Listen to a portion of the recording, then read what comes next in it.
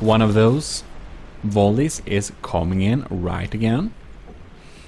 And Faful seems to still be completely unable to spin around, which is of course very sad, because I feel this battle is hopelessly decided. And there something blows up in the water and Faful is down below 55%. And this means Faful will indeed despawn, while Snivelord's Rainbow is still at 100%. The win is absolute. Very good job, I must say, to Snivelord. It seems that Snivelord might be a pretty decent champion for this little thing. Loser's bracket, that is. So, I mean, Snivelord might still win, and Faful is out of this tournament. Next up, we have Elzu versus Adnekrias. So, the small boats are here, and Elzu is, of course, the beautiful trident. And looks like Adnekrias' small boats are fleeing the battlefield. Look at this beautiful, that's the trident. Nice galleon figure there. But it seems that Adnekrias' ships do like to keep some good distance before even engaging in combat, and I think it's this behavior that causes them to be a little bit cowardly. But we shall see, maybe they don't flee, but there we go, the first volley is off, and Adnekrias' ship is damaged first. And now let's see, looks like Elsa got some hit there. Will be highly interesting to see what happens here. Trident is firing another volley, but it seems that the Trident has some accuracy issues. Another volley. Oh, got a few percent or promille of that one. Alright. I don't know if Adnekrias will circle and engage in combat or just flee. I don't know if it's a circle AI, but oh, it fires back. It indeed fires back. So here we skip some minutes because nothing happened. And we can now look at this long-range battle. And as you can see, the Elzu's Trident does have some accuracy problem. I mean, it shoots volley after volley, but we seem to have issues of hitting it. Or it's just possible that Adnekrias' ships are just small enough to be a target that's kind of hard to hit. But as you can see, most of the shots miss, while many of Adnekrias' incoming shots do indeed hit Elzu's ship here. So we shall see. The other ship from Adnekrias is somewhere else. I don't know if it has... Oh, there it is. It's coming into battle. Fantastic. Now, both Adnekrias ships are in battle, and indeed we hoped on some minutes there because it took some time for them to do like that. But they are slowly lobbing shots against Elsa's red trident, which is very impressive. I'm very happy to see Adnekrias ships finally doing some type of cooperation, because they've been a little bit low on the cooperation scale and very high on the coward scale before. Trident isn't looking very happy, I must say. Alright. Little bit slow. Little bit slow battle indeed. We had to jump a little bit more time. And you can see the extreme distance that Adnekrias is fighting on. It's pretty insane. That ship is of course closer, but the ship that's further away is really far away. But they are keeping their distance, and oh, you can see they are slowly but surely eating away from Elzu's red trident. So if Elzu can't get in some good hits on Adnekrias, Elzu will have some real trouble hitting the enemy, because we are indeed not facing a broadside to the enemy. And there we go, it's already 7 minutes and you can see the sad state of Elsie right there. And well, it's down at like 84% and Adnecreas is still pretty high on the percentage scale. So it will be highly interesting to see if this can flip around or not. There we fired, oh! My ladies and gentlemen, that was quite an explosion, and Elzu is now down at 74%. I can indeed conclude that that was the ammo storage, and hopefully not all the ammo, because if it was, Elzu will have trouble shooting its guns at the enemy. And here we have Adnecreas popping up and down here, stably trying to get Elzu in his broadside's eye range. Oh, here we have some sniping, prime-time sniping by Adnecreas to shoot off some mats. Elzu seemed to indeed have some arrow barrel more somewhere, because it could fire back there. Very fantastic. But the percentage of the Elzu side is not looking too great, and well, we're not going very fast either, and it's just a question of time before the last mast, yeah, it's now gone. It's now gone, and Elzu is a sitting duck below 55%, which means that we can conclude a victory for Adnecreas ships. Alright there, Elzu, the Trident, a beautiful ship, but we will unfortunately not see any more of you. But Adnecreas will get more chances in the losers bracket. So let's pop up here and we can see we have Alec Gihakio versus Jono 1928 I mean. And here we are. Jono's ship are of course small ships as well. And oh god, that was a long range spray. Well, Alec goes in for hard combat already, and just sprays the first vessel, which is already down into the 70s. Pretty powerful range blast there. But we shall see if Jono can recover this, sniping off some shots there, but ooh, these ships are small, they're below, like, I think they're below 8,000 materials each. And look at this beautiful guy sitting there. You must admire their bravery. But you wouldn't want to meet Alec's broadside, because it's quite powerful and it also has the blast guns going on there, like that. Pretty darn dangerous. Oh! Sad thing. They're sitting there. But again, you have to admire their bravery. And Jono is slowly sniping off some shots from Alec there before he comes into range, because when he do, I do believe that there will be blood.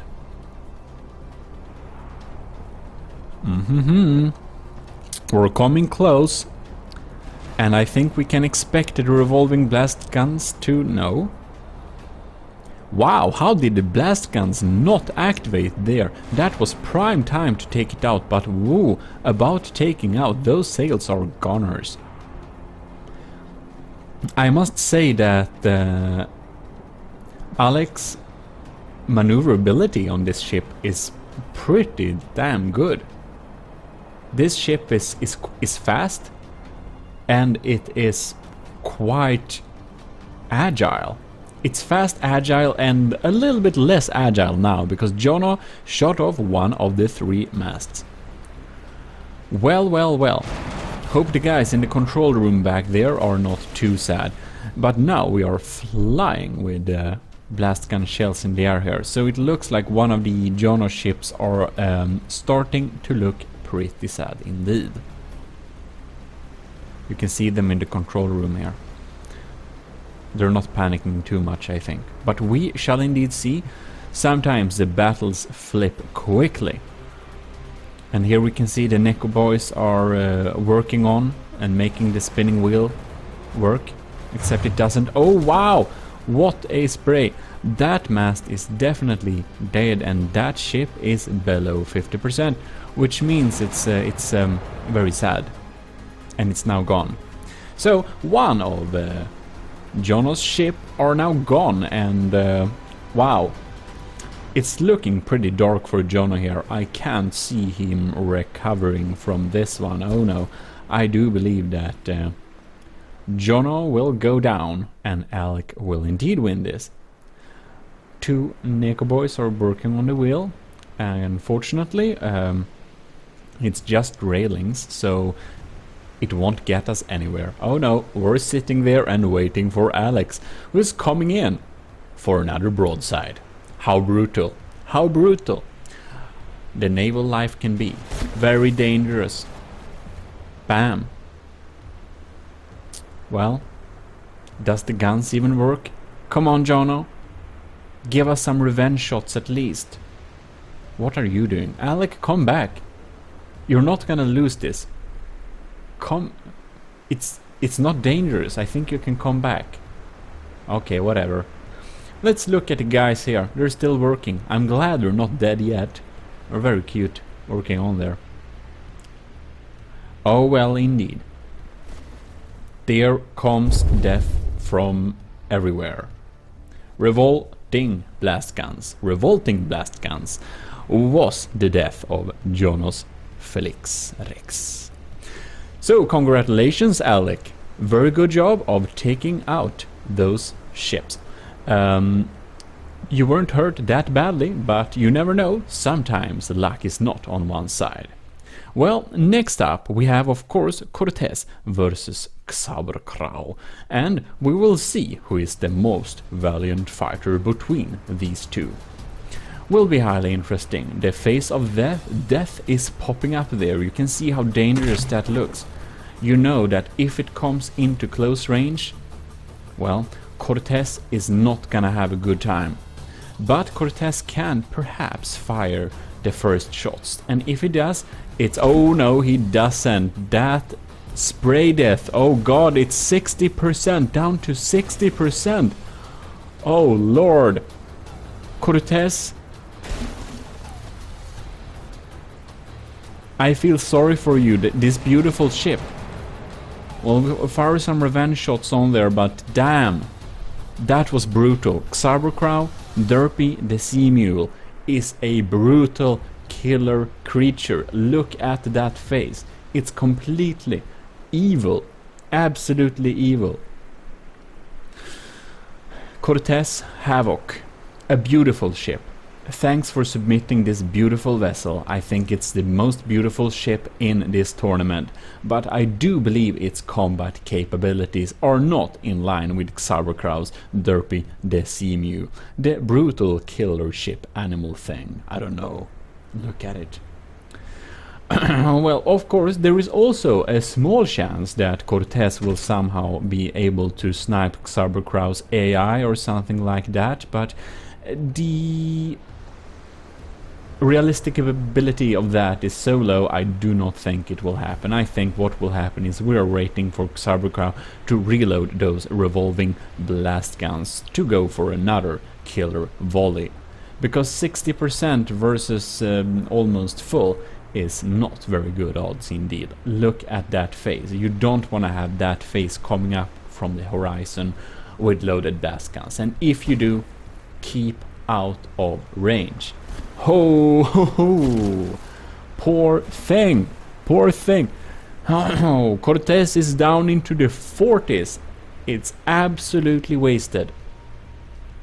Absolutely wasted. Very impressive, Xaberkrau. I know you submitted a meme build, but that thing is dangerous. Look at its face. I think this could possibly even win the tournament, but we shall indeed see. We shall see. So there we have it. Snivelord will face Xaberkrau, but not right now. First we will have Alec versus Adnecrias. So Adnecrias have those small, cute, long-range ships, and well, Alec just won. And of course Adnecrias won before that. So let's see between these two winning losers who is the best, most valiant fighter. We had some nice long-range sniping of those revolving blast guns, but wow, they should really do a better job closer up. But ooh, those sails are gunners halfway down at least, so Adnikrias, one of the ships, won't be as fast anymore. It's responding fire, of course, but I do believe that Alec has the upper hand in this little situation. You do not want to face broadside with one of those bigger ships when you are a small one. But they're lining up nicely, and Adnikrias isn't actually faster this time because the sails are so sad. But of course, there is also always the thing that's called lucky shots, and well, we shall see how this goes. I do not know where the other Adnikrias ship is doing or hanging around right now, but it seems that it fails to cooperate with his friend this time.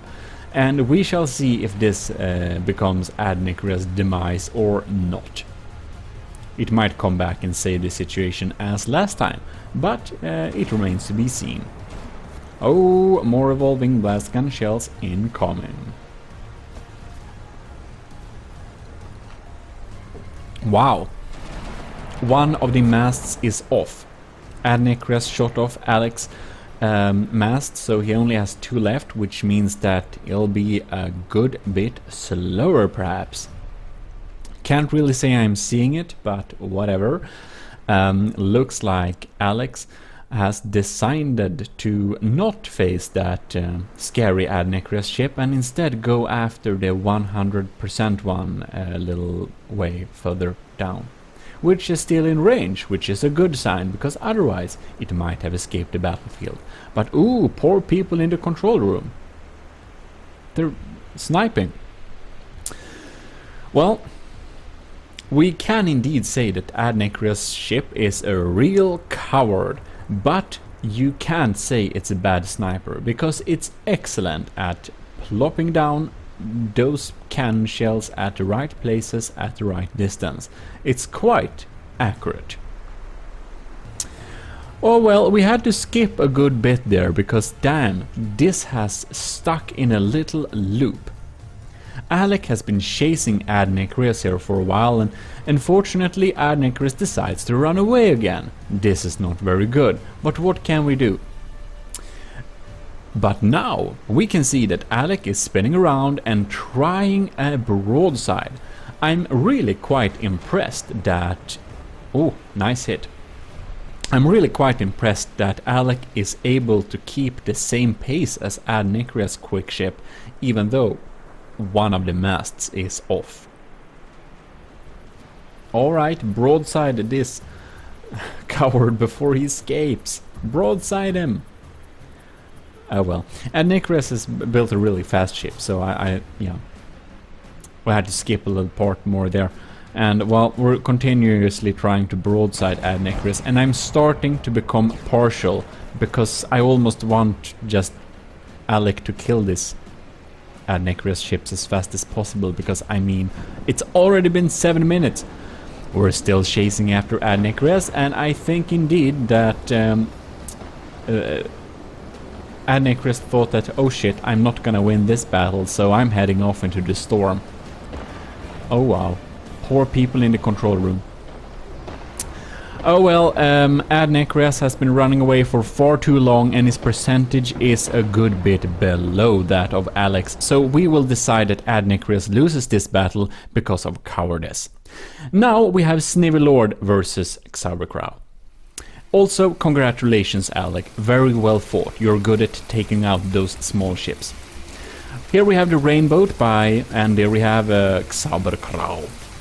And we shall indeed see. Oh, Snivelord actually got a good broadside on Xabercrow. And hopefully this will be enough, because I think Xabercrow will get on close and finish him pretty quickly. Look at that face. It's absolutely terrifying. You don't want to have that face in the horizon. Look at it. It's absolutely terrifying. It's also been turning quite for a while, so we'll see when they catch up. Sometime. Oh lords, we're coming in here. I'm thinking we're starting to get the right angle. Come on Xabercrow, finish him! Oh, the spray has gotten on. quite dangerous indeed. Well, we shall see. If Snivelord can answer with a better broadside at this range, perhaps, then that would be quite fine. Oh, wow. Xarbercrow is dangerous. Those guns are indeed super dangerous. I'm starting to think that Xarbercrow indeed will win this. I'm thinking I can already write it down. I think... Oh, dangerous, dangerous. It's hard to withstand this. Look, the side is gone, but ooh. Snivelord is responding to fire. Maybe I am wrong. Snivelord has a lower percentage, but... Oh, Xarbercrow is dropping. Oh lord. We have an AI kill. Damn, ladies and gentlemen, Snivelord killed Xarbercrow's AI, so he died instantly. I was very sure that Xarber would have won that battle, but this is not the case. Snivelord's Rainbow is the more valiant fighter, and Xarbercrow, I'm sorry, but you're out of the tournament. And here we have it, Snivelord is indeed the winner, as I knew from the beginning. So, Snivelord versus Alec, two very valiant fighters. Which of these winning losers will be the most valiant one to be able to go into the main tournament? Well, that of course has to be decided by battle. And who's lining up? Oh, it's Snivelord is lining up for a powerful broadside in the front here. But, oh, no, really? Alec, I know you have the revolting blast guns. If you just would have fired those at the right moment at Rainbow. If you just have sprayed Rainbow there, you would have almost guaranteedly killed him. But this is not the case. Something made Alex not fire those revolving blast guns. So we're going for a normal broadside here on the Rainbow. And of course, it's still pretty even, the percentage is equal, and there goes the blast guns at totally the wrong distance. Well, from the depth is also a lot of luck, but now we're having true naval warfare with broadsides, 2 masts! The Rainbow, Snivelord, wow, you're accurate, you're so accurate. Taking down 2 masts in one shot, and the 3rd mast is almost off. Ooh, wow, all the masts are off. Snivelord, you have made a quite accurate Rainbow. I must be very impressed. And I'm also very happy that I somehow won against the Rainbow. Maybe me, GMODIST, has a chance to win this tournament. We shall see in the next part, of course, because I didn't lose a lot of battles. But Snivelord is really powerful, and Alex is down into the 70s.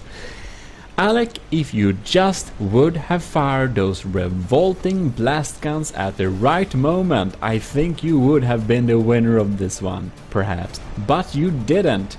And here it goes, completely bombarded by Snivelord's super dangerous and scary, and very scary, broadside artillery thing. Of course, Snivelord is coming in here, and there is of course a chance that he'll get AI killed or something by Alec's broadside, but Alec is a sitting duck right now, so it remains to be seen what's going to happen. But the fact remains that Snivelord is in the 90s and Alec is in the 70s. Another broadside, very scary. Just so accurate. A lot of shots. Well, ladies and gentlemen, who do you think will win this one? I'm betting for the Rainbow by Snivelord. It's quite indeed powerful, and Alec is down into the 60s. Poor thing. I wonder if they survive in the control room or if the control room is completely gone. Looks like it's almost gone. Oh well, poor things. Well, ladies and gentlemen, Alec is down below 55%, which means that you can see the sad faces of the control room. They will not be able to recover from this. Very good job, Snivelord. The rainbow is the best of the losers, and that means that we will see more of the rainbow during the next and last part of this tournament, which is the finals, where the winners of the winners and Snivelord, which is the winners of all the losers, will indeed face each other to see who's the best one. Anyways, Alec, beautiful ship, you had a good chance to win this, but this time Snivelord's rainbow won this. Congratulations, Snivelord, we'll see you more next time. Fantastic, beautiful thing. And there we have the brackets. Snivelord, GMODIST, Crazy Steve and Game Boy. We're facing each other next time for the last part of this tournament. And second place, which will of course, as always, be decided by Battle Royale. Welcome to the third and final part of the Age of Sails ship tournament. Today we're going to find out who is the first, second and third place.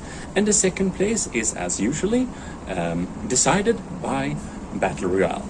But the first and third place will be first out. So let's go. Jumping into the brackets, and we can see here that first off we'll have GMODIST versus Crazy Steve. And GMODIST is of course me, and Crazy Steve is the well-shaven ladies, two of them, because they are smaller. So we both have won all the battles so far, so it will be highly interesting to see who is the more valiant fighter. And it seems that I get my first broadside off, and there we have some shots incoming from one of the ladies, and the China Ox front mast is now gone. Alright, looking like I'm sniping off some sails there, and we have back and forth broadsiding there. They're lining up nicely, and it looks like Crazy Steve is gonna teamwork his way here. We shall see. In any case, there goes a mast. I'm quite happy with the accuracy of my guns, but my speed is decent, but we'll see if I can match the ladies. Probably not indeed. Shots incoming, and well, the China Ox is out of broadside range at this moment, which is not very fantastic for me, but very nice for Crazy Steve. Oh, incoming shots in the front there. China Ox taking some heavy damage. My percentage for the China Ox is not as good as Crazy Steve right now. Let's see if we can recover and spin around this. The China Ox is pointing towards the lady. Will it broadside? I'll really need some broadside now to be able to get some shots in there. And there we go. No. Come on, China Ox. Point your side towards the enemy. Nothing is happening. Oh no. And now something is happening, but well, Crazy Steve is firing some shots on me, and oh, there I get away some broadsides on one of the ladies there. But oh yes, that ship is starting to look a little bit sad. But the other one, the other lady, is at 100% still. So, well, we shall see indeed. I don't know what it is doing because I didn't see an incoming fire recently, but we can see that I think that lady has some worse firepower now. I think we shot off most of it. Here comes the other well-shaven lady. Beautiful name of a ship. Two well-shaven ladies battling the China Ox. Sounds like a title. Anyways, they're lining up. I think we can expect some incoming fire here pretty soon. Oh yes, there it goes. Did it do team damage? Perhaps it indeed did. Oh well. Hard to avoid sometimes. Come on, China Ox, do some respond the damage. My AI is struggling here. The China Ox. Come on, GMODISM, at least you can take that poor thing. It's standing around there, maybe. Ba-dum, ba-dum, ba-dum. Prime time broadside right there. So the percentages are starting to look pretty equal, but damn, that wasn't too great. Well, my China Ox is taking some damage, and we are chasing after the completely unharmed lady. And we shall see if we indeed can counter this in some way.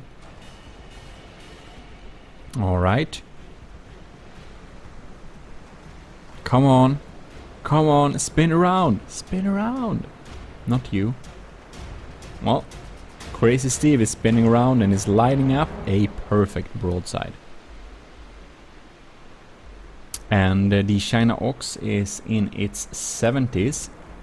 Not looking too good, but we do some respawn fire there. Oh, yes. And we're taking some damage. Oh. One of the masters off of the damaged lady. Crazy Steve will be very sad. Unfortunately, the China Ox doesn't line up to battle both of the ladies at the same time. Oh, wow! Yeah, I had an ammo barrel there. Now it's no more. Hope my guns will still fire. I do think I have them at different places, but... Well, well, well. It says still pretty many parts left on my Ox, so... it might still turn this around, but it remains to be seen, of course. Come on. Oh, yep, we're broadsiding the damaged one. Doesn't do me very much good because it's not even firing. If this would have been manual control, I would have focused all the firepower on the undamaged one. I'm down into the 60s now. Not looking good. More incoming fire. Yep, they're dealing some good damage. That's for sure. Alright. Let's see. Take a look at the Ox here a little bit. You can see the pavilion, or the ramen stand as Sauerkraut call it, is completely gone. And there I had most of my detection systems. So we're probably a little bit handicapped in terms of accuracy now. That's not too good. We're missing most of the front of it. Come on, lady, spin around. No, not lady. Come on, China Ox, spin around. And the Ox is gone from it, so, you know, the oxen head in the front, so you might forgive me for mixing them up a little bit. Damn! That did a lot of damage!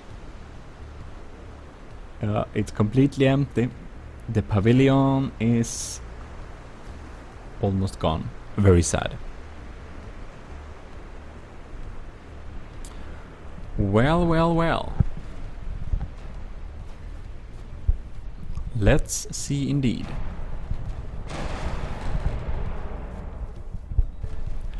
Alright. Come on, China Ox. Line up some shots.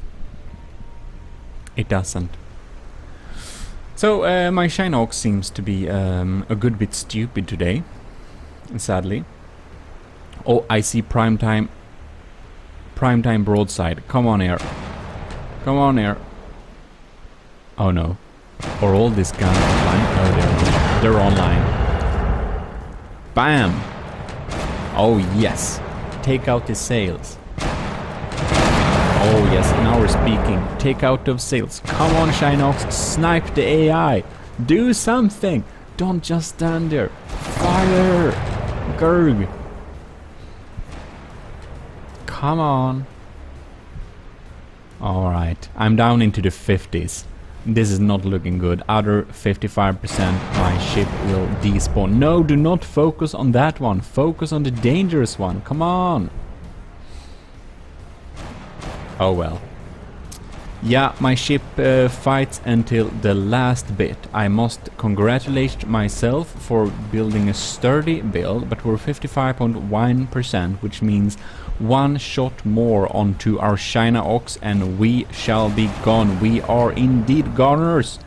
Crazy Steve, the well-shaven ladies, is the better ship. Sad story, China Ox. You couldn't win this. Couldn't win this. Of course, there is still a very small chance that the China Ox can win this, I believe, because I haven't lost the battle before this one. But it's looking very good for Crazy Steve.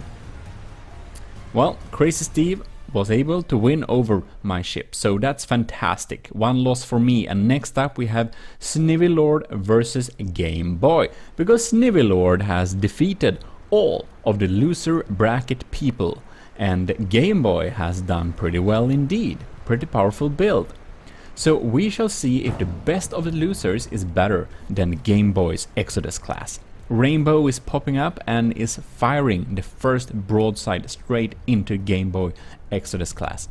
I think this will be a quite even battle. Both of these builders are very skillful and have a similar design, even though Rainbow opted for only long-range weapons and Game Boy also opted for mostly long-range, but a bit of those revolting blast guns.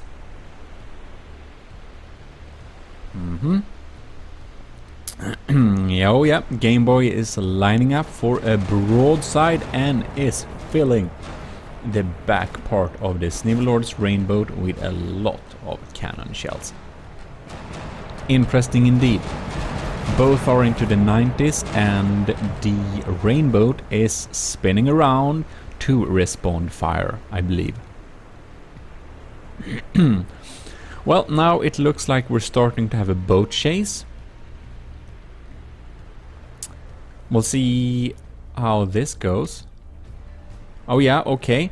Game Boy is indeed lining up for a broadside instead.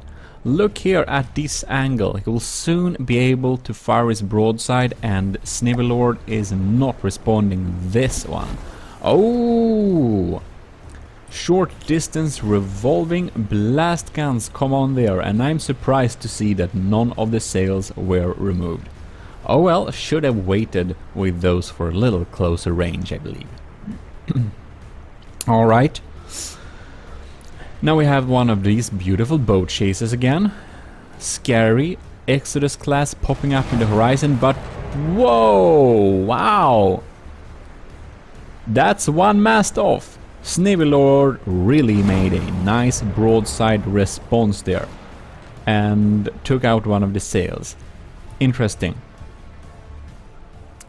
And for some reason, why? Snivelord, you should have continued doing that broadside. You should not have escaped that one.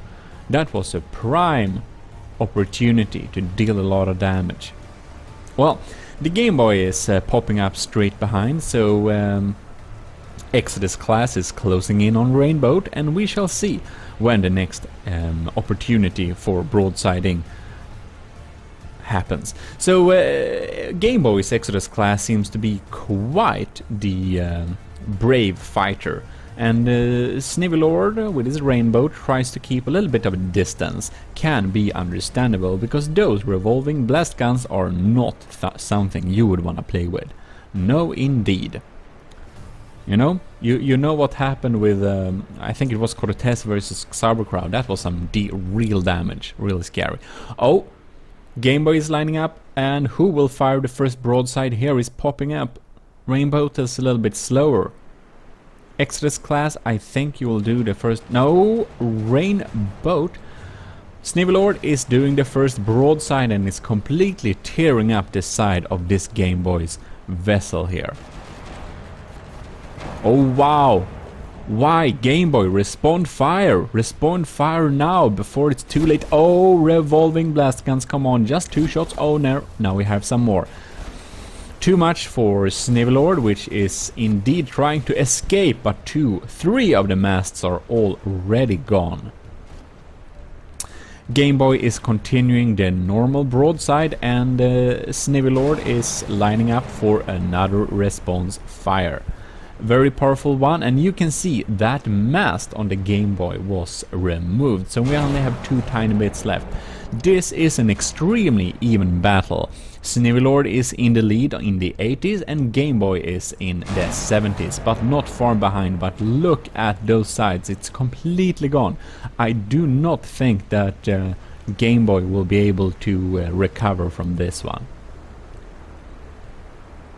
Game Boy responds with some revolving blast guns, and those really took out almost the rest of the sails on the Snivelord's rainboat. Wow, this is an even battle. Snivelord is still in the 80s, but not anymore, down into the 70s, and Game Boy and Snivelord is now at equal levels, I believe. I still think that Game Boy is a tad bit more damaged, but it seems that Snivelord has some maneuverability and propulsion problems. We still have a rudder there, so it's good.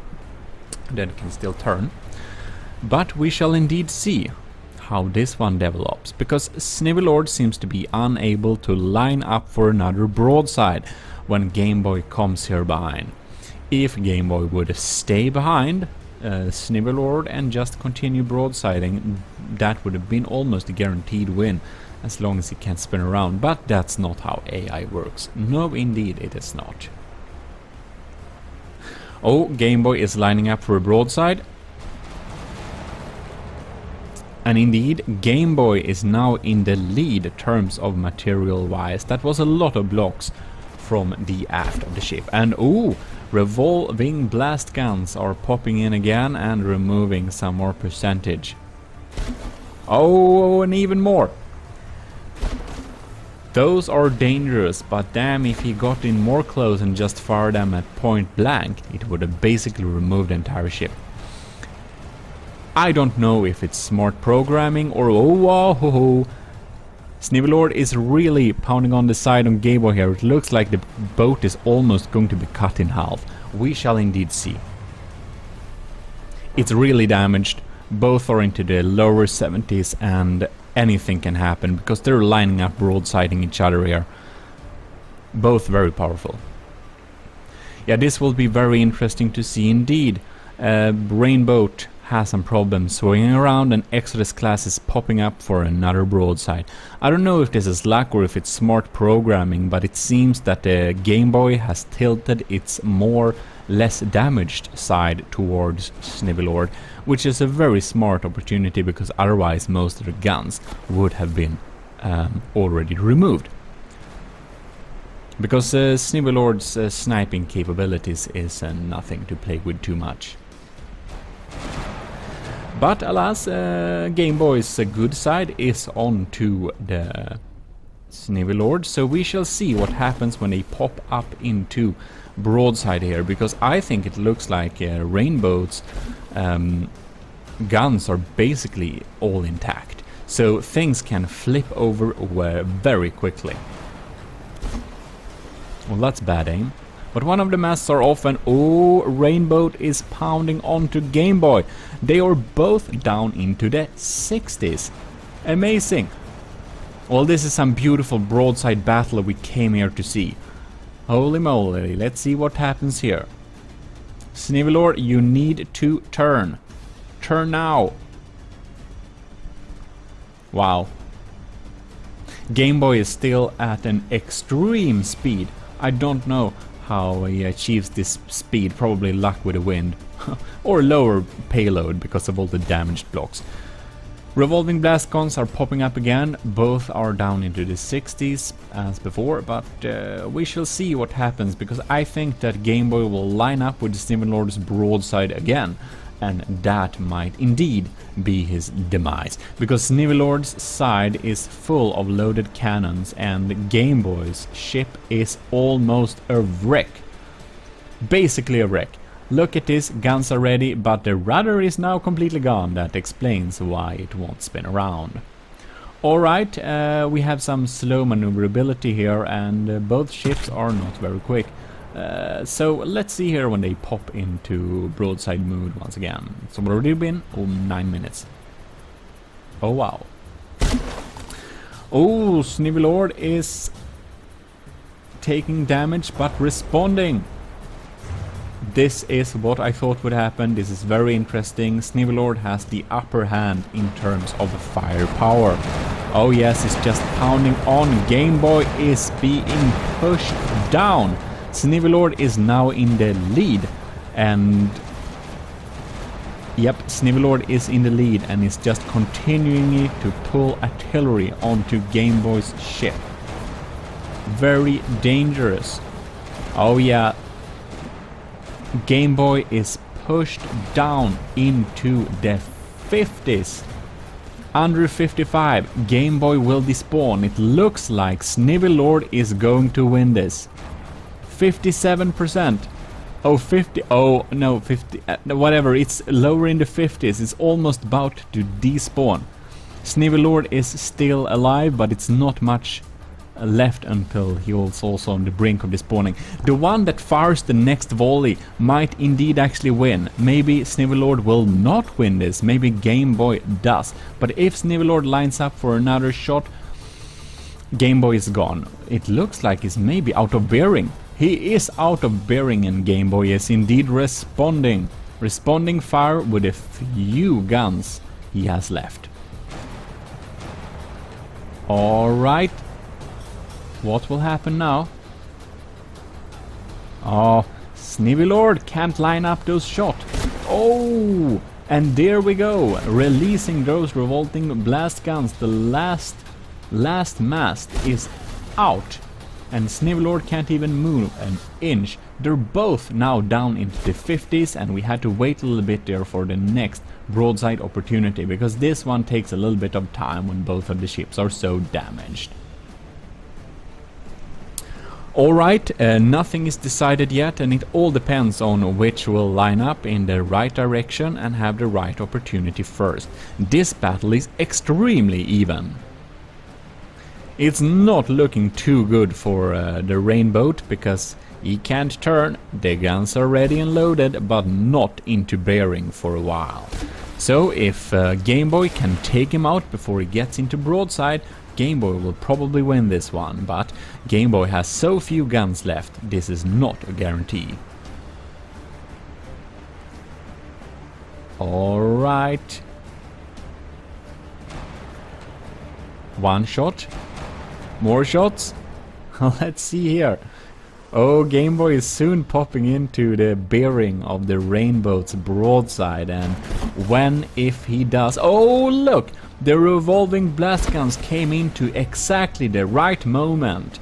Game Boy, that was very lucky and very well made design. Snivelord's Rainboat is down under 55% and does indeed despawn. This means that it's a complete victory for Game Boy Exodus class, who is also just a few small tiny percentages away from being despawned and has been that for a good while. This is the most even match we have had so far. Very well fought and congratulations Game Boy. This means that Snivelord is out and it's time for Crazy Steve to face Game Boy, since both of these guys have won every single battle so far. Alright. Game Boy is lining up.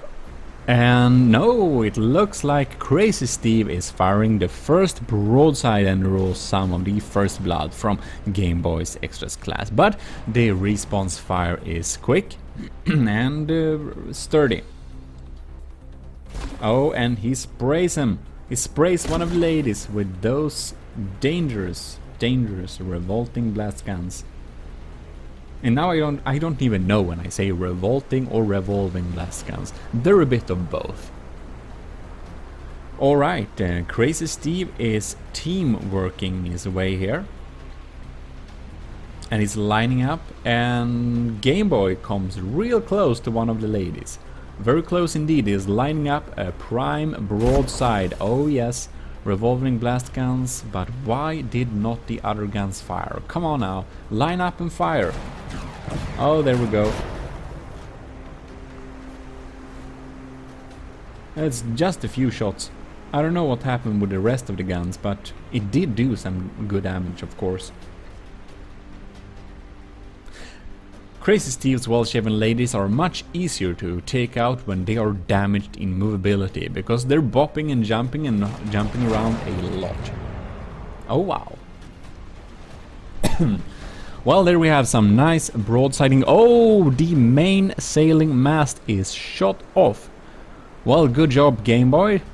Exodus class sniped that one. Response fire from Crazy Ladies. We had to jump a little bit because some parts of this battle is slow. Having one of those smaller, longer range vessels can draw out the time of the combat quite some time. Well, we're doing nice broadsiding back and forth, and I would not want to be Crazy Steve in this particular moment, because broadsiding with a Game Boy Exodus class is not a fun experience, as Snivelord can testify to. Looks like Game Boy is able to battle both of them at the same time, but Game Boy has still taken some good damage.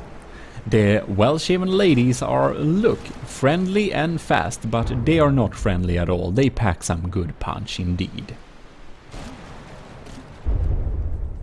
There we had some explosion. Wow! Game Boy is down into the 70s. What a twist. I think that Crazy Steve must have blown up one of his ammo crates. But Game Boy is still able to broadside quite some bit, and it's still looking like not a very fun place to be at the broadside bearing of the Exodus class. And Crazy Steve is standing there, and if he can't get out of there, I think that ship will be a goner. Oh no! Oh lord!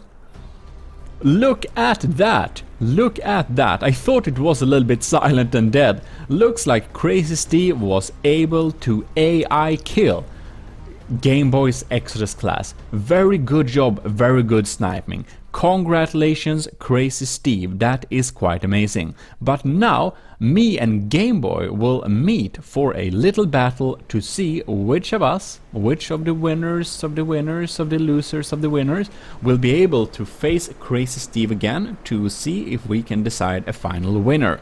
Because the China Ox, my ship here, GMODIST, and Game Boy's Exodus class, we have both won all battles except one. And this battle will be deciding to see who can fight for the first or third place of the tournament. Probably. Alright there. Looks like, oh yes, China Ox is lining up for a prime broadside. Very well done. We shot off one of the masts, but I would have liked to see some more damage out of that. Come on, China Ox, do some more damage now. Come on, oh yes, more broadsiding. It's looking good for the China Ox. Amazing maneuverability, nice firepower, but we need to be watchful so that we do not get hit by these revolving blast guns. There they come, the revolving blast guns are live at close distant range. It's not looking as good for the China Ox anymore. Look at that hole in the hull. Absolutely dangerous, but we are not damaged that much yet, so we are still responding fire. And our sniping capabilities with the China Ox are quite decent indeed. Well, this is certainly a very interesting battle. Game Boy doesn't have too many percentages intact either. Both of our ship is somewhat equally damaged. Oh, more revolving blast guns. These things are dangerous. Alright, let's see what Game Boy comes up with here. He has the nice bearing, but the China Ox is spinning around. And oh yeah, incoming volley there. Game Boy in its 80s. China Ox 2. Wow, that's some good damage to the sails. China Ox has done something really smart. We have pointed the undamaged side towards the enemy. It's completely unintentional, but it's luck. Alright, come on, pop up here. I'm waiting for my China Ox to get into broadside combat while we have a nice opportunity.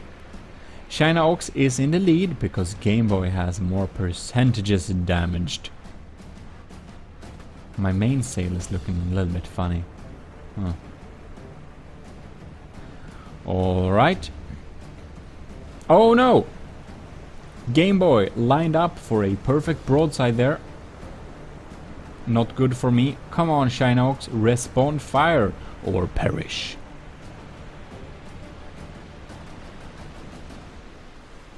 What will it do?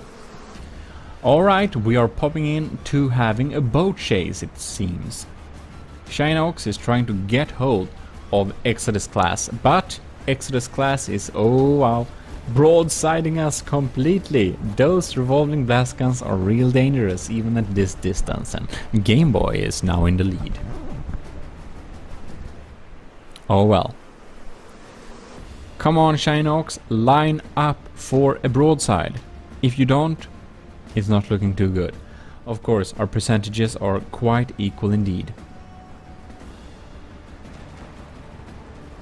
Damn, that's some good damage. China Ox is down into the 70s.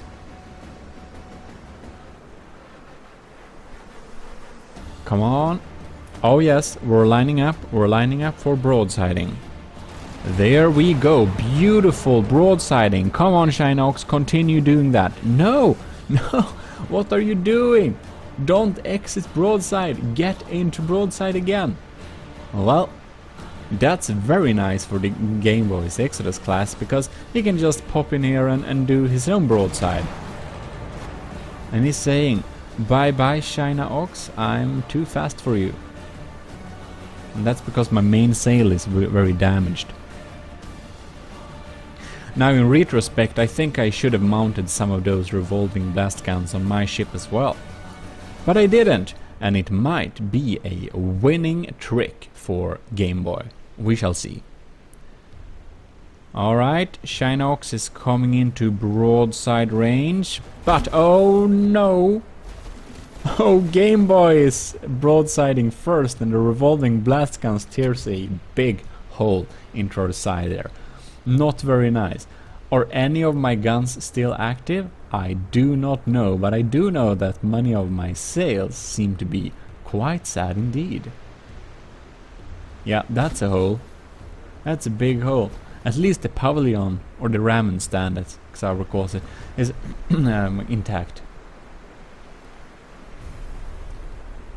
Oh yeah, wow, wow. Okay, China Ox is down into the 60s and has been unsuccessful at lining up a decent broadside against the Game Boy's Exodus class in a good while. So we shall see if there is a small chance we can turn this around. Come on, China Ox, broadside it out. Thank you. Do some damage, fire more. Well, we're eating away at the Game Boy, but I think his revolving blast guns, or revolting blast guns I mean, might come into or have reloaded pretty soon, and that would not be fun. Game Boy is in the higher 70s and I'm into the higher 60s, so oh no, look at that. Now the revolving blast guns are in and we are in the lower 60s. Damn it, we're very close to despawning. Looks like Game Boy's Exodus class will indeed win this battle. Yeah, it's continuing broadsiding. I think we may lack rudders now. Or it's just because we have too little sails. Oh no, we are still turning. Might just be the AI that's not very smart. Ooh, we need an extreme amount of luck to turn this around. We're down into the 50s. China Ox, do what you have to. Oh yes, more broadside. Why did I miss that one? Yeah, oh well. My China Ox is just a few percentage of being despawned. I think indeed that Game Boy's Exodus class is the more valiant fighter. And another broadside. Oh wow, there they go off. The revolving blast guns are live and has pushed down the China Oaks down into the lower 50s. Which means it will despawn, and this is a complete victory for Game Boy's Exodus class. Bye bye China Oaks, you're out. You will not be able to win this one. This means that Game Boy's beautiful build, a lot of holes in it, but damn, it's still active and fighting 70s. Yep, it's good. It's really good, and it will fight Crazy Steve again to see if it can defeat it. Because this means that Game Boy will face Crazy Steve again. Crazy Steve haven't lost, but Game Boy can win still. But if he loses this match, Game Boy will indeed be very sad. So it will be very interesting to see what happens now. This very battle will decide who is the best fighter on this tournament. Game Boy is spraying one of the Crazy Steve's well-shaven ladies with a lot of blast guns, and the sail is almost devastated. But the guns are still active, and we shall see indeed what will do the most damage. The revolving blast guns are of course better at closer ranges, but now we seem to have a little bit of long-range combat. The Game Boy's Exodus class is super quick, but I can see that it indeed lost one of the masts, which of course will make it a little bit slower. Crazy Steve is cooperating quite well with his two ladies, and they're ganging up very well on Game Boy, as before. But if Game Boy just can get a little bit close, I think that the ladies will be very sad. The Exodus class is not something you wanna play with close range broadside, as I can testify to extremely well. Alright, here we come up. No, come on Game Boy. Oh yeah, there we go. No. Why? Game Boy, come on, that was prime time. You lost two sails. Game Boy has no maneuverability left basically. Very sad. But that is the broadside I'm speaking about. If it just would have lasted a little bit. Oh yeah, there we go. There we go indeed. Well, that's a very sad Crazy Steve well-shaven lady right there. I don't know if its guns are still active. It is. Right, Game Boy is into the 80s, but one of the Crazy Steve's well-shaven ladies are very sad. The other one is at 100%, so we'll see how this one goes.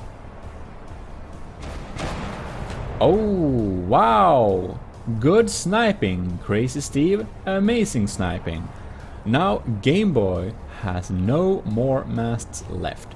This will of course be not very good for his maneuverability capabilities. I think that the bearing will more depend on where we will point. And it seems that the rudders are quite intact on the Game Boy's Exodus class, so let's see what it does. If it just points broadside and fires at the enemy, I think Game Boy might indeed win this one anyways. Seems that Game Boy is deciding to always point towards the enemy, and this is a dire mistake. Because if he does, his guns will never be able to broadside. Oh! They had thought... No. No. Okay. They had a smart thought and regretted it. But we are broadsiding the damaged one, and the revolving blast guns are on. Damn! That's some damage. That's some damage. Game Boy basically executed one of Crazy Steve's ship just straight off their close combat with revolving blast guns. Bam! That's completely despawned, and suddenly Game Boy is technically in the lead. With a good marginal. Very interesting. Okay, Game Boy, just line up that broadside to the other lady and you might indeed win this still. Except it looks like you're backing away and are facing the enemy. This is not very smart. Well, Crazy Steve's well-shaven lady seemed to have a good time.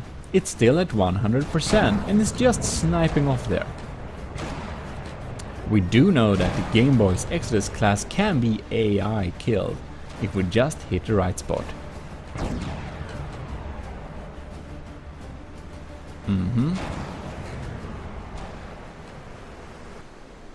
And we needed to skip a little bit there because it took some good time for us to spin around. And now the Crazy Steve's lady is coming in to more broadside the Game Boy's Exodus class, which is still turning and pointing towards the enemy. And that's very lucky for the ladies, or one of the ladies, because one of the ladies is already dead. It's just pumping up and down like that. I love how the Crazy Steve has made his ship move. It's really cool. Oh well, Crazy Steve's well-shaven lady is sure a very valiant battlecraft, and it's lining up and firing more broadsides, and Game Boy's Exodus class is continuously pointing towards Crazy Steve. This time it would have been smart to not have any rudders to spin around with, because damn, Game Boy's Exodus class is down into the 50s, and it really looks like Crazy Steve is indeed going to win this one. Crazy Steve, if you win this battle, you are the winner of this tournament. And it looks like Game Boy is helping with that, because Exodus class is deciding to point towards the lady all the time, and does not seem to do anything smarter than that. And that, my ladies and gentlemen, looks like it's going to be Game Boy's demise. Game Boy is down into the 57, and Crazy Steve is not way near Game Boy's broadside, which is still dangerous, by the way. So, just a few more broadsides, and we shall see. If not, it gets too close, then Game Boy might decide to get into broadside range and fire back, but it looks like the well-shaven lady keeps its distance. Very smart. Oh, lining up for more broadside, and 54%. We're down under 55%. This means that it is a confirmed victory for Crazy Steve with his well-shaven ladies. Congratulations, Game Boy's Exodus class is devastated, destroyed, perforated and defeated. This means that Crazy Steve is the winner of this tournament, and Game Boy will be at least third place. So the last battle is the second place and will be decided by Battle Royale, as we always want to do it on this channel. Congratulations, Crazy Steve! You are the winner of this tournament, but right now we will decide the second place one. And of course Game Boy can be second place if he wins the Battle Royale, but he will at least be third place. That is in any case decided. So let's jump into the Battle Royale, and we have all the contestants right here. And we have a smaller issue with the frames per second, because I'm recording this on my laptop from 2017, so that is as it is, but I do believe that we'll still be able to perform this battle quite well. And we can see that the CMU has released some of its revolving blast guns and dealt a lot of damage already. And of course it's hard to follow where everyone are and where they are. As you probably have noticed, Adnikres and Crazy Steve only got one ship each. They didn't I didn't let them spawn with both of the ships in this type of submission. And you may think it is unfair, but I thought it was more fair. Because most of the AIs in this tournament are set up to prioritize larger targets, because they usually do that, which means that Crazy Steve and Adnikres has an advantage being smaller, that less ships will target them. So that's why I only spawn one of them each, and you might think it's unfair, but then you may think so. because I think it's more fair. You know, Fiddler won the second place on the ground tournament, even though he was quite defeated during the regular battle. So, of course, this Battle Royale only decides the second place. I think it's a little funny thing we have there. Looks like the Trident has lost its main mast and is having a little fight here with the Game Boy's Exodus class. Quite interesting. And as you probably notice, the speed is a little bit slowed down so that the processor is able to calculate everything that's happening all at once. Oh lord. Sauerkraut's Derpy the Sea Mule is popping in here, and this thing is dangerous when it releases its stuff. Oh, there we have Jono 1928 Felix Rex tiny ship. And since Jono also has the small ship, I only let him have one of them. And it's now dead. It's the first one to die. Sad story. Ooh. Sauerkraut and GMODIST, we are fighting a little broadside battle here. I hope that I will not get hit by those revolving blast guns indeed. No. Oh, there it goes. Dangerous. My entire side is fried. Poor me. That's not very fun. Sauerkraut just destroyed my entire side. Look at my poor ship. The China Ox is down into its 70s. Sauer, how can you do this to me? And it's spreading its shells all over the place, and oh, there we go. Poor thing. Favfol's galley didn't like that too much. Adnecrias is cowardly keeping his distance. I must say I am not surprised. Here is the battle and Adnecrias is sniping from far away. Taking it safe. Anyways. Sauerkraut is fighting strong. I think he might indeed win this one. Favfol's Throvian galley, storm galley. The storm galley isn't looking too happy. It can still turn and fire, but its mast is gone indeed. Alright, how is the Rainboat doing? We know this is a very strong combatant and should indeed fight well, but it already has lost a lot of its masts here. It's only one left, so it's not going as fast as it should. But at least it's looking more happy than the Red Trident, that's for sure. Oh, and the Game Boy also has no mast. Poor thing. It's just sitting there. It has a mast, but no sails on it. Well, it's exchanging some shots with Alekihakios HMS Trieste. So, oh, what's happening here? Oh, yeah.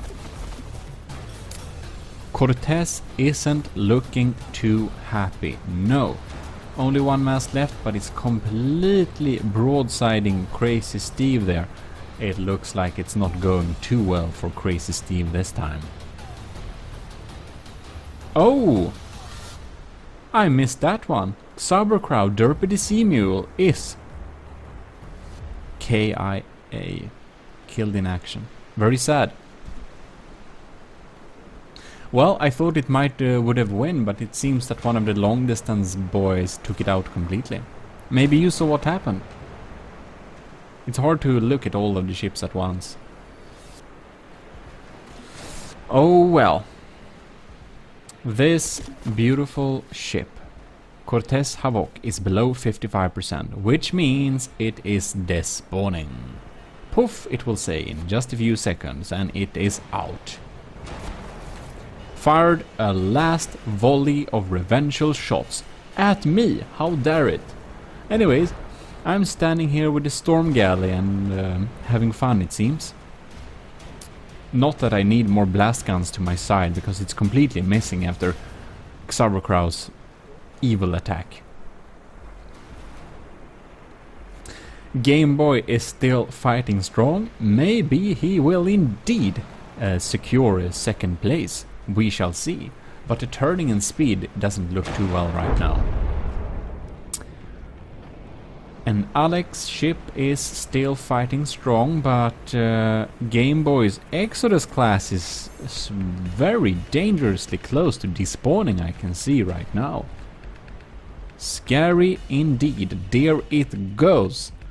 And the assumption that it would win, how wrong could I be? It's completely dead. The Red Trident doesn't look too happy as well, but my China Ox is fighting on still, even though we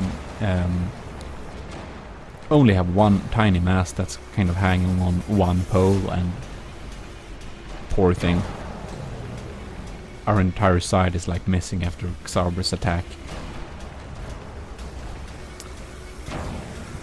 Well, indeed.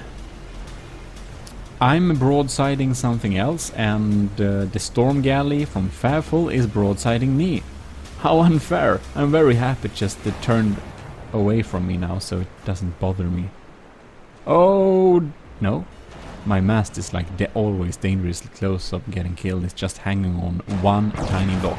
And as you probably know by now, repair bots are not allowed during this tournament. Crazy Steve is still alive, but, well, Alec too, but in the same condition of not doing anything, just standing there. So we have a lot of like boats just sitting around there and thinking about something else, it seems.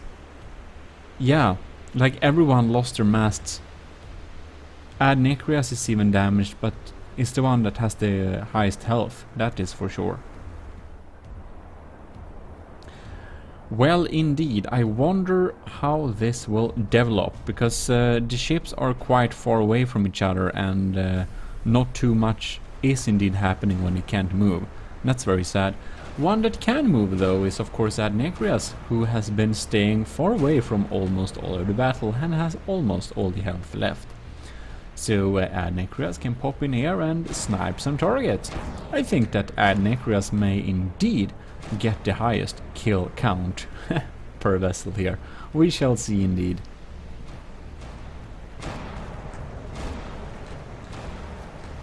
Oh wow.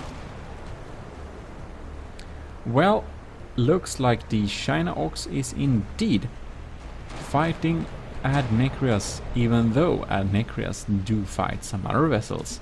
Very interesting.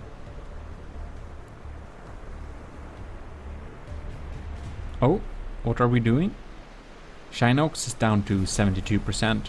It's been staying in the 70s for a long time, I must say. Somehow.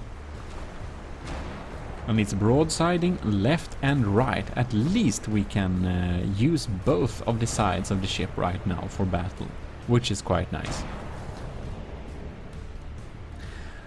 Ad Nicrias is keeping his distance, and well, we shall see how China Ox is doing here. We're facing Crazy Steve, but I must say that Crazy Steve, Shaven Lady, well, Shaven Lady doesn't feel as dangerous now with no masts just sitting there. I'm feeling I have the advantage in this particular case, and well, it doesn't really matter because Crazy Steve is the winner of this tournament, whatever happens this battle. Never have one person won the tournament and also won the Battle Royale. But if it would happen, I think we would call it some type of special celebratory win. Oh, there it goes.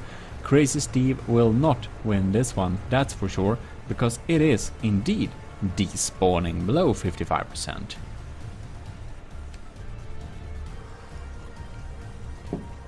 There it goes. Alright, one more down. Ad Nicrias, the Red Trident, and Snivelord's Rainboat. Oh yes. Alec and GMODIST, me, is still left. So will be interesting to see how the ships will even approach each other, because I mean, no one is turning very well right now. It seems that my ship is the only one that's still like functioning and can like move around. Quite interesting.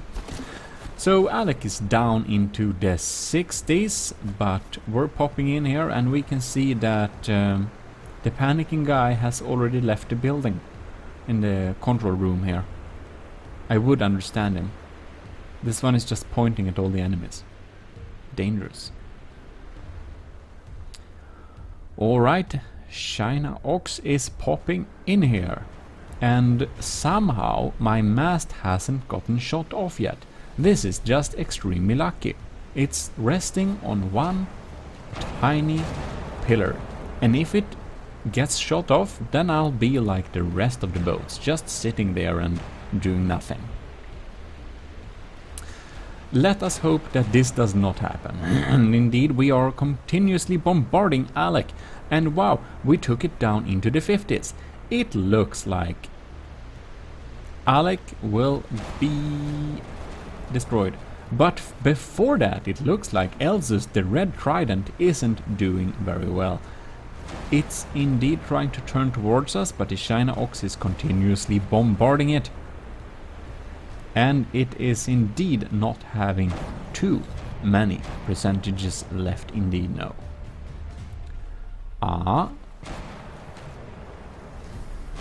It looks like the China Ox targeting is not as well as it once was. It has to be damaged somehow, because we're missing a lot of shots there. Can't decide on what target to choose. And if the China Ox comes into broadside contact with any of these vessels, it might be the end of it, because this mast does contain a few percentages because it's big, and it's also just resting on one block, and if it does, we'll be sitting there and this battle will probably take more than half an hour to complete. And I'd rather play out the entire Battle Royale battle instead of just deciding it by percentage after 10 minutes, because this is a special battle that takes a lot of time and we might need to accept that it's a little bit slow to decide. Oh, what is happening there? Alec is below 55%. Good job, China Ox. Very well. You successfully stayed out of its ranged. And there it goes. Alec's HMS Trieste is down. Down, down, down. Now we are creating a cute little Bermuda Triangle with the Red Trident, the China Ox and the Rainboat. But the Elzus Red Trident isn't looking very happy as well. Indeed no. Its ammo is going, it is despawning, and it is out of the tournament. Now for some reason the Rainboat has decided to target Adnecrias. Thank you very much. I'm very happy that Snivelord has decided to target him instead, because I would be completely oh no, it's coming. Oh no, it's lining up. Bad news. Well, it will be interesting to see how this battle develops. Adnecrias is down at 70%. Good job, everyone. Adnecrias has not been a complete coward this match. He stays on his distance and is sniping us out, but isn't leaving the battlefield. Please, Snivelord, continue to target Adnecrias so I can sneakily destroy you from behind. I like this deal. I'm thinking that Snivelord has second thoughts and is trying to line up against me. But, wow, do you see the percentage of Snivelord? The China Ox has some pretty good chances. I think it will be the China Ox or Adnecrias ship that will indeed win. And no, I will not try to pronounce it because I barely can read Nasu. I said I wouldn't. Adnecrias ship. GMODIST's ship. I must say that the distance between Adnekria's ship and mine is very huge, and for some stupid reason I decide to target it instead of Snivelord. Might as well do that when I can use Snivy as some type of, I don't know, defensive wall. Snivelord's rainbow is below 55% and is despawning as we speak. There it goes. Snivelord is out of the tournament and it's only Adnekrias and me left. Unfortunately, the distance is huge and our ships are very slow. So we are fast forwarding a little bit here because this takes ages. You can see the clock up there. We're up in 17 minutes and I'm slowly closing in on Adnekrias. That's why I do not want to break off this and just decide a winner, because I can see stuff is happening. If Adnekrias would have escaped by running away, well, you can see how slow it is. Then we could have said he's escaping the battlefield, but I'm actually closing in, so we have to wait this one in. And we're in by 21 minutes, 22 minutes. We are closing in. The China oxen head is somehow still there. Beautiful. So let's see here if we can get close enough to make a broadside. As you can see, my sail isn't exactly functioning, but luckily for me, Adnekria's sail isn't functioning either. 24 minutes. 24 minutes and we're finally lining up for a broadside. How will this end? Will Adnekrias engage in combat or escape combat? Can he get behind us or somehow trick us into not fire? China Ox is lining up a broadside on Adnekrias from behind. It is looking good. Oh man, will it respond fire or will it not? China Ox is down into the 60s, high 60s, but nevertheless.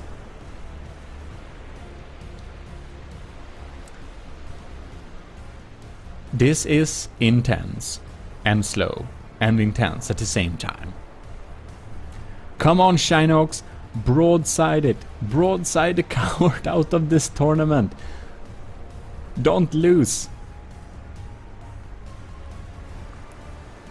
Adnekrias, your ship is fantastically accurate and it works, but it's still a coward sometimes.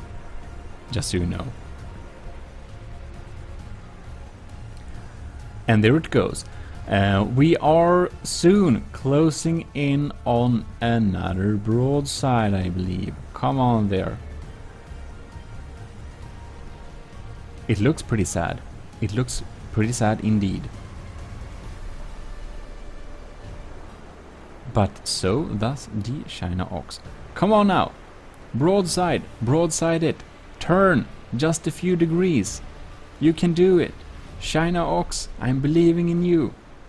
First shot fired, and here comes the volley. Ah. Oh yes, the damage is quite extreme. Going in for a second volley to push it down below 55%. There it goes. Fantastic. Not every time I get a high placement in my own tournaments, but this time GMODIST's China Ox somehow secured a second place by Battle Royale. I never won the Battle Royale once before, and I'm quite happy. Amazing, fantastic, cool. I'm very impressed with the China Ox. It's quite big. I didn't think it would survive this long. I thought one of the smaller boats would win this Battle Royale.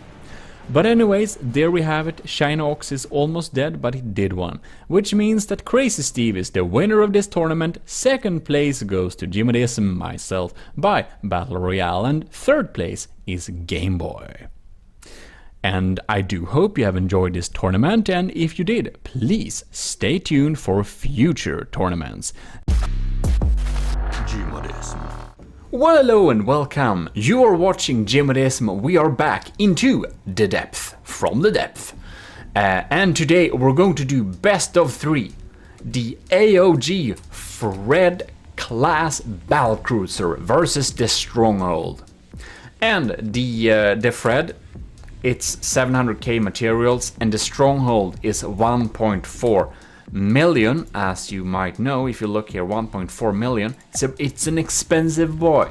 And Captain Scoobrox, who is a commissioned officer in the army of GMODIST, which means he's supporting us every month. And we are super thankful for that. So thanks a lot once again to Captain Scoobrox for supporting the channel. It really helps me out to make more videos for you and be more consistent and stuff like that. And about that, I'm sorry for the lack of content this week. I had to do some other stuff, so I couldn't really find some time to record and stuff like that. But on the bright side, the more people who will support the channel in the future, I hope, if you can and are willing to do so, well, then look at the Patreon page, see what perks are in it for you, and see if you think it's a fair deal or not. In any case, that said, I think we should be checking into this little thing here. So, we're also gonna take this little opportunity to release Lieutenant Asterias Flygfisk. And Flygfisk is also part of the Army of GMODIST second chapter Frontier Fleet, because the first chapter Frontier Fleet was annihilated in my last try against the Nether. And I'm going to play through the Nether, and we're going to go through the Nether using our Army of GMODIST second chapter Frontier Fleet, which is our new build-up of fleet who is not going to be annihilated. And the Flygfisk is a patrol diver, so this is a diving patrol boat. It has some area of the radar dishes are hidden here, but there are a few of them there, and they're hidden. It's a pretty cheap system, 14,000 materials. I don't know if you think that's pretty cheap, but it basically flies and dives. It's pretty hard to hit, detects the area, and doesn't require any fuel. It's completely powered by, well, what it has. First I wanted to have ion thrusters, but I realized that having both propellers and thrusters is actually cheaper and more material efficient. So that's what we're doing. So it basically dives and flies to evade, you know, any detection, missiles, stuff like that. Against submarines, they're probably not going to be able to hit it with its torpedoes. And against flying things, they may shoot some missiles and they will end up in the water, and, you know, we might be safe. So Krams, of course, is pretty safe from Krams. But anyways, this is a patrol diver, and we are sitting inside of here right now, as you can see. And we made it for Lieutenant Asterias. So of course, for our lieutenants, we make really small projects. If you are willing to support us as a lieutenant, and we're very thankful. So, special thanks to Asteria, of course. You can download the Patrol Diver in the description too, if you want to check it out for yourself a little bit. We made a little building video of it before.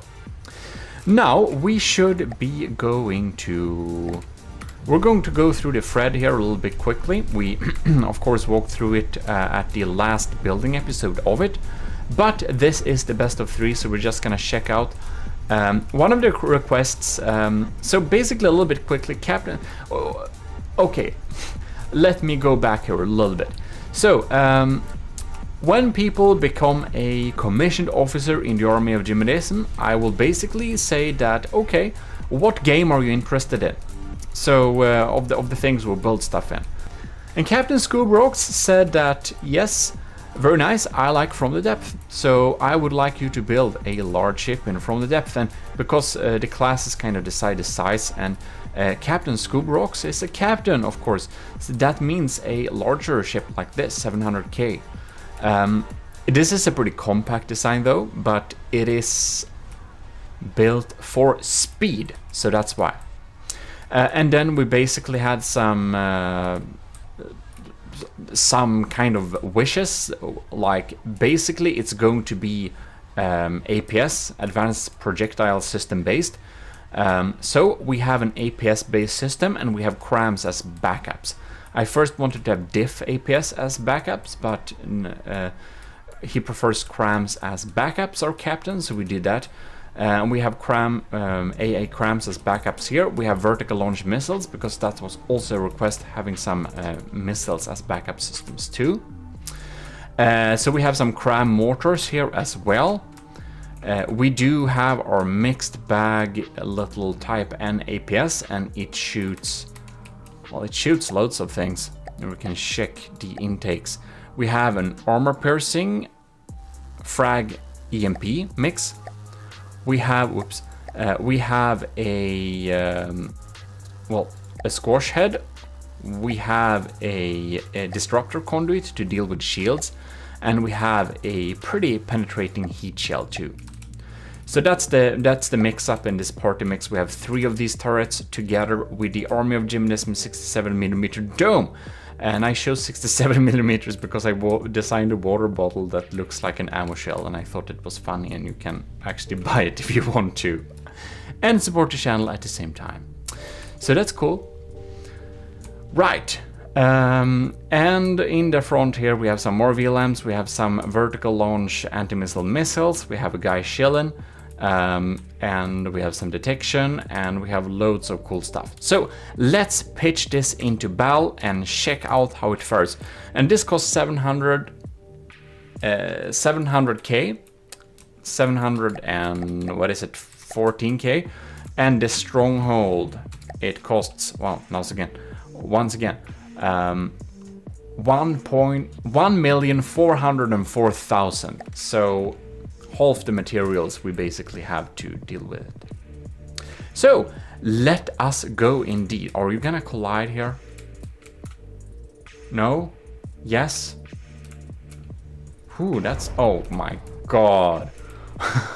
Why did you do that? Anyways, let's move on. And again, you can download both of these ships in the description if you want to have a look at that and the one that disappeared. Please do so. Well, let's start this little best of 3 battle and see if the Army of GMODIST Fred class battlecruiser can indeed beat the stronghold. Alright then, let the battle begin. Let's just check out our forces here. Here we have the Fred, and I've lined them up with the nose forwards towards the enemy, as I have done in earlier tournaments and stuff like that. And maybe I'll change this, maybe I will line up one-siders with the side towards the enemy, but for the sake of consistency, this is how I'm lining him up right now. So of course the stronghold does have an advantage, as this is a front-sider. Here we can see this malicious fox thing sitting here, trying to, just wanting to kill us. Very evil indeed. While these cat things, because I think these are cat things. Are these slave cat things? What do they have around their necks? This one is passed out. I imagine this is a fox, but maybe it's just the color. Anyways, or it's a squirrel. Listen, I don't know. In any case, the Fred has a disadvantage, and let's just make the battle happen. All right, first volley is coming in there. Ooh, big volley. Bam! What happened here? We got some substantial damage to the front, but nothing deep it seems. Alright. We are popping in shells, the automatic cannons are going full force. The mortars have aimed in towards the enemy. We are lining up the armored side towards the enemy, because remember, one side is basically not very much armored. The torpedoes are in the water here. Oh, the lambs are helping too. Oh man, it's getting through. No way, it got through. I shouldn't be so surprised. But wow, okay, we got one of the torpedoes, but this is a deep hole, as you can see. The anti-torpedo system and one of the diff CWIS or like diff anti-torpedo defenses are actually compromised. So let's see what damage we can do. The stronghold is at 96%. The Fred is behind with 0. Oh no, not anymore. They are on very equal terms anyways.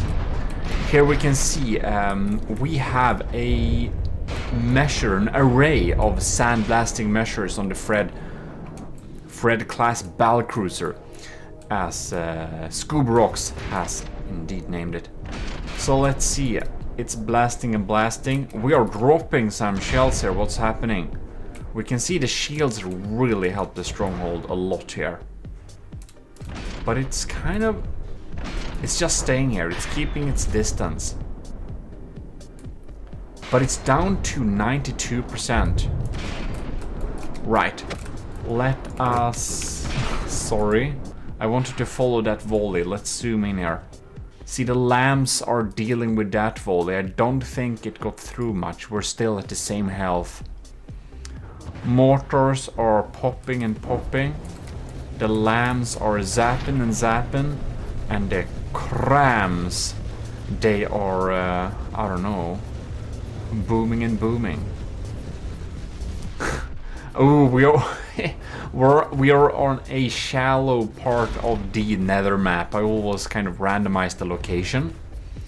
And you need to set the location, by the way, when you start the custom battle, because if you don't, then you basically will spawn at the edge of the map, the Origo, and then you will get like infinite deepness sometimes, and it just looks weird. It's just weird. Alright, so these anti-missiles, they are actually amphibious, so you can see they're homing in on the torpedoes here, but they would actually home in on something else if they could too. The kinetic CWIS, it's firing there. I think the flag CWIS system is already offline. Oh, we can see it's slowing down here, okay. And the medium ones pop in. Some smaller ones too. Bam, they are gone. Ooh, the battlecruiser Fred is really shedding some blocks here. Opening up. Oh no, you can see the lamb system inside of here. Our lambs are now compromised. That's real bad. And for some reason, the AI has freaked out. What are we doing? We have a catastrophic angle towards the enemy here. Do we not have a detection? We do have a tracking signal on the stronghold. I do wonder why it's turning the wrong side towards the enemy. This is a mystery. I never seen this happen. So, I'm going to build a new battleship to beat the Ragnarok, and for that I'm thinking I may need to delve a little bit into breadboard, because obviously there are some serious problems with from the depth built-in AI systems. And it seems to me that the devs are not really intent on even fixing that for the time of being. Oh man, oh no! Wow, we got a real bad hit on our weak side. One of our main propellers are gone, okay. Ooh, this turret is hanging on a thin line there. It's just one little stone beam protecting the beam from actually keeping it on place. Oh yeah, so the devs doesn't seem to wanna fix the really bad AI. Because this is a right-sider. This should never turn the left side towards the enemy, and I frankly haven't seen it do that before either.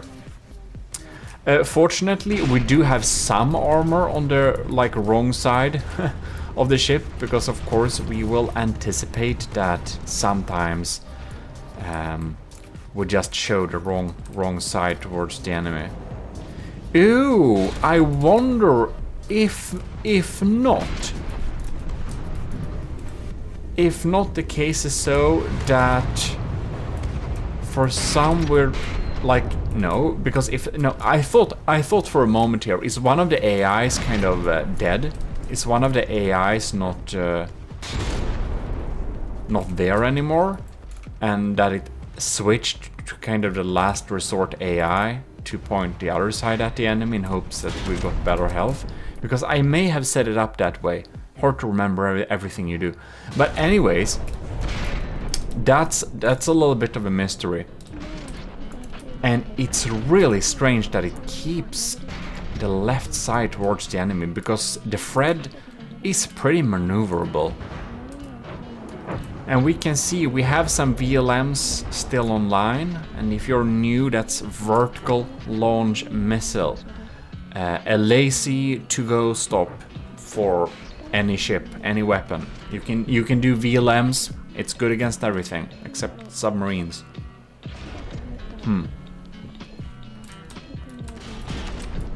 The stronghold is in a pretty sorry state though.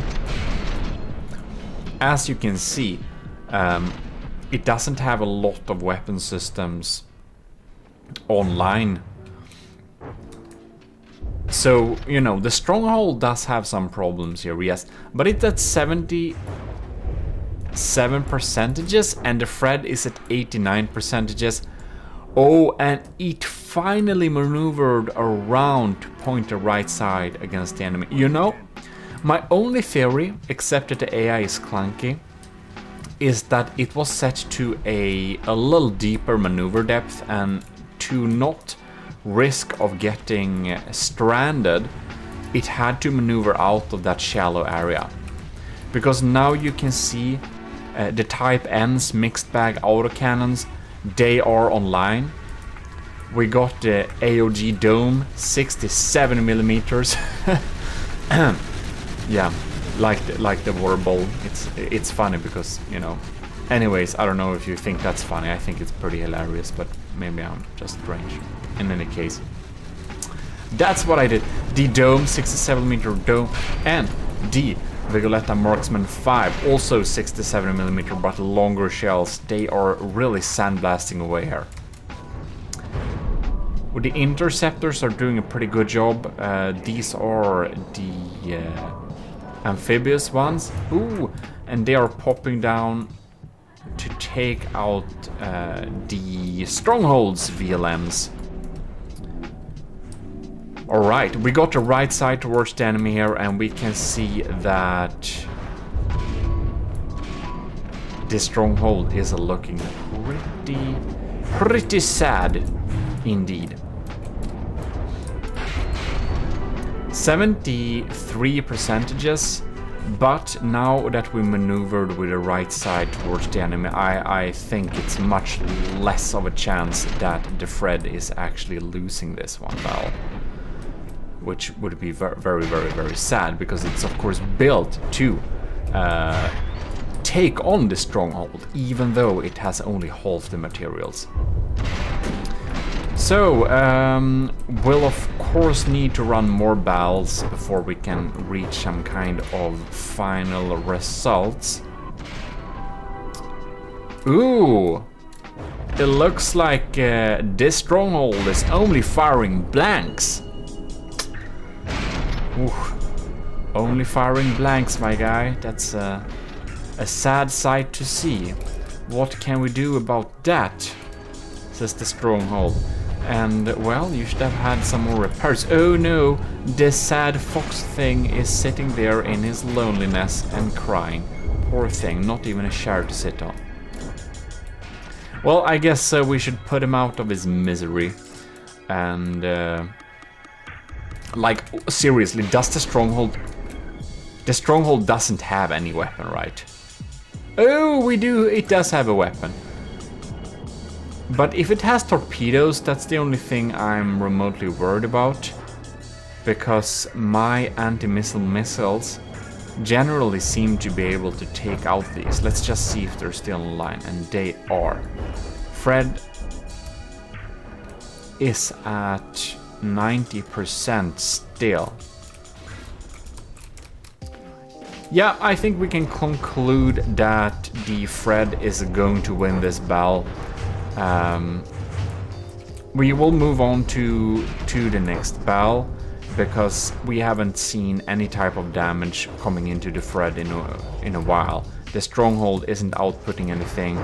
Ooh, but there are... Okay, there are torpedoes. Because the torpedoes, they are the only thing that can damage us. And it's interesting that it's still online after all this time. The torpedoes. Ooh, but okay, we get a pretty good focus on this this torpedo here, so... I don't think it's gonna go there. Our kinetic seaway systems are still online too. So, yeah, that's pretty good for us indeed. Yeah, nothing is getting through. The stronghold really needs the crams to overwhelm our defenses and take them out. Because if it's only the torpedoes or only the missiles left, our active defenses actually deal with them. So we'll do another battle. And by the way, this is why you should preview your location. Alright. Maybe like that. I think this is a good location. Okay, good. We're gonna increase the 3,000 meters and just click start.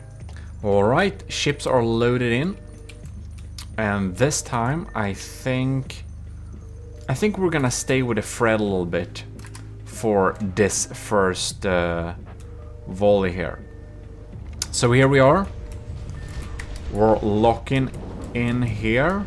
We're coming in. Ooh, that cram volley completely missed. Very interesting. So now, okay, we're turning and turning. We can see our jets are helping to turn a little bit there too. They're going pretty low today. Why are their jets low like that? Because they are... No. They are online. Okay. I think it's going a little bit lower when we're low. Okay, oh my god. Whew. Our lambs took out that volley. But here comes another one. Couldn't get... What? Wow, that's just a scratch. Okay, we got that volley. I think that our anti-torpedo defenses are working so much better on deep water. I cannot see the torpedoes at all. And Stronghold is down at 95 and their Fred is at 99.9. Alright. Well, we're gonna fly in with this volley here. We can see our turning thruster crams. Ooh! They kind of went for the superstructure there. And this is why we want to have high superstructures. Because the enemy can aim at them all they want. And they're not gonna deal any substantial damage to anything. Of course, our kinetic seaway system, it's pretty useful. It's a pretty good one. That has to be said. Excuse me. But now they couldn't get through, so that's nice for us. Okay, let's see here. What are our active defenses doing here? They're popping in there. Yeah, they're really... Oh, yeah, okay. The torpedo just got executed by our Super Cav Civs diff guns there. I know Scoobrok said he didn't really like diff guns, but I sneaked in some Civs diff guns underwater because we really needed to we really needed to take out those big torpedoes, and I think that or I know that our captain Scoobrok is pretty happy with that. So, you know. But yeah, diff guns only as a complete defense, like, you know, secret advisors, wooden monstrosities. You know, that's... It turns to a point when it's not just fun anymore. It's just a weird concept. Okay, now I got teleported here because I wanted to lock onto another torpedo. Alright, there we go. Kinetic Civs, Flag Civs is still online. That's pretty cool. Ooh, wow. Yeah, those medium amphibious systems I got, they're pretty strong, man. I'm happy that my Flag Civis is still online, though, because that one is usually the thing that's first to go. But anyways, Fred class is down to 98.9%. So, slightly more than 1% damage. And the stronghold is down to 83. Yes, this is what I saw in my tests. This is what I like to see. Man. Yes, okay. We're definitely... I don't see us losing this.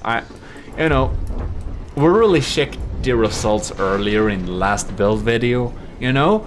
But I wanted a proper best of 3 to kind of, I don't know, commemorate and celebrate the release of the Fred class battlecruiser to the public. It's of course built specifically for Captain Scooberox, who's our captain in the army of GMODIST, which means he's supporting us every month, which is absolutely fantastic and generous. But we usually do release the stuff to the public, the builds for the commissioned officers, so that things can, you know, people can look at them and see this is a real cool build. This is built after Fred's. The Fred is built after Captain Scooberox specifications, and if you want to and are able to support the channel at that level, I could do something similar for you in the army of GMODISM, as we have our fun little roleplay thing here, because, you know, roleplay is fun. I like my roleplay. By the way, I don't know if I told you this before, but I have a cool plan for some future streams. I want to play some RPG games, and I want to be completely in character when I do this. And when I'm doing this, it's gonna be on Twitch, of course. I will have your chat as my internal thoughts, and I'm going to use those internal thoughts to help me take decisions, or if they're real weird and doesn't fit the character, I'm just gonna say I got a real weird, for some weird reason, just thoughts popping into my head, and just kind of bake it into, sorry for my camera work right now, but I'm just gonna bake it into the experience of that role-playing session. And I'm sure someone else has done this before, because everyone has always done something before. But I thought it was a cool idea, and I have personally not seen it before, so I'm gonna do that on Twitch. Do stay tuned there. You know, as with the videos, I haven't been streaming this last week very much, but I will of course come back with my effort. I'm very happy that the AOG Dome is online, because it uses belt-fed autoloaders, which means I can't have emergency ejection defuses, nor can I have I can't have any type of safety system. You know, if a little frag hits that thing, it's frag shells, by the way, it's gonna blow. Like the dome is gonna blow hard. So I'm really happy that that 800 RPM cannon is still completely and fully online, and is just spreading its toxic needle frags all over the place. The poor thing is sitting here once again without a share. Poor thing. Oh, that's a sad cram shell if I ever saw one. Wow, I didn't know it could fire. Oh, it's only farm piece. That's what's happening if you fire without a barrel. Wow. Okay, the stronghold is down to 71%, and the Fred is still. Fred. Oh no, I'm sorry. What's? God damn it. The Fred is still at 98.9. That's pretty amazing. That's pretty amazing indeed. You know, I don't really know. You know, Scooberox named the ship Fred. That's the Fred class battlecruiser right here. I wonder why we're on slow motion now.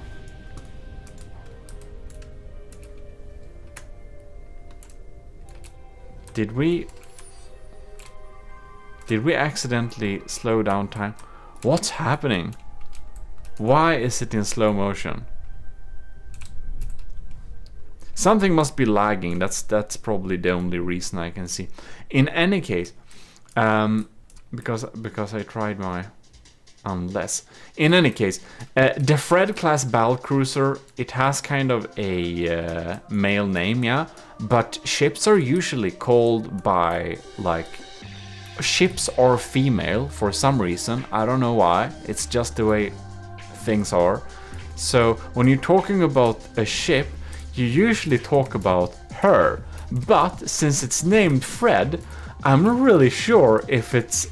Is Fred still a her because it's a ship, or does a ship suddenly become a he if the name of the ship is, you know? I don't know, basically. In any case, so I found out while we were slow motion. I accidentally pressed some button and you know, took down the window. I should actually press my little gaming button so that I can't press the Windows key when I'm gaming. I have such a key on my keyboard, I just don't use it. But in any case, when I filled around with that, I accidentally switched my keyboard to Japanese input. And when you switch from Swedish input to Japanese input, all of the keys kind of move. So I was pressing minus and plus, and you know, when you switch that type of input, it's just other keys. So it just became weird. In any case, that's that. Stronghold doesn't have any ability to shoot back as does it seems, and it's down to 68%. So we must definitely conclude that the Stronghold is losing this best of 3 battle, considering that the Fred is up to 99% now again because of its repair bot. So that's pretty cool. Yeah, sorry about that sound, but anyways, that's basically that. We have our results, and we can happily conclude that the Stronghold indeed gets beaten by the Fred class battlecruiser every time, and that's pretty cool because in all my testings, online and offline, the Fred has never lost. So go download the ship and you know, check out what I built for Scoob Rocks here and test it against the Stronghold yourself and see if it loses. Question is, does it lose against 2 Strongholds? You know what? It should. But we need to try. This is just insane. We're really encroaching a little bit on what my system even can do. But man, like, it's gonna lag a little bit, I think. Oh man, that volley, look at that. That's, oh, ha ha ha ha. Ooh, full hit. We instantly lost 3%. Yeah, wow, okay. Double barrage. I can't expect it to win this, that would be too crazy. Anyways, we're gonna lock ourselves onto here. See, did they take out any serious systems with the first volley? It seems they didn't actually, that's good. Alright, in any case, I just want to take this moment to not only thank Captain Scoob Rocks for supporting, but also... Oh, no, no, no! Poor thing. This is scary though. But also, oh no, no, no. Also supporting our other... Also mentioning the other people who are supporting the channel, and that's our YouTube members, which is Elevated GMODIST Hallofo, Elevated GMODIST Yudhisthira Arcana, and Stellar GMODIST LCG Canyon Sahad. And for... Oh no, look at that torpedo. This is scary. And for our commissioned officers in the army of GMODism, we of course have Cadet Shark 93, Cadet Robert, Lieutenant LCG Canyon, Lieutenant Tyler Russ, Lieutenant Powered by Greed, Lieutenant Asteria, Commander Ejin, and Captain Scoob Rocks. Isn't that quite amazing? Thanks a lot for supporting the channel every month. It very much helps me be able to do YouTube more and more, and hopefully better quality and more consistently. So, here we are. What is happening here? The Fred battle cruiser is down to 86.5%. The lambs can't really keep up with two volleys. That's just insane, man. Oh, look at those torpedoes. You know, worth a shot.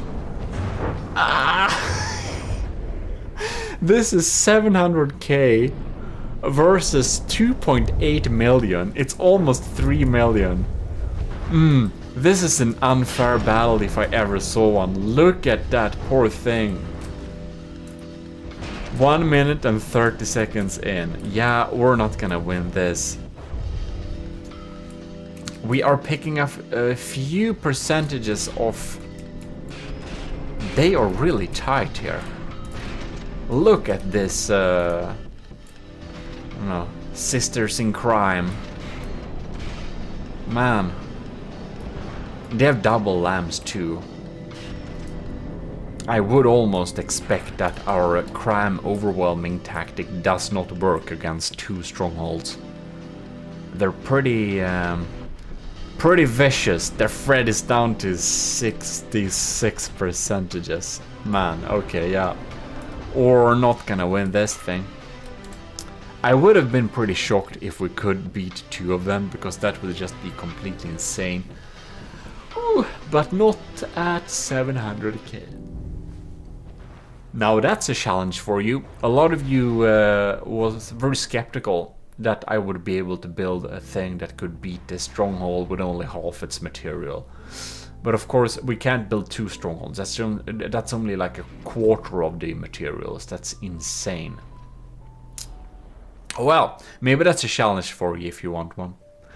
But in any case, thanks a lot for everyone who's supporting the channel, and special thanks to Captain Scoobrox, and go into the description and download the AOG CC Fred class battlecruiser for yourself.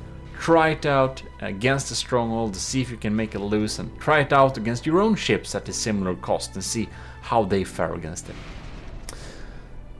So, with that said, thanks a lot to everyone who is supporting and liking the videos and everything like that. And I do really hope that you enjoyed this little video, and excuse me for not really being very good at like content this week, but I really had to focus on some other stuff, so I couldn't really find some time to make some videos for you all, but today I was able to. And of course the Slabman challenge is coming pretty soon. No surprise, the strongholds, they won, but well, 4-1 in terms of material. That's hard to beat. Welcome to GMODIST Total Nerdy Channel. We're here with Mr. Xabacrow. Beautiful, and we're gonna have this little battle, because I earlier made the Ymir, which I'm sure you have seen on the channel earlier, which is now spawned in as Onyx Watch. But then we have Xarocrow, which is spawned in on the player team, so it actually has the proper colors. And he built the Fenrir. And we are going to show off the ships against each other and see how it works out. And we have done a little half, offline test kind of, but it was a little bit sketchy on multiplayer, so we have now tried to spawn them in on single player and see if the results are different. Let's hope. Yes, and that's why Xarber is very happy. Anyways, should we get this battle going? Yes. Right, we now click on unpause. No countdown, what? No, we just run straight on. And, well, now of course the Ymir has some weird color scheme because it's on the Onyx Watch right now, but it looks fine there too. We can see Fenrir has launched its first volley. It's going towards the Ymir. Second volley. Pretty quick cannons there. It's incoming fire from the Ymir to the Fenrir. First shells miss, one hit. Other hits Okay, Oh, let's... there was a nasty hit on the fan rear. That was a nasty, nasty hit. We're going to check it pretty soon. Let's see how the Ymir is faring. We have some holes in the outer hull, but it seems to be no substantial damage so far, except at one of the big barrels. Second volley coming in here. Let's see how it hits. Okay. Going back to the fan rear. See how we're faring there. Oh. Ooh. Oh yeah, the fast gun is out. Yeah, the worst side. Yeah. Oh yeah, we have hull breach in the side here. Yeah, not only hull breach, like the world battery of the crams are gone. Oh, indeed. We have a hole in the top there, something. Turrets are missing in the back. Second mortar volley, missing the target. Missiles coming in. We have another volley of torpedoes coming in against the fan rear here. Let's see if we get some hits there. Yep, seem to penetrate through the early layers of armor. We're hitting back to the Ymir. I can already tell this battle is over, because I saw the fan wheel lost its capability of turning abilities. Yeah, it seems that the shells that were incoming from the fender to the Ymir, some of them bounce off the hull. It seems that the fuse that is used is not inertial, so some of the shells bounce off. Yep, here we have another shell bouncing off the Ymir. Around half of the turrets from one of the sides of the Ymir is destroyed, however, but the... Oh! Fenrir took out one of the mortars, but the advanced cannon is still running, and one of the main cannons is running fine. Frontal cannon seems to have no problem as well. Alright, we're starting to get bigger holes in the side of the Fenrir here. We're starting to have some real problems turning. So dude, till this point this battle is over. Yep, it's pretty clear who's going to win this fight. As of this version, the Fenrir does not have any type of regenerative capabilities, while the Ymir has some regenerative capabilities, which means that the Ymir will slowly repair itself, which the Fenrir will not do. So that's a big advantage right now for the Ymir, of course, as we of course have some damages, but we are still repairing stuff. I can see stuff is missing from the Ymir that was missing before, but it's not missing anymore, basically.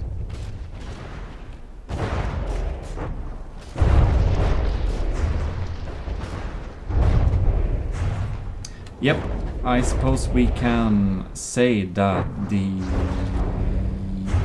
Fenrir does not have any way of defend itself anymore, and it will not regenerate. So we can be pretty sure that this fight is won by the Ymir.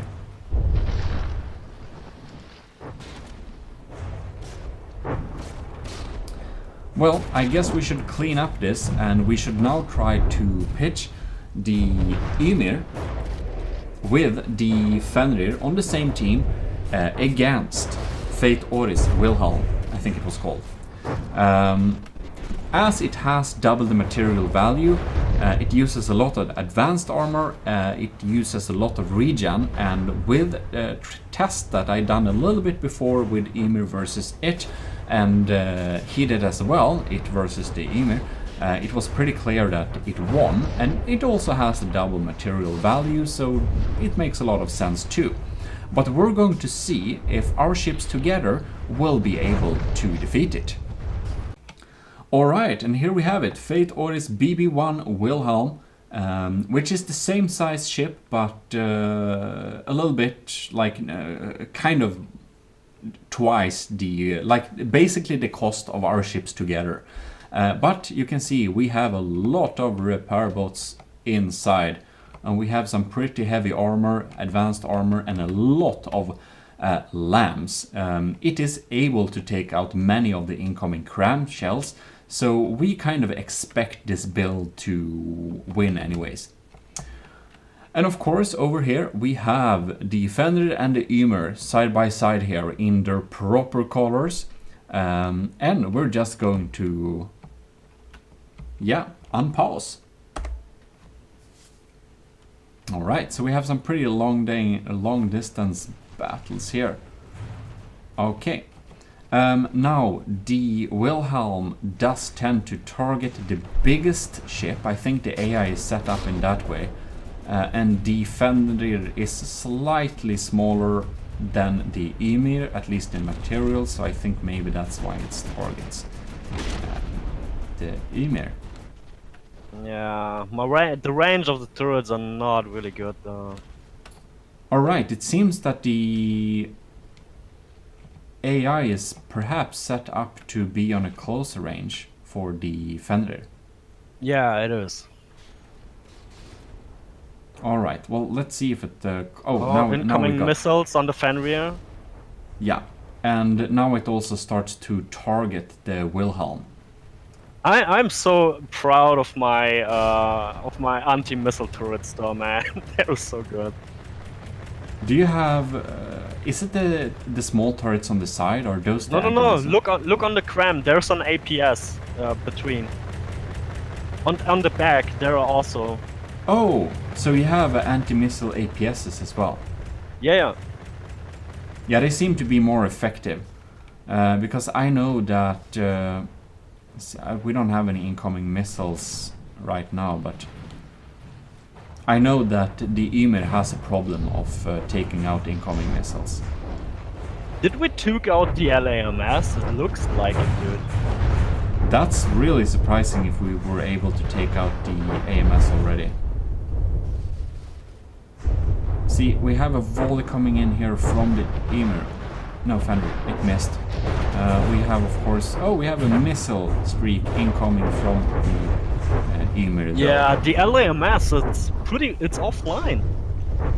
Well, that's really nice, because the LAMS were able to take out our stuff really effectively. Ooh, nice.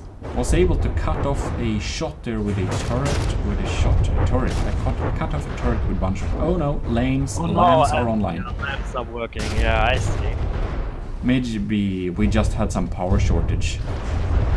And Fate Ori also mentioned that doesn't know what really happened there, but apparently the version of this ship is a little bit old, so there is a better version, but I guess we're glad that we don't have the best version of it then. Maybe we have a chance. Oh, you're pretty close, man. Oh, missiles incoming on the Fenrir. I just love the volley of the Fenrir because it's like so much shells. Yeah, it looks really cool when they're incoming, and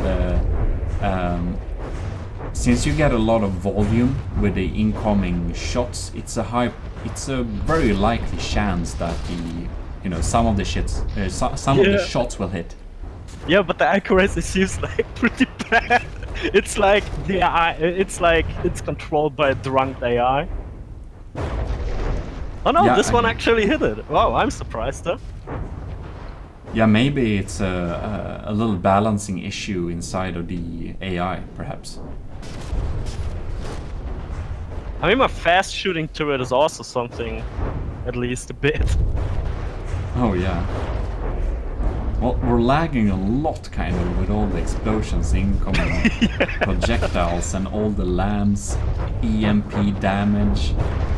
I mean, this is pretty much, at this point, I would say this is pretty much on a stamina fight. Yeah, and the thing is that Fate Ori's Wilhelm has a lot of stamina. The repair bot count in this thing is pretty insane.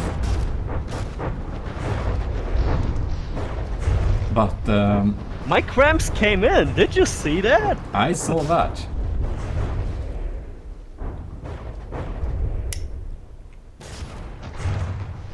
Oh, yes. Seems that the APS system of the Emir seems to still be online, but heck, I mean...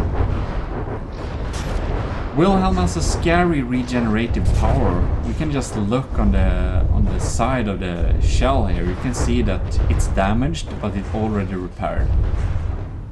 Like, we can see this little block here. You can probably see... Yep, now it's there again. Replaced.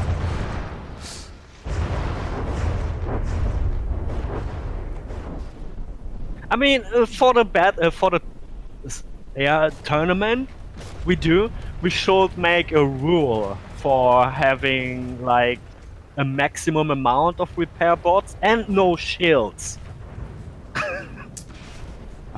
I mean, repair bots is really good to have, but I mean, if we have 50k, I think it's perhaps harder to make it sustain, be alive so long. I can like already see someone is submitting one block with 49,000 repair bots.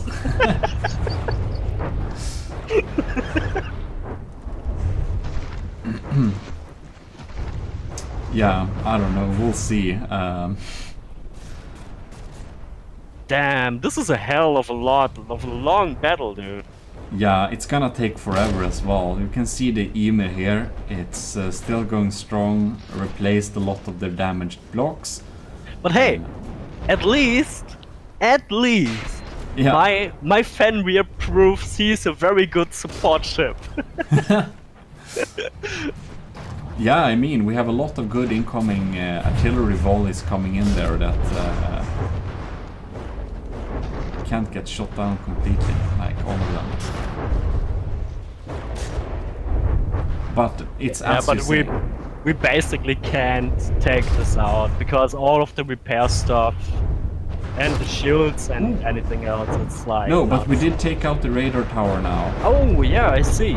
So, I mean, I wouldn't say this battle is over yet. I expect the Wilhelm to win, but we do have an equal material matching. The Emir does regenerate, the Fenrir does not regenerate, but it's not the largest ship on the battlefield, so the Fenrir is still completely fine. So we have a small chance of just spam killing this ship. At some point, yeah. Yeah, I mean, the strong point of the Emir is that it's able to deal a lot of damage in a short while.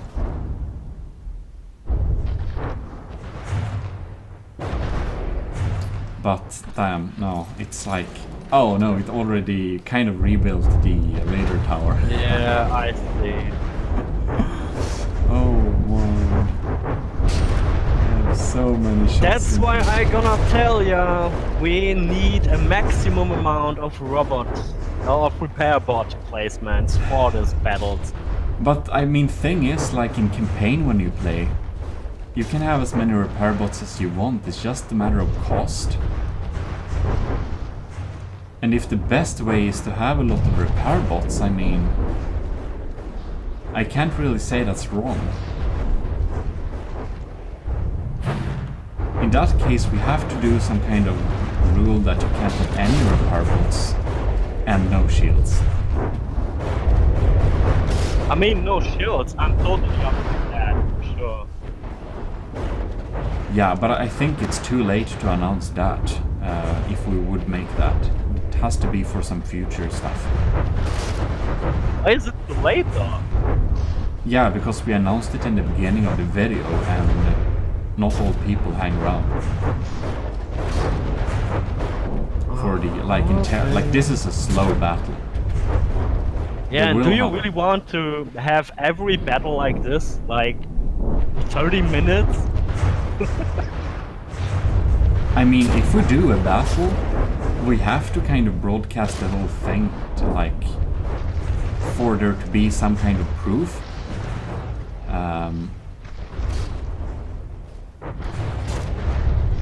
Kinda, it's like, if we don't, it's not really telling. But yeah, having a lot of repair bots makes the battles so slow. They do. Let's see how the Ymir is faring on here. Main turrets online. Some of the turrets on the side damaged. APS online. Some missing blocks, but no substantial damage so far. But of course we do repair it all the while. Where's the Fenrir actually? Oh, all the way back there, okay. We can fly up there and check it out. It's keeping its distance, you could say.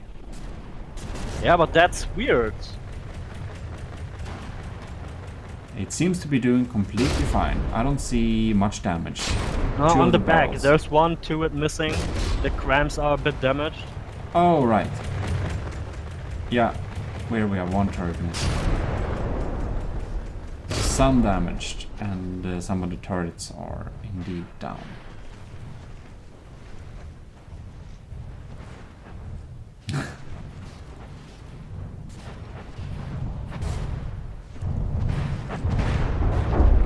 Yep.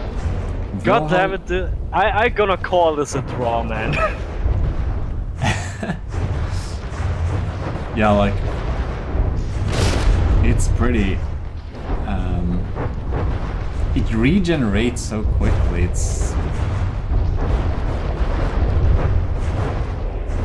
Yeah, we don't have a lot of damage on this thing. I think that because of earlier tests, it is likely that the Wilhelm will eventually win, but I think it will take kind of maybe an hour or something. Yeah. Because the Ymir has also quite the repair bots, and because of the armor layering and compartments inside this build, the Ymir can take a tremendous amount of beating before it gets unworthy of battle. So yeah, I guess we'll call this a draw, but Yeah. we'll say that it's likely that the Wilhelm will win in the end. But since we have a kind of equally matched like cost here, and as long as the Ymir stays online, the Fenrir won't really get too much targeted, so it will take very long time before the ship starts to target the Fenrir. And since the Fenrir won't regenerate, I think the battle will turn at that point. But yeah, as said, the Ymir can take a tremendous amount of beating too, but the Wilhelm can take even more. And it regenerates so quickly, like, oh my god. Oh my god, yes, I just saw that on the stone blocks right there. Yeah. Instantly, in 1 second, like 11 blocks got replaced. What the freaking hell? Yep. This is no fun, man. Yeah, repair bots, like you can see all the repair bots flying around here on the Ymir. We have a lot of them. They're repairing the outer hull here. Yeah. And, I mean, it's not really practical to have a build without repair bots. But if we have very much of them, like, a battle can be never ending. So it's a little bit on like good and evil with the repair bots. You kind of need them, but they also prolong the battle so much. You can see the lamps there just taking out some of the cram shells incoming. Really powerful stuff there. That's some heavy lambs. You know, lambs are really useful and good like that, but I think that the kind of diesel punk feeling of just having heavy cannons and some missiles maybe, but just big cannons and ships and wood and metal is so kind of cool. I'm a little bit reluctant to use shields and lamps and stuff in my builds, but yeah.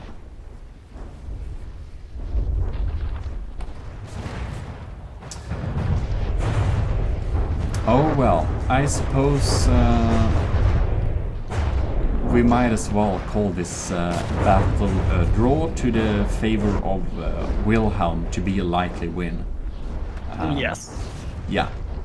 Probably Wilhelm will win eventually, but it's probably going to take an hour, so we'll just call it a draw in the favor of the Wilhelm.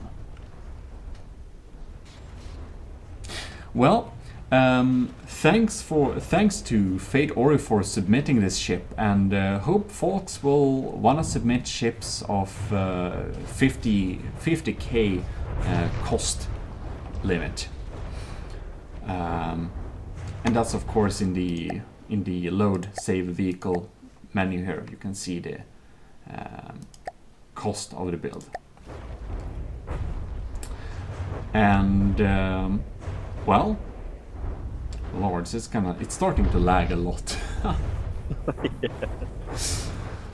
Yeah, so we'll try that out when we have. Wait. Is Wilhelm submerged? I was going to say. It's not even on the surface anymore. And this is interesting. Damn, is the material storage empty or something? It's almost starting to look like the battle is turning. Huh. Okay, we are not gonna call this a draw, we call this a win for us. Well, we'll see, I don't know. Do we have... It's a very filthy window. No, we have repair bots online here. I don't know how much material it has left, but it's starting to look a little bit sad. Maybe we... I mean, it kind of looks like we burned too much holes into the ship, into the hull. Yeah, I don't know if it will be... It's hard to say if it will recover or not, because when it's underwater... So deep. No, but like the Emir has some torpedoes, but it's just a secondary system. Oh, we actually have a crab shell. No! No, sad crab! Damn it. And this is starting to get a little bit interesting. And we also have... It's launching missiles, but I don't know if they ever will hit something.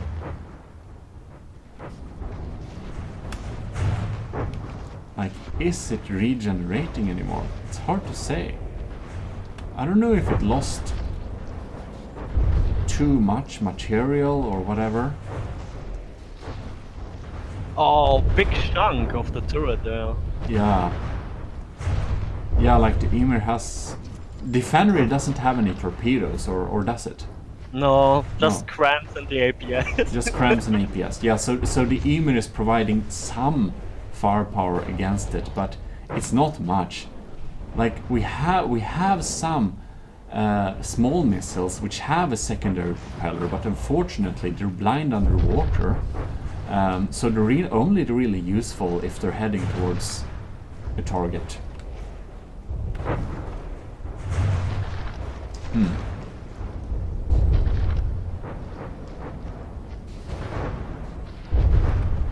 It's looking like it's not regenerating much anymore, so it's a little bit hard to say. I guess we have to change the... You can't even see it anymore. No, it's like underground. I don't know. I think this will be a like never-ending thing. Yeah. But I guess I mean, come on. We still call this a draw. Yeah, this is a draw. I think it's not a draw in the favor of Wilhelm anymore, because it seems that it's kind of repairing. It's hard to say if it will recover or not, but I think it will take very long time. So my thought actually is we made too much breaches in too much air pockets. Yeah. And because this ship, it's super heavy. I mean, it's using heavy armor, it's using a lot of stone. That's why it's sinking. Because I also saw it's using a lot of propellers to manage the altitude. Yeah, to float, keep afloat. Yeah. Yeah, I mean, now the problem on the Fenrir is that the cramps are set it up to -3 altitude. yeah, they will never reach the target.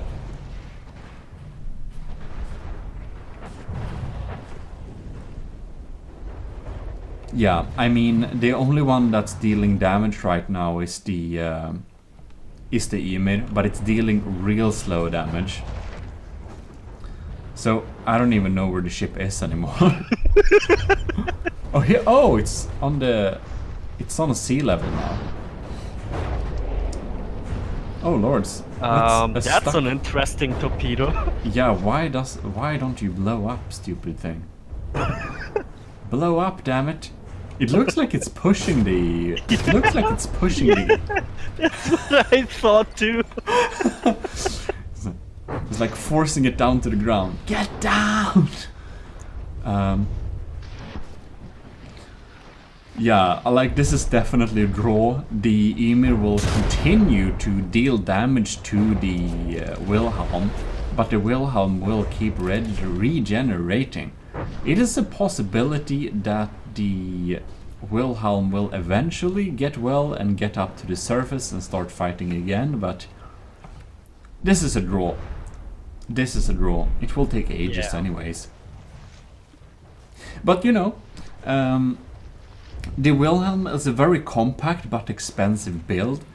But you know, the general values between the Wilhelm versus Fenrir and Ymir together is kind of the same, so it's a fair fight. But that's just a draw. Interesting turnout in the end there. I was really expecting it to not sink. Yeah. So that's a little bit happy surprise, because I didn't think this would happen. We are back into From the Depth. So I am building my super cool, hopefully superior battleship. We haven't built so much, we don't know yet. In any case, what I wanted to check out is basically between these beasts. This is the Turtle Lord made by Setup. And over here we have Brenzo's Ragnarök 2.0 remake. And what I basically want to do is I want to pitch these two battleships against each other, because I know that the Turtle Lord is immensely strong. It's like a crazy build. It's so strong and so cool looking. And here we have the Ragnarök, which has so much fame and history and has really been made to produce a much stronger and more dangerous behemoth. This is truly a beast to beat, and basically I want to build my battleship to definitely beat the Ragnarök. However, I found that the Turtle Lord is immensely strong too, and its crazy stacked cram, damage and diff guns and mortars, all of that is just so immensely powerful. I kind of don't know anything that can beat the Turtle Lord that costs less than it. This is literally one of the best ships ever. So, I want to know, is the Ragnarök better than the Turtle Lord? Will it be able to beat it? I don't quite know yet, and I see we have a collision incoming here. Oh my god. Yeah, well, in any case, we might do a proper walkthrough of the Ragnarök sometime too, but we will just check a little bit quickly into the Turtle Lord, so we can kind of see it has some cool interiors. It has some plates and stairs and different floors.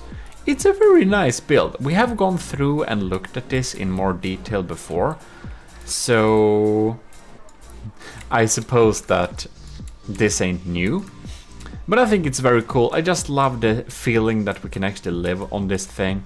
It really makes me think about Philip Reeve's Mortal Engines books. Very good books, by the way, if you haven't read them.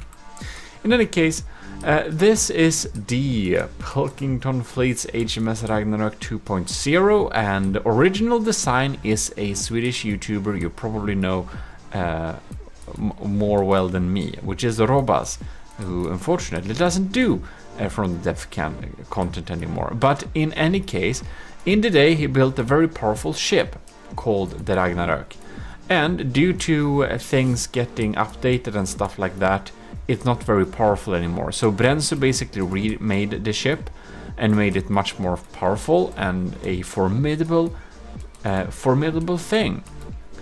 So we should check this thing out. Just take a little look at it, a little bit quickly in the interiors. We'll probably do some more proper walkthrough sometime. By the way, adding video screens like this, that lags a lot. So if you're doing a ship that's supposed to deliver performance and not lag so much, I would recommend you to remove them. But this is of course also made to look really cool, so it has that poor thing. Yeah, we have some cool Robas artwork there. Yeah, and the Macwaras, the best fast food chain ever, of course. Perhaps. Yeah, well, in any case, this has so cool interiors. We'll probably look... Oh my god. We'll probably look at this a little bit in more detail in some future video. We've gone through it a little bit before, but it's cool and all. But in any case, let us actually have some battles going. So we're gonna pitch these against each other. God, it just lags with them approaching. It's calculating the imminent collision. Bam. Yeah. Well, in any case, this is not the type of battle we'd like to look at, is it? This is just collision. Poor thing. Poor thing. Let's go. And I'm gonna load my big naval battle rule set. It gives us 1 million material per ship, 10% thing like that. It has some rules. If you're under 25 meters under the water, you're probably already kind of dead, or you're trying to be a submarine, which kills you. Maximum distance 6,000. We don't want to watch anything else like that. So yeah. God damn it, Turtle Lord. Do you see this? Version 486? Oh my god. Yeah, well, setup saved us a lot of times, that's for sure. Up here on the, where is it? The Ragnarok, we have version 390. Oh man. These both ship has been polished so much, it's completely crazy. And there we go. So basically, Brenzo, we made this Ragnarok rebuild, and Setup, who made the Turtle Lord, they are both really skilled builders. So I'm not sure I'll be able to pull it off, but I would like to make a ship that can beat both these ships. Preferably with a material disadvantage, but of course I'm not sure that will be even possible. I'm not even sure I'll be able to make a ship that can beat both of them at like a lower material, but we'll see. I'm going to do my best, and of course the Turtle Lord, it is quite a bit more less like it's 1.939, so it's under 2 million. While the Ragnarok, it's actually over 2 million. So it's basically a little bit under 2.2 million. So yeah, basically the Ragnarok costs like 200k more than the Turtle Lord, which is of course a formidably expensive gun. Yeah, 39, yeah, exactly. That's like anyways, 200k-ish. Not sure exactly. I don't have my calculator. So anyways, we're gonna let this battle play, and this is very interesting. And one thing you should know is that the Turtle Lord has smoke and it has shields, but it does not have active defenses. So it's not using lambs, sieves, or anti-missile anything there. Now, the Turtle Lord fires a swarm of diff rods. So they're coming in here. And you can see that the lambs, oh my god, the lambs can't take it out. Bam! That's a barrage! Oh my god, the damage! Oh god, the Turtle Lord is scarily dangerous, man. You can see that the Ragnarok has some pretty formidable civ systems. Now, okay, the next volley is coming in. Nice cram barrage, bro. So they're trying to target, of course, but man, I feel that... Oh, that hurts. Yeah. Wow. That's crazy. I'm a little bit scared. I'm not sure I'll be able to make my ship beat the Turtle Lord. That thing is absolutely brutal. Setup is such a skill builder, and he builds so nice details too. It's pretty crazy. Like, Ragnarok has some pretty good civs, but I think against this particular thing, it's probably so that Brenzo would have used flax instead of what we are having now, which is kinetic and lambs. Yeah, no, wait, no. He actually has flak. Yeah, Brenzo has flak civs on this too. He does that.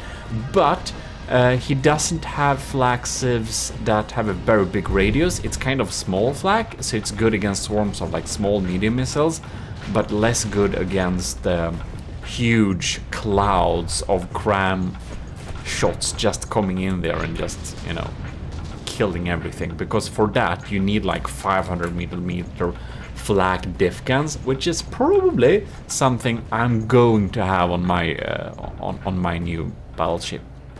By the way, this is a secret from next episode, but I have a name for it.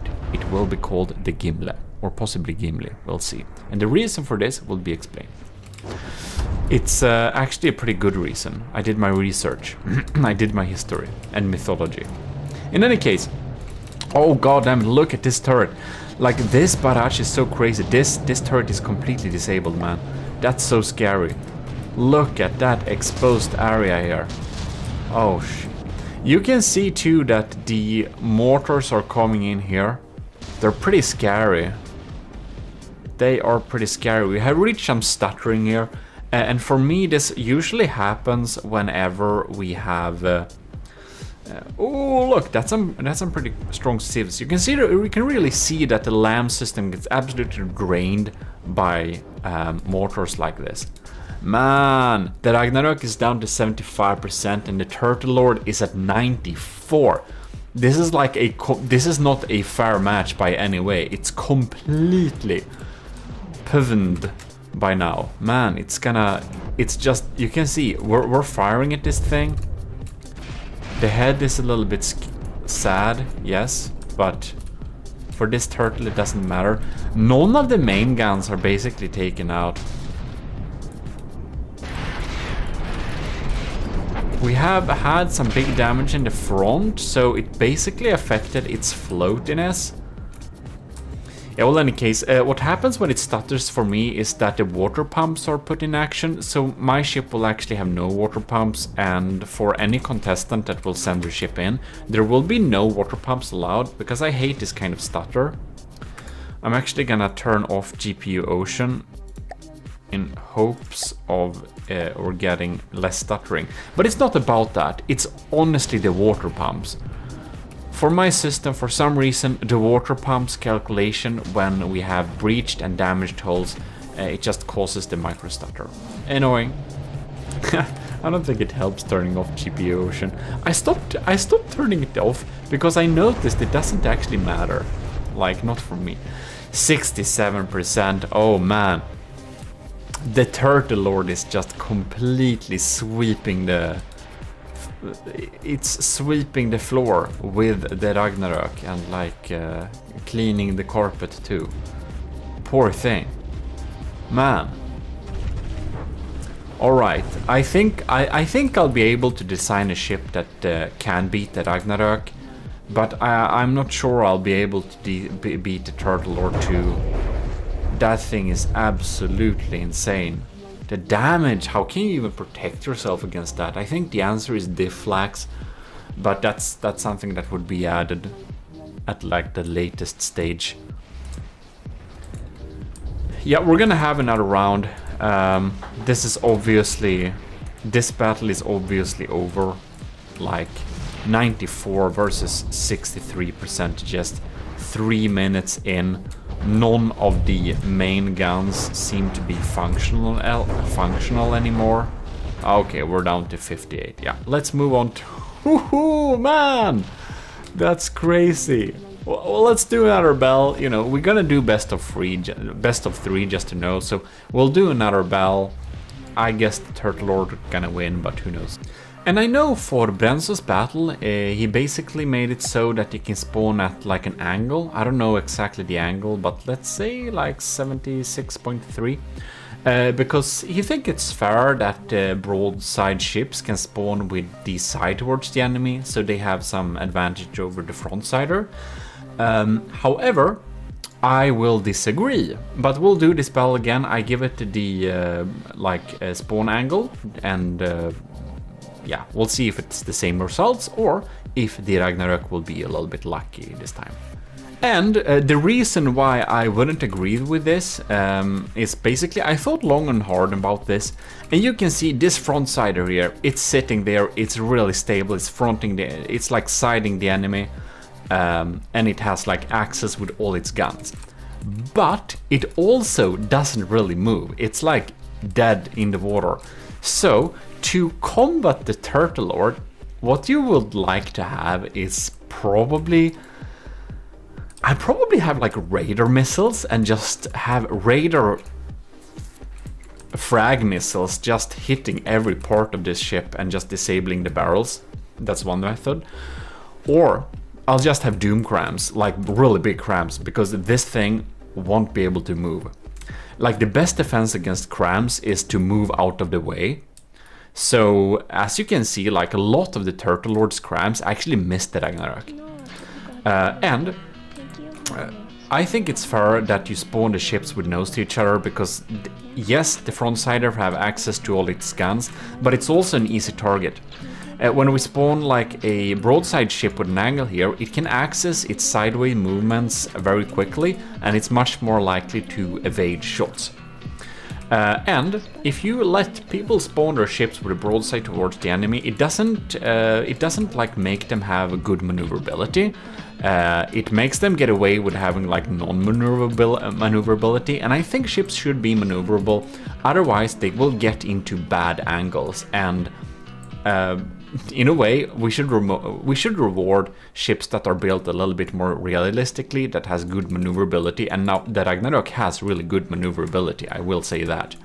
But some ships that are really big doesn't. And if they don't spend materials on having good maneuverability, they will end up closer towards the enemy and might end up with a bad angle. And that's like the trade-off they have to make then. That's my reasoning, and I actually spoke with Menti about this, and Menti is of course from the depth most famous tournament organizer. And he also agrees on that. He has some other rules, like letting ships not having too many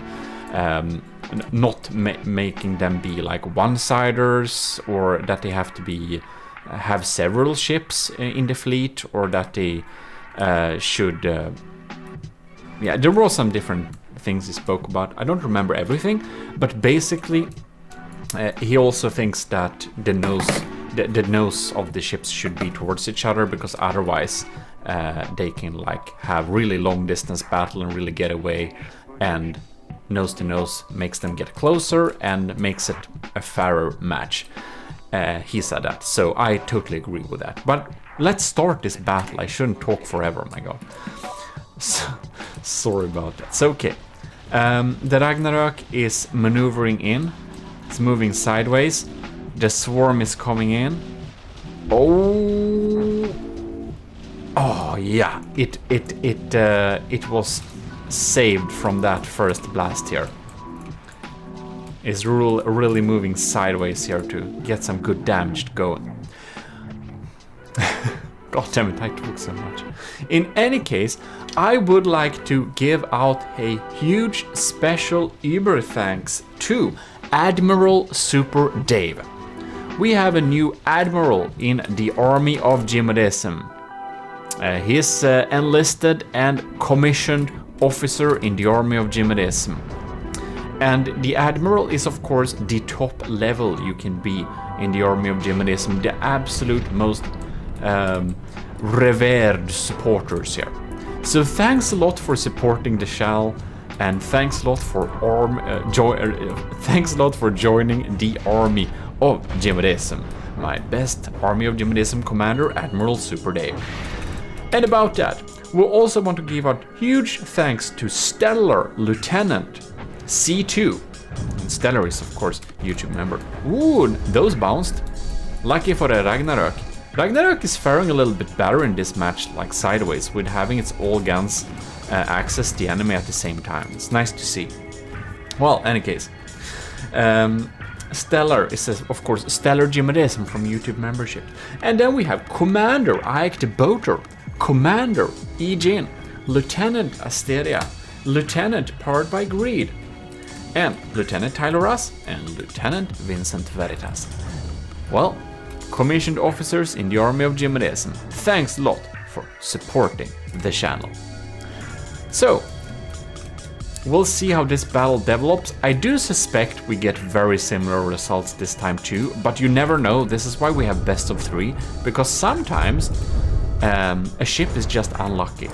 Ooh man, you can see those Civ scans are really sawing through here. Bam. What happened here? The Turtle Lord, oh, it hasn't fired in a while, I wanted to say, but then it fired. So we have the swarm here. Turtle Lord is in lead with like 1%. Bam! Poor turret. None of the turrets are disabled yet, and we're already 1.46 minutes into the match. Right. We got 87%. Okay, it's turning. Turtle Lord is still faring a lot better, but it looks sadder this time. You can see really digging through here. I don't know how many layers of ERA spam is in here, but there's like some questionable. There's like almost cheese, and that's like borderline questionable, but okay, yeah. It does sponge all the aim points, so I guess most of the weapons will actually aim towards a pretty sensible spot, or sensitive spot. Turtle Lord is down to 90%, so that's pretty crazy. But HMS Ragnarök, Hans Majestäts skepp, is what HMS stands for, by the way. And that's of course His Majesty's ship, because Sweden is a monarchy, if you didn't know that, officially.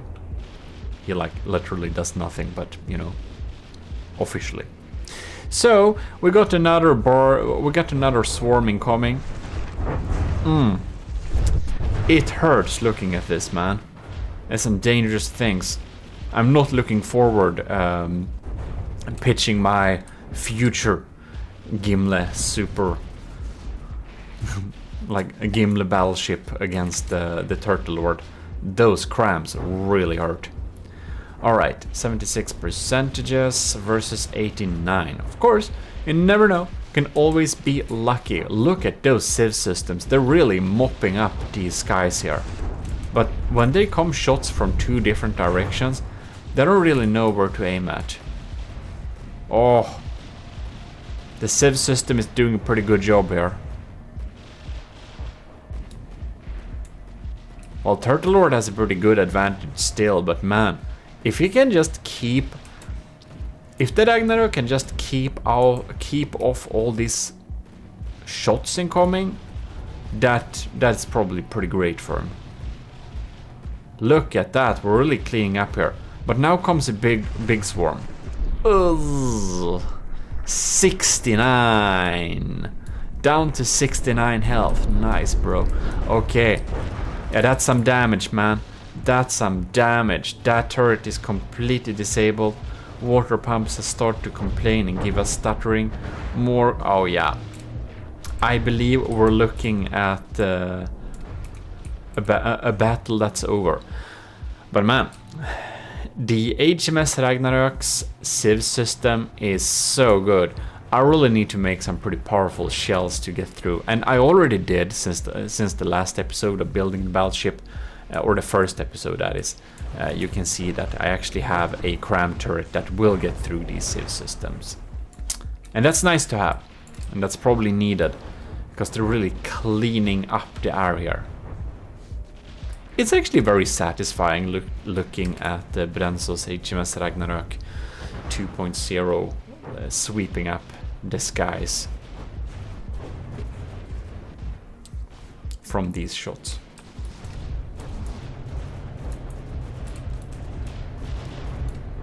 Very nice indeed. Alright then. 62-89. I think we'll know exactly where this is going. Same result as last time. But both ships are truly very strong. The turtle is looking a little bit submerged. I would say he's a little bit under the weather. Very funny gmodism. So, actually not very funny. But anyways, look at that arc though. Crazy. Really spacefaring.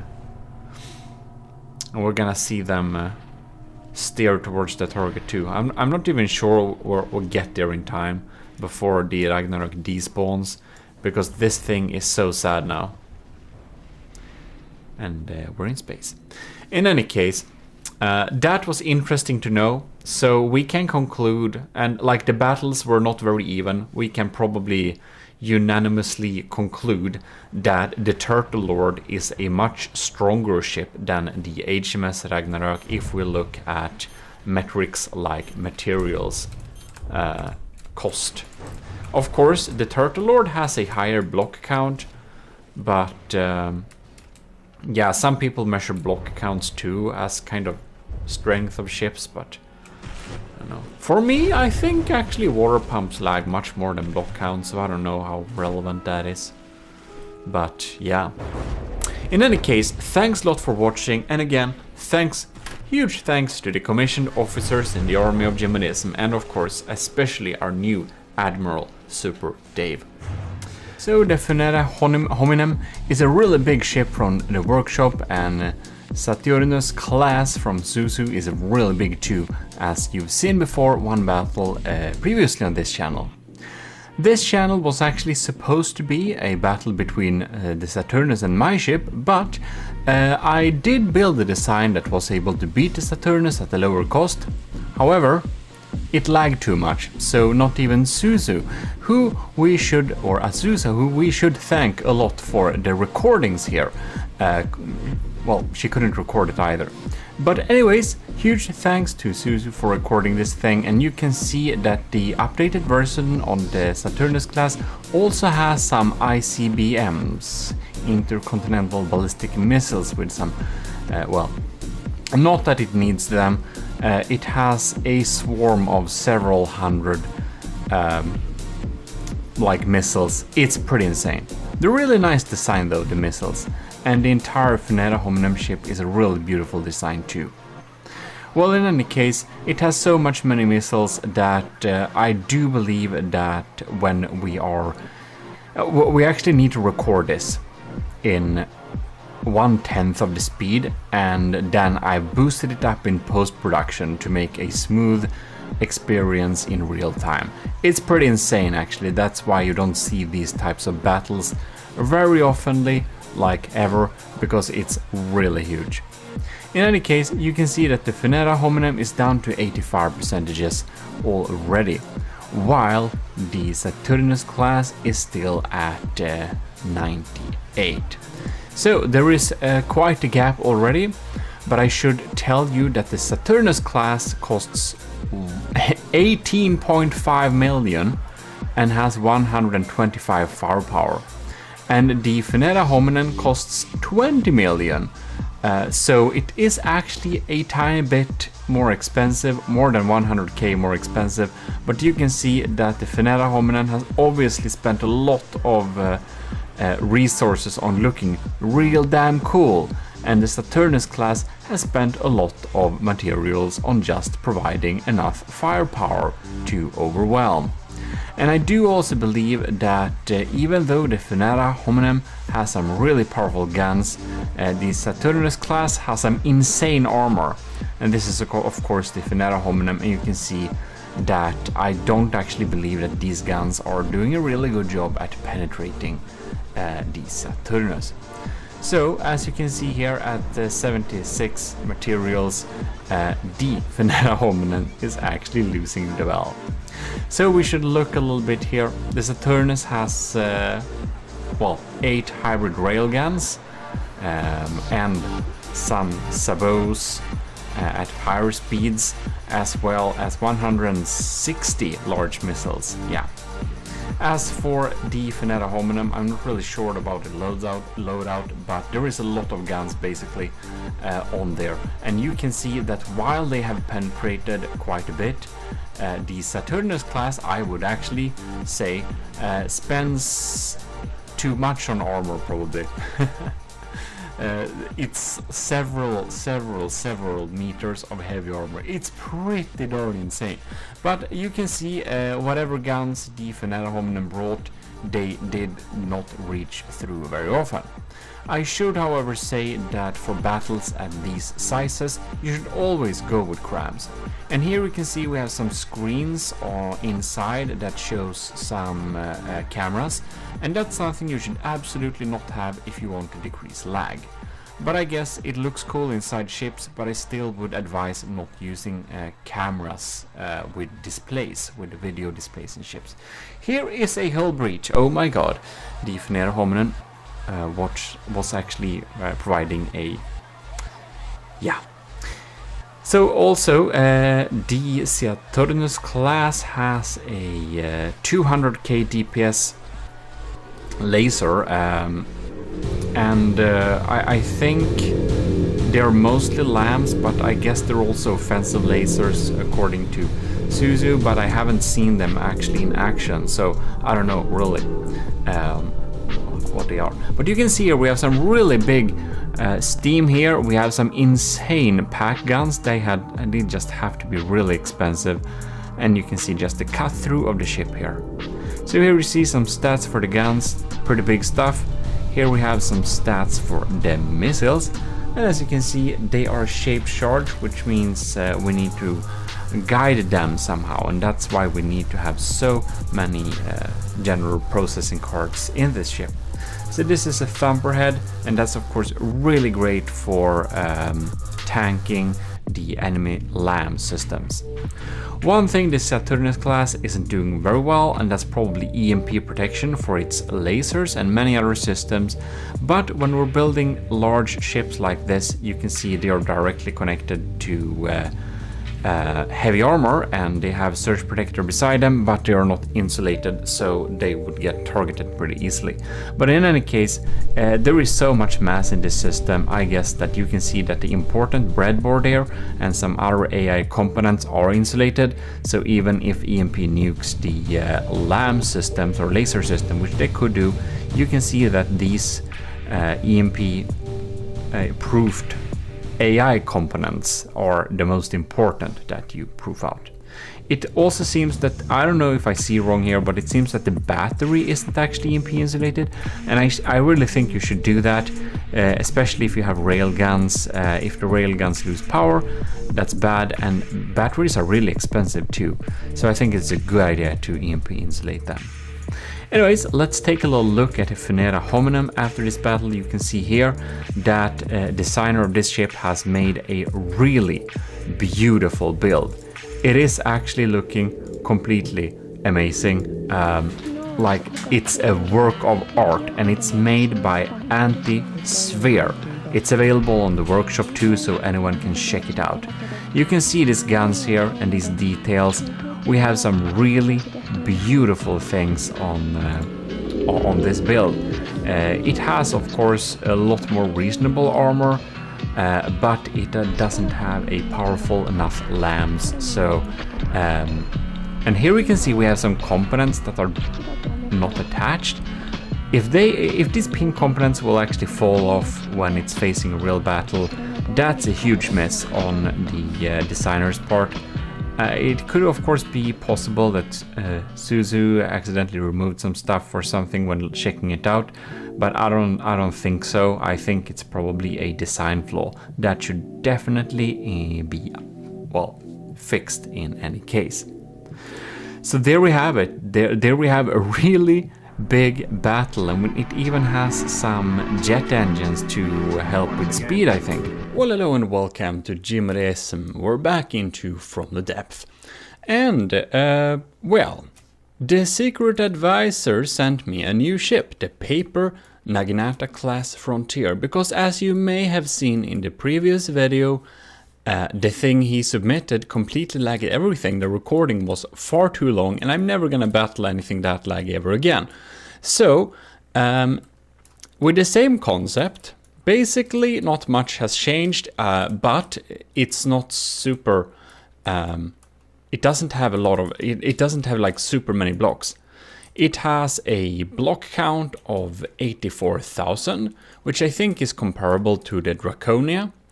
It's still enormous amounts of tetras, and for some reason we have the cut-off corner blocks there. I don't know why just not use full blocks there, but we're not.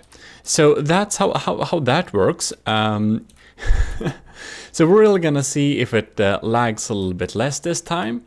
So we have some ammo storage compartments here, wood, metal, cubes like that, and the weapon loadout is again this time diff guns, only a lot of diff guns. And in this video I will also post in some special footage I have that I could capture via our Discord friend Nova Galaxy, where we basically tested Draconia against the previous ship that the secret advisor sent, and see if that will bring some clarity on how the battle would have gone or not have gone, since, as you may have seen in the previous video, I couldn't really end that battle because it was horrible. Actually, don't watch that video if you don't want to have a total lag fest. And hopefully this will not be a total lag fest, because apparently the secret advisor built this so it doesn't use any air pumps because that causes lag, and it doesn't have missile interceptors, and he gave me a list about things that should make it not lag. So we shall indeed see if it will lag or not. And let's see here if we can go to the Draconia, because I do want to check whatever block count we have here. It's 81,000. So they are comparable in terms of block count.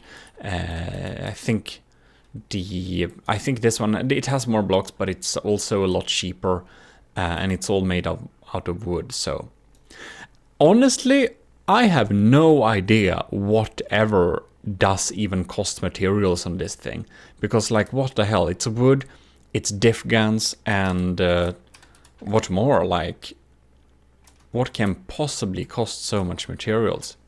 Who knows? Well, let's get this battle running. And I think I wanna tune into the diff fest here and see if oh man, this looks pretty scary though. Okay, we need to slow down time here. Oh man, look at that. These looks like spears. I mean, they are 10 meters long. Oh man. I slow down the time to slow motion just so we can see what kind of happens here. We're so lucky most of these miss, but this is the first volley only. And I wonder, are these... Supposedly they would be Hesh? Man, look at that, they're just passing by. But they also look like flak. I mean, it looks like flak. I don't know what our lamps are doing, but it didn't see like we shot basically anything down here. Well, we did take some damage, of course. Those spears are still dangerous. Here comes another volley. Oh my god. We're so lucky this does not hit. Only a few of these. Why do they miss though? Man, look at that. Poor turret cap. And the laser is also pretty damaged. I wonder if we even can like render like anything almost. Like I wonder if we can render the fragments, because if they're Hesh, I don't know if they are, but the laser is predictably melting through quite a lot because it's only papier-mâché. So yeah, now this volley seems to hit. Let's slow down time a little bit here. Uh-oh, this ain't looking too good. So diff guns is a great way to take out some enemies early on, because of course your firepower will be spent after a while. Luckily a few of them are bouncing. Ooh, these are going for the laser. That's not too good for the laser. Man, Draconia is down to 95, but the Paper Naginata is down to 90. Oh yeah, that looks... Oh no, this is the Hesh inside the turret. That's our fast fire ones. Ah, look, they're just eating up materials here. And after this swarm, I think we're on equal material advantage. These are like a lot of shots. Man. That one, ooh, that hits bad.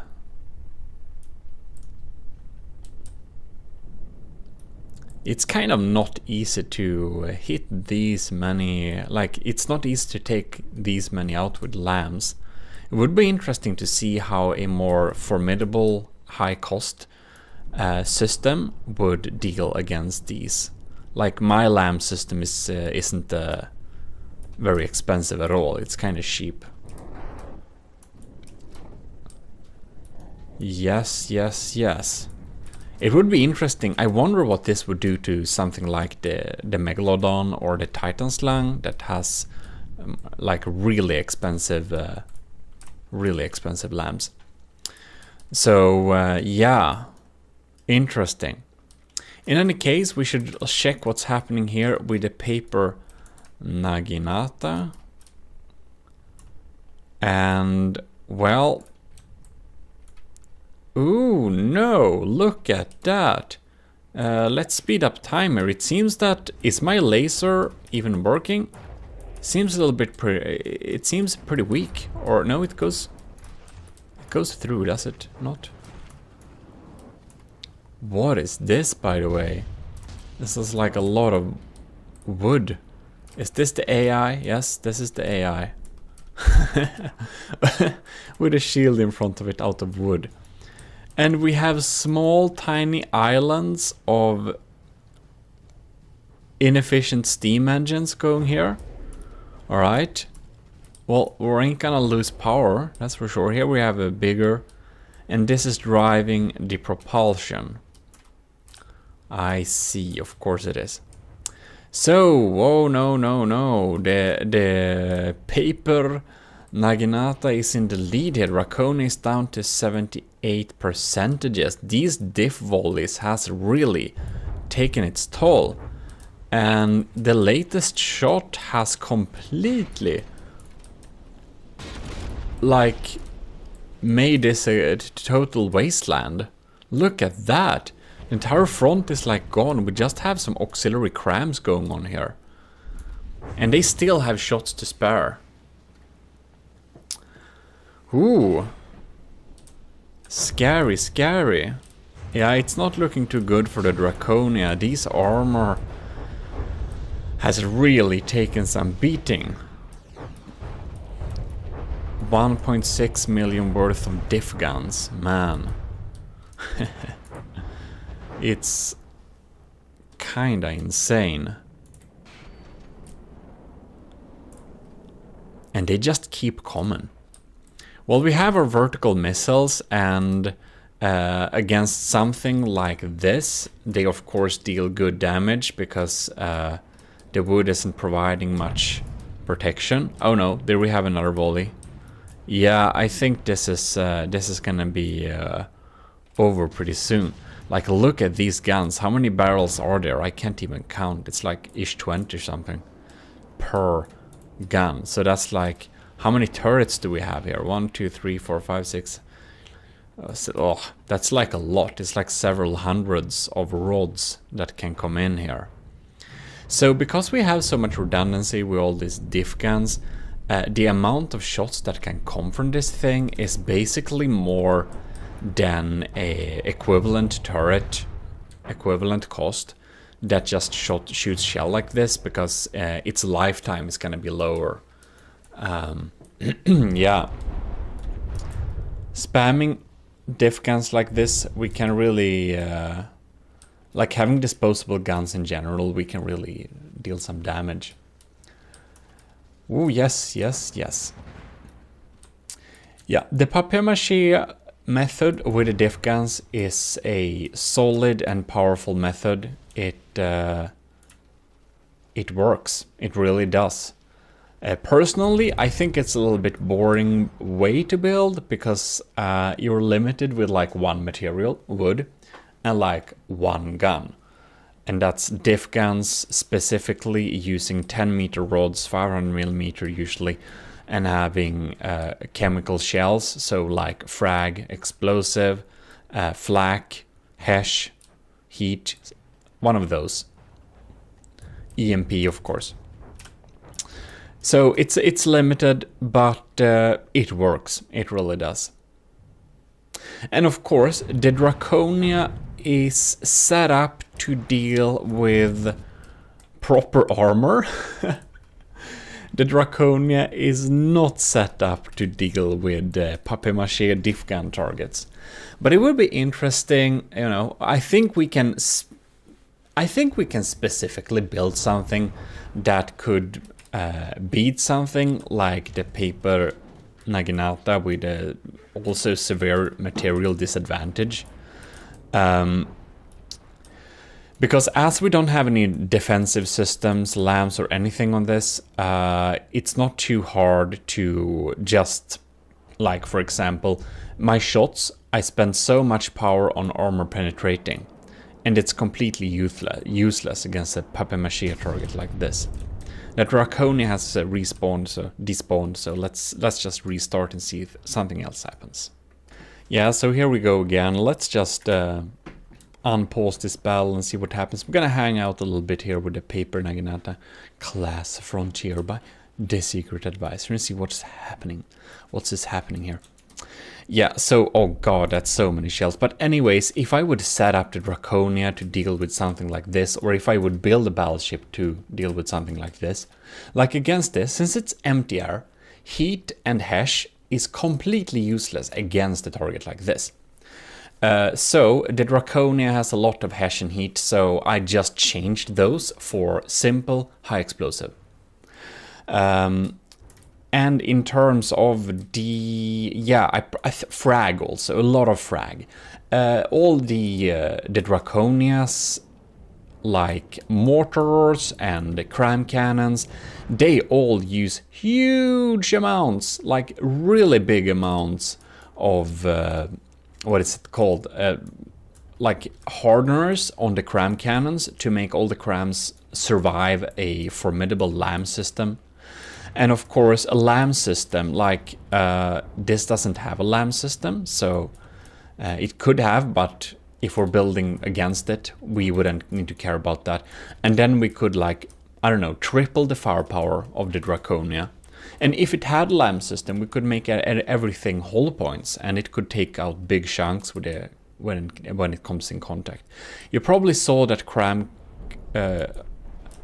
shot, like each shot.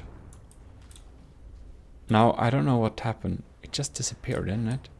Well, we landed something here. I think it was a big missile or a cram cannon shot, but it basically took out an entire chunk.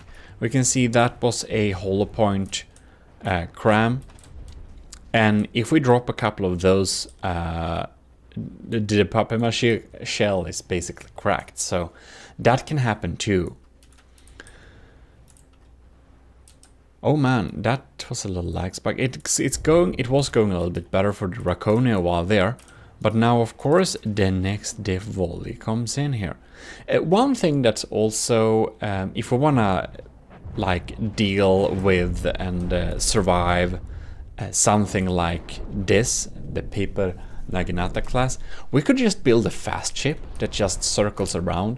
I would expect that the Borderwise's Titan Slug would do a lot better against something like this, because he's moving sideways really fast. So that's like an interesting lesson. Like in the last best of 3, you could see that the Draconia did one over the Titan Slug Mark II. It seemed to be it did win that. So we could counter like the Titan Slug with the Draconia, but the Draconia can be countered with this thing, the Paper Naginata class Front Siren, because it's like 200k cheaper too. So it's a difference there. And we could of course build something to specifically counter this. So it's kind of a food chain, front depth food chain thing. Yeah. But anyways, good job by the Secret Advisor to make the Paper Naginata class still be strong and not lag the system out completely. So that's cool. And it indeed is most likely gonna win this. It really, like, man, look at that damage. It looks like Hesh actually. You could see all that. You can see this entire area disappearing afterward. That has to be spalling. That's just not getting rendered. Yeah, it's probably Hesh. I guess, why would he use something else? The top on them did kind of look like Hesh. It's not flak, it's not flak. I know that flaks look completely different. They're like orange, those little components in the ammo customizer. Yeah, well, of course, very expected. Best of 3, since the Paper Naginata wins this too, it's definitely winning the best of 3. You can see there is like a big holes in this, but these big holes in here, they look more serious than they are. Because remember, this was just empty air, this was papier-mâché from the beginning. The question is, how many of the turrets can we like take out?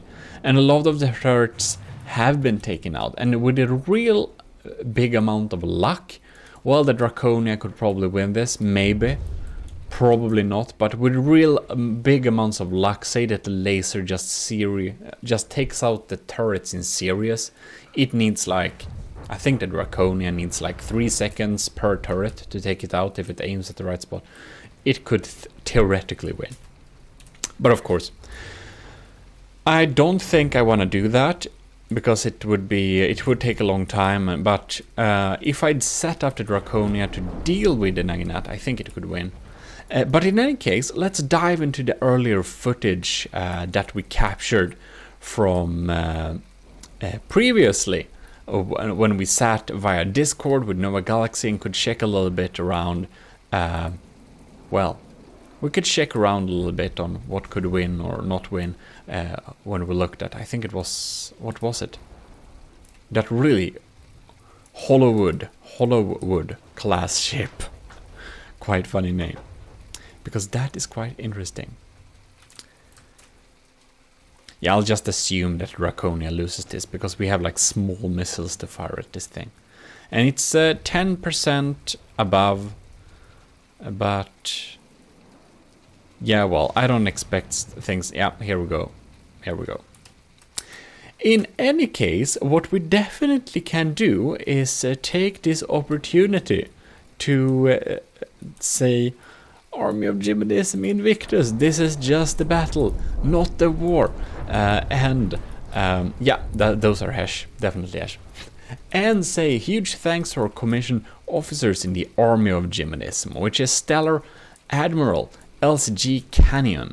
We have Captain Scubarox, Commander Aegean, Lieutenant Asteria, powered by Greed, and Tyler Russ. That's just from my memory, so I don't. I hope I didn't forget any lieutenant or above. In any case, thanks a lot for that. Let's dive into the earlier battle with the recapture. Really bad resolution, but anyways, here we go. This is what I mean. Like, this is legit just full zero lag.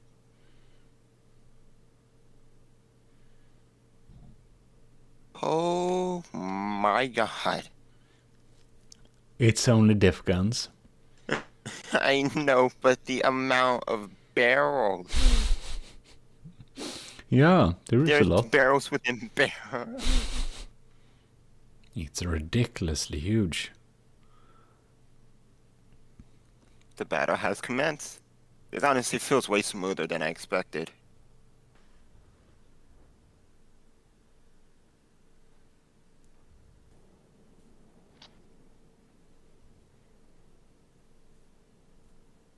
From the depth coding is kinda not so adapted for big things.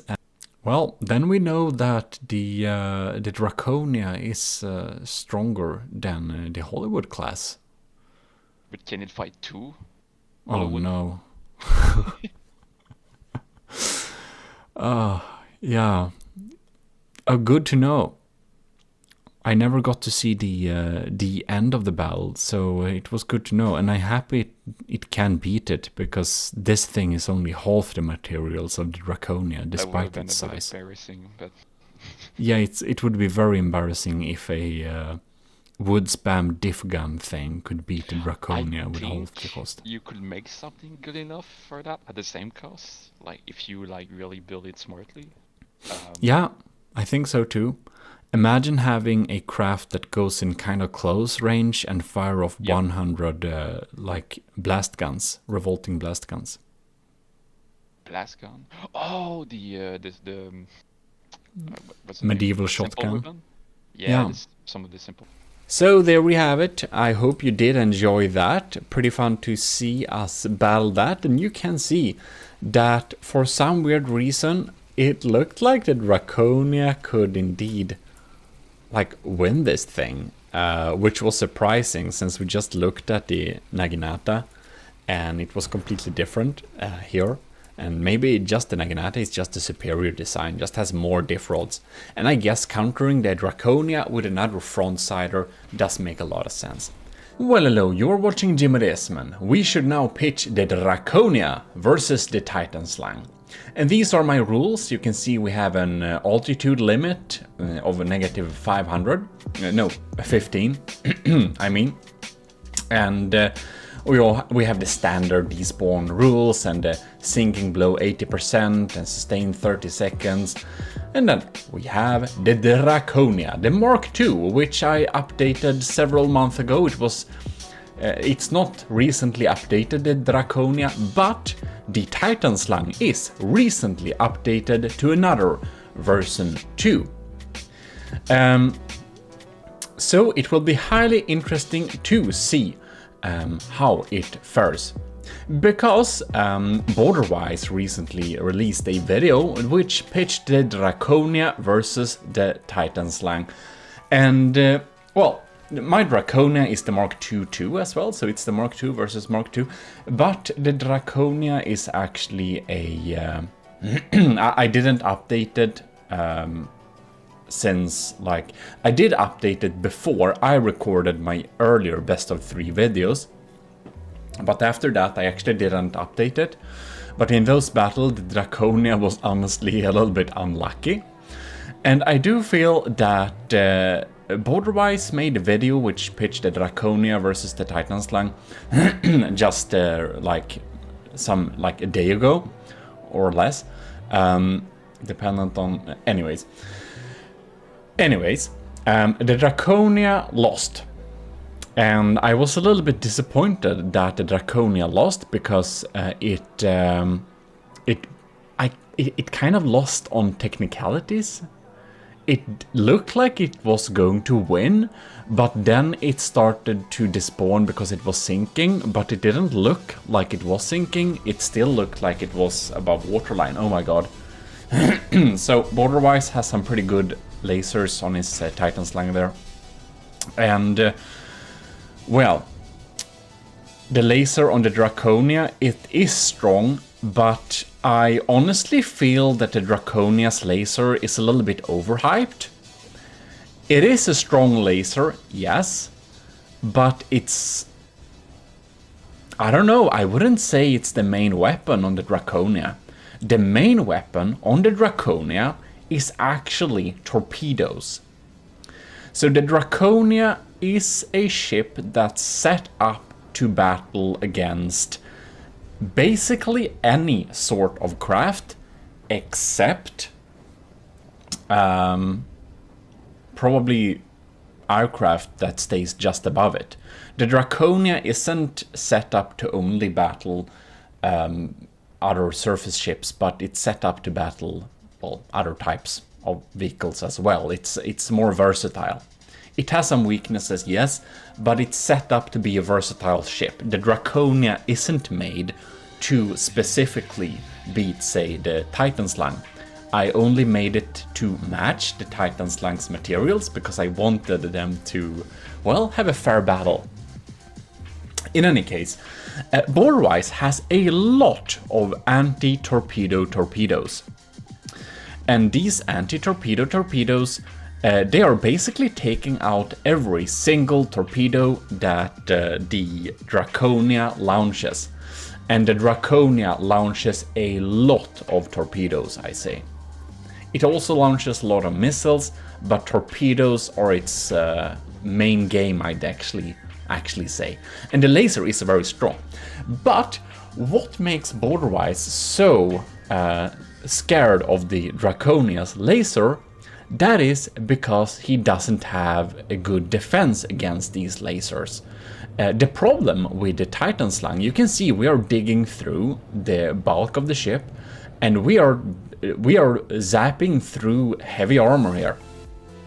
And why can we do that? Well, now I haven't double checked this, but probably the Titan Slang doesn't have enough smoke protection. The smokes that the Titan Slang probably have is not strong enough to shoot down the... or they are not strong enough to like diffuse the laser. Now something's happened a little bit with it. Oh no. Oh my god. Are you kidding me? Okay, we just paused the game here because we gotta check this. This is really bad. So, the thing is, the Draconia launches a lot of missiles and a lot of torpedoes, and Borderwise has... Oh yes, it came online. Oh no. Come on. So, I'm getting off rail here a little bit. This is a scary battle. The Draconia is down to 90% and the Titan Slang is still at 95%. So it unfortunately really looks like the Titan Slang will win this thing. We'll see. We seem to have some problem with the laser, and the thing is, the laser is a little bit overhyped. But it's basically the perfect counter against the Titan Slang. The Titan Slang is weak against the lasers. And this is because the Titan Slang has... It's a very small design, very narrow. It doesn't have bulk. if you want to protect yourself against lasers, you need bulk. And the Titan Slug doesn't have bulk. Then I would suspect that the Titan Slug does not have proper laser defenses. I think that the smoke is too weak or doesn't activate properly. Probably it's too weak, because I would suspect it does activate properly unless we shot off some laser warners with EMP or stuff like that. I guess the EMP is susceptible, not sure. Ooh, look at those beautiful cram motors. And the thing is that the smoke, you can set them up to be different like strength, and if the smoke uses a lot of material per second, they will be stronger. And you need to make your smoke decently strong in order to actually properly protect you against a strong laser like this. Then, what does Draconia have to protect against the Titan Slug's lasers? Well, the Draconia basically surrounds itself with shields. Oh god, oh darn, the laser is absolutely gone now. Damn. So the Draconia's laser is completely down. And this is really bad news for the Draconia, because the Draconia's reliable way to deal damage is actually using the laser. And if you're wondering why this commenting section is a little bit weird, that is because there is so much lag at recording this battle, so I did record it, and I sped it up 2 times, exported it, and then recorded voiceover, because otherwise we would be sitting here more than an hour. And since I felt that Draconia lost, I wanted to really make sure, is my old Mark II really that bad? Because I thought that my old Mark II would indeed be able to beat the Titan Slug. And even with Titan Slug's upgrade, looking at Borderwise video, it really looked like the Draconia could win. So here we are making a proper best of 3. However, I did have to speed it up 2 times, and when I've sped it up 2 times, you can see it's still slow. It's 4 minutes into the battle in game, but we went 8 minutes. And this would have been 16 minutes before the speed up. So some parts are sped up, some parts are not sped up, but in general, I sped this battle up 2 times just to make the FPS reasonable and the battles not too long. But in any case, the Draconia's reliant way to deal damage against the Titan Slug is its laser, and now the Titan Slug has taken out Draconia's laser. So the Draconia seems to always lose against the Titan Slug if the Titan Slug is able to take out the Draconia's laser early on. If, say, I would upgrade the Draconia to a Mark III and make it have 3 missile turrets that are connected up to the same laser turrets that are connected up. Ooh, look at those beautiful motors. Yeah, EMP, there you go. But anyways, if I had 3 laser turrets connected up to the same laser pool, I think that the Draconia would never lose against the Titan Slug. It's a little bit bold to say this, but that's kind of how I feel. If it had multiple laser outputs, which a lot of you have suggested me to do, but it was a little bit too much work and I didn't feel like doing it, so I didn't. But if I had done that, I don't think that Draconia would lose. So Borderwise having a narrow design, also one way you could take out now I'm mixing things up again. Like, one thing you could take out the Titan Slug would actually be railguns, and the Draconia has a rail-assisted gun too. And actually mortars. So another thing that's kind of overhyped on the Draconia is its mortars. The Draconia's mortars are actually fairly weak. However, they have a lot of health points. And if you have a really weak deck armor, which the Titan Slang doesn't have, the mortars can surely be dangerous. But what actually is the main purpose of these mortars is to confuse the LAM system, because the LAMs focus on these mortars, and the mortars are mainly only harder. They're actually hollow point mainly. Some of them have a small payload, like armor piercing EMP, armor piercing high explosive, but the payload is very small. God damn it, I think we're lagging a little bit here. Yeah, we can see that the Draconia is down to 60%, while the Titan Slang is actually at 94%. Special negative shout out to Dead Pirate Lenny. I saw that comment on Border Ice's video. I will remember it. Let's hope that the murderous baby seal is performing a little bit better. So basically, Lenny hates the Draconia because the Draconia it's a strong ship. Okay, the Draconia lost the first battle. So we'll see if the Draconia loses the second battle or if it wins the second battle. Alright, so here we can see the Draconia is completely obliterated, and the Draconia has a rail-assisted gun. I think it's armor-piercing high explosive and armor-piercing EMP, I don't really remember. But it does deal reliable damage against the Titan Slang. But Titan Slang has basically heavy armor and era all around, which is an armor scheme I would not recommend because it's too expensive. But it is efficient against the Draconia's armor-piercing EMP or armor-piercing high-explosive shells. It is really effective against that. But otherwise, like, to be honest, if I would set up the Draconia to specifically beat the Titan Slang, I would of course add more laser, but I would switch all my cram cannons to APS cannons that shoot fast, because his lambs are really strong. Anyways, let's go battle 2.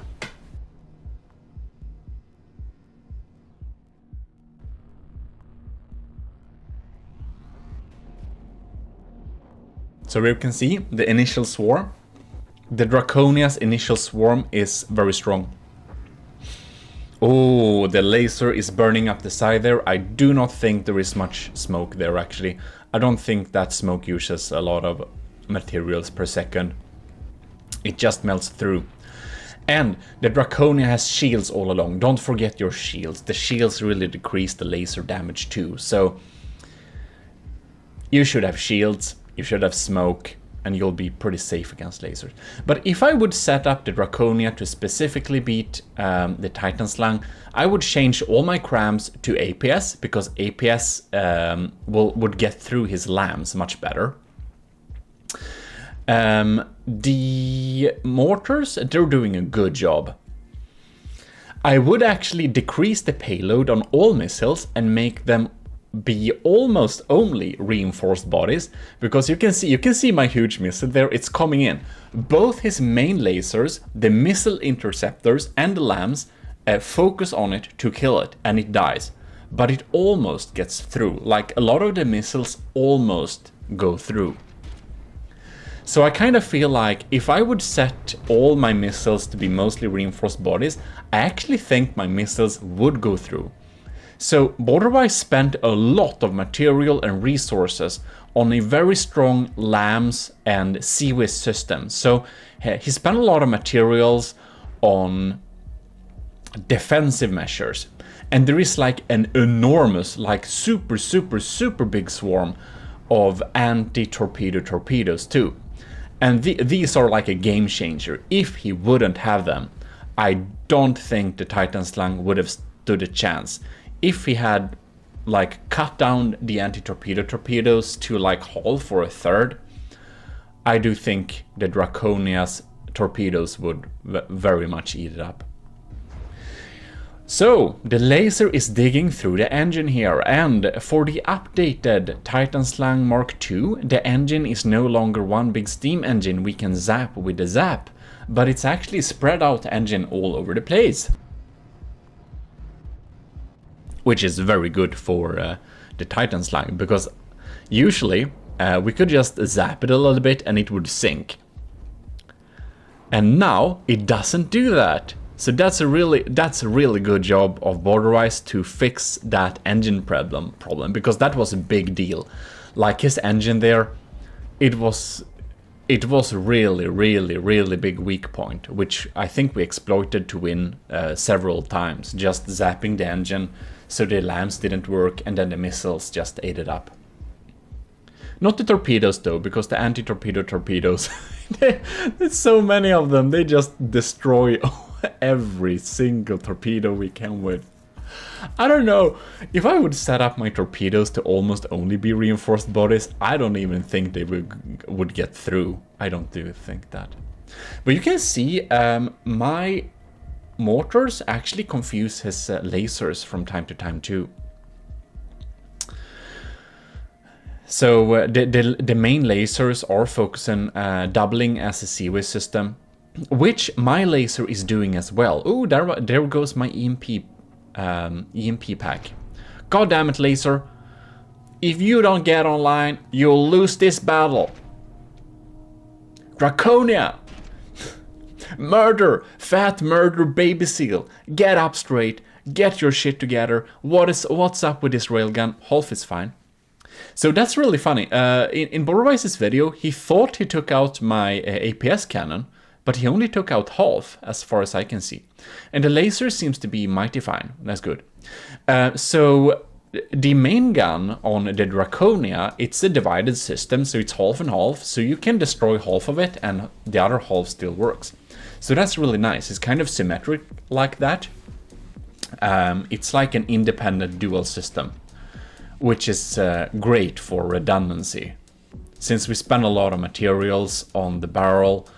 And as for APS and CRAM, if you can, always have several barrels, because only having one barrel for a big turret is too risky. Ooh, that's a little EMP zap. And oh, if I would set up the Draconia to specifically beat the Titan Slang, I would definitely make my pack a piercing pack, and I would probably make more piercing packs. All the cram cannons, or regular cram cannons, I think I would set them up to be APS, because you can see his lambs are taking out some of them, and that wouldn't be the case. I said more outputs for the laser, more reinforced bodies for all of the missiles, because he has so much defenses. So... oh, and I think I would make my rail like main gun. I think I would make it super cav and make it shoot underwater as well. And I think I would set it up to be only armor piercing. I think I would make them, you know, like pure kinetic slugs, because they are not getting like absolutely destroyed by his era layer. Yeah, but anyways, it will be interesting to see how this battle goes. It's very even. You can see that the Draconia is at 90.2 and the Habs Titan Slang is at 89.2. So it's like a single percentage. And the mortars are dropping down there. You can see they're not doing a lot of damage, the mortars. They are there to keep the LAM systems not too active. My small missiles ain't getting through. We can check down here. Here comes my continuous torpedo swarm. Oh, and there they come. Yep, there they come. It's like a complete... It's like a fish zoo below the Titan Slang. It's just so many of them. Ooh. Oh yes, look at that thing. Wow, that turret is so dead. Man. Wow, that's great. Is that cram cannon down there dead too? No, it's online. So my small missiles are popping in there. The lamps has no problem shooting. God damn it. It's completely still. The Titan Slang ain't moving. Why is it not moving? The Draconia has a 3% advantage now. I don't know why the Titan Slung isn't moving. Ooh, big explosion. But either it's the Azipods are still there, so it must be the engines. But if it's the engines, I don't understand why the lambs... The lambs stopped working now too, no? I am not sure. I'm not sure what's up with the... No, the lambs are working. They did zap a shell there. So I don't understand how they can have power while the engine... Oh, maybe it has super little power left and the lambs have a positive power priority, which we need to do an instant tutorial about pretty soon too. And now you can see the Titan Slung is dead in the water. It shoots back, yes, it has... Oh, do you see that main APS there down at the... Like, you see that? It's died. We killed it. So the main gun, the main APS is dead. The laser is zapping and zapping. The cram is still online. It's very resilient. Very good. That's a very good cram design, by the way. It's very resilient. And since he switched to mainly hollow point, my LAM system basically has no chance of taking him out. The Draconia doesn't have a very strong LAM system, but it is formidable, it really is. Okay. Ooh. So we're getting so much holes in the Titan Slung now that now the mortars might actually start to hurt. And you can see, oh, you can see the torpedoes are coming in. We've let the torpedoes in, and the main torpedo swarm that comes, that's like a vertical downwards launch, they are shaped charges, so they're quite scary.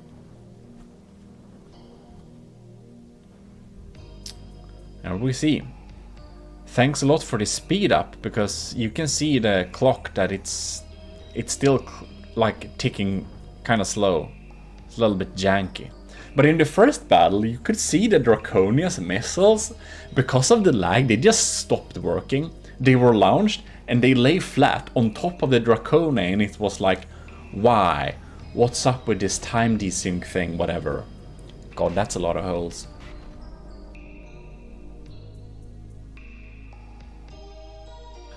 Yeah. Seems like the main gun is it, does it work? It looks like it might almost work. Crazy that. Yeah. The Titan Slung lost this battle. So, beautiful, let's go to the third battle. So, right now, Borderwise has won one battle with his Titan Slung, and the Draconia won the second battle. Beautiful. So we have 1-1. Let's see on the third and decisive battle who's going to win this best of 3.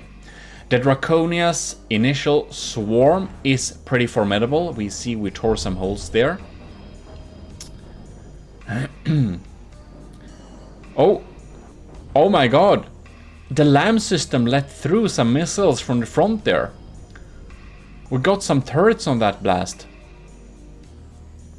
You can see the laser is digging in its side there.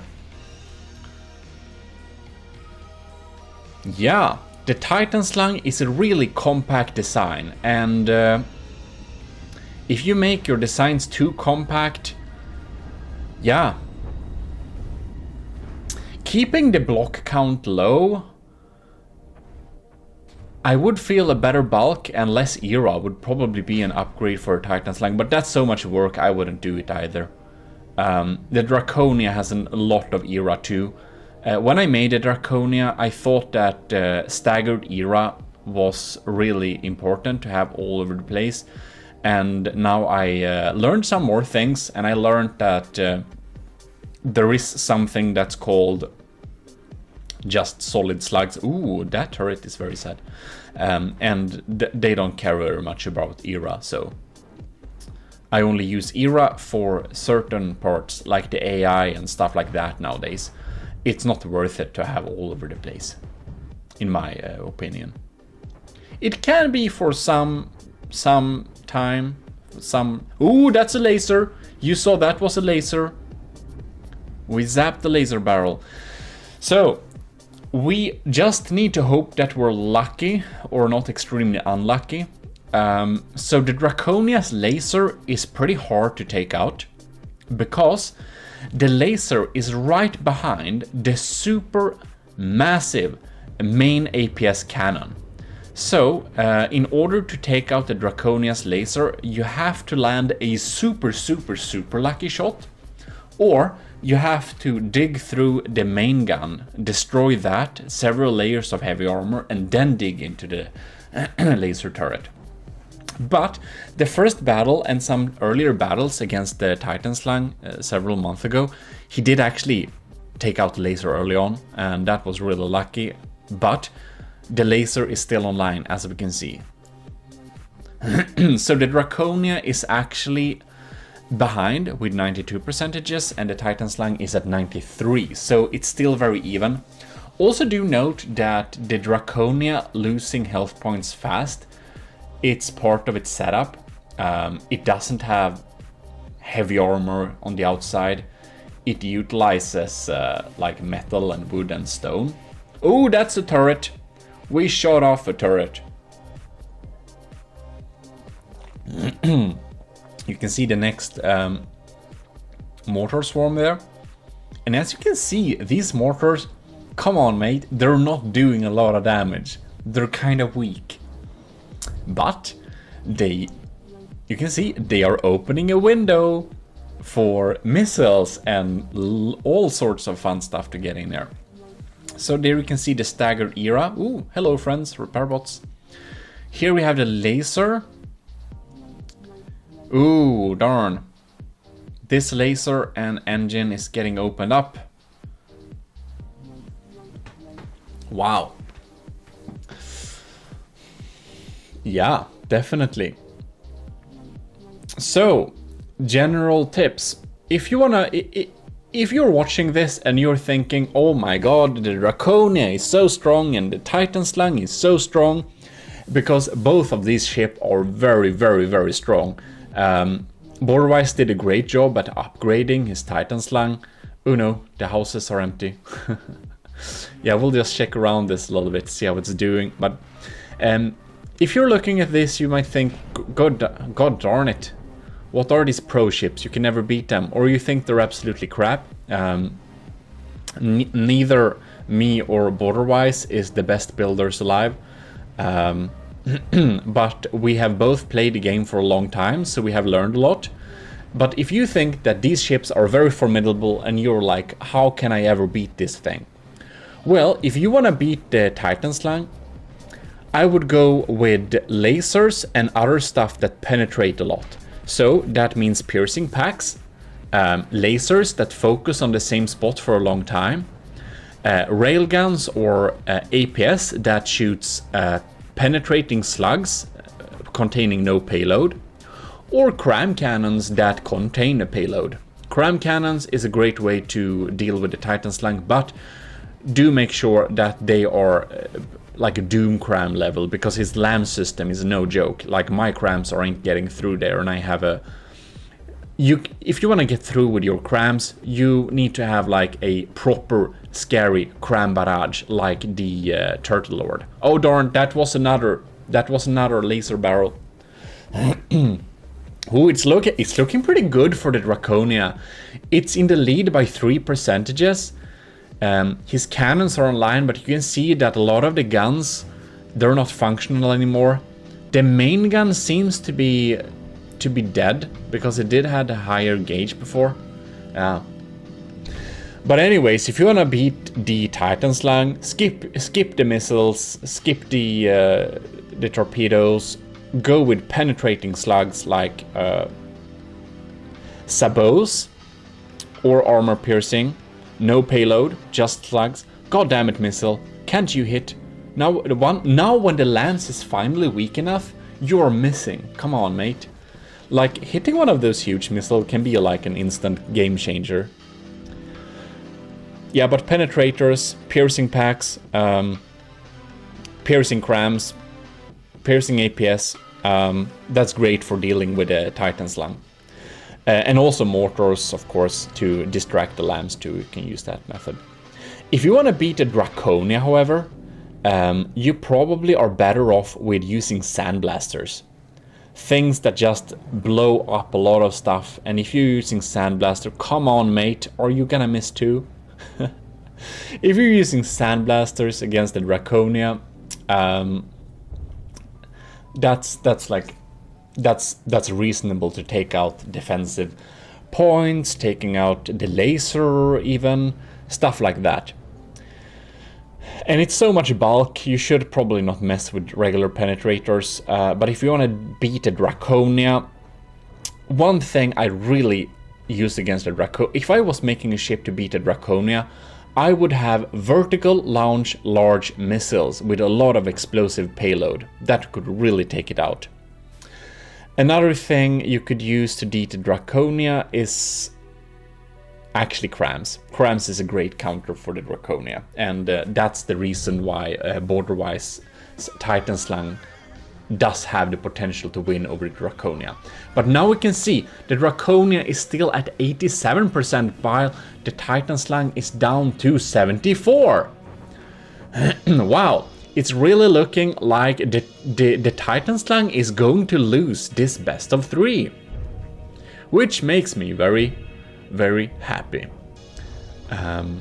Because I did think that you know, a loss is a loss, but the Draconia losing on technicalities was very boring when it was about to win. So, fun to see this best of 3 here.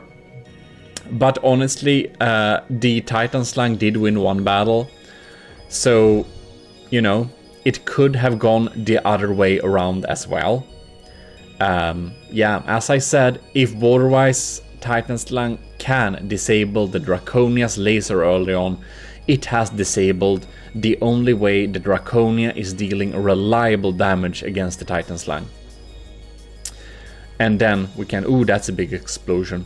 Yeah, you can see Titan Slung down 66%, lamps are down. The engines aren't dead this time, now it's actually moving pretty fast. But now you can see the missile swarm and... yeah, not the torpedo swarm though. The anti-torpedo torpedoes are doing the job, but the missile swarm is coming in. The cram shells are coming in. The Draconia basically cannot lose this thing. And now you can see that the Draconia has a lot of holes, but the bulk take up most of the damage. The small fast fire turrets are not doing much, but the mortars, the missiles, engines, everything seems to be absolutely fine. Well, I must actually say that I think the Draconia is doing a good job. I'm happy with her performance. The Draconia is still a strong ship and is able to win this best of 3 with the updated Mark II Titan Slung. That makes me very happy, and I feel that I don't need to upgrade the Draconia. The Draconia is pretty good as it is. And now the Titan Slung is sinking and collecting penalty points for sinking. Ooh, look, and now finally my missiles and torpedoes. Oh, the torpedoes are finally getting through. I would suspect that a lot of people... oh, that's a win. It's official. The Draconia is the winner of this best of 3. Yeah. If you have tried to pitch your ship against the Draconia, I bet that its torpedoes probably took you out. Look at that. Man. The laser... oh, and the lamps is actually on top of the laser, so it's kind of protecting it also a little bit. Man. Well, that's pretty cool. I'm happy. I'm happy. It doesn't look too damaged either. You can see even the captain's little compartment there, the architecture, it's still intact. A new challenger has appeared. I don't think I'll need to remind you about the Draconia, but here we have the sharpshooter. If you really are new to the channel, this is the Draconia, and we spent a big series building this thing. It's a pretty strong, pretty big, pretty unique, pretty fat, pretty interesting battleship. That's also known as the dangerous baby whale, murder baby whale, big size. No, baby seal. It looks like a seal, not a whale. What am I saying? Anyways, here we have DP Lenny, or Captain Lenny's a little build here. Oh, so these are a little nose with propellers in it. We have some radars going on here. Sharpshooter. Dread Pirate Lenny. The name is changing every time. What can we say? We got some smoke coming up there. We got the pretty thick LAM system here. We got some cool mimics, and this is a great use of camouflage. Like, do you see this? This ship does indeed have details, but it doesn't have very many details, but it looks very good because it has camo. So if you want to use camo, this is a... Ooh, what? I know this piece. What is this piece? Oh, it's doors. It's doors. It's the door frame. That's the windows. Cool. We have boys, a little interior space. Very nice. And we have a top floor, which you reach from outside. Oh my god. That's so cool. Okay, guards with machine guns. Is this... Are they guarding the door to a toilet? Seems like it. Alright. Here we have the captain, and we got some personnel. Is his clenching his fist in anger or in winning? I don't think they have high hopes for this battle. Okay, ladies and gentlemen, do we feel ready? Very welcome to the channel. Huge thanks to our patrons: Stellar, Admiral, LCG Canyon, Captain Scooberox 125, Commander Eugene, Lieutenant Asteria, Cadet, Shark 93, and Marty McBacon. Thanks a lot for supporting the channel. And now we should be getting into this little video, so let us click a play button. There it is. Okay. Ooh, my boys are going low. Draconia 99. Draconia is in the lead. The laser is just frying. It should not aim under the ship. Why does it aim underneath? Who knows? Oh my god. That LAM system is really frying those incoming missiles for sure. Oh, but they do not target the torpedoes, do they? Interesting. I wonder how they deal with the cram mortars. Well, that was a miss volley, so it didn't matter very much and all. Anyways. Kinda curious. It seems that the LAMs are like trying to zap. They're doing a good job taking out the constant damage dealing stream. And DP Lenny, it follows the rules. Max for repair bots, similar cost, no spamming. Yeah. So it will be highly interesting to see. I like this side armor scheme here. We got some slopes going on there. Yeah, that's some serious protection. But it's like pretty flat. And the thing that's dealing the damage is the lasers, so if it was flat or not wouldn't matter. Oh, we see APS parts in there. You know what I just realized? I realized we need to boost my performance. There we go. Sorry, Camo. We could see it for a while at least. Alright. Yeah, this is why I unfortunately can't feature those very cool mega wood battleships. Oh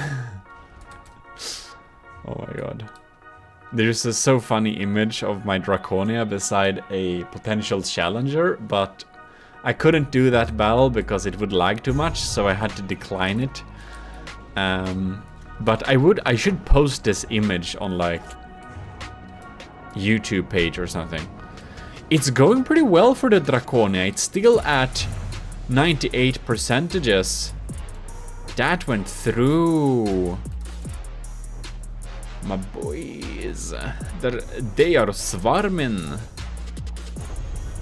The sharpshooter is trying to shoot sharp, but the Draconia is so big you can't shoot sharp. Yes. Interesting. Oh no! The entire crew is gone! No, the entire crew isn't gone. It's the poor man in the combat station. He's sitting there. He's chilling. And this is a terrifying view. Oh my god. Would not want his job. That laser though. Damn, it's a good laser. It's the good laser. Zap, zap, zap. We'll do a best of 3, of course. This is not a painfully long battle. So, it will be interesting to see if these turrets or something would be able to sharpshoot something important, so it goes in an entire other direction next time. We shall see indeed. You see those, oh god, that's my phone. You see those frags I posted? I put there? They have like a super sharp angle of fragment. So when they get shot down with lambs, they still do some damage, and that was kind of the thought behind it. That they should at least like do some damage no matter what. Wow. Well, I'm feeling that this ship should be more formidable than it kind of felt like during this battle. Because this armor scheme is like the to-go armor scheme that just so many people use. And I'm thinking it might be this flat surface, but to be honest, the laser dealt most of the damage, I believe. One thing that I would say is that... No, it's actually 2 layers of metal. Okay, we can't even say that. It has, yeah, it has proper armor. Yeah, interesting for sure. It's going low. It's going low. It's gonna collect some penalty points for being submarining soon.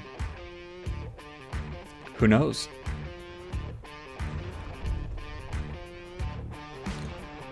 So the lamb did a good job at the first iteration of the battle, but the lamb has kind of given up a little bit. And this deck is... What about this deck then? Interesting. It's like alloy and metal. It feels like pretty standard procedure. At least the laser has been EMP protected all along. But yeah. So that's... Our EMP didn't touch the laser. That's good for it. Yeah. It's protect by EMP for sure. And remember, if you miss like actually one single little poor spot when EMP insulating a laser, like the receiver or just one little part that's actually physically connected to the main structure, your laser will be very sad indeed. The EMP will find it and fry it all. Just fry it, yeah. Yeah, EMP is scary. That's why we have an instant EMP insulation tutorial. If you do not know how to properly protect yourself against EMP insulation, you must watch my tutorials, my instant tutorials about EMP. Yes, very welcome. What's up with your voice today, GMODIST? You're talking like a strange man.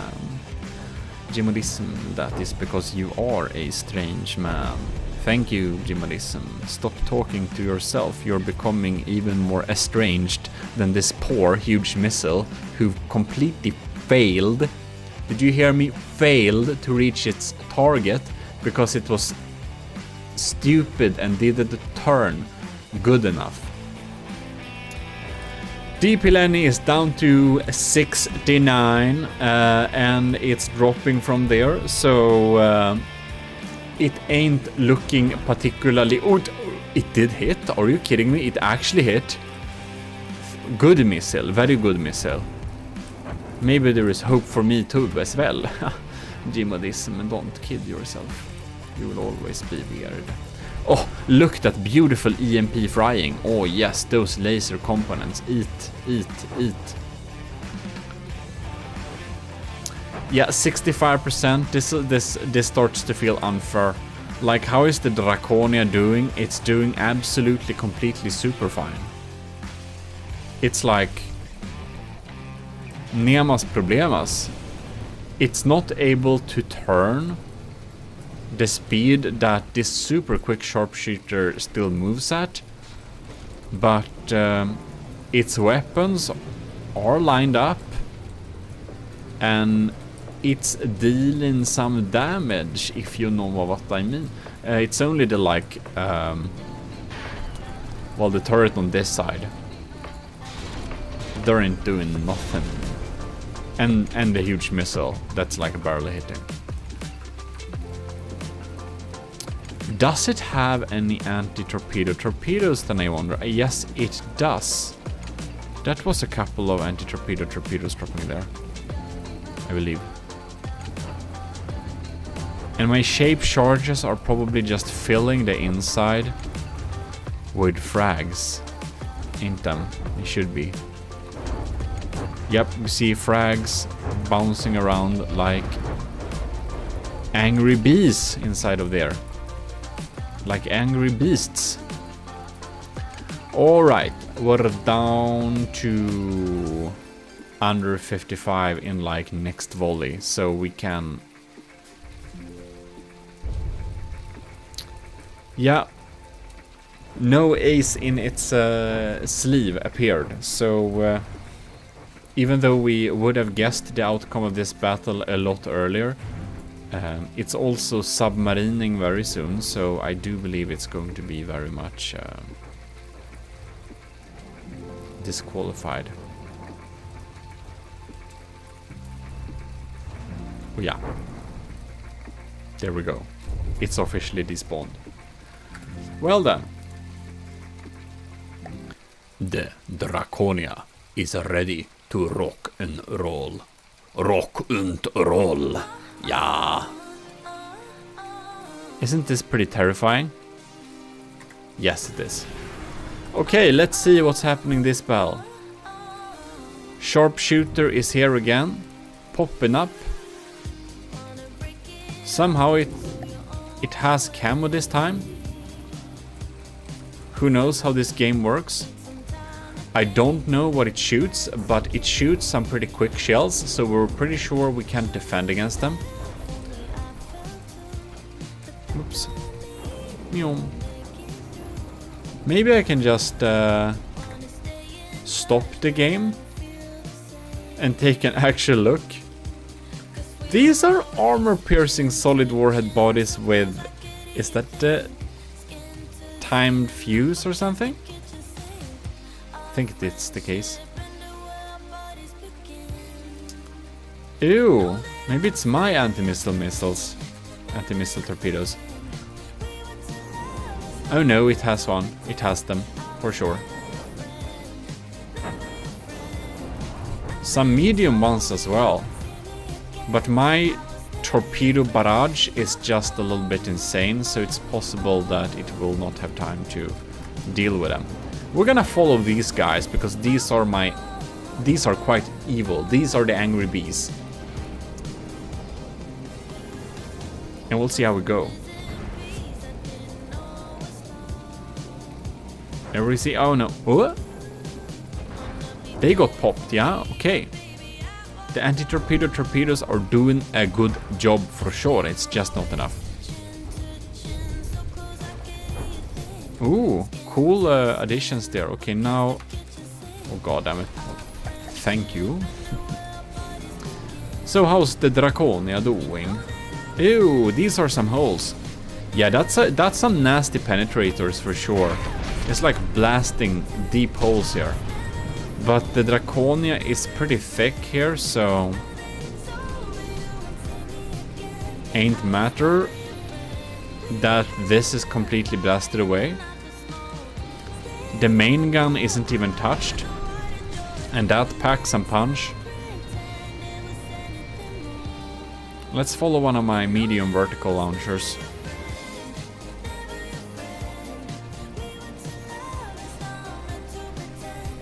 Meow. That's some damage. Are you kidding me? No! Stop being wrong. Turn around. Sir, turn around. Turn around. No! Anyways. It should draw some damage for sure. I have a slight feeling that Draconia's laser working as a CWIS system from time to time is probably a disfavor. Against a ship like this, who has shells that are so fast it couldn't even have time to try and hit them or detect them. It's only dealing damage with its laser, and that's probably for the better. That's what it's set up to do. And so far, the battle is going the same way. We got a nice cram barrage going down there. And while this cram barrage isn't particularly scary, it will go through 2 meters of like metal and 1 meter of rubber and deal not big damage, but substantial damage inside of there. So they did really disable the LAM system using that volley. Yeah, I think that Lenny's sharpshooter is good against ships that are utilizing fast-firing APS weapons more because it's so much underwater. But it's kind of weak against everything that has damage that comes from above in any capacity or form. And I don't know if it has smoke defenses, because this laser seems to be doing full damage. But I have no idea. I'm not a laser super expert, so I can tell if this damage is with or without smoke. But I didn't see any emitters, and it melts through quickly. So that's the only reason I based that on that. Wow. I'm kinda impressed that the Draconia is doing so good again. Because this armor scheme, it ain't bad. I will tell you that. This is not bad. I don't think anyone will tell you that this is a bad way to do it. It's a pretty standard way to armor. And it's going pretty well.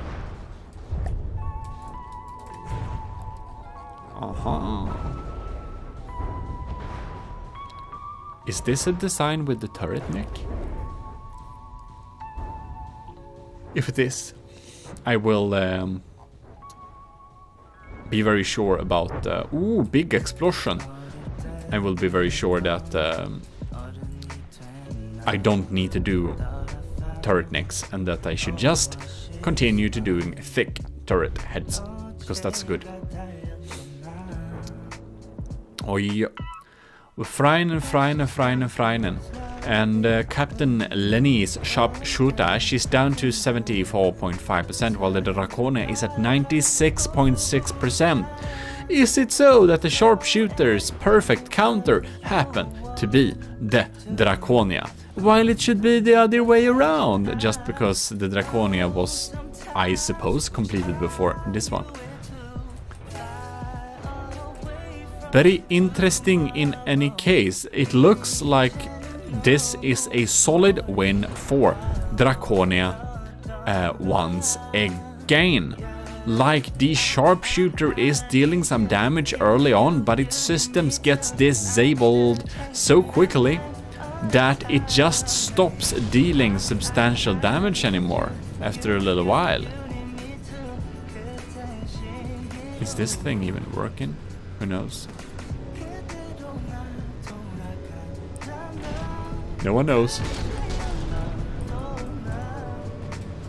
My anti-missile missiles has to be completely useless during this particular battle. And the needles, the 1,000 needles are needling. The decoys should also be pretty useless this tournament. Oh my god. Okay, I wanted to follow the crams, but whatever. That was a cool view in any case.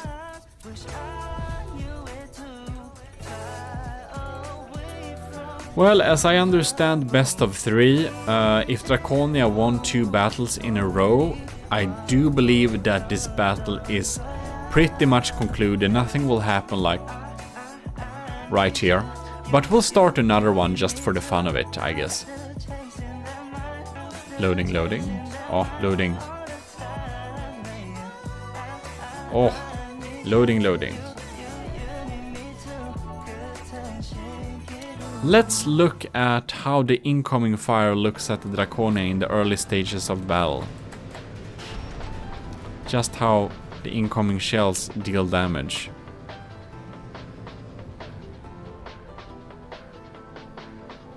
I don't see any incoming shells. No. That's some deep damage for sure. But only the front part of the ship. It's pretty massive. These guns ain't got what it takes to get through the thick seal skin of this sturdy fat baby seal Draconia. No. You can see it goes through here, deals some damage, it fries and blocks, just. But this front portion is actually specifically built to do that. I will give myself that, because it really is.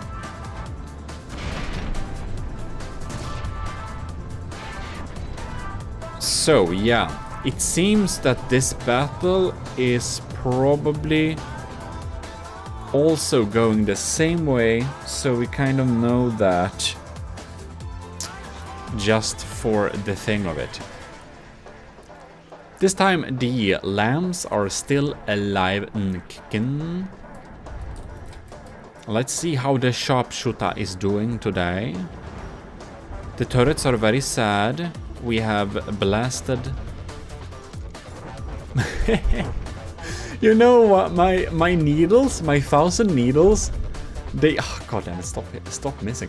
The 1,000 needles, they are working exactly as a sandblaster. They're working as a sandblaster APS. That's their function. They're sandblasting away. So it successfully, like those small missiles, successfully sandblasts away the turret's capability. I do think that the sharpshooter probably needs a more efficient or selected targeting LAM system or more protected line system, something. Because the LAMs does protect against this thing in the beginning, but then it gets taken out. So if it had a sturdier LAMs, I think it would be able to survive a little bit better.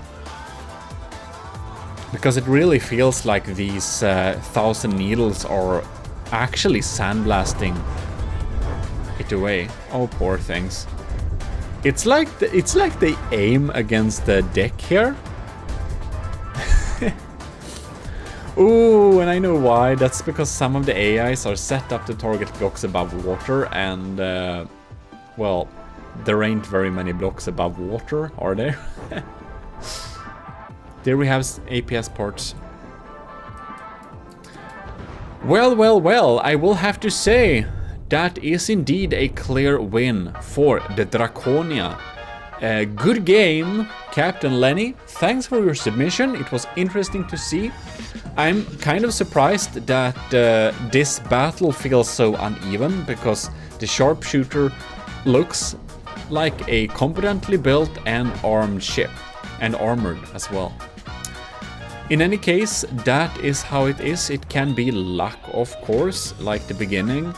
I kind of got the image in my head that the Draconia is a little bit weaker than it actually is, just because, well, the first couple of battles we did, it didn't go very well for the Draconia, did it? And then I had kind of weird rules, so one could say that one of the losses was kind of unfair towards her, but, well, decided is decided. We'll do rematches in the future and stuff like that. In any case, thanks a lot for watching. And thanks again for our patrons for supporting. If you want to support the channel, check out the Patreon and see if the perks do it for you. And we are back. We have another challenger against the Draconia.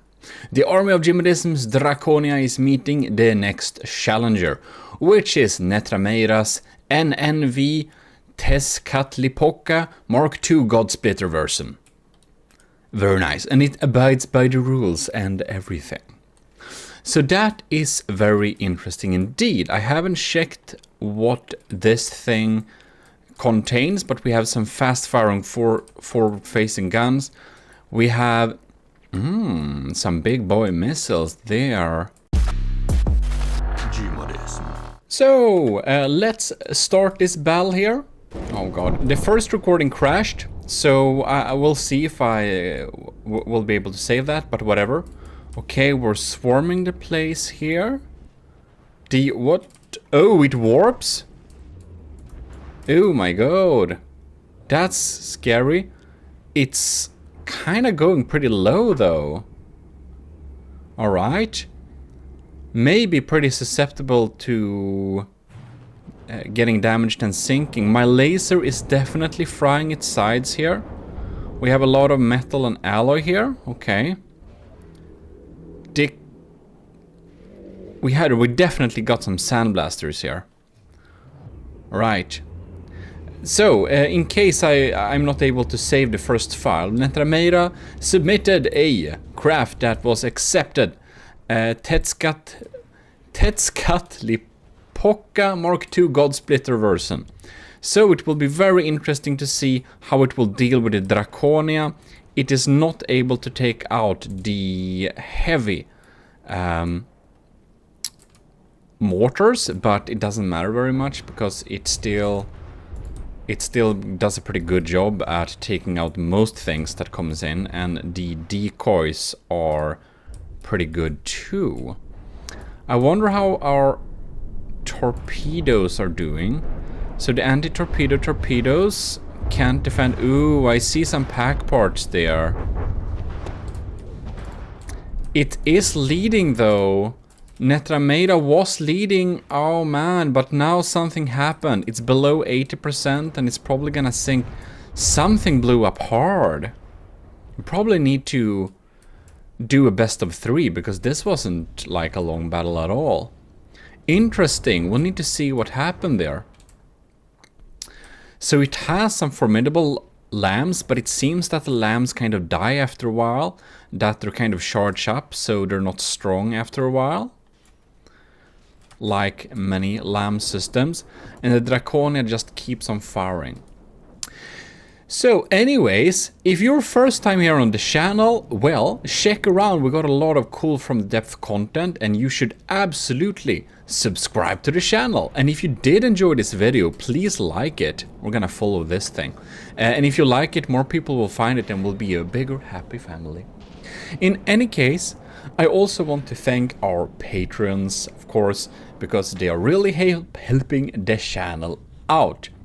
And that's, of course, Admiral LCG Canyon, Commander Ejin, Lieutenant Asteria, Cadet Shark 93, and Cadet Martin McBacon. Thanks a lot for tuning in to the channel. So it looks like my huge missile was tricked a little bit, but then it found it's the right target, but then it's kind of too far away. Oh, that's going slow. Will it even reach this thing? It's kind of weird. The Netrameira warped a time. It warped one time now. It's dead in the water. It warped in the time. Anyways, the commissioned officers of the Army of GMODISM. They really help out. So thanks a lot for supporting the channel.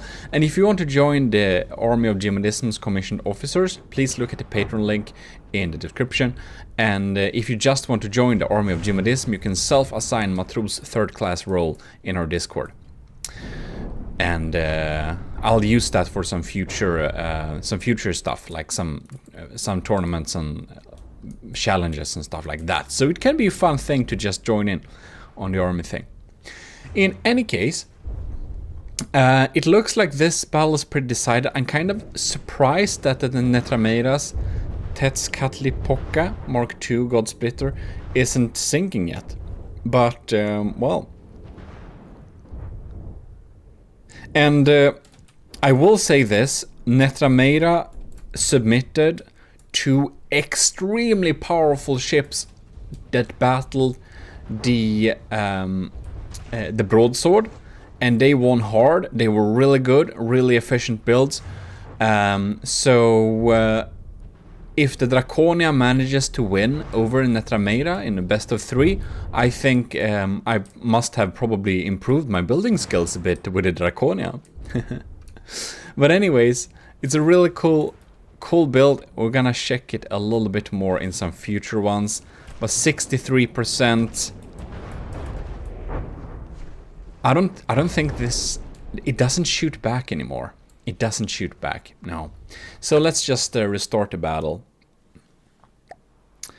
All right. So we have the teams here. We got my team. We got Netrameira. We got main. We got a little bit of material taking when dealing damage. So let's... Alright. And there we go. Damn! So then... It warps. Okay, so it kind of dodges the first volley, yeah? And we got some huge missiles coming in there, but it seems that my anti-missile missiles were able to take that thing out. Okay, so we're not getting hurt by its missiles, yeah. We get sandblasted here. Yeah, it sandblasted away some turrets. I also got some mini blasters going on there. And the laser, what's up with my laser? Oh, my laser got killed this time. And my auxiliary output. Oh, it's also sandblasted away. We got blasted heavily this time. So the Draconia is getting sandblasted away. That's what's happening. We got our insane missiles going. We got some bad FPS. Let's follow this little thing here and see if we can get in close this time. It seems that the Sandblaster does not double as Seawiz, but it's pretty far away. So Netrameira is at 98%, so basically not damaged, while the Draconia is damaged by 5%. And ooh, now we can see the lambs are really trying to shoot this this thing here. Oh my god, that was a big boom. And boom! The lambs is not able to take out my huge missile, but that was mostly, was it like heavy armor mostly? So we got some heavy armor in the front there. Yeah, the mortars are getting through, but these decoys drag away most of my missiles that are not... I wonder if Netrameira would have benefited from a lamb system with some... Ooh, that's some confetti. Oh!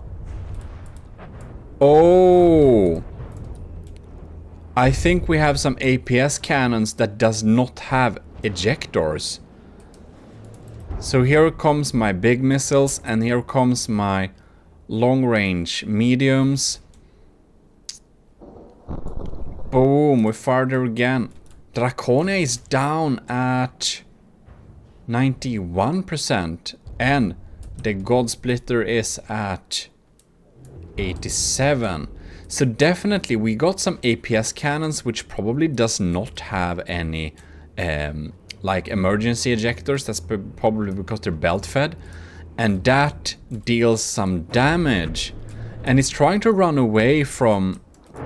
Oh, it basically does. Does it? We'll be able to... It just backs away so quickly. Damn. That missile won't reach, will it? And it's basically stopped firing back. We've got some more parts there. That's probably due to the EMP damage that I deal all over the place. And here we got some frag EMPs.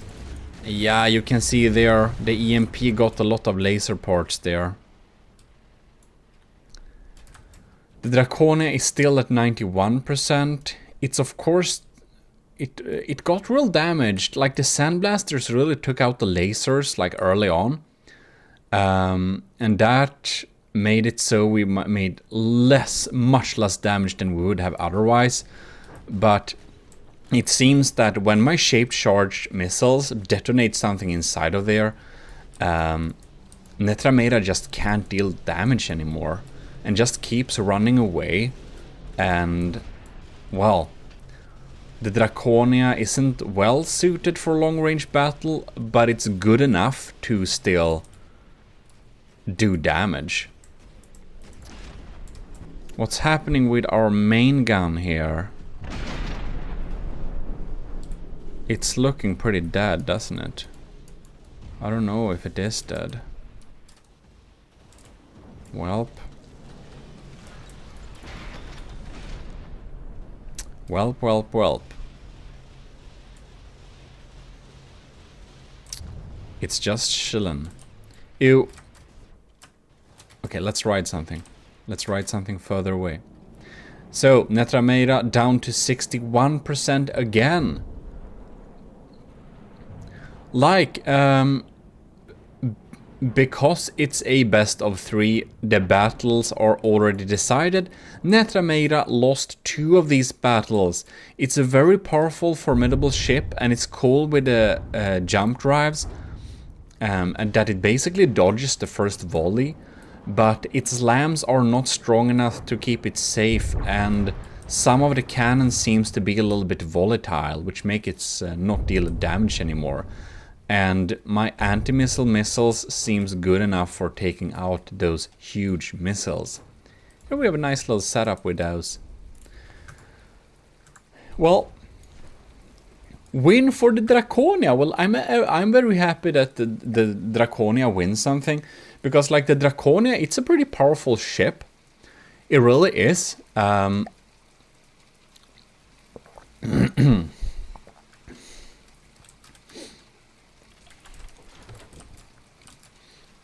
I just kind of felt that the Draconia has been a little bit unlucky the latest battles, because like Borderwise's ship, the Titan Slung, it was basically sinking, so it was like underwater.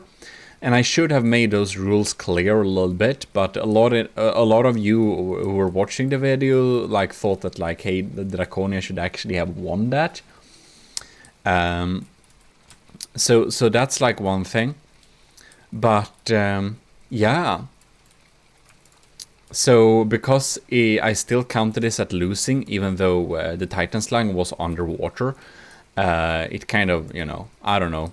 We'll do a rematch when Borderwise has repaired his computer and made an upgrade to the Titan Slung. I'm going to throw the Draconia against him again, and we'll see if we get the same or if the Draconia gets a little bit more lucky this time.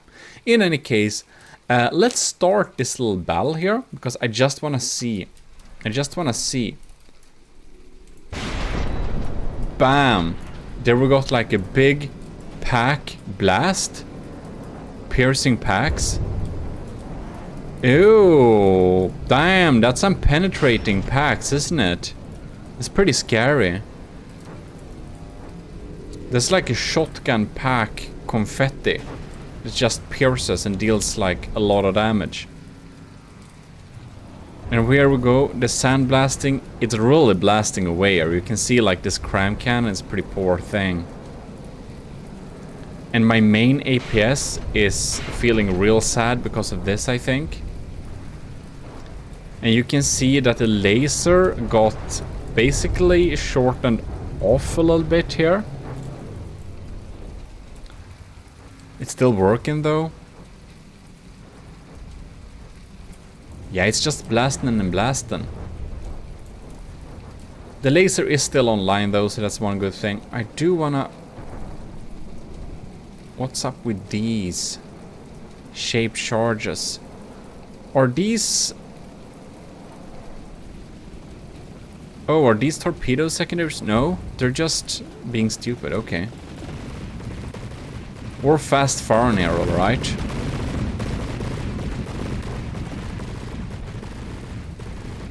And boom. Inaccurate crams. They get tricked. So, it seems that it has a lot of anti-torpedo torpedoes, but they're kind of a small variant. I wonder if my... Why doesn't... I haven't seen my vertical... There they come. I want to see what happens with these beauties. I'm just gonna ride with them a little bit. Shape charges and everything. Maybe they just don't have the reach, I don't know. It's very even this battle though. The Draconia is at 94 and the Netramera is at 94 as well. But the Draconia can take quite a beating before it's actually not efficient anymore. So that's one thing to keep in mind. Okay, it's now above water. It's going up and down a little bit. It can be a good thing to trick the lambs. Just, oh, no, that one got killed. Ah, is that some Seawiz system that's shooting at him a little bit? Whoops. Anyways. Aha! It's just so far away too. They just don't have the reach. Like Netrameda is really keeping its distance. It's kind of like really far. Alright. For fast firing, it's basically went underwater. Yeah, the lambs should not shoot at missiles that are going against a decoy. Because if they do, they're just wasting so much potential at coming in and shooting at actual damage-dealing targets. I feel like the Tetskat... Damn, this is a hard name for a ship. I feel it's trying to keep its distance a little bit too much. It's just having a little bit... It's like really keeping some long-range distance. Now, that's probably the smart thing to do, especially in like a realistic scenario and stuff like that. I just kind of like when it's kind of more close combat. That's more a personal preference because that's like more cool. But yeah. Well, then we shall see. Missiles are going off there, but though there we got some confetti again. Something important probably went up there. It seems that these... I kind of like the launching of this thing. They just pop up like that. It's pretty cool. But let's see how our anti-missile missiles come in here. That's my small damage-dealing missiles. These are huge, man. I mean, these should be able to reach the target since they are adapted to... They should be, like the ship is adapted for some real long-range combat. But I really wonder though... Oh yeah, there we go. Took a little blast. They're not so sturdy though. Yeah, so the Draconia is down to 89%, but... Yeah, the main APS is still rolling too. My missiles won't reach him. So it's basically small missiles, a few of my long-range torpedoes. So the Draconia is really like a little bit handicapped because of the range. But it's much more resilient. It will fight even though it's damaged. And it seems that ECCLESIARCHY, God, that's a hard name, does not have that ability really. When it's starting to get damaged, it's starting to lose its edge, and it only warps once. I wonder why it only warps once.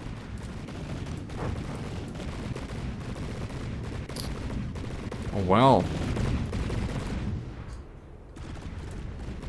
Yeah, that's some sandblasting. I kind of like the sound of these cannons. They have a nice sound to them. That's some nice sandblasting for sure. Just backs away so much. It's like a backwards ship. It should have been more streamlined from like backwards, so it would be faster. And there we go. We have some torpedoes. Now let's see here. No? Okay. It absorbed that EMP well. Last time we had some good confetti popping out. I wonder if it's so if the like anti-missile or anti-torpedo capabilities kind of get handicapped when it gets torpedo EMP damage. Who knows? The main gun is still online this time. It really has like the edge now, but it's basically below water. Okay. Yeah, like if we're going to adapt the rules which we had for which we should have had for the battle against the Titan slang, this is the point where Netrameira's build would get disqualified, because this is not a surface ship anymore. In any case, the Draconia already won 2 battles, so it wouldn't have affected any outcome, of course. Even though I should set up a rule in my main rule set that basically says you can't go below. Oh no! Come on! No! At least it got some damage dealt. Okay. It, like the long range torpedo almost reaches. I kinda think it's funny those crams are kind of hitting it. Yeah, I wonder how good the accuracy is now, because we have some sonars, but they're basically backup. Like the Draconia is not set up to deal with submarines. It's pretty weak against submarines, actually. Yeah. You saw that also with the Titan slang. When it like sat on the floor of the ocean and shot upwards with super cavs, the Draconia was so wasted. But the Draconia is still at 89%. It seems that Netrameira is not able to deal damage very well from this position. And I wonder why it's kind of sinking with this much materials left. I don't quite get that. Is it some navigation who's damaged? Because, I mean, we hear the steam engine. It obviously have power to go backwards, so it's not that. Oh, that's too much range, man. Too much range.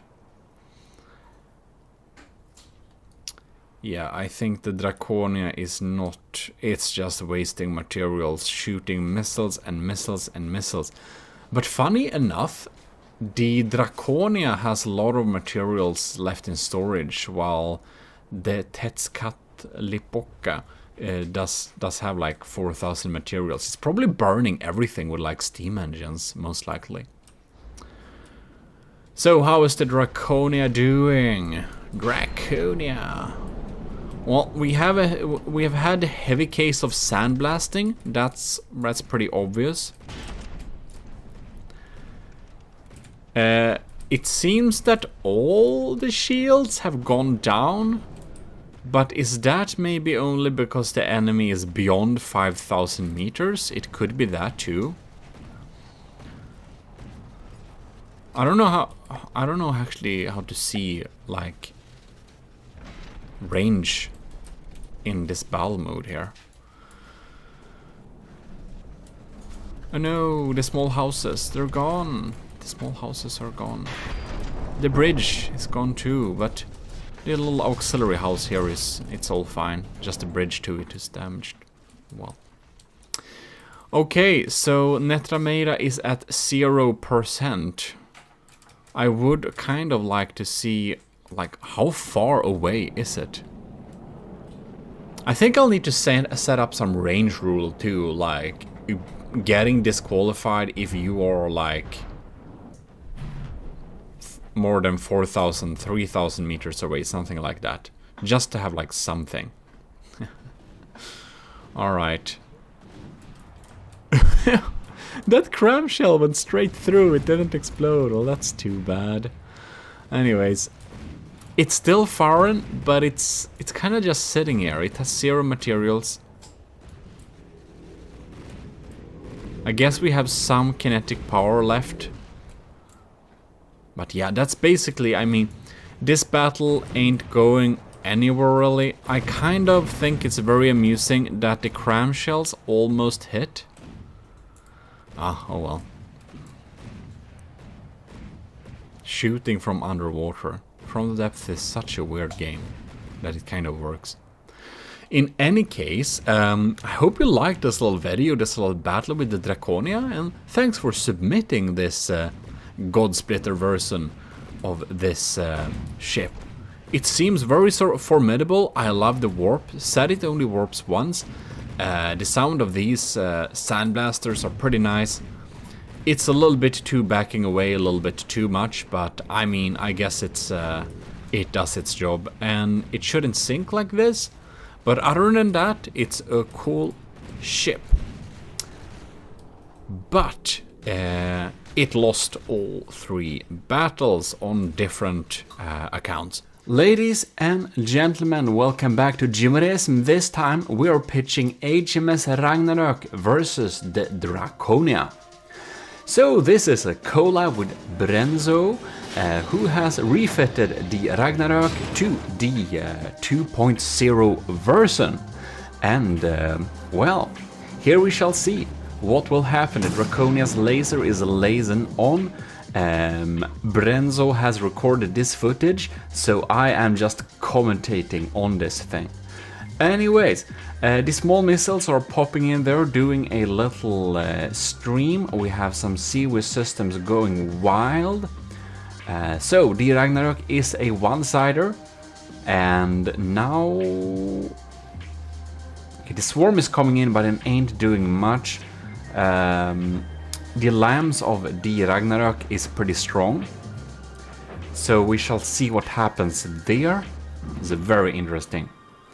And the Draconia, it should be said that the Draconia has a 300k material disadvantage.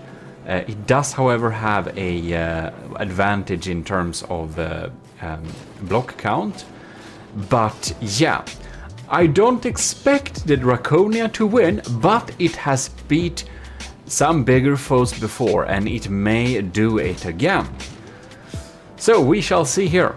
The Ragnarök is a glorious ship. It has some very funny interiors, which we might look at in a future video. This time we'll just focus on the little battle here. And it's finally done. Took some time. Oh, check there, the laser has disabled a little bit of that turret. Very cool to see the laser is doing its thing.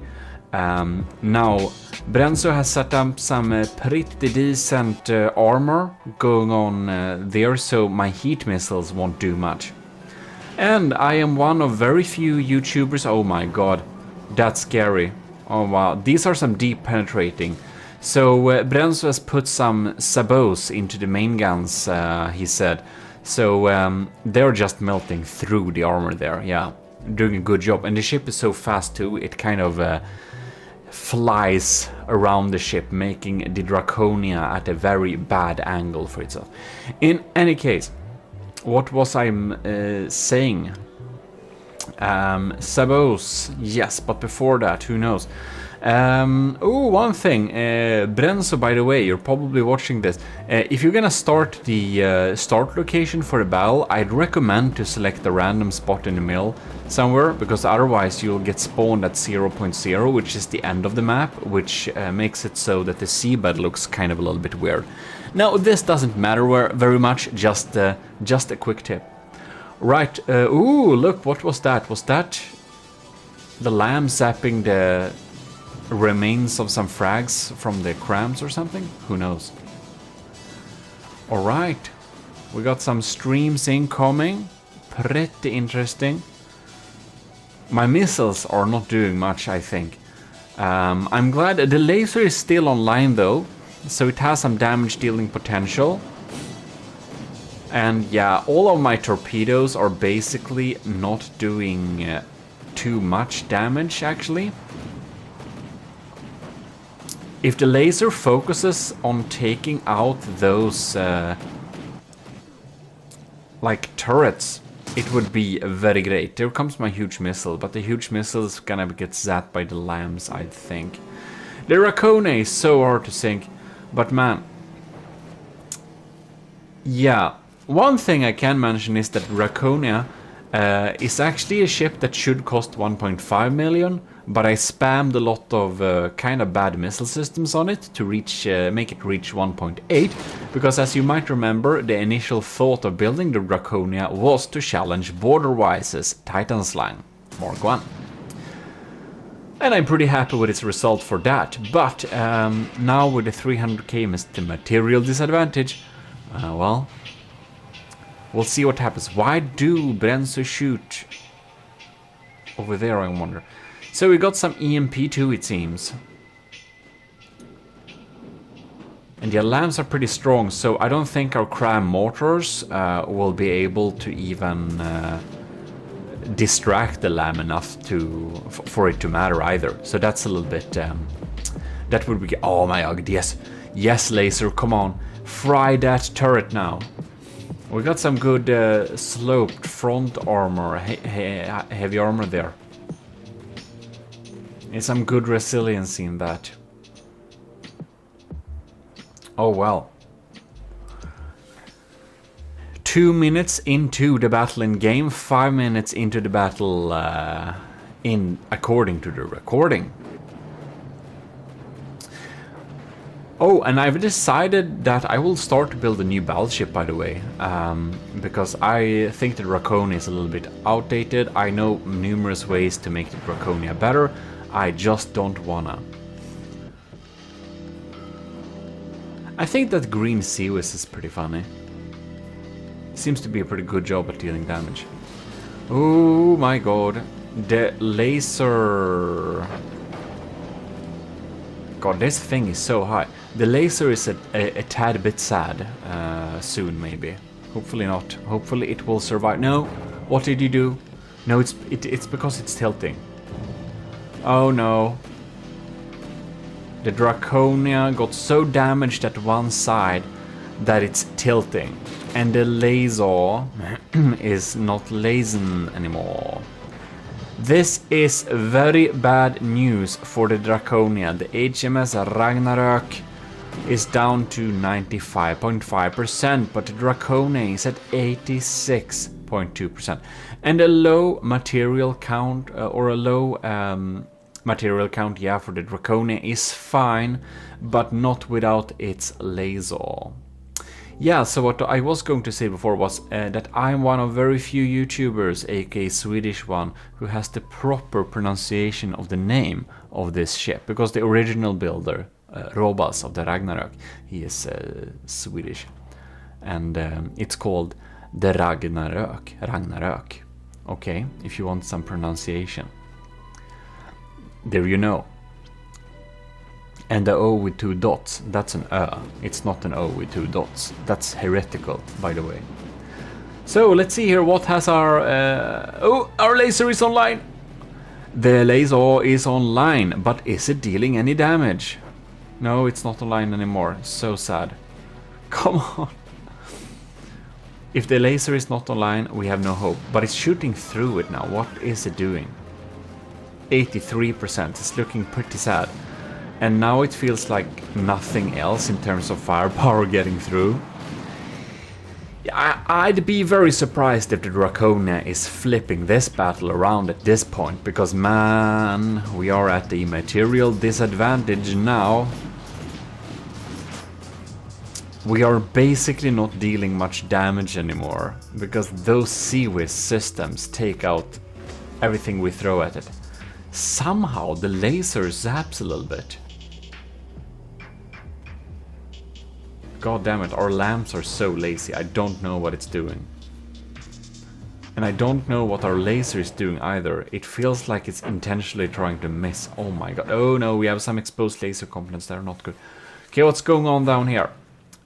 We have holes, our air pockets, our floatiness and all that jazz is going on. And yeah, if Brenzo use sabots for those shells, the era ain't doing much for us. They're coming in quick.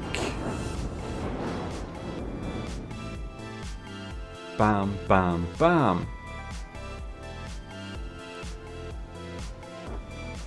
Wow. We lost some cram turrets. Not that they can get through anyways, but still interesting to know. The laser is a little bit sad. Not even a little bit. This laser shouldn't be very strong anymore, I'd say. And the Draconia lost its turning power. So the Ragnarok is getting behind the Draconia, which is very bad for the Draconia. It's not in any way set up to handle that. We did take out one turret at least, so like we did something. But now with our laser down, it's like, what are we supposed to do? And the answer is we can't do much. Yeah, these are some quick shots. Somehow the laser is online a little bit again. I do not think it's dealing a lot of damage nowadays. Especially not with the range and stuff like that. It can sustain a good beating though before it goes down. So that's one nice thing with the laser.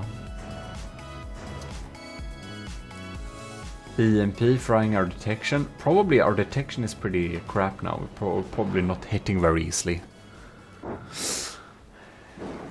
Yep, it's looking dark for the Draconia. But we did a little test battle a few days ago where I had some small issues with this setup, so I'm not totally, you know, I kind of expected a little bit what was going to happen. And I could do that, by the way, from the beginning, because the Draconia has loads of points where it should be fixed. By the way, the easiest way to beat the Draconia is probably cram spam, I'd say. But anyways, heavy APS works of course too, and there are like many points that can be fixed with the Draconia, so you know, I'm not surprised. And as said, a few days ago I posted a little test battle on the GMODIST channel, and we actually have 2 battles there, and I had some small issues with how it was set up, so that's why we're doing this little battle. If you haven't subscribed to the GMODIST channel, it's a good time to do so. Because I do post some from the depth content there too, as well as every VOD from my live streams, which is on Twitch. So if you aren't following me on Twitch either, you should probably do that too if you want to see some from the depth building. The Draconia is down to 71%, but it's basically very toothless now, like it's doing nothing while we're behind it, so yeah. And of course, do check out Brenzo's building series on this HMS Ragnarök. It was pretty enjoyable. I checked out some of those episodes and, well, it was a lot of work for him to update the Ragnarök original built by Robas in like 2015. I don't know. Kind of a little bit before my From the Depths days. I wonder if Robas would turn back to From the Depths if I ask him nicely in Swedish on his stream sometime. He's regularly streaming, so he doesn't disappear, just doesn't upload to his channel. Maybe I can join his stream and just ask nicely sometime. That would be pretty funny. I would want to see him review the Ragnarok 2.0 by Brenzo. That would be cool. Anyways, maybe I can make a ship that beats the Ragnarok 2.0, send it to him, and then we'll get a reaction. Or an angry emoji.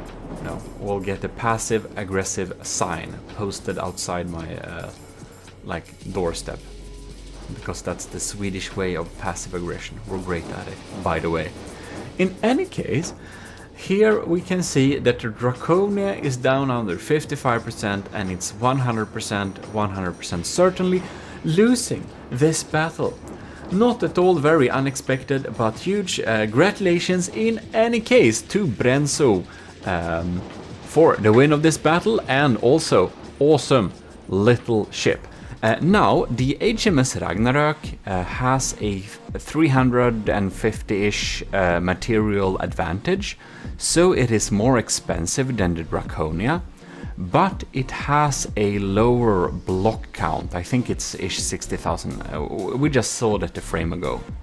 And as I said, this is a little collab thing, so Brenzo has recorded this thing because I was a little bit tired of watching or like hosting battles versus the Draconia because I get so bad FPS.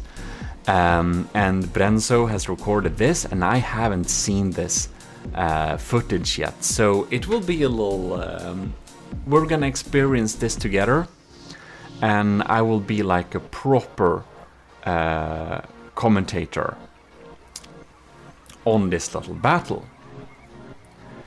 So to me it looks like the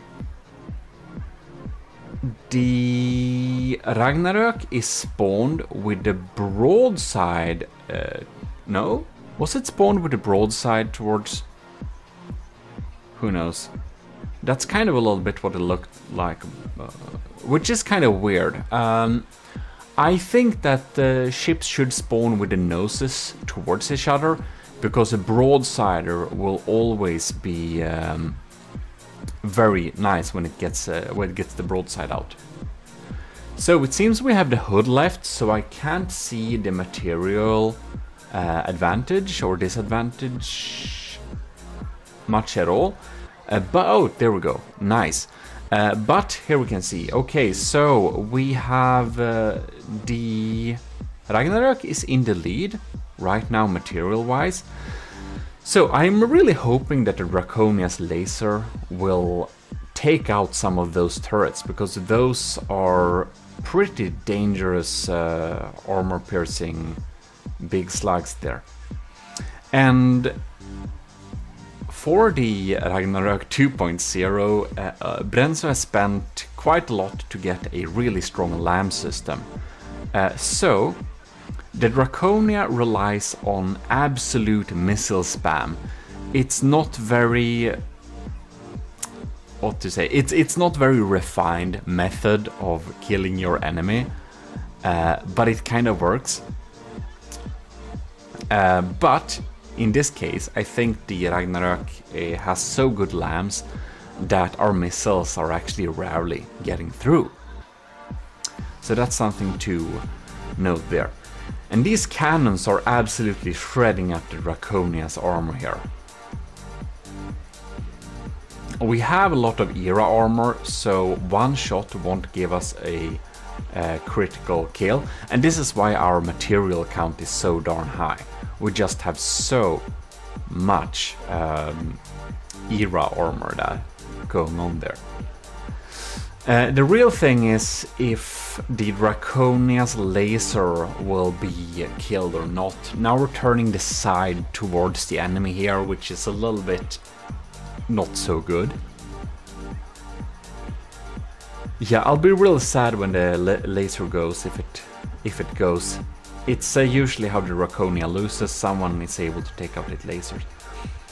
And the Draconia's missile spam is of course causing huge amounts of lag, but it's a thing that makes it kind of strong too. It's just spamming a lot of shots there.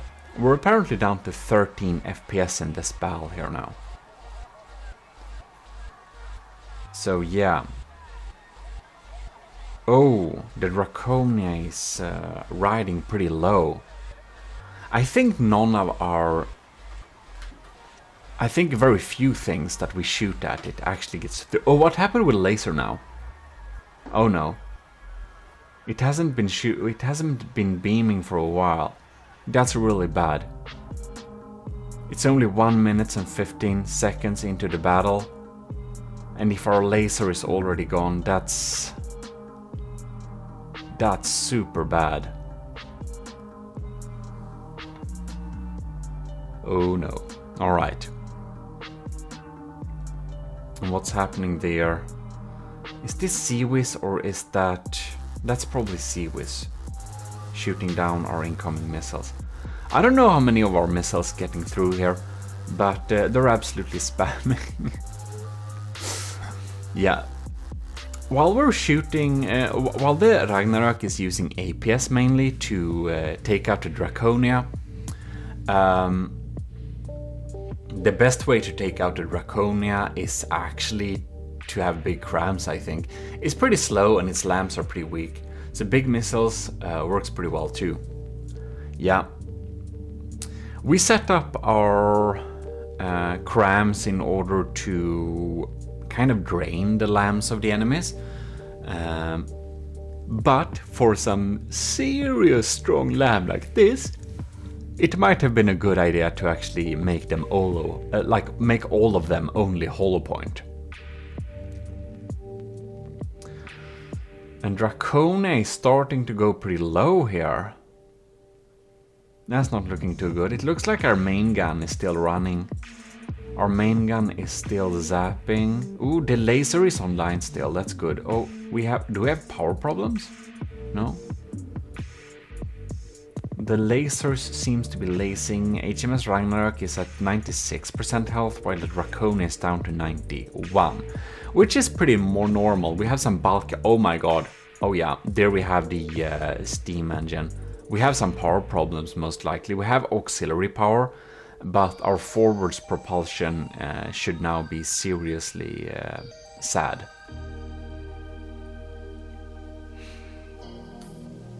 We're 7 minutes into the recording, but only 2 minutes into the battle. Perhaps Brenzo is having some lag then too. By the way, the HMS Ragnarok is a little series where he builds it, and if you want to check that out when he builds it, if you liked me building the Draconia in the series about building the Draconia, you'll probably enjoy the building series of the HMS Ragnarok, or the refitting basically. It's a pretty cool little thing. I checked out some of the episodes and it's interesting to see for sure. Okay, here we have my huge missile. This was a late addition because you might remember that I built the Draconia in order to be challenging border-wise Titan's line. Oh no, the Seawiz is popping in on it. Yeah, and when I built the Draconia was a lot cheaper than the end result of the Titan's line. So I basically just slapped on some extra missiles and stuff like that to kind of meet the costs. So the costs, the price tag was 1.8 million, and that's why I added like that huge missile. Is really expensive just to get to the cost. It's not very good. It often hits, but this time I think the HMS Ragnarok's speed kind of saved it a little bit here.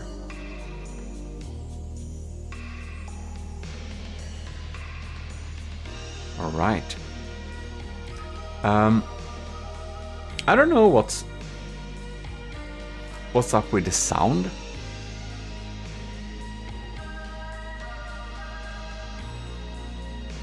Ain't that super weird?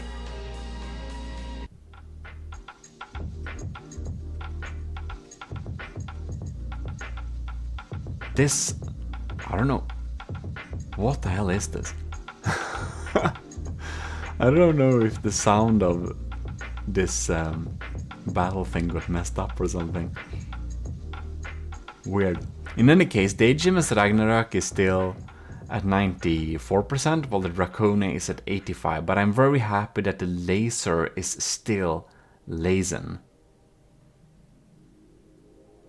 And I sneak peeked a little bit on an earlier little battle Brenzo did with the Draconia, and at that time the Draconia's small leeching missiles with EMP did take out... oh no, our laser area is very exposed, this looks very scary. Well, anyways, our EMP did take out one of his main turrets just by zapping the weapon controller, because he had forgotten to EMP insulate all the weapon controllers. So I guess he's fixed that, so we won't get that lucky this time. And right now it does look like the Draconia will lose this battle. And, you know, I'm gonna be pretty surprised if the Draconia is able to win this battle. It has a higher block count, yes, but it also has a 300k material disadvantage. And the Draconia's actual cost, if we removed all that extra stuff I added, is probably more 1.6 million. So yeah. In any case, yeah, I'm gonna be real surprised if we win this, but you know, the Draconia has surprised me before. We are definitely going to make a new battleship in the future, because I learned a lot. Like, Draconia is my first proper battleship that I ever built, and I'm very happy with its combat effectiveness, despite all that. So I'm definitely wanna build a new battleship, and hopefully that battleship will be much stronger than what the Draconia is. Will be very interesting. Alright.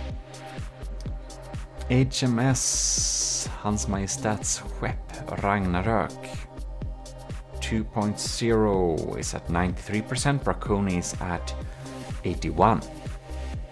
Man, the Draconia just take ages to kill. I do think our engine is pretty messed up on the Draconia here.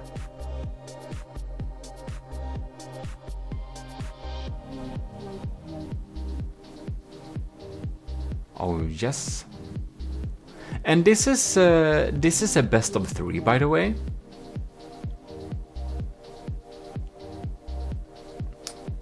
So we're going to see what happens next then. Got some missiles popping in here. Ooh, and the wood metal checkerboard armor. Brenzo did some testing before selecting armor, and the wood and metal checkerboard thing was inspired from the Draconia indeed, because it held up pretty well in the tests. We have some backstacked era armor there as well. I don't know what's making the oh my god, that's some, yeah, right. So so Brenzo did some pretty cool interiors for the Ragnarök as well. The superstructure is like only interiors. Seems our missile spam is getting through. Some of it at least. I guess the lambs are possibly a little bit sad.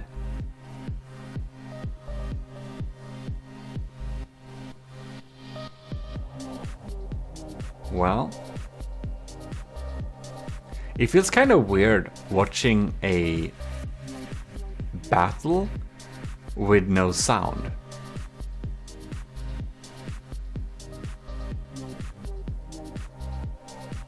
Yeah, it's kind of weird. Well,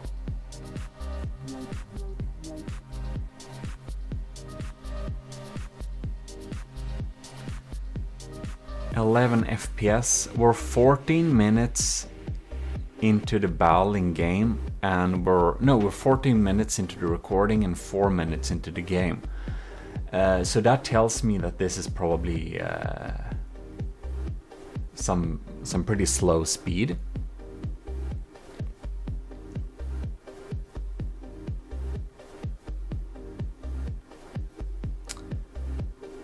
Yes.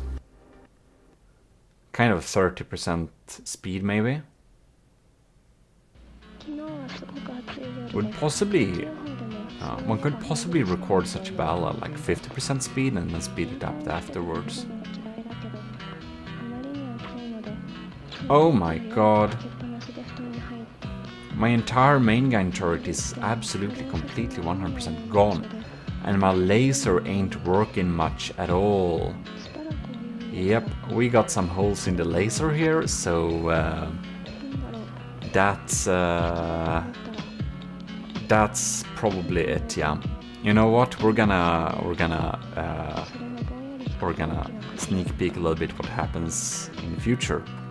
Yep, and as expected, the Ragnarök is winning the first battle because the laser was indeed down, and the APS main gun was also down. So since we don't get through much, well, basically nothing more happened during this battle. So then we know we can then go to the next battle and see how well the Draconia performs against the HMS Ragnarök in that one. Well then we have the second little battle here, and I'm gonna see.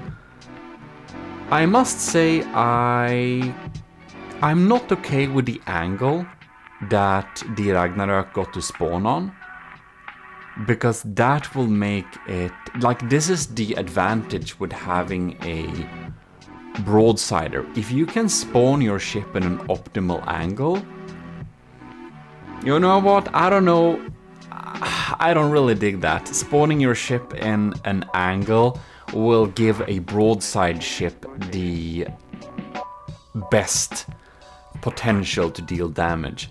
Now a frontsider also has some potential, like it has a big advantage of spawning with the nose forwards because it is a frontsider. The Draconia is a frontsider and the guns are aimed at pointing forwards. But the disadvantage of having a frontsider like the Draconia is that you can fill your front with so much armor, but there is always a cram cannon and a railgun that will go through that armor. So no matter how much armor you stick in the front of your frontsider, you can always, especially in big battleships, make a gun that goes through that. Yeah, so it will go through that every time.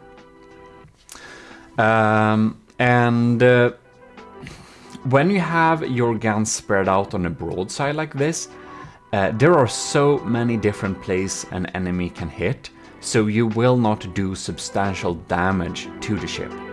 And that is why it is fair that a frontsider will spawn towards the enemy with all its guns facing the enemy, because when a railgun hits that frontsider, it will hit something important. Because the kind of surface area of the front of a frontsider is pretty small, so the railguns will go through there and deal some damage to some important bits.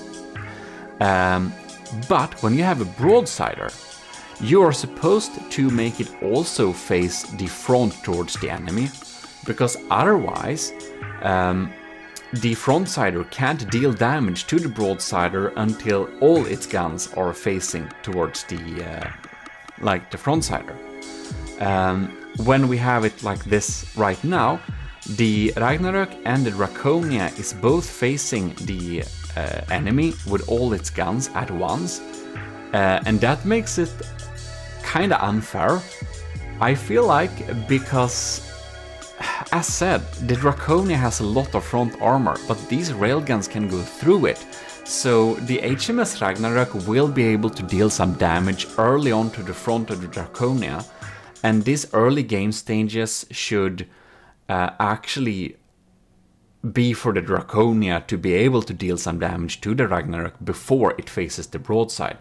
Because now, and another thing is that the Ragnarok spawns at an angle, it can move sideways really fast, and the Draconia don't have time to adjust and make sure its side doesn't face the enemy, because the Ragnarok is basically already gaining speeds forwards in a sideways direction, and the Draconia can't turn so fast. And this makes it really unfair for the first minute of the battle, that the Draconia cannot face the enemy forwards to make sure it's moving sideways. The Draconia's weapons will hit better when the ship is trying to turn sideways, while the Ragnarok can deal all the damage to the Draconia. I don't know if that makes any sense, but hope I tried to explain that, because I did a battle before with the Secret Advisor against Draconia, and he had such a large diff gun ship that it was basically unable to turn at all before basically colliding with the Draconia. Thing was, if he got the advantage to spawn at the broadside, his ship would always win. If he spawned forwards facing the Draconia, his ship would not win all of the time, because the Draconia could deal the damage while it was turning. And I kind of feel like if we just imagine like a ship going into like battle and stuff like that, going up to each other, they're probably gonna have their noses towards each other, and after that they can maneuver to turn. And to spawn a ship with a broadside towards the enemy ready to shoot is really fair against a frontsider. And that's kind of the trade-off. Do you want to be able to move fast sideways and able to dodge missiles and stuff like that? You saw before that Ragnarok was able to dodge the huge missile just by basically being very fast. And that's kind of the pro of having a broadsider or a one-sider. You can go sideways, miss shots, and the trade-off is that you don't get to have all your guns ready from the get-go. The Draconia has all of its guns ready from the get-go, but it basically can't turn and maneuver to not get hit. And that's kind of the trade-off. So I don't think this is fair. I'll need to do battles testing this myself a little bit, but with a broadsider spawning at an angle with all its guns already ready makes it have a firepower, armor and speed advantage. And it has an armor advantage because a broadsider has so many points to shoot that it's hard to hit anything important every time. Yeah, because the surface area is so large. If you hit the Draconia in the front, you will hit something important.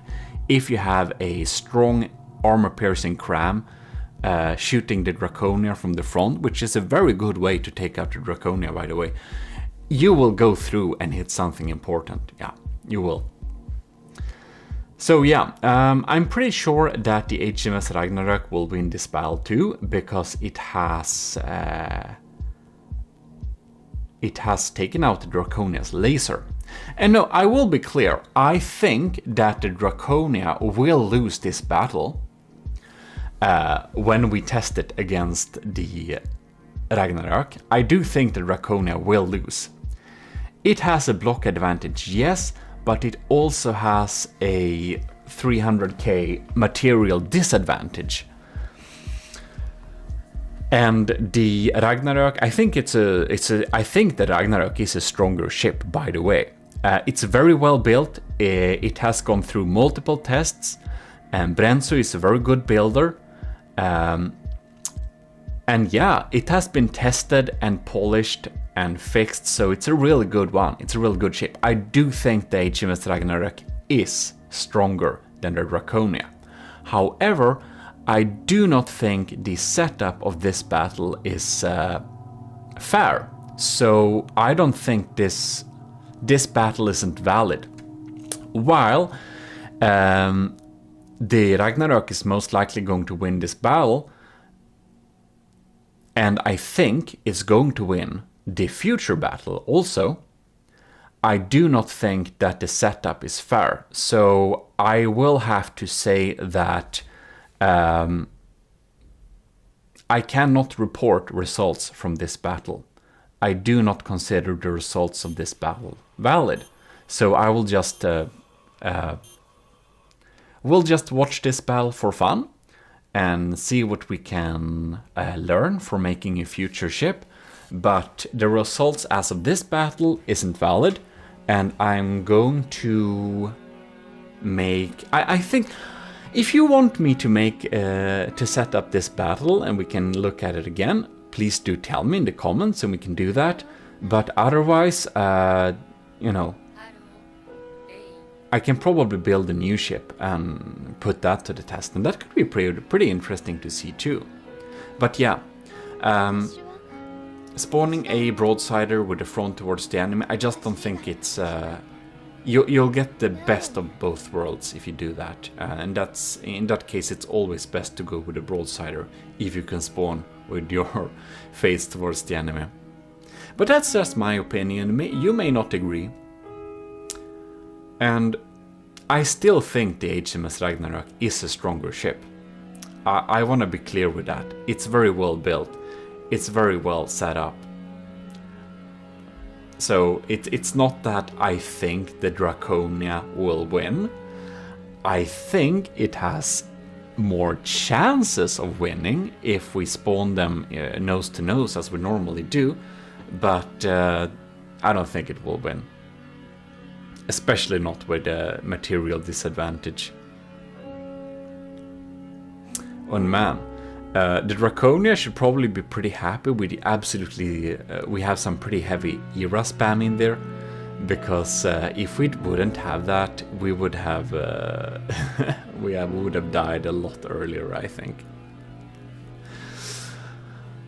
But yeah... I think we can... The laser isn't lasing anymore. It has been taken out, so it feels like we can skip forwards a little bit in the battle here. All the Ragnarok's main guns. Yeah, so Brenzo definitely fixed that AI computer issue. He must have. Because none of the turrets have been taken out via EMP. So I think he EMP secured this vessel pretty well. And well, the Draconia just takes forever to kill. It does not sink. It just takes forever to kill. But yeah, so as expected, the HMS Ragnarök won this battle too. But I have a problem with how it was set up, so we may need to redo this battle. If you want us to redo this battle, please post it in the comments, and I'll see if I can make my computer suffer a little bit more. I think this will lag a little bit for me, but honestly I think the HMS Ragnarök is a pretty unlaggy build. Yeah. It doesn't spam a lot of interceptors, what I've seen, and it doesn't... yeah, I think it's pretty unlaggy. So I think if I'm gonna host this battle, the Draconia will be the laggy part. Not surprised. The Draconia is such a laggy ship, oh my god. And I'm not going to update the Draconia in any way. It is what it is, it's on the workshop. I'm gonna make some new ships, but I'm so tired of updating the Draconia, so that's not gonna happen. But yeah, it was cool to see. And I'll just want to say that I'm very impressed with the build of the Ragnarök, and I think it looks very cool. Yeah. So thanks for Brenzo for sending the footage. while I don't agree with the battle, how it was set up, I will say that the Ragnarok is a fantastically cool ship. It's super awesome. The interiors are so nice, and we might have to make a video about the HMS Ragnarok just in order to showcase the interiors of that thing, because that's some funny stuff. In any case, last time we did a rerun or a run against Setup's Steampunk Turtle, very cool design. So Saito Shepard has also submitted a new version of his ship we already faced. So against the last iteration of Saito Shepard's Annihilator, the Draconia did win, and now Saito Shepard has installed some HE spam, or this is another version of the battleship, and you can see the very cool signature high contrast design which he likes to use for his ship. And I think it's very cool with builders who kind of find their own style, so you can kind of see they built it before even knowing who submitted it, and that's pretty cool. So we shall indeed do a little check of this this craft. We have the updated backwards era to really protect from the sides there. Got loads of armor here. Oh, so many layers. That is cool. It's good. Good with layers.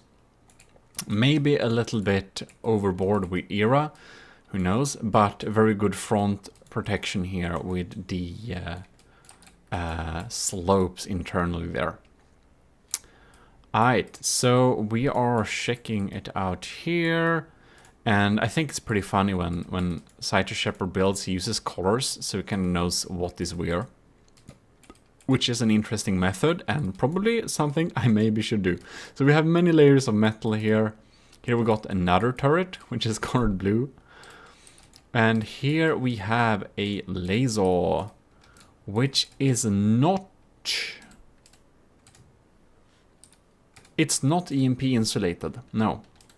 It has some surge protectors that it might go through, but you can see it's connected up with metal here.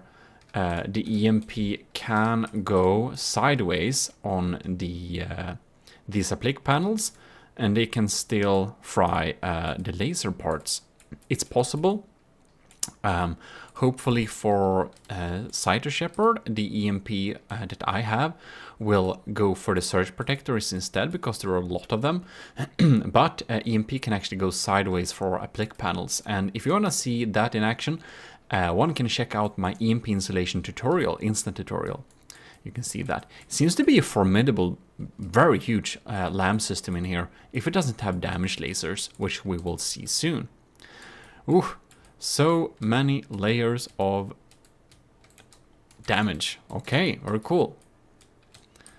And then we have, I think we have some interiors here. Yeah, we got some pretty cool interiors.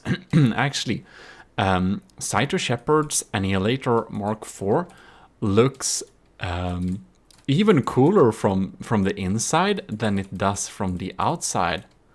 So here we have some meeting rooms, and we have some beautiful little areas, and we can go down here to this, and I believe that we can go in. That's just detection. And down here in this little mess hall here. Now I can't go in character because this is like a tournament mood. But as you can see, it's like really beautiful. I just love this setup. So it's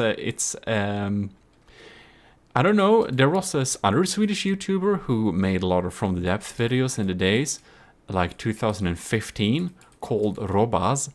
And this is like, it feels like a Robaz themed den, I think. It's like no salad there. It's pretty funny, funny guy. It would be awesome to play From the Depth with him sometime. We could even talk Swedish, anyways. Very funny signs here. Mike Waldros, get thick. And, oh, beautiful. Won't read that out loud. And this is really funny. This is even, I think it's one of his videos, cooking. It's like this is... Oh, this is... Oh, I think it's from him. But in any case, this is like an actual video playing inside of there. So it's pretty funny. Now we won't watch that, of course, but... Of course, cog means something completely... Yeah, that's Rovas. And having some funny similarities with... or false friends, as we call words, which means something else. In different languages, anyways. So, he uses milk from Norrmejerier. That means he lives in the north part of Sweden. If you didn't know that. Or most likely. So anyways, that's kind of the cool mess hall we have inside of there. It's super cool. Very nice interior. We have some bunks there and there. And yeah, I guess that's it for the interiors. The Draconia, you know everything about. You've seen that too many times. So we will start the battle. And we can see that... Ooh, we have some white lamps, do we? They're kind of zapping stuff very quickly. No? Some of the crams seems to be moving in there.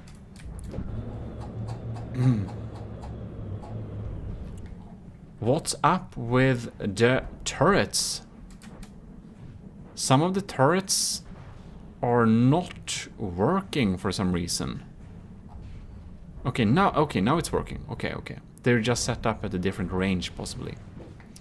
So, the Draconia is behind in terms of damage. Apparently, setup is using some heavy explosive spam. What's up with my laser? Okay, it's working. I was a little bit sad if my laser was already not working. Wow, this HE spam has really blown away parts of my main gun there. And now we are getting into pretty close distance for being this type of ship. Of course, oh man, some of those mortars actually kind of hit, which is pretty cool. It seems that Cyto Shepherd has some pretty thin deck armor, do we? Yeah. And that might... Ooh, wow! We sniped a turret there somehow. That's pretty cool. Yeah, so pretty narrow turret nicks. I know a lot of people uses narrow turret nick, and it's kind of proclaimed as the industry best standard.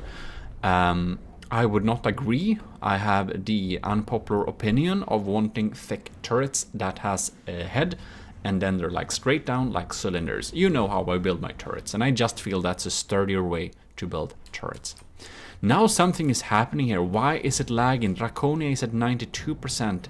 Cyto Shepherd's Annihilator Mark IV DERA is down to 89%. So it is a very small difference in terms of damage.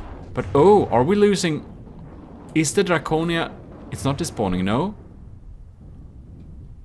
What's going on? It's going so low. It's really... Stuff is happening. Like one side of the Draconia is very eaten away there. Interesting indeed. But it is 2%. Almost 1... Yeah, it's kinda ish 2%. No, 1% in the lead. A very small difference. The laser. What's up with my laser? It seems that the laser is offline, and that can indeed turn the tide of the battle. Very interesting indeed. So, are my missiles able to deal damage? It seems we have some incoming crams. The mortars are popping in there. We can see one of them, some of them went through and went into the design there. The Draconia is at 89% and Cyto Shepherd's Annihilator Mark IV is at 88%. This is so close. It feels like Cyto Shepherd might slightly be in the lead here because a lot of the cannons are really dealing damage to the full extent still. And the LAM system, which is very big, is working real hard to take out those incoming damage dealers. Right, Draconia 88%, Saito Shepherd Annihilator 87%. This is a very even battle so far. So seems that the EMP damage has not went through to kill the LAM system yet, which is very good for Saito. And oh no! What happened? That Kram barrage did make that turret a little bit sad, I must say. This turret is indeed kicking. Oh no, it was only reloading? No? Maybe it's kinda heavily damaged, but not offline. Draconia is at 87%. It's going very low. If it goes too low, if it starts sinking, it will receive penalty points. So keep afloat now, my Draconia. The main gun turret is still online, at least half of it, I think. Yeah, the turret is online. It just have very short barrels. The fast fire guns, they're still online. This one, yeah, they're still online both. That's very good. The huge missile is working. Oh my god! About penalty points for sinking. Saito Shepherd has went full submarine. Oh my god. Oh yeah, he's submarining. He gained some altitude there again, so... Oh no. His remaining turret is dead. I think this is probably decisive. Saito Shepherd does not have a main turret left. The turrets are all sniped away. And the lambs are working hard to not get the missiles incoming. Oh my god! That's some propeller spamming. I think this might be a little bit too many propellers, but okay. Yeah, oh my god, yeah. That's a little bit propeller spamming, I feel like, but whatever floats your boat, literally. Okay. He's not so low anymore, he gains penalty points, but...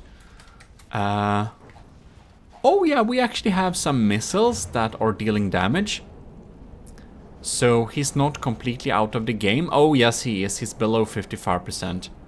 I am curious to see if his missiles will get through my anti-missiles. The answer is no. Alright. Yeah, Saito Shepherd has definitely lost the first battle. But this is best of 3, of course. So we will do a rematch and see if we get some more results. Yep. So very interesting. Definitely an improved design.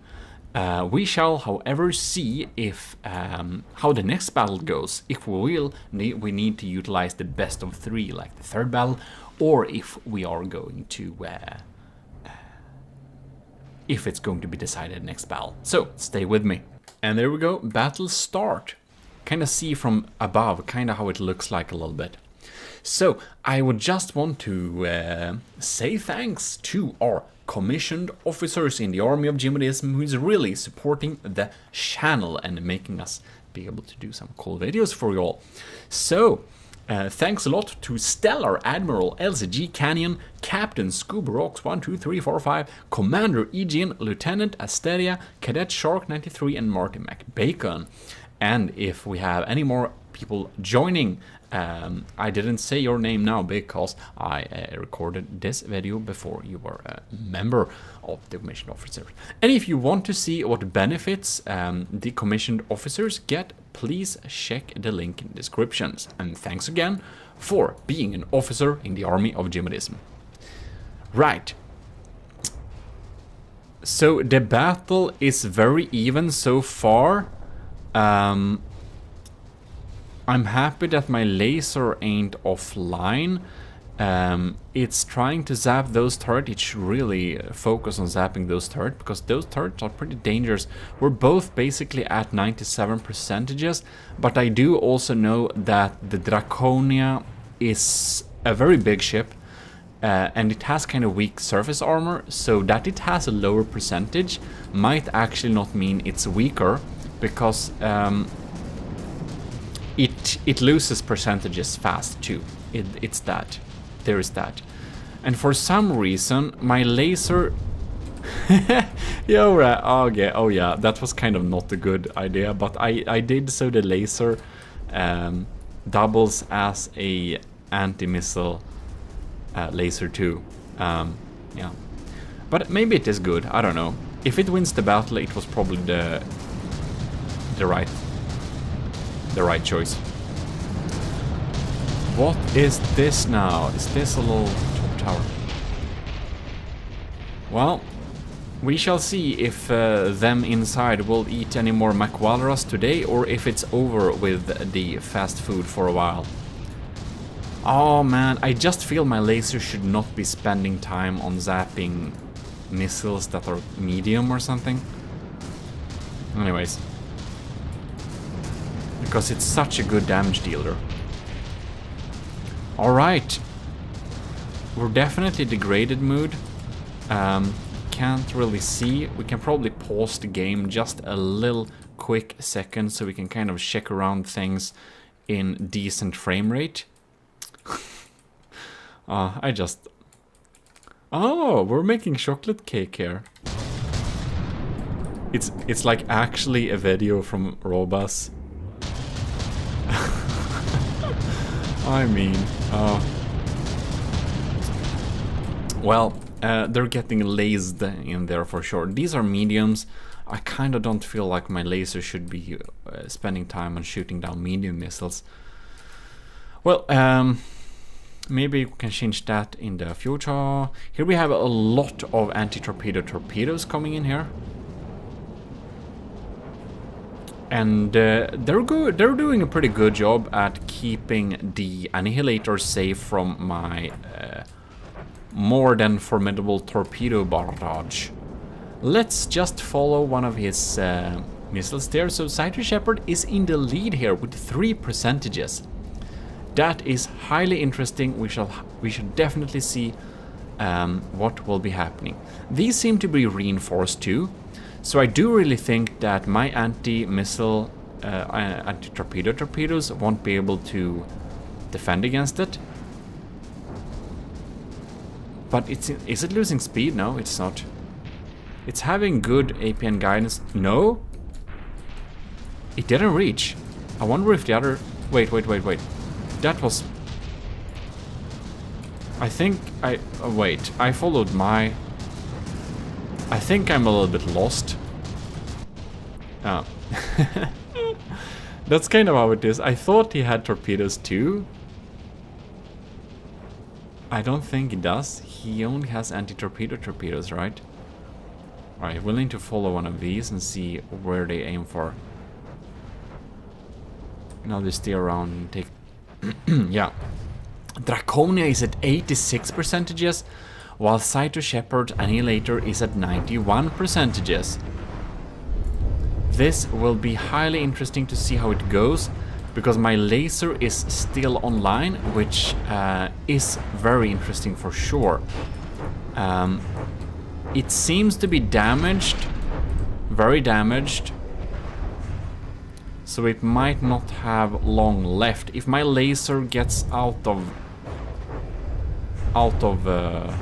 well, if it dies, I do not think the Draconia can win this, but as long as that laser stays alive, I think it still has a good chance of winning. Cyto Shepherd is down to 86%. Wow. 85. The Draconia. Is she gonna take the lead? What's happening? 84 versus 85. What happened with the laser? The laser is zapping sky missiles. We are really slamming on here with the APS guns, fast fire.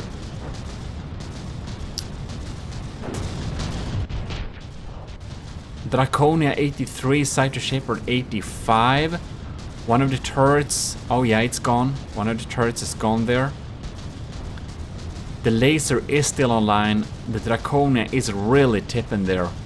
Oh my god. Oh, the laser, oh no, it got distracted. If it had zapped that turret, it would have been very much in favor of Draconia's chances of winning this. Yeah, okay. And the laser is really set up to target hot things, so if we have a turret anywhere, it will try and zap it, because turrets are usually protected by shields. And I don't know, do we use shields here? I think we may not use shields here. In that case, I don't know why it targets. If it uses shields, they're like set up to be invisible, but they should still be visible slightly when we're taking incoming fire here. Interesting. It might have ring shields too. Draconia is at 79%, it's down into the 70s, while the Cyto Shepherd's Annihilator Mark IV, she is in the 83 percentages. It seems that the Annihilator's lambs kind of lost its edge a little bit, because the lasers... no, the laser! Is my laser down? Very interesting indeed. If my laser is down, it will be really hard for the Draconia to win this thing. The missiles are getting through now, because it seems that the LAM system has lost its edge, but still. And the mortars are really helping at taking out some turrets, I believe. Even though they're kind of weak, they still do good damage for sure. Well, well, well. We have a lot of holes in there. I wonder how... Are my torpedoes getting through the defenses now? No, they're not. They are still kept at bay. Draconia is at 77. Cyto Shepherd is at 82.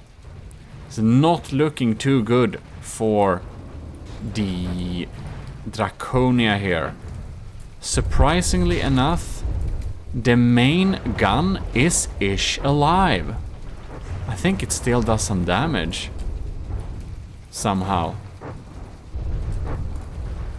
Can't be very fast bullets, but they are still flying in there. Man, so much holes here. This fast fire gun is still online though, so we got one gun there. We got this gun here. Surprisingly, it's kind of almost underwater, but the cram, the front cram, is still alive too. How are our missiles doing? Our missiles are still firing. Draconia is at 74, Cyto Shepherd is at 81. Two of their guns are still firing, and a swarm of missile is popping in here. It's kind of surprising how the Draconia can still float and battle. Looking like this. You'll have to give it one thing, and that it's extreme resiliency. Bam. Draconia 73. And the Annihilator is at 81. So here we have the decoy, which all the missile and the missiles are going against. Smart addition. Very good addition. Yeah, these two guns are... They are firing and firing.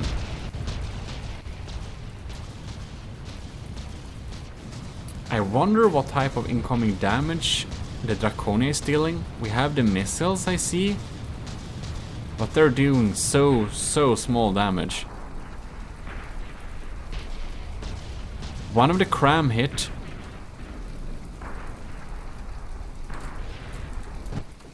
Whoops.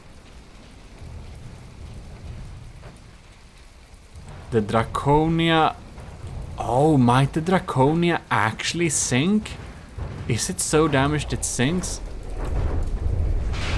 This poor cannon. It still tries to fire. I don't think these bullets reach very far now because of the extreme damage this is taken. Some of the mortars... Oh, this side of the mortars, they're fine. They're probably doing the heavy lifting of the damage now. It seems that my other fast fire cannon has gone out of service.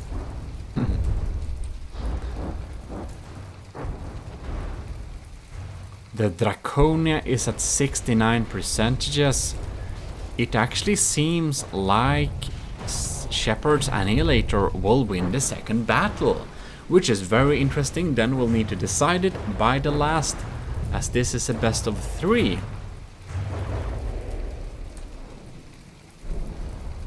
We're very far away from each other now. Very far. Oh, but the Annihilator, are we sinking here? We're almost sinking. Wow. Thanks to the angle it's facing upwards, it's not sinking. These propellers are floating this boat, if you know what I mean. No, there is not a second... Anyways. Oh, I still do incoming damage, that's interesting. But the Draconia is down at 68%. If it's gonna do any damage... What's happening? Why is Saito Shepard's health tanking? It's starting to get penalty points. Is it AI dead? It's ticking down, it's 70... The Draconia is ticking down too. Saito Shepard is submarining. He is submarining. He's sinking. He has sunk. Oh my god. The Draconia is basically despawning, and the Saito Shepard's Annihilator is also despawning. Oh my god. Oh, Saito Shepard is so far. Wow. He almost got DQ'd because of the altitude, but I'm thinking that he's actually AI dead. I don't think the Draconia is AI dead. Or is it? It should be despawning because of the extreme damage though. Wow, that's a so even battle. Draconia is down to 53%, and Saito Shepard is down to 42. Wow, that's a so even battle. Both ships are basically despawning as we speak. Yeah. I think Saito Shepard is AI dead. I don't know if the Draconia is too. I think it's only despawning because its materials is below 55%.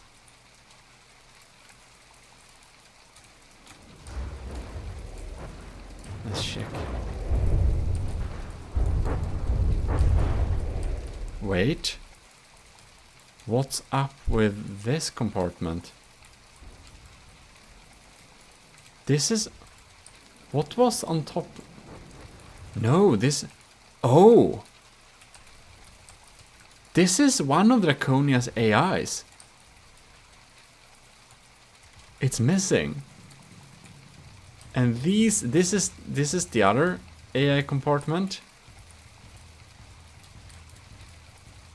Amazing. And oh, is it gone? It is. Why? Yes. It's AI dead too. Wow. That was so even. Wow. Oh my god. That's the most even battle I even have seen. We almost reached the 10-minute mark too, and Saito Shepard lost a little bit before the Draconia. A little bit before the Draconia is despawning. So the point technically goes to the Draconia. But this was so extremely even. I would love to see the third battle just for the fun of it. Because like this was so even. And even though like, you know, rules are rules, the Saito Shepard's Annihilator did DQ before the Draconia. But yeah, that was so even. Well, I must say that the Annihilator Mark IV DERA is definitely a big improvement over the earlier version of the Annihilator. So a big applaud to Saito Shepard for improving the ship to this point. It's very formidable now indeed.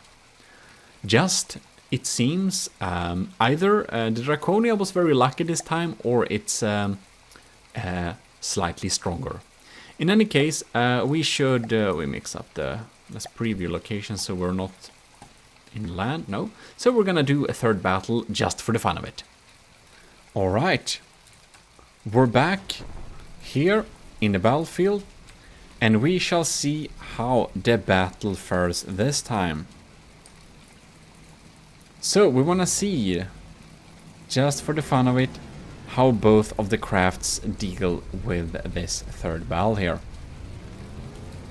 Even though it's best of 3, which means that the Draconia has technically won, even though it was super narrow victory. Super narrow. I have barely seen such a narrow victory. It's crazy.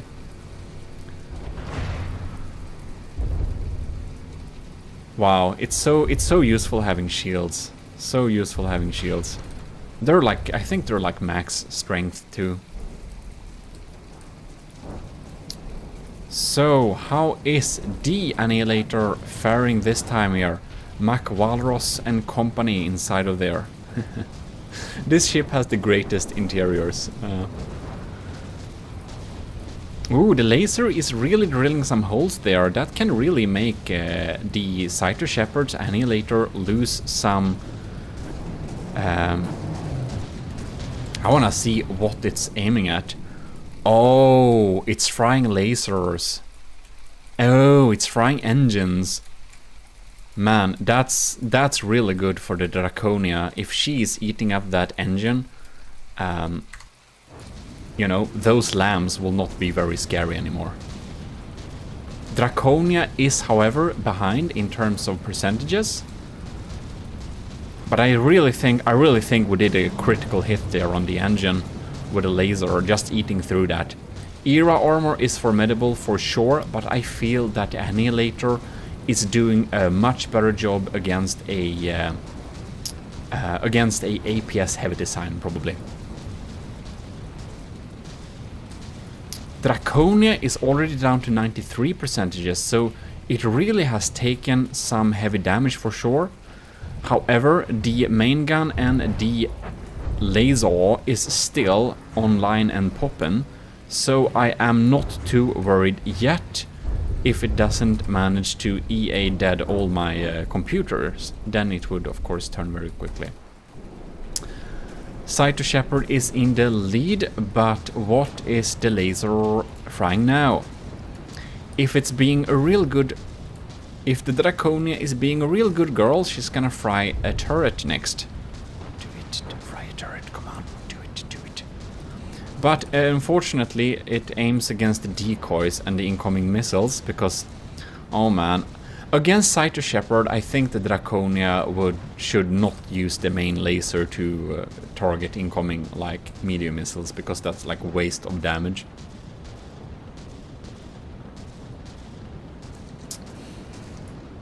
So the Draconia is basically 5% behind in terms of damage. And the laser, what is the laser even doing? Is there like a heat decoy here or something? Why are we zapping back there? Who knows? I wonder if we damaged some of that engine before, because it really feels like the LAM system, Cyto Shepherd's lambs, are not defending it very well. Oh, Cyto Shepherd has gone full submarining. We're doing submarine here. Oh yeah. It seems like he's getting DQ'd because of that. Wow, I think our laser just drilled too many holes in the hull, so it's just sank. Man. Boop. That was the third battle. Well, the second battle was so even. You can see in its time it has really dealt some heavy damage against the Draconia, but the Draconia is indeed the stronger ship, this time thanks to its floatiness. Or it's been extremely lucky all these 3 battles. Wow. In any case, this was a very exciting battle. Thanks a lot, Cyto Shepherd, for updating and improving your ship to this point. It is really formidable, and these 3 battles was really exciting, because it was like, it was hard to know who's gonna win this one. Now we are here for the battle, and this is Cyto Shepherd's Annihilator Remake 2022 cut down version. It was quite too expensive, the first iteration, and it had too many missiles, so my CPU can't just take that. So missile spam is one of the things that would get potential combatant not accepted. But we now gone through it, and it has, or I asked him to fix that, and he has done that. So Cyto Shepherd's Annihilator Remake is now a similar cost to the Draconia, and it doesn't use missile spam all over the place. So that's beautiful. And we can see Cyto Shepherd has a very cool, very personal paint scheme, which I haven't seen before. So it's very like these like black and white stripes, and it's looking nice. Ooh, is this? No. What is this? Why is it? Is this alloy, or is it just because I don't see anything inside here? So it looks like rudders kind of, but I don't see any rudder blocks on it. That would be really interesting to see if we would get an explanation how this would work. In any case, we got some big steam propellers here and big guns, and of course we are in the battle mode, so we can't check around everything easily. We seem to have a big LAM system. And ooh, we have cluttered the area with a lot of surge protectors. We have a layer of rubber protecting this thing. Yeah, that's a well-protected EMP setup for this thing. I don't think we'll be frying that very easily. And yeah, we have some spaced armor going on there. We have some wedges in the front here. Looking pretty sturdy, I must say. So, seems that the bulk of the armor is down here. Yeah, and we have some big cool guns and the blue light. So, a cool little custom ship. So let's get this battle started. And we have started to shoot at each other. I'm gonna keep a reasonable angle here. And the cram shells are coming in. Pyop, pyop, pyop. We have a lot of anti-missile missiles going into the waters.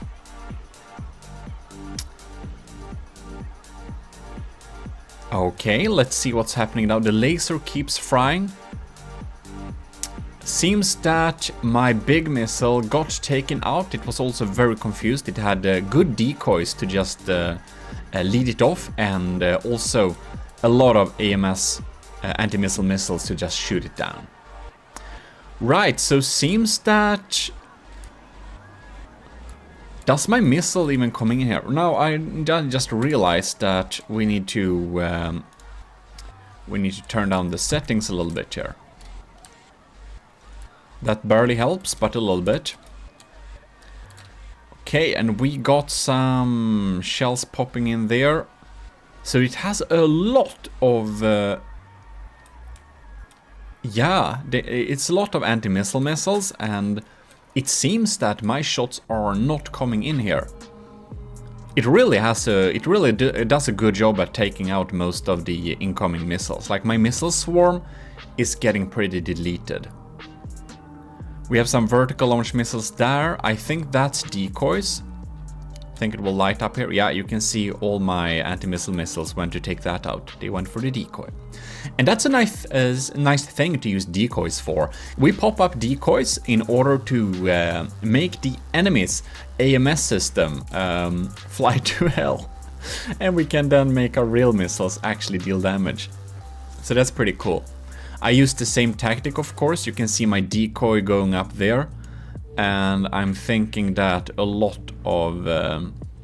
I don't know if his AMS system reached that far, because they are busy with taking out my missiles. But here you can see his anti-missile missiles, they go for the decoy straight off. So we're using the same tactic against each other. Draconia down to 97%, Cyto Shepherd down at 95%. So a very small lead for the Draconia so far. And even though I've learned a lot building the Draconia, and I'm kind of very unhappy. Oh my god! Oh yes, they are getting through.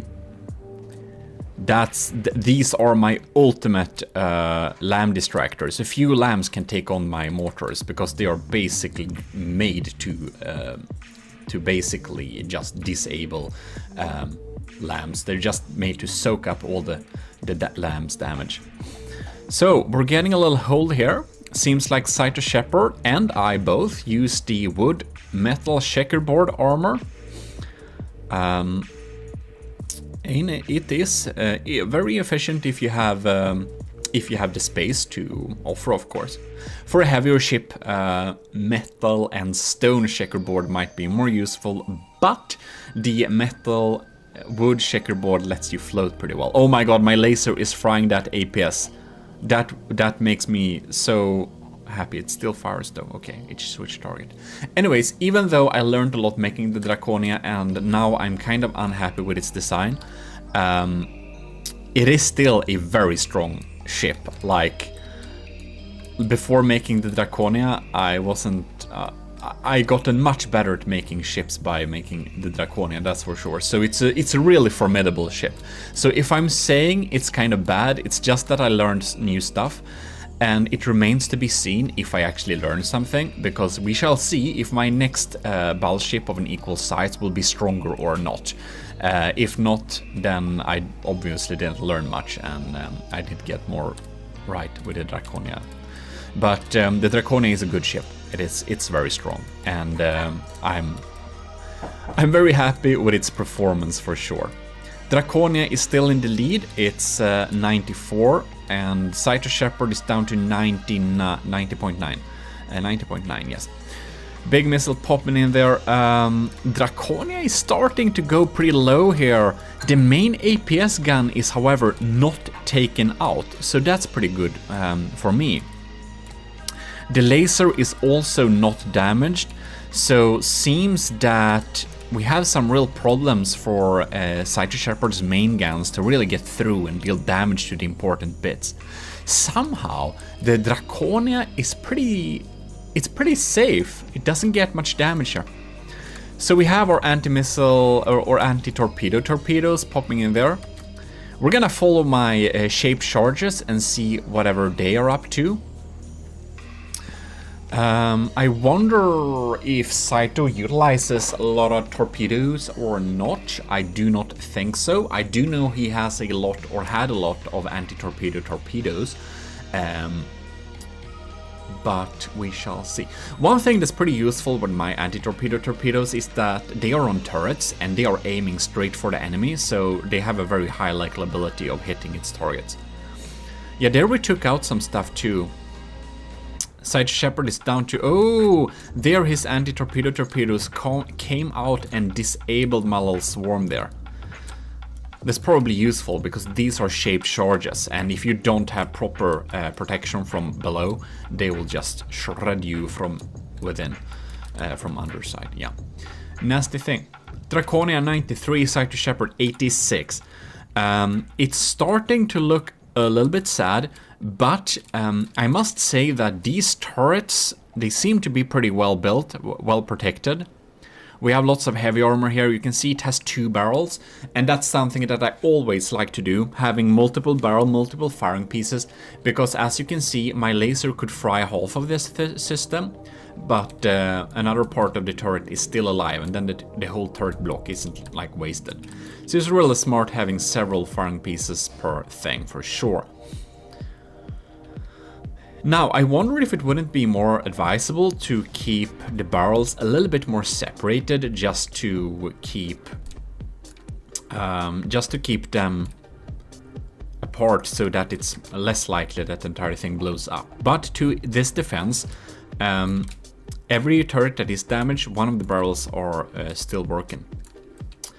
Right.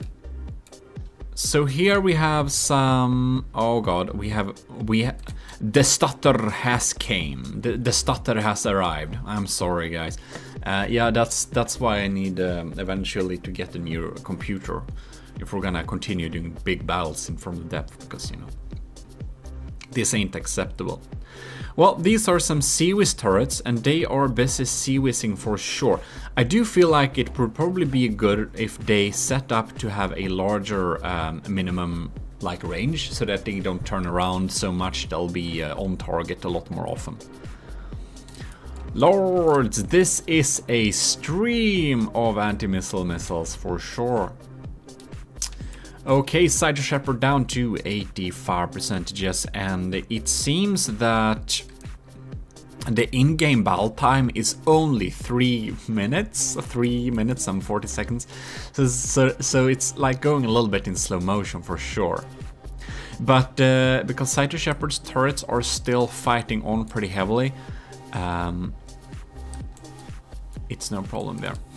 Seems we are getting through the AMS systems here a little bit, and my laser keeps frying. They are EMPing some stuff. Wonder if we get... Ooh, we got the barrel there. Oh man, yeah, okay, that turret is down now. So that probably would change the tides of these battle a little bit quicker. Look here, they're swarming against this little cram shell that just missed. It's a little bit funny. Oh no, they're not. Never mind. Are we having any stuff coming in here?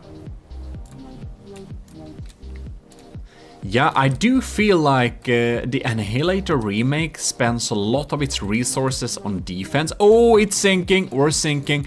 But what I wanted to add is that it should probably spend some more materials on actually dealing damage. I don't know its firepower per mass ratio, but that's the kind of feeling I get from this. Because it's not able to take out my weapon systems. Cyto Shepherd, he's sinking. You can see I added a rule. If your ship is sinking, that means you're losing. You can't be a submarine anymore. After the Borderwise battle, where he won because I didn't set up a rule against submarining, I set up a rule: if you're submarining, you're getting disqualification points and you are getting DQ'd. So Cyto Shepherd is sinking. Too much heavy armor, too little wood. This thing does not float without air or possibly upwards propulsion. There we go. That's a win for the Draconia. Well, I'm happy with her performance. The Draconia has delivered today. But indeed, formidable ship for Cyto Shepherd. We are going to go to setup. And if you're interested in like making some rules, like I twiddle around a lot with my rules here just to make it kind of fairish. But these are my rules here. So the rules are as follows. A 1200 second mark, that's 20 minutes, I believe. We have disqualified after 30 points, and here we have use maximum distance. If you're going away more than 5,000 meters, you're doing like weird long range mass shit, and that's boring. You can make a fast ship that just evades forever, and you can make a battle just, you know. I don't want ships escaping the battlefield and winning by this, so maximum distance 5,000 meters. don't do that. Maximum altitude. If you're a naval ship and you suddenly go above like 100 meters in the air, and you know, to be fair, like the Filke had some jumping action, well, that's fine. You can have some jumping action, why not? But you can't stay there. So if you're airshipping 100 meters above the water, you're ain't the ship anymore. So yeah. That's the rule, and we have a minimal altitude. If you're below 15 meters, you're definitely submarining on us. You're definitely submarining on us, so then disqualify. That's the rules here. I only sustain them for 30 seconds because we don't want to wait an extra minute for nothing. And yeah, that's the rules. We got some materials, of course. Yeah, so we're getting some materials for dealing damage. I kind of like how the Draconia kind of starts underwater a little bit. Why does it do that? Alright, we're gonna follow the first blast. I don't know, I just like these shotgun shells. It's kind of a nice opening. It's like an icebreaker. Alright, it doesn't confuse the lambs though. And here we see the Sea Whiz.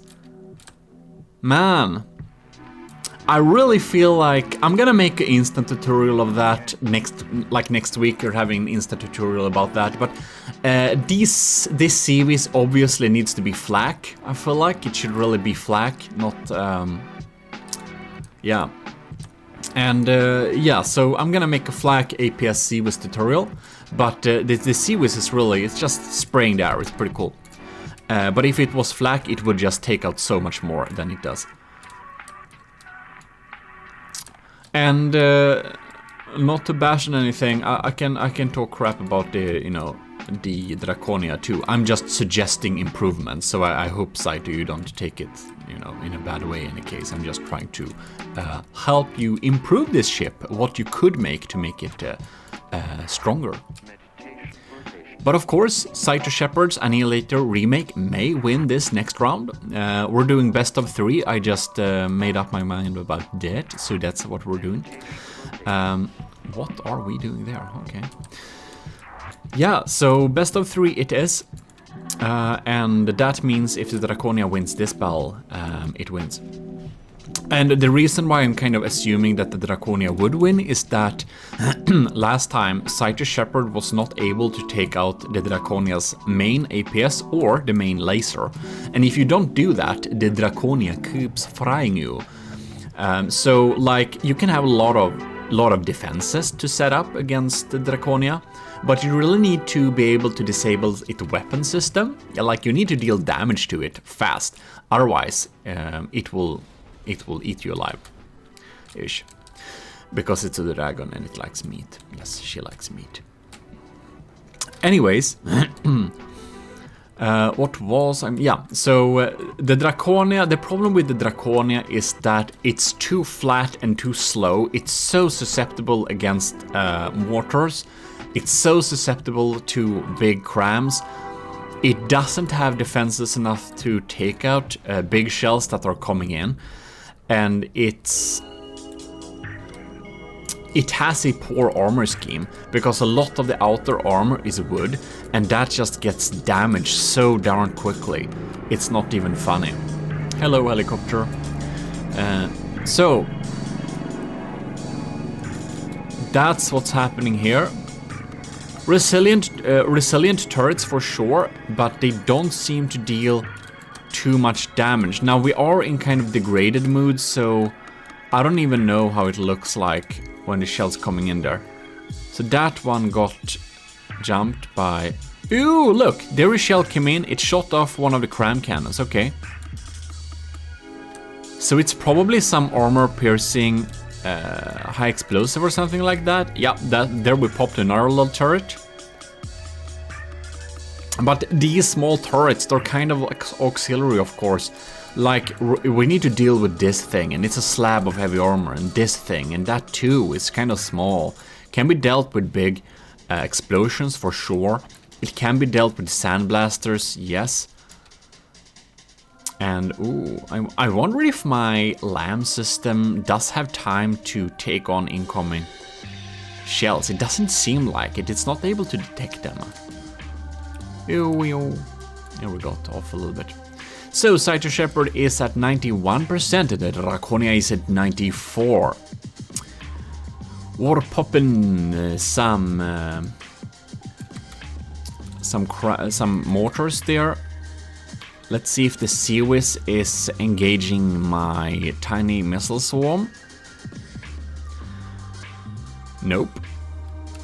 It looks like it's probably been drained and a little bit sad because of my constant EMP incoming fire.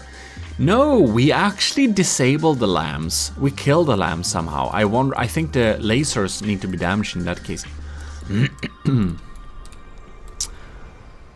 So, one thing that a lot of people forget to do, that's EMP secure their entire laser system. Like, if you have lasers on your ship, you'll need to protect that laser the same way you protect an AI. That means encase it in a rubber box and have surge protectors away from it, around it, you know. Not like directly on any laser parts, of course, but outside of it, so if it wants to go again for the laser, it goes on the side instead. Yeah, so that's like one thing.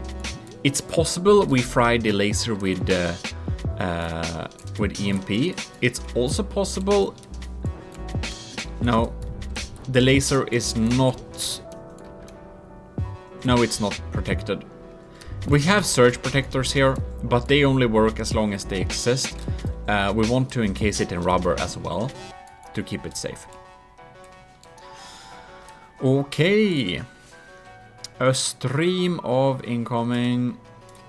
Like, these mortars are weak. They are mostly kinetic with a super small impact thing, or a super small explosion, something like that. But if you just let them melt through like nothing, they will of course deal a lot of damage. Like, they are super small, so they're super weak, so they only deal damage if it's like direct hit, but they do pop through, you can see there, and they will explode below, because they have a lot of hardeners and a tiny load. You can see there. You see, I think that's the block. It didn't destroy it. It just made it a little bit sad. Wow, it had to have gotten a lot of damage before that, so it's kind of weaker. Don't know. Draconia is at 93. Laser is still frying, and I do believe the main APS is on line 2. But when we're playing like degraded mode like this, it's very hard to see the stuff deal damage in action. Do hit something? Nope. It's hard to kind of spot the shells when we're playing degraded. And we're playing degraded because we're getting stuttering, and that's because we're having problems with the processor and RAM.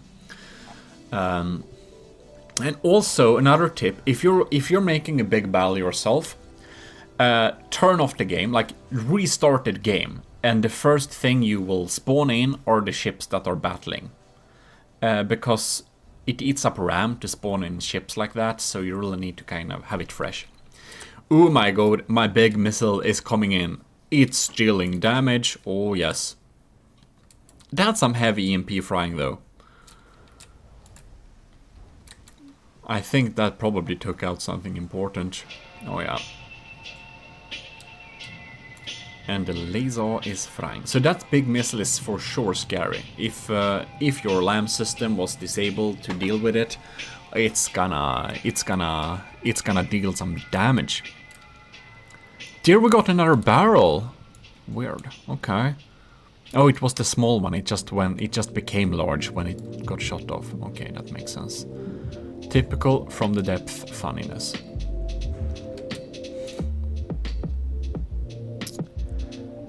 And I do guess that is the most thing that can be said. And you know what? Did you enjoy this video, or are you enjoying this video? We're not quite done yet, but if you are enjoying this video, please remember to leave a like. And if you like content like this, you should definitely consider to subscribe to the channel, because I'm playing a lot of From the Depth. Like, if you just look at my recent uploads, it's like 75% From the Depth. We have some Satisfactory and Gmod thrown in there too, but it's mainly From the Depth right now. So if you're into From the Depth and you're not subscribed, this is most likely a channel for you to stay tuned on. In any case, ooh, that was a nasty hit right on top of it. Bam. Kinda weak, but it kinda does scary damage too. You can see there. Yeah. The laser probably had something to do with that too, of course. The mortars are, as said, mostly investment in distracting enemy lands. You can set it up like that, and that's kind of the thought, but if someone would protect against from the Draconia... Oh, superstructure is away! Bye-bye, Captain of the Annihilator remake. No, but the mortars on the Draconia, they're not worth, like, they're not worth spending material on dealing with. Like, evade them if you can. If you get hit, it's no biggie. Or if you have like one layer of deck armor, and then it is a biggie. But if you don't have that, then it's just, if you could ignore them, that would serve you well. Because they're having so much health. They're difficult to sap with lands for sure. Yeah. All right, so the big missile comes in again, and it pop deals some damage. In pre-frying. Cyto Shepherd is down to 71%. The engine is still alive this time, so we ain't sinking it. But we are pretty soon, I believe. The upwards propulsion... No, it doesn't have any upwards propulsion. It probably has some air pockets in the front then. It doesn't look like we're dealing with upwards propulsion here. Yeah, this thing might sink indeed. Is that a torpedo or a dead barrel? That's a dead... No, that's an ammo clip. Is that out... Is that like 6 or 8 meter ammo clip? I think so. It seems that our missiles are still not popping in there.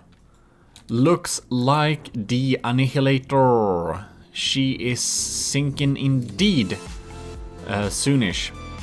We're approaching 68, we're at 68, 60, okay, we're at the 50s. We're in the 50s, ladies and gentlemen. The Draconia won 2 times in a row, which means that best of 3 is very much concluded. Both the Draconia's main weapons are still online. Without upgrading the Annihilator, I do not think this battle would go on another way. But anyways, thanks a lot for submitting Cyto Shepherd and fixing the craft so it abides by the rules. I got some little improvement tips for you there if you want to upgrade it to possibly beat the Draconia at a similar cost level and only 4 repair bots. And well, if you of course you can missile spam, but then you'll need to record that battle yourself, because my FPS is crying enough with this current battle. Yeah.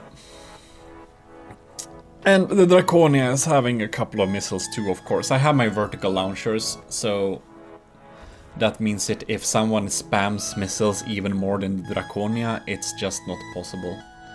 Yeah. So, the Cyto Shepherd's Annihilator remake, she is indeed the spawning.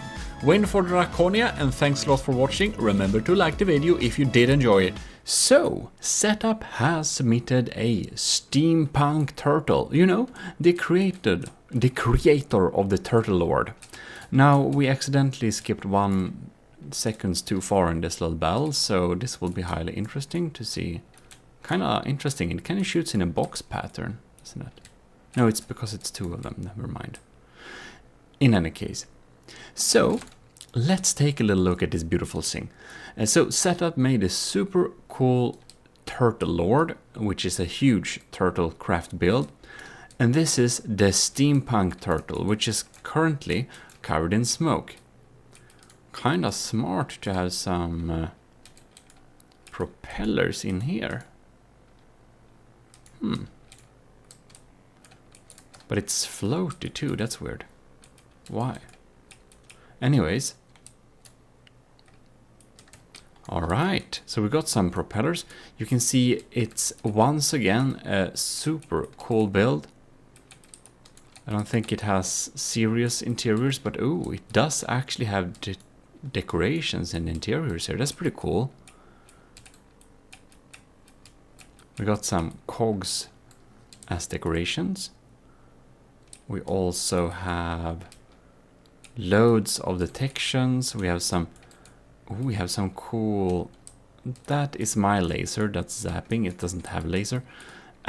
We have some tubes there connecting it up, and oh wow, these turrets. Alright, they're looking pretty cool. So we have some steam turrets basically, and these things, they're actually rotating around with the guns on top there.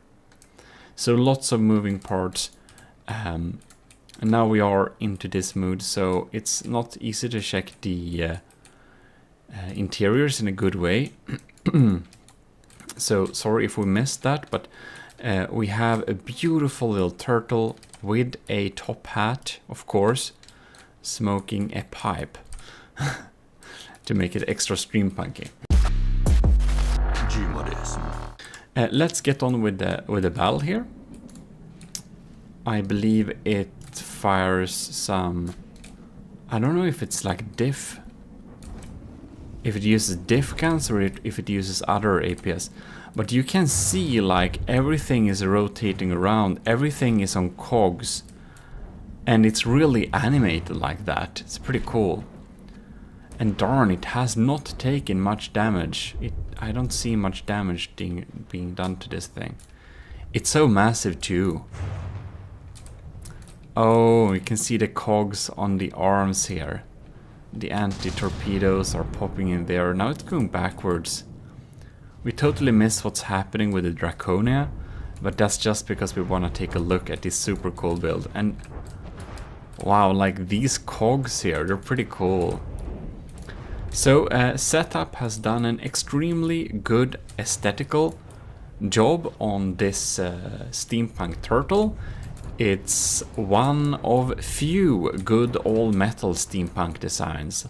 We mostly use a lot of wood when making steampunk, but this time we did not.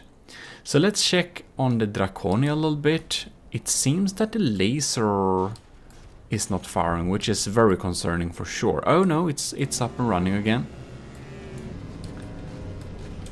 Nothing has taken serious damage here. I do not know. Oh yeah, we have some deep penetrations here, but it's mostly auxiliary systems gotten some beatings here.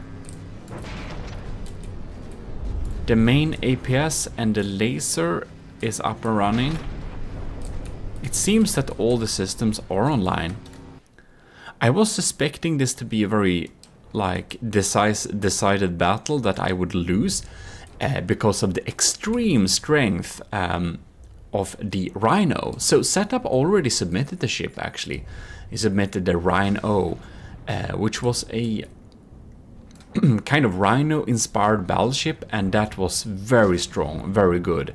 And it absolutely took out the Draconia every time reliably. So this may be a little bit more of an aesthetical build, because it seems that, ooh, did we EMP that thing? These turrets ain't EMP protected, it seems. No, it seems that this time the Draconia is faring much better. We'll see, its lasers are still online. These are some dangerous things. So I think this is only APS design, while we utilize lots of, like, all systems. And we are of course already in the degraded mood Here is my large... Oh, it's going pretty fast. It seems it just won't... Wow, it's not moving quick enough to... I didn't know my torpedoes were that slow though. And we can see we've been dealing some damage on the steam turtle's belly. This is also a nerfed design. I don't know, I don't remember exactly what it was, but it was something probably that it was too expensive, or like excessive use of like several hundreds of torpedoes. I don't know. Oh, there's a turret popping up. Because of course we can have lots of missiles. If someone adds like 200 small anti-missile missiles, I won't be able to run. Like, I can't record that. Not with this computer anyways. Oh, we have a thick slab of ERA metal checkerboard inside of here. And some heavy armor front. Yeah. Setup is very good at making these front-facing armors. But I guess it's... I don't know how expensive or how the unnerfed version would have been, but it is clear that it does not seem to have enough firepower to take out the Draconia. Someone who has the computability to do that would of course be interesting to see how it runs against the original unnerfed turtle. And there we came down with some mortars. We are in degraded mode now, so it's hard to spot all of the... it's hard to spot all of the like projectiles now. We can only easily see lasers and missiles. The shells just zap back and forth and barely have trails, especially not crams.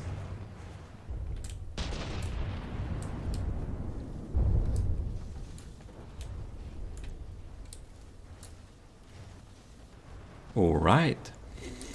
Well, we can definitely say that the steampunk's the setup steampunk turtle is indeed the better looking thing, but it's slowly turning into Swiss cheese, so that might change, because we are indeed mostly measuring combat performance. That's a lot of front armor, wow.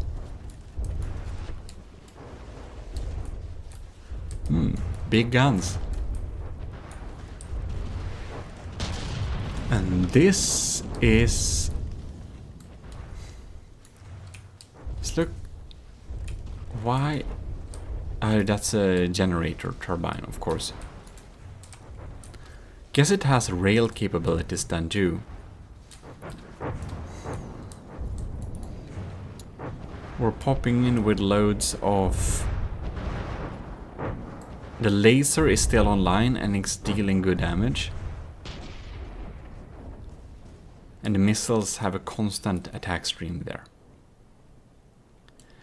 The Draconia is tilting a little bit, don't you think so? I think it's a little bit tilted. Oh, we just has to, no. I wanted to follow that missile. That missile. Because it's fun. Well, not for setup, but it's fun for us, I guess. This is a huge missile.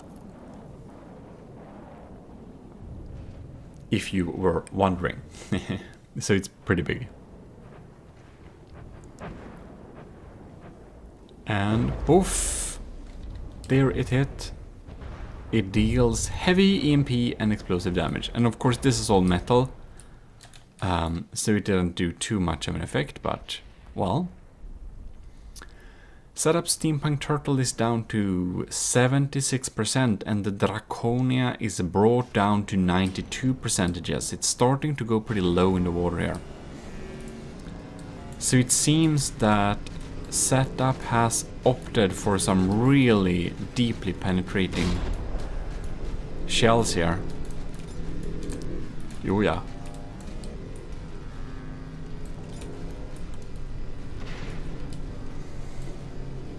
Well, most of the crams are online.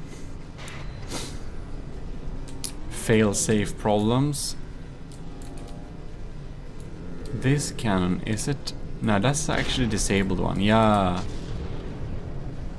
That's actually a pretty sad turret, I believe. No, it's not. Let's just pause a little bit quickly and just check in here. Ah, it's only shipped here on the side, but it's not disabled, so it has a little bit lower fire rate than it should have. Huge missile launcher is left. How's it going with the main gun? Ooh. It's alright.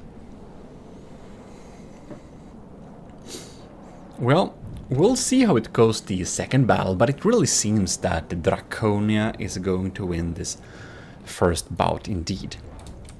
In the meantime, I would just like to send a huge thanks to our commissioned officers in the Army of GMODIST, which is Stellar Admiral LCG Canyon, Captain Scooby Rocks, Commander Ejin, Lieutenant Asteria, and Cadet Shark 93 and Martin McBacon. And if your name is not in the list here, it's because I recorded this before you became a patron. Yes. There is also yeah. So in the future, where we get lots of patrons, we'll hopefully that would be pretty cool, because then we could make like more regular content. In any case, there are some cool perks for the nice commissioned officers who are indeed supporting us. So if you're interested in seeing what those benefits are, then you can go to the Patreon page, link in description, and well, see what it offers. And don't be like this missile, just hanging around under here and not doing. It's up to no good, but it's not reaching its goal. Yeah. Now it disappeared. I don't know what that comparison was about, but whatever. I guess I'm a little bit extra weird today or something. Well, Steampunk Turtle or Tuttle. Yes. It's down to 68%, so I think it will start to sink. Yeah, here we have some of those railgun parts, yeah. I get it. That's why we had all that energy generation. You saw how little that mortar dealt damage. It dealt so little damage. And against popular belief, my mortars are weak. They're like weak AF, if you didn't know. They're just hard to zap with your lambs. They kind of are pretty resilient against lambing. And many of them doesn't even carry any payload. Well, this battle is really moving in slow motion, like, oh my god. 65%. It does still shoot back. We have some vertical launching remote controlled missiles here. We can follow them and see what they do and see if our defenses will be able to take them out or not. Anti-missile missiles. Whoops. No, they took him out. Well, that was that. The laser is still alive and kicking, and that's a huge advantage for the Draconia. If that's true, it's usually performing decently well. the laser would be in terms of damage per second, probably be the main gun, just because it's so hard to defend against. And I'm kinda surprised the turtle ain't sinking yet. Pyum, pyum, pyum.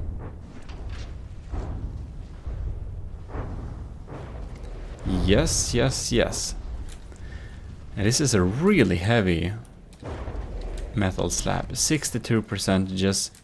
You know, I don't think that the turtle will, like... It's just slowly losing... You know, its missile doesn't reach either. That was a nice hit with my big missile though, wasn't it?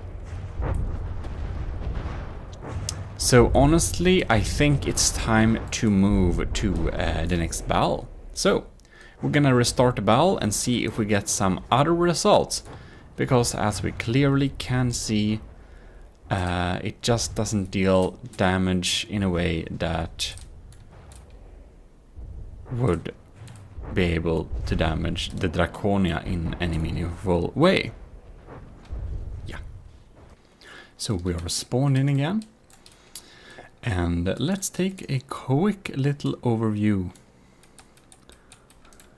just before the battle starts, so it's not covered in smoke. So it has of course some interior decorating, cogs moving around the center column, all sorts of cool little details here. Reminds me a lot of the what was it called now? The Turtle Lord, which is of course it feels to be quite big, a bit larger, but in any case, yes. So since we checked that out, you can see it's looking pretty cool. It's looking very nice. I think that we should start this little battle here, and this time I want to hang around with the Draconia a little bit, because I want to see what types of damage it receives.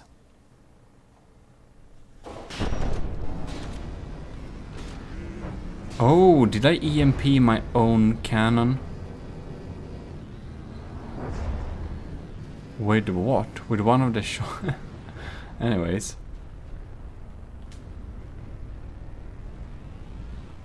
And the shells that are coming in,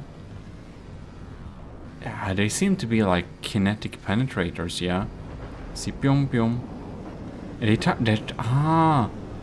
They tried to snipe the bottom of the...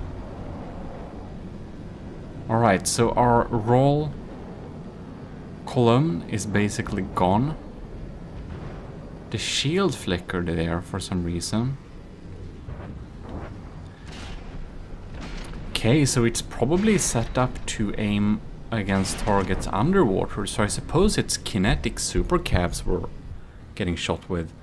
We also seem to have some EMP load in them, so I guess it tries to EMP us very much. Well, will we see another barrage of shots coming in though?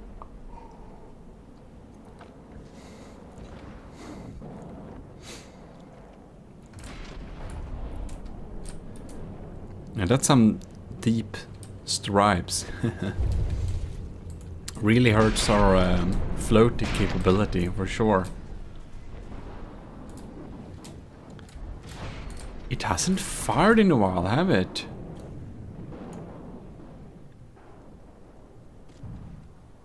Now it fires, okay. I don't know if they are diff guns. I suppose not, since the big main gun is of course not a diff gun, but the auxiliary may be, because I know that I think an earlier design of this at least had a lot of diffs. Boom. We are in the graded mood. And the laser really zaps away stuff here. Poor mechanical turtle.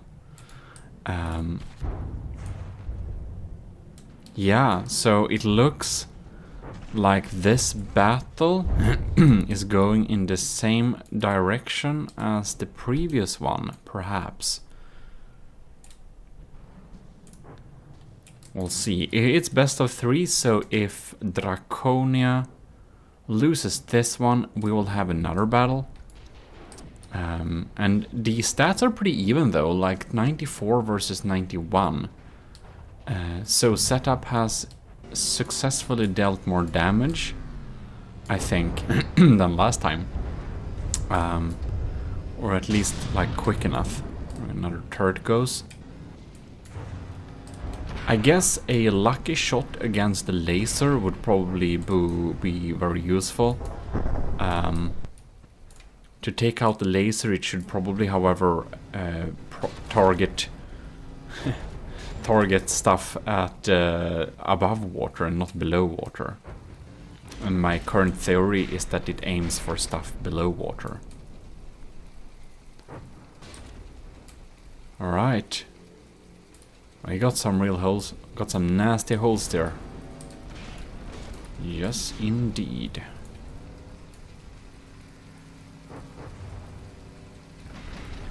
EMP and explosive damage. Now I see here. Ooh! A swarm of shells were incoming. It's kind of hard to spot them when we're in degraded mood. Steampunk turtle is down to 87%. Oh no. We have the stuttering. God damn it, it's really moving away. Like it's like really wants some range between us. It's probably smart because then some of the missiles might even not reach him. Not sure. Far we are, but anyways. You can see that this time our torpedoes have basically not been able to get there very well.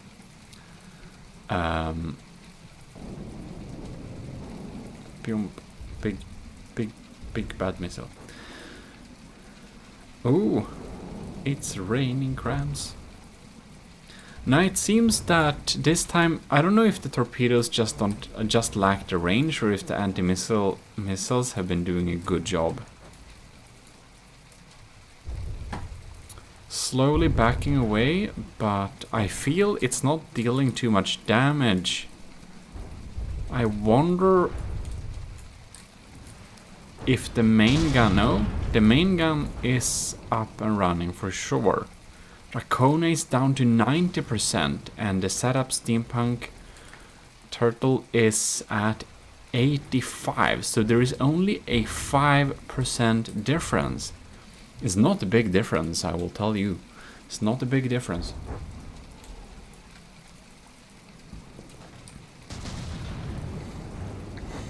It is possible that steampunk will the steampunk turtle will win against the Draconia.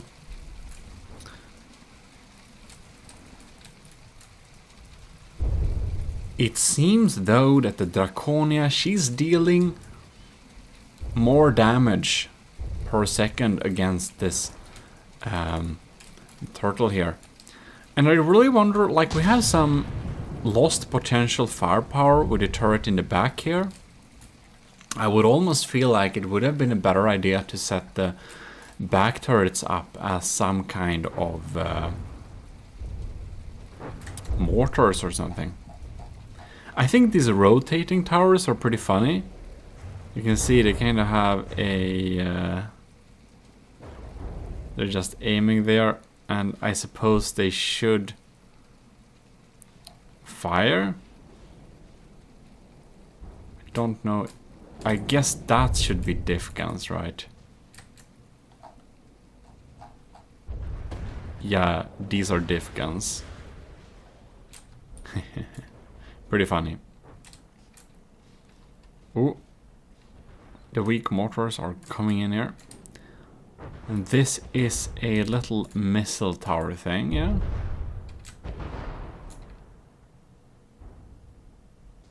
Right. Draconia down to 90. The turtle is at 79. So it really looks like Draconia is in the lead still. The laser is also still online. The main APS is online. auxiliary crams, they're starting to look a little bit sad. Most of them are indeed missing by now. Oh, even the... No, it's damaged. I thought that, well, that was too unlikely that the pack was still alive, because that's like semi-disposable. Mm-hmm. A huge missile is in there too. We have some deep holes there, but it's like holes in the wrong places. It doesn't hurt us too much. Right, very interesting. When entering this battle, I must confess that I kinda thought that I would like, when entering this battle, I absolutely thought that the Draconia would lose. So I'm quite happy that she seems to not lose. Won the first battle, seems to be winning this one, and that's, well, that's it of best of 3.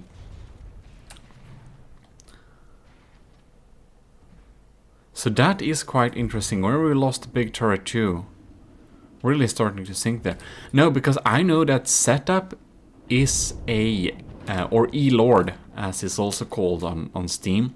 He is a very, very, very, very skilled builder. He's really good, and the Rhino, as I mentioned, did win very hard against the Draconia. So it's quite interesting indeed.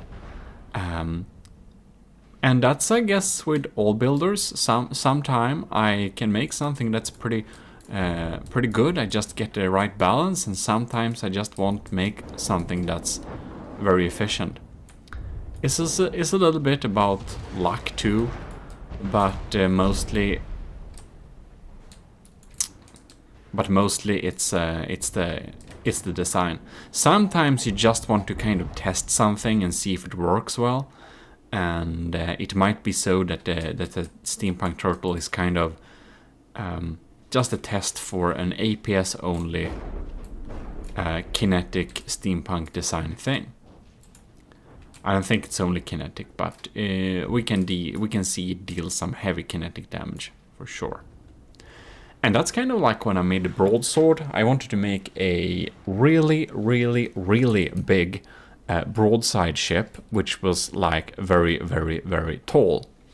And that's what it was. And it was kind of strong for what it did, because it was mostly a concept. But even though it was able to win a couple of times just because of the sheer broadside firepower. I just love it when this missile goes in here. It really kind of holds stuff out here. Okay, here we have some Tetris going on.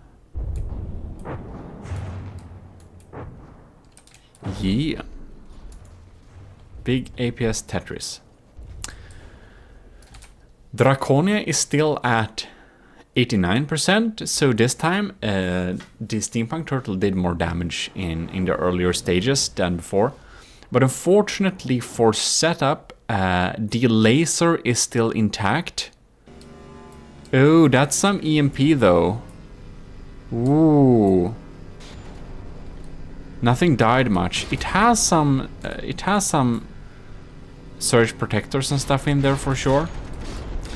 We can see that the laser has actually taken a couple of hits, because the laser beam is now, it's now in here. It's not one of the outer blocks, yeah. It's pretty funny.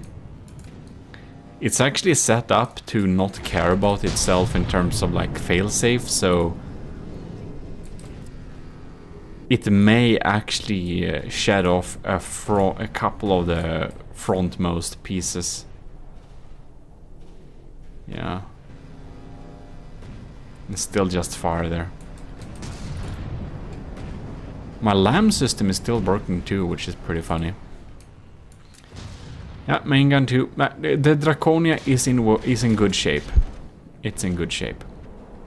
Let's follow my big or large vertical missile here.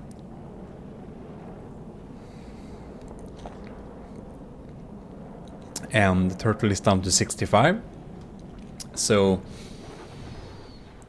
it's probably pretty safe to say who's gonna win this thing. And again, I wonder, I don't remember now, what's the not nerfed turtle, if I even knew that. I don't know if I got that information. But yeah, very cool, interesting design. I think that the steampunk turtle looks absolutely super cool. It does, however, seem to not be strong enough to win against the Draconia. But again, Setup has already won against the Draconia using his Rhino. So, with that said, I would just want to thank our commissioned officers very much for supporting the channel.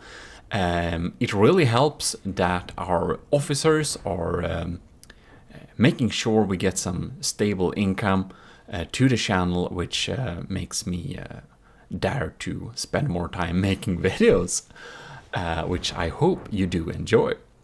And that's of course Stellar Admiral, Stellar because it's a Stellar YouTube member too, very, very generous. So Stellar Admiral LCG Canyon, Stellar Admiral LCG Canyon, try to say that a couple of times fast. Captain Scoobrox 1, 2, 3, 4, 5, Commander Egin, Lieutenant Asteria, and our cadets Shark 93 and Marty McBacon. Seems that the turtle has started to sink a little bit and collected a couple of penalty points. It's also losing. It's also below the. Oh yeah. It's very sad. It's very sad. Oh yes, it is. It has officially been zapped out of existence. But well, looked very cool, and thanks for submitting this beautiful ship. God, sorry. I don't know what it's up with me today. I think I'm a little bit extra weird, and I obviously can't talk. I don't know why. But thank you very much, Setup, for submitting this awesome ship. Steampunk turtle ship. Very cool indeed. Talking about setups, Setup has challenged the Draconia with the Rhino, which you can see is a very Rhino-inspired craft. It looks absolutely amazing, and if you think that you're wondering, whoa, Setup, who is this person? Well, Setup is the person who made the Turtle Lord. I think you have seen the Turtle Lord. It's a quite amazing build, and we did make a cover of it. We did check it out when it was new on the channel. If you did miss that, you should definitely check out his Turtle Lord. In any case, here we can see the Rhino. It is very cool. We will just dive through it a little bit quickly. It actually has some interiors and decks and stuff like this, so we need to dive through it. And you might wonder what the rules are. Well, the rules are as follow. Maximum 1.821 materials, basically my material limit, or lower. And Setup has submitted this ship with with a brave 100k well, cheaper price tag, which is quite amazing. So I will be very impressed if it indeed wins this thing. But of course, it's a severe disadvantage to have like 100k materials lower. And the other rule is maximum 4 repair bots. And from what I could find, I actually didn't see any repair bots on this thing. So the Draconia has 4 repair bots, and this one has no repair bots. So that's again a advantage for the Draconia there. And we can see we have some beautiful lockers and interiors and bunk beds. And you can really see Setup put some great thought into this thing. Incineration room. What? Can we just burn stuff here? Apparently. It's very cool. Yeah. So we're just checking around this deck here, and here we have this is obviously gold bars. It's a rich ship. A little block like that. It's looking very cool. And then we can go up here. So we can go up on deck here. And, well, we have some cargo areas like that. We can go up on a deck on several places, walk around. Very cool, very nice looking build. It's very, very nice. I must say I do like it a lot. And we have some mimicry wires going on there. And this is one of my favorite. It's a loading crane. You can see it looks, it's like, it has like control panels and like everything. Apparently setup doesn't have as much time to build right now, but I do look forward to the day setup will get back to building, because we surely see some amazing designs here. And you can see here, it almost looks like a reception area. And we have some azipods. Won't these kind of collide?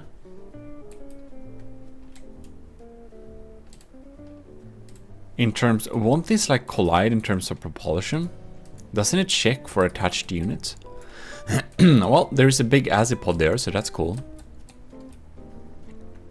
And some turning propellers internally there, very smart.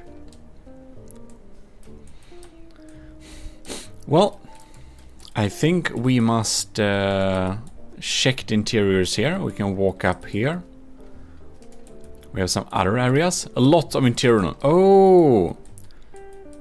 Stop sniffing helium. Okay, so we got a little we got a little talking podium there with some messages to, I don't know, help the crew get off its helium addictions. Well, in any case, we can go up here. Ooh, and here we come up to a little above deck thing here. That's very nice. And we can go like that. And one other thing I thought about for like Draconia battles, like if you really want to submit a like Draconia battle, it's not open. I won't take submissions openly, because while it's very cool, it's difficult for me, and the FPS turns really bad often.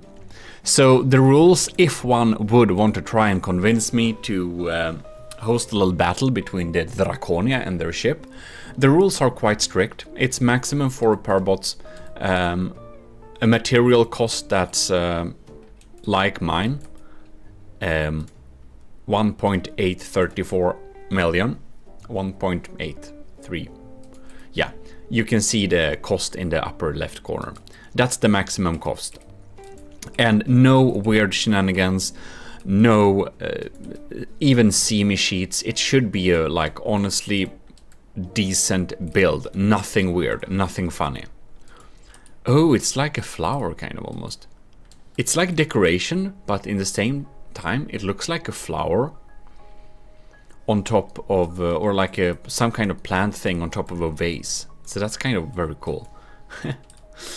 Yeah, and the last requirement is kind of harsh, but the craft has to be decently visually pleasing and not spam anything in terms of like, not spam like small small anti-missile missiles or anything like that. So no type of spam, no weird stuff, no cheese basically. And it has to be visually quite good looking. So if you really want to, please send some pictures and proof. DM me on Discord, and I might accept it or I might not accept it. But yes, because like hosting 10 battles versus the Draconia is just a little bit too much for me. In any case, the Draconia, you already know the Draconia. Wait, isn't it? Is the other direction? Oh yes, that's the back of the ship. Oops. You already know the Draconia, but we're going to have a quick little look at it.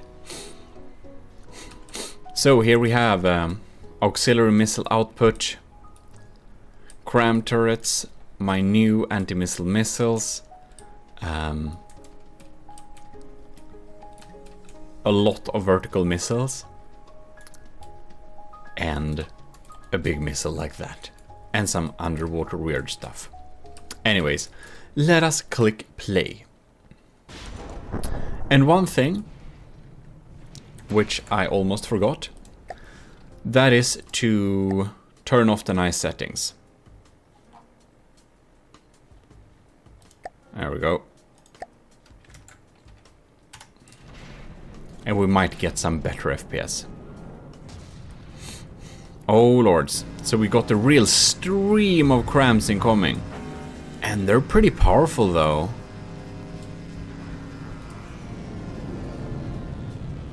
Oh yeah.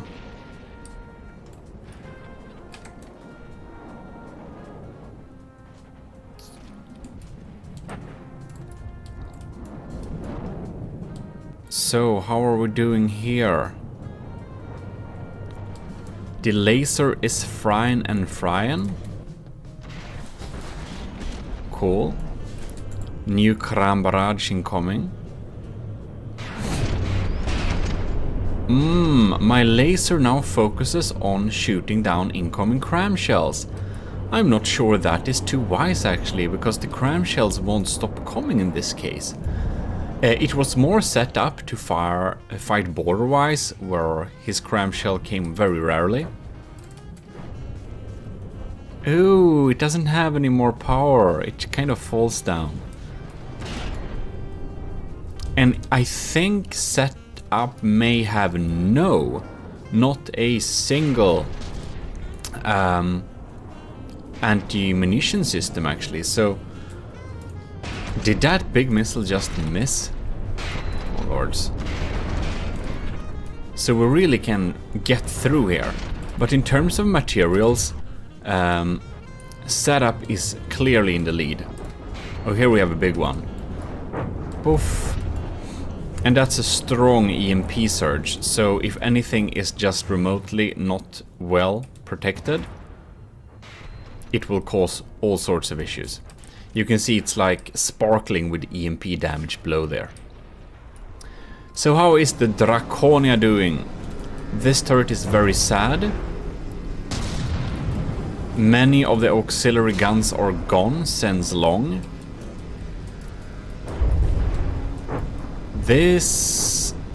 My main APS cannon seems to be almost entirely down, only one cannon still firing, but very inaccurately. The laser is lasing.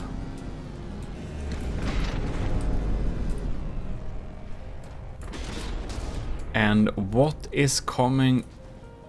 What is the lamb trying to snipe, I wonder?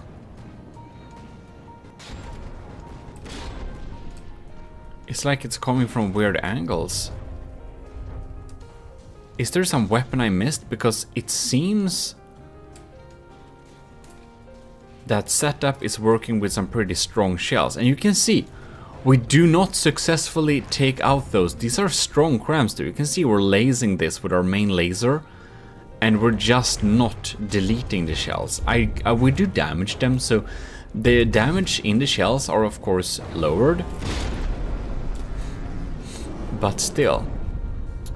Okay, so do we have any incoming torpedoes here? Because my anti-torpedo torpedoes are firing. Okay, so we have a lot of alloy bars and metal shell outside. So we're pretty compact. compact but efficient build, very like Sharky, Megalodon.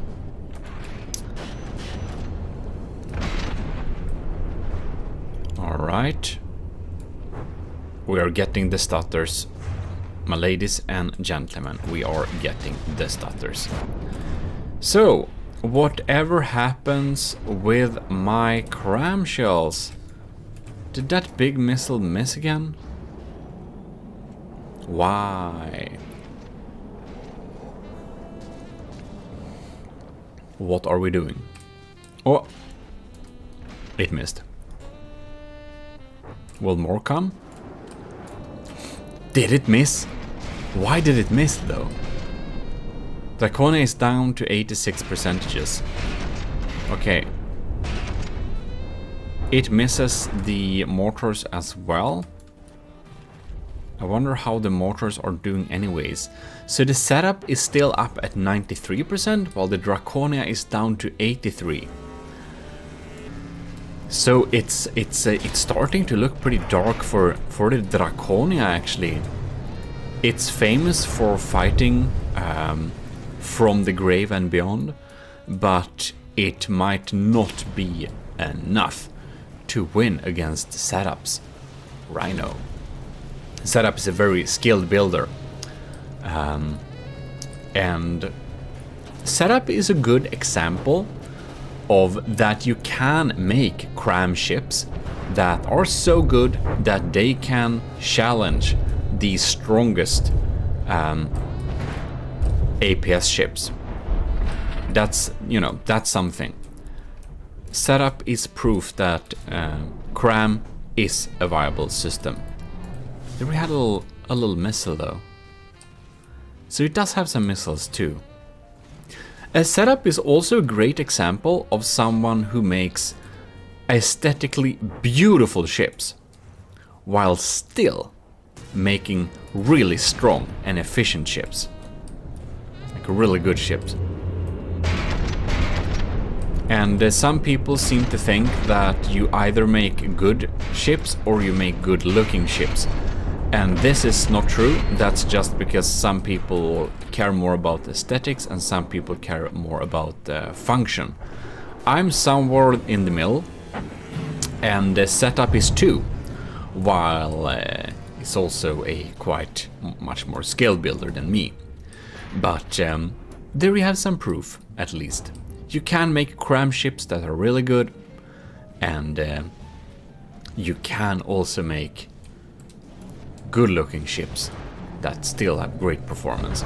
And of course, Setup doesn't only use cram for his ship, but I do believe they rack home most of the damage. It also has some good APS systems, like that shot. Cram shells popping in here. The Draconia is very sad. I wonder why it missed so much earlier. And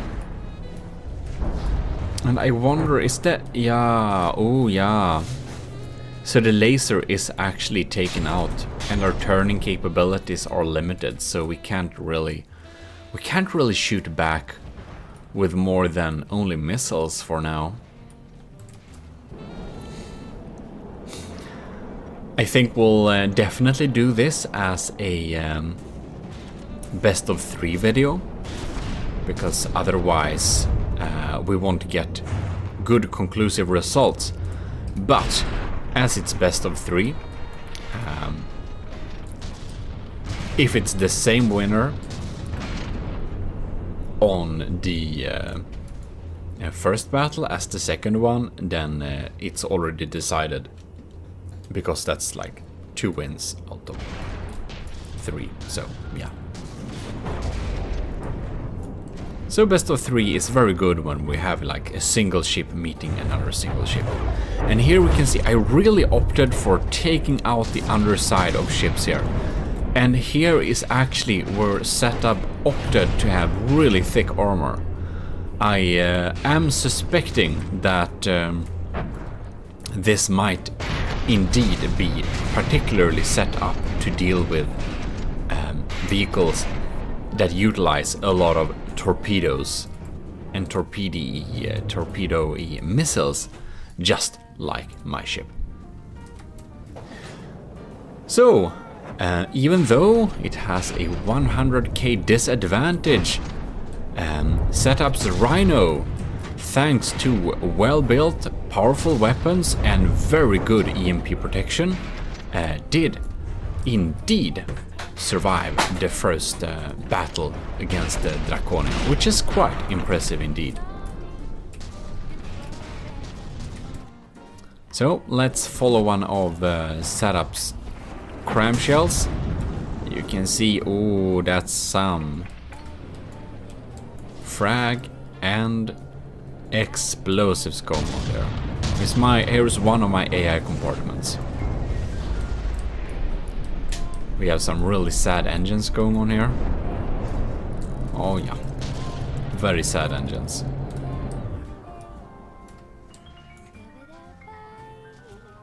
Bam. 63 versus 91. The Draconia will most likely not be able to survive this. No, it won't. But the cram shells? Ah, they don't even hit. Well then, bad aim. It's still fully functional. You can see these turrets here. They are still fighting on like basically nothing. Somebody else has used some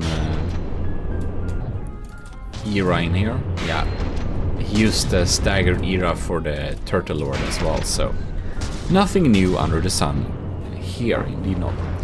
Okay, so we have heavy armor wedges on the turret part. We did manage to damage the cram, but you can see it has several barrels, so they are still active. Wow, it's just so resilient. And our lambs and anti-missile missiles, and they just won't take those cram shots out. Indeed, no.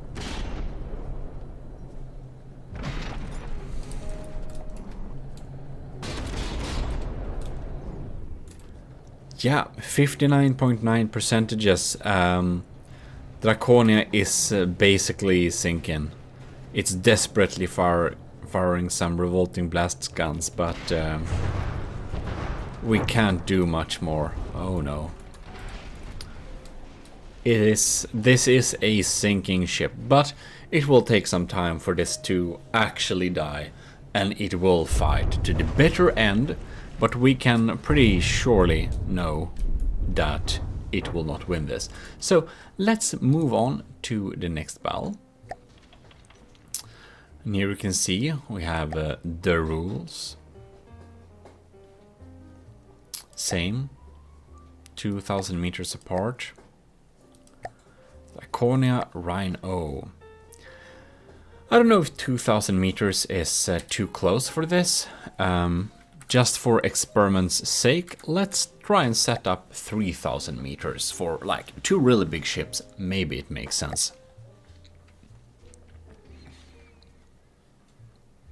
And then the game kind of freezes a little bit when we click the start button.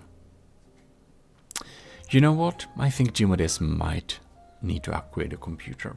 While we are indeed here, we will of course need to thank our beautiful patrons, our commanding officers in the army of GMODISM. Did you know you can join the army of GMODISM for free?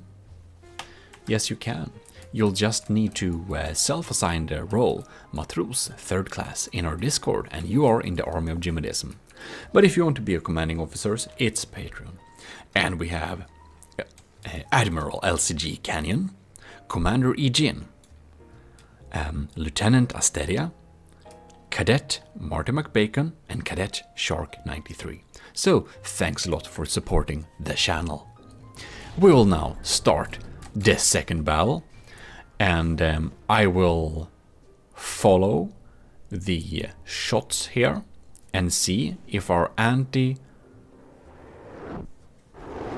Oh, we got one shell. But damn. That's the main laser. The main laser has had to actually zap one of the cram shells for a while for it to die. It was not enough with the lambs. Yeah. Well, hopefully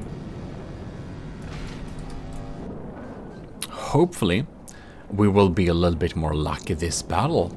We shall see indeed if we are managing to win this battle. Pyong. It's kind of like I don't know where that shell disappeared. I suppose damage... Oh, I think it damaged that one probably, yeah. It's interesting. And you can see that setup is optimizing for basically invisible shields. They are only visible when they are actually deflecting something, otherwise they stay hidden. Ooh, looks like our laser found something hot, which in this case is an engine in the front. Interesting.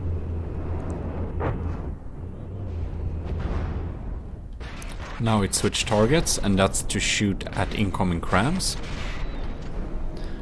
And it didn't take long. Setup is already in the lead here. Very interesting indeed.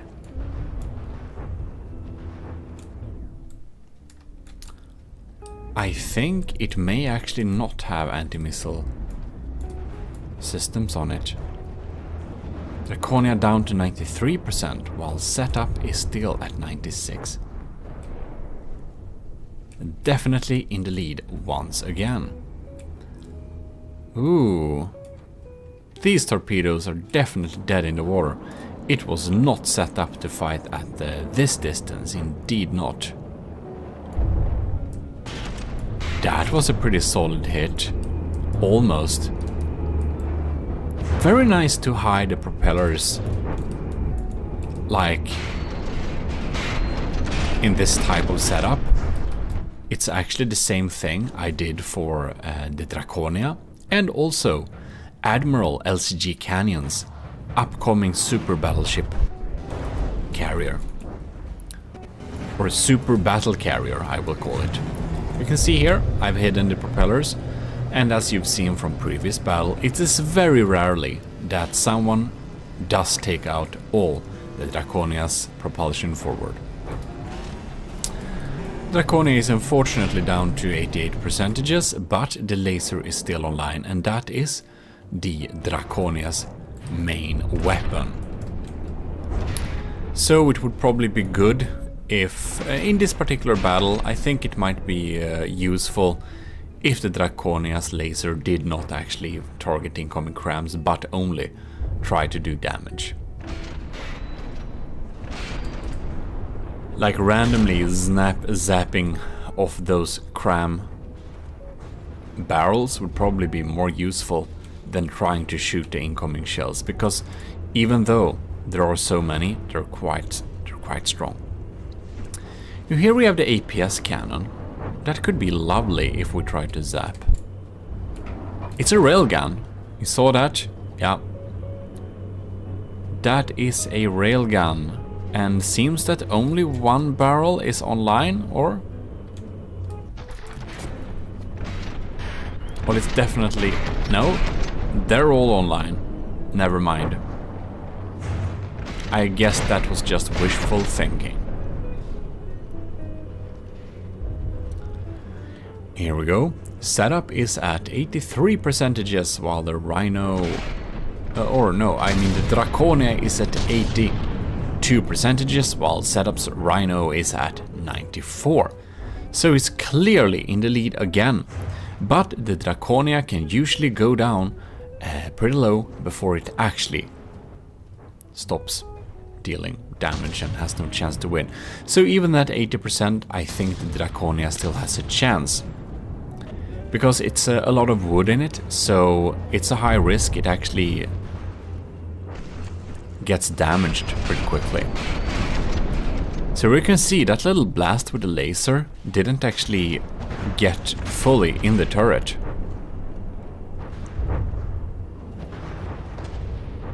Now we are doing some good work, sniping some barrels.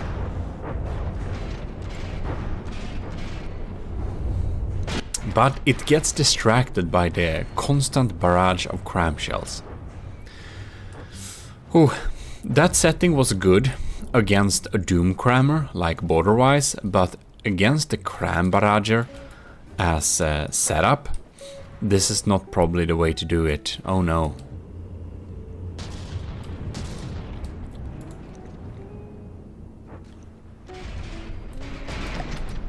I wonder how close they are now. I guess we can fly up a little bit into the air and just have a little overhead view. Wow. The setup's Rhino is so fast.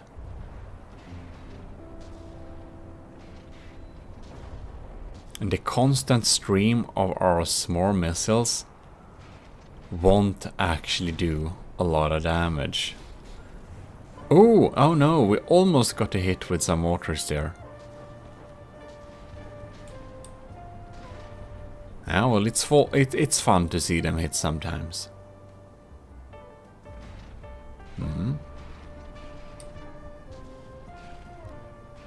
See, we are not able to take out any of those cram shells that's incoming. Oh man, it's just, they just keep coming.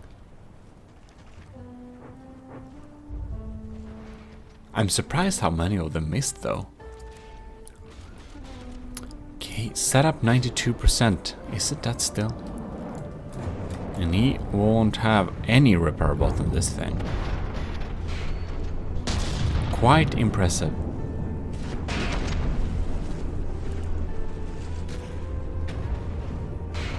Well, that's thick though. That's so much alloy.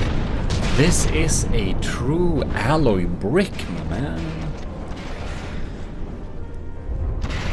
It's like more than the Megalodon, yeah.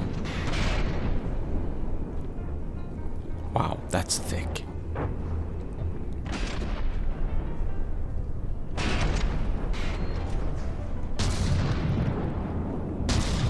And they are pretty well protected. The Draconia hasn't disabled an important system here in a while, man.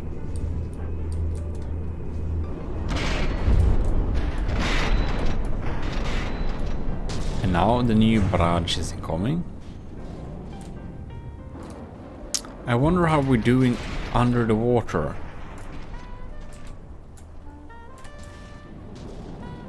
Like, won't these do any damage? They should deal some damage.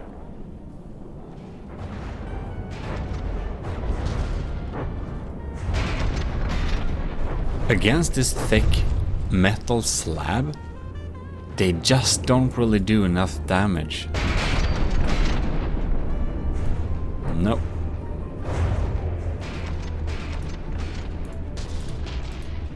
Should have been huge missiles or something like that. And I haven't seen them in a while, actually. What's up with our big, expensive missile system here? Is it damaged, I wonder? It seems to be quite online.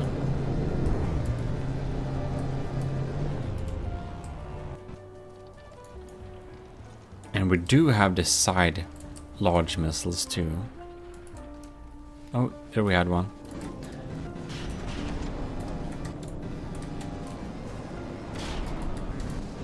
So I'm quite curious to just follow one of these larger missiles or larger torpedoes and see where they lead.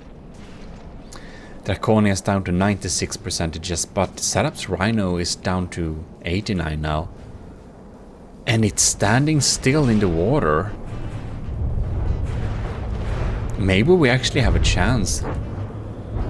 Extremely late game if we do get a chance, but man. Wow.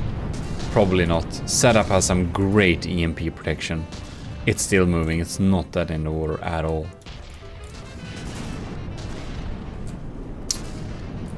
Most of our mortars do miss, unfortunately.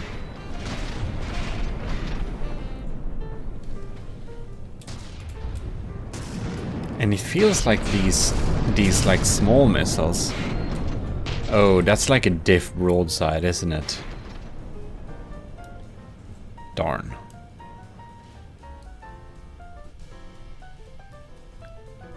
Scary for sure. And our laser... It's trying to zap that shield. Because it's hot. Wow. That's just so much area to zap out. Especially when we're at like 65%. Quite impressive. Is this one of the diff shells? Is this a disruptor to weaken the shields? Kinda amazed that the laser is still online at 64%. That's quite lucky.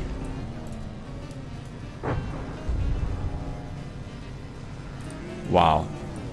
The entire front of this ship is like missing, hollowed out missing.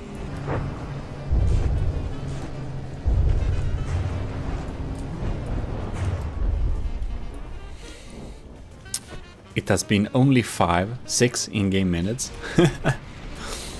As if. And Setup's cannon seems to be quite resilient against heat missiles too. Heat missiles is a great way. It's a great way to take out enemies. It's a great way to take out enemies. Turrets actually, because a lot of them doesn't have like really good armoring. Here we can see we also have some like internal shields going on there too.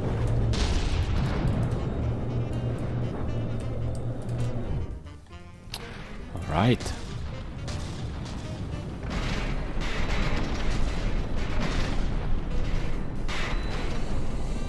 Okay. Both of them has a lot of materials. Of course, the Draconia has more, but the Draconia is closing in on the 55% mark, which is quite unfortunate indeed for me.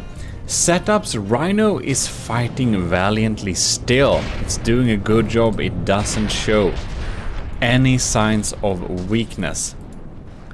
This behemoth is definitely a very formidable battlecraft.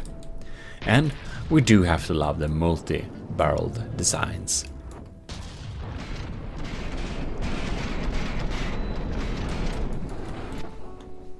Some cram shells. Oh, and that's it, isn't it? 55%. Well, Setup's Rhino has been able to win this battle 2 times in a row with a significant lead, even though his craft is 100,000 blocks below the mark. So that is very impressive indeed. Well, I do have to say, very good job, very good ship you have made. It's definitely stronger than the Draconia. But I did learn a lot making the Draconia, so the Draconia will never receive any upgrades. No, I will make some new cool battleships, but the Draconia is finished. We are going to have a rematch between Borderwise Titanslang and the Draconia, because even though he did win the battles, he won the battle being a submarine half of the time. And that's probably outside the rulebook, so it's... well... it should be fair.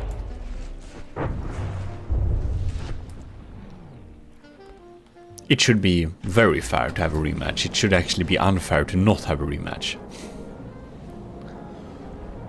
Well, well, well.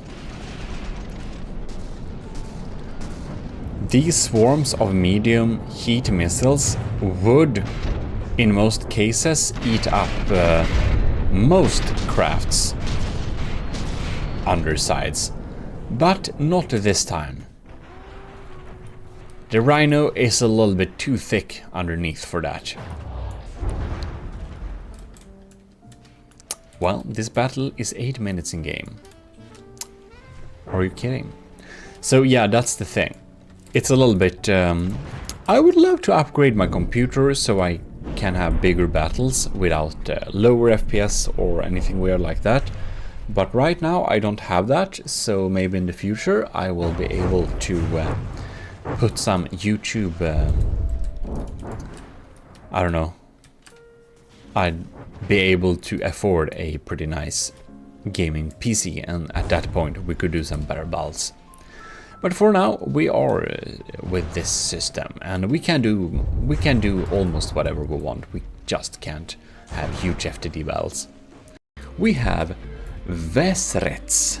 Vesrets Incolable. I don't know what incolable means, but maybe someone can tell me that.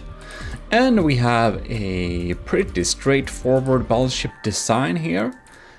Ish narrow. We can see we use some railguns with a lot of...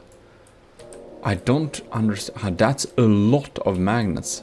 I wonder why there are so many.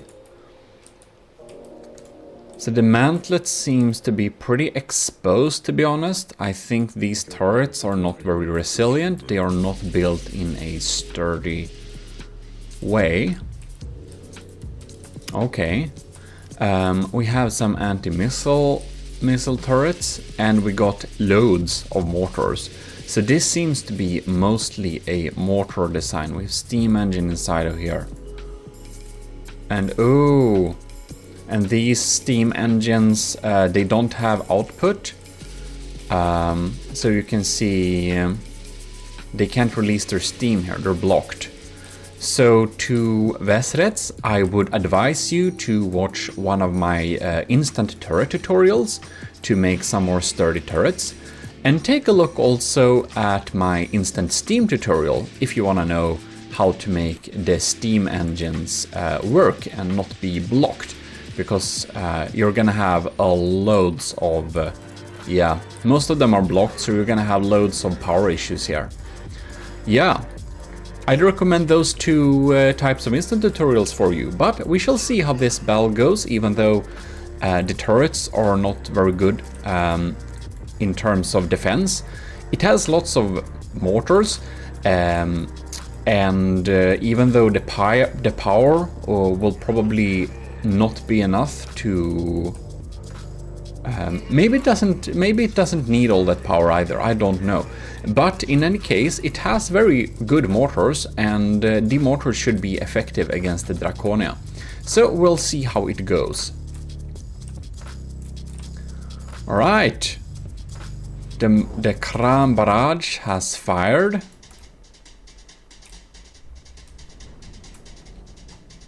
My laser is zapping in the front here.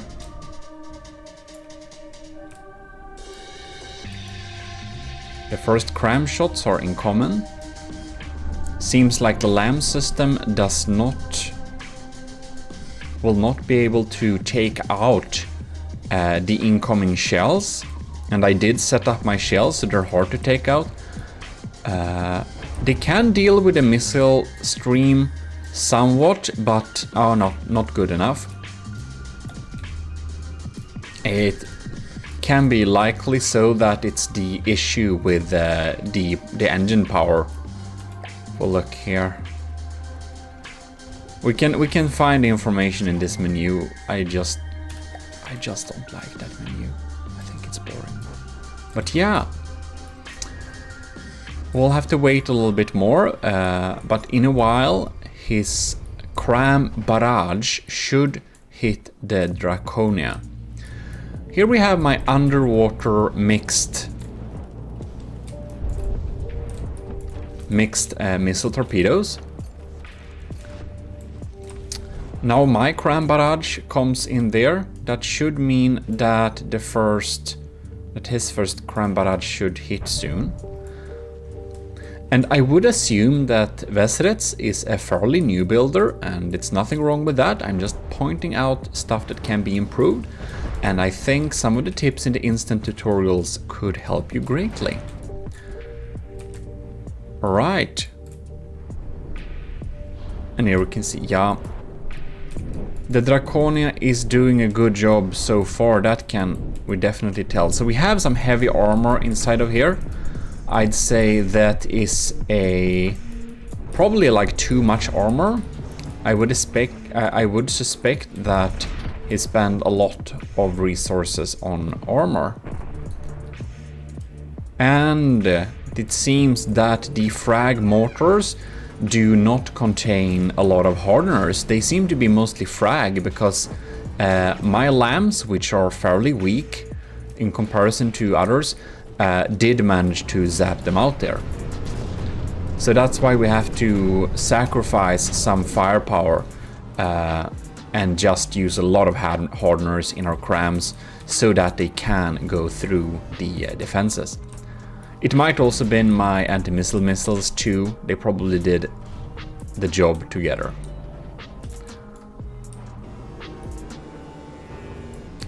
Oh, a laser. He got a laser too. I didn't see that. And as expected, the turrets are pretty messed up. Haven't seen this turning. I wonder if it's blocked. Who knows? Well, I think it's... Ooh, now we can see. Ah, look! Now we got a cram barrage that got almost... It got through. It just missed, but it did some minor frag damage. We have entered degraded mood, ladies and gentlemen. And yeah, we can see a couple of more missiles is incoming. I wonder if we can see armor cost 22%. I think mine is like 44%. But we kind of, it's taken a lot of damage too, so I don't know if it's updates during the like process. Well, the laser is no, almost. The laser is almost EMP insulated, which is good, but it's not insulated from all angles. It has to be surrounded by rubber below, on the side, up and down. And if you want more information about that, check the laser tutorial and I explain a little bit more. I also have how to protect against EMP damaged instant, which can be useful to watch if you don't really know how it works yet. Alright, because now we can see the lasers is exposed from below to EMP, so EMP damage can like just go there. So it now sinks, it's collecting penalty points because it is submerged at 46%. We will do another battle. Just for the sake of it, because we of course need to check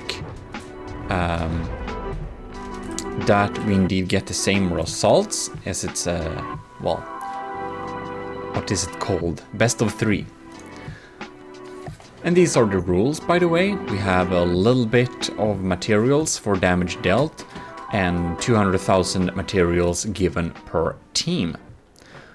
Right, so we're starting the next battle here, and we can check.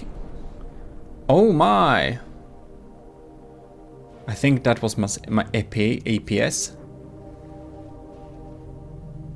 I just want to see how it fares in the beginning here. It got a lot of torpedoes shooting downwards, like that. It's a very good strategy. The Draconia has the same procedure, with great results. It almost feels like the front turret's rotation is a little bit blocked. And there my huge missiles come in. And the huge missile was only added as an afterthought, just to kind of ish reach the high budget Borderwise did set for his Titan Slang. Alright.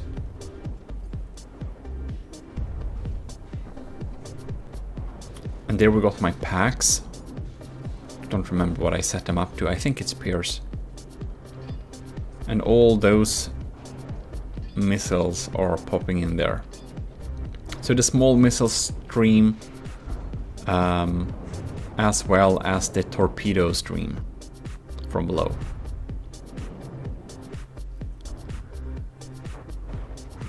Alright. I think we will reach the same results during this battle. And that is because of the mentioned... Ooh, we got some AI confetti there. Oh my. And processing cards. Well, I think we'll be getting a similar result. The Draconia is indeed a mean machine. It's not the best battleship ever, but it is... it's strong. It is strong. I'm happy with its performance, even though I'm a little bit unhappy with how I built it, but that's just regular from the depth. Alright, very interesting indeed. So, ooh, we got more AI confetti there. Don't tell me is the main AI here too? Or was it just some... I think it was just some supportive processing power. That's a lot of surge protectors. Oh my, oh my. We do not need that many surge protectors, usually. And it's better to kind of have them connected to metal and not wood. Otherwise, the EMP will just lead around it. But again... EMP protection instant tutorial would explain that better. In any case, we can clearly see how this goes. I will say thank you very much for the submission, Vesrets. I think you're a new player. Take some look at the tutorials and I'm sure you will be able to build a ship that does much better against the Draconia in the future. And with that, I would like to throw out a huge thanks, well, to Vesrest for submitting the inoculable and incallable, I mean, and of course to our commissioned officers in the army of GMODISM, which is Stellar Admiral LCG Canyon, Captain Scooby Rocks 125, Commander Ejin, Lieutenant Asteria, and Cadets Shark 93 and Marty Bacon. Ladies and gentlemen, you are watching GMODISM, and here we are with the little first installment of the Fylke mini challenge battles. GMODISM. And this is my completed Fylke, which absolutely was not completed like an hour before recording. Not even that, I've been tweaking with it, and I think we got to a version that actually kind of works. And we also have a full folder of a lot of ships that you guys have submitted. So thanks a lot for submitting to the mini Fylke challenge, and it will be really interesting to test these battles out. First, however, I feel that I need to give you a little tour of my installment of the Fylke. And you can see it's surely a weird ship. I just thought to make a really basic ship out of this first. But then I decided to take the advice that you are posting to me in the comments always when I'm making something with crams. And that is GMODISM. To avoid getting hit by crams, you don't need thick armor, you don't need lambs, you don't need anything. Evasion is your friend. So this time I actually decided to build my Fylke around the thought of evasion. And you probably see that already. You see these beautiful Cylinders? These are not chimneys. Oh no. These are custom jet engines. And that's exactly what they do. They are custom jetting. So whenever we have an incoming shell, the jet engines fire, and they get help by the 4 propellers in the bottom here. And they all kind of propel this ship to just go instantly upwards pretty quickly. And that does evade a lot of shots. So if somebody wants to doom cram me, I might be able to avoid some of those hits, which is pretty cool, I think. Alright, so what do we have here? Well, I feel that my little Filky building session has basically been a learning experience where I have gained a lot of knowledge that I can use to update the Draconia. Because in its current state, the Draconia isn't very good, and it will probably lose because if I remove those repair bots it has, it kind of doesn't deal very well with the Meg. It's very unsatisfactory results. Yeah, so there is that. So I need to do some things. I need to learn some stuff. And I have learned some of this stuff during this little building session. What you're looking at right now is a direct input feeding sieves. So this is a close-in weapon system. It's designed to shoot out cram shells from the sky by direct input feeding. And it does a pretty good job at that. I might use this particular model on the Draconia. I'll probably make another model. This is my first ever build of this, but it works pretty well. It uses a armor piercing, solid warhead, and a stabilizer fin to be kind of accurate. And it just fires kinetic damage, and it's accurate enough to actually shoot down cram shells from the sky, which is pretty cool. I didn't think it would work. It sometimes actually does shoot down cram shells. Here we have another direct input feeding gun. And this gun is actually a... well, we got 3 shots here. We got a sabotage head, or we got a armor piercing, pure armor piercing. We got a squash head, a hash shell, and we got a heat shell. So we got another one of these here, and they're kind of super slow, but they deal a lot of damage. They're pretty decent. It's one of my first successful diff guns ever, and I slapped it on here.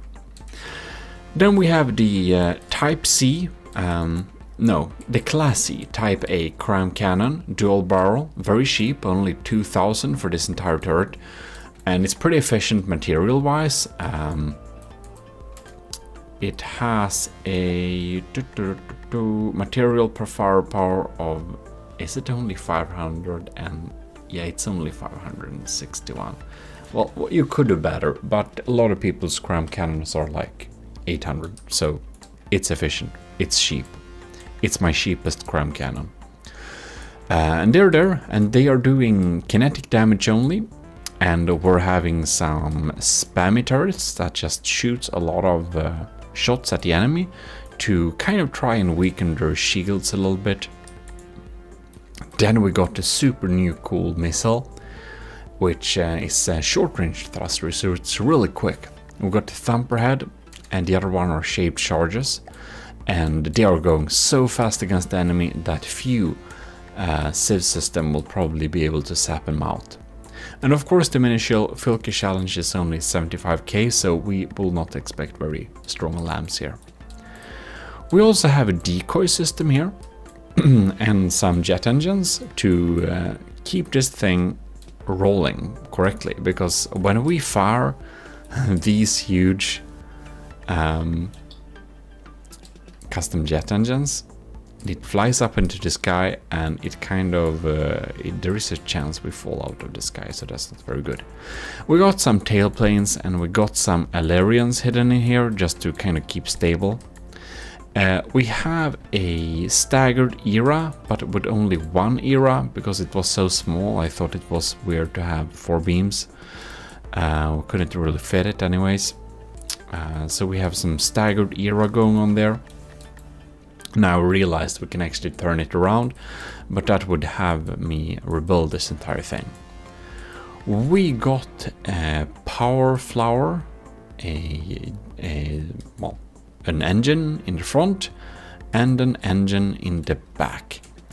We actually have a lot of empty space in here. I could have fit much more weapon systems than we actually have in here. So it's kind of empty like this. And yeah, it does its job. It's probably too much armor in the bottom of this thing, but whatever. It works pretty well. And I'm at least happy with my iteration of the Fylke, and it will be really funny to see what people have submitted. So I think we should indeed just start the battles. I think you've seen enough of this thing. We got some cameras and stuff like that. Did I miss anything? Probably not. This is it. This was me learning about direct input feeders, improving armoring, being able to distract shields with small fire cannons and stuff like that. It also has an ECM jammer in order to make incoming cram shots a little bit less accurate, and hopefully it will save us. Who knows? It will be highly interesting, so well, let's get into the battles. Alright, so here we are. We are going to select the very interesting order of well, Adnecreas. Your name is beginning with an A. So this is the väldigt plugga fylke, which is very bad translated Swedish. It probably means something like very study fylke, or very cramming fylke. Who knows? In any case, we right now decided we'll have 25,000 materials per team, and I think the spawning distance of 1,000 meters is... should we have 1,000 meters? Should we have like 1,000 point... I don't know. Let's have 1,100 meters. Yeah, that should be great. And the Fylke mini tournament, mini battles, we have very loose rules here, so don't take this too seriously. For the spaceship tournament, we have kind of strict rules, but for this one, nah, not strict rules. It's fun to do both things, so that is nice. Now, I don't know which ones are flyers or not, so we'll spawn them in sea level, and if they kind of fail, we'll redo it. And there we are. So here is my ship, the normal Fylke, which is just called Fylke because I get to do that. And then we have Adnecreas väldigt plugga fylke, which is... oh my, that's some cool looking custom crams with... wow, that's just real bare bone crams. And we have some pretty advanced like wiring going on here. That's pretty cool though. It looks nice. Yeah, cool. With some detection and yeah, I don't know, a camera maybe, or if it just looks cool. Good lord. Oh my. Here we have a big little medium cram setup going on there. We've got ammo going on there, and cool. And he kind of made a little sticky shield things a little bit flatter, but it definitely looks like a Fylke still.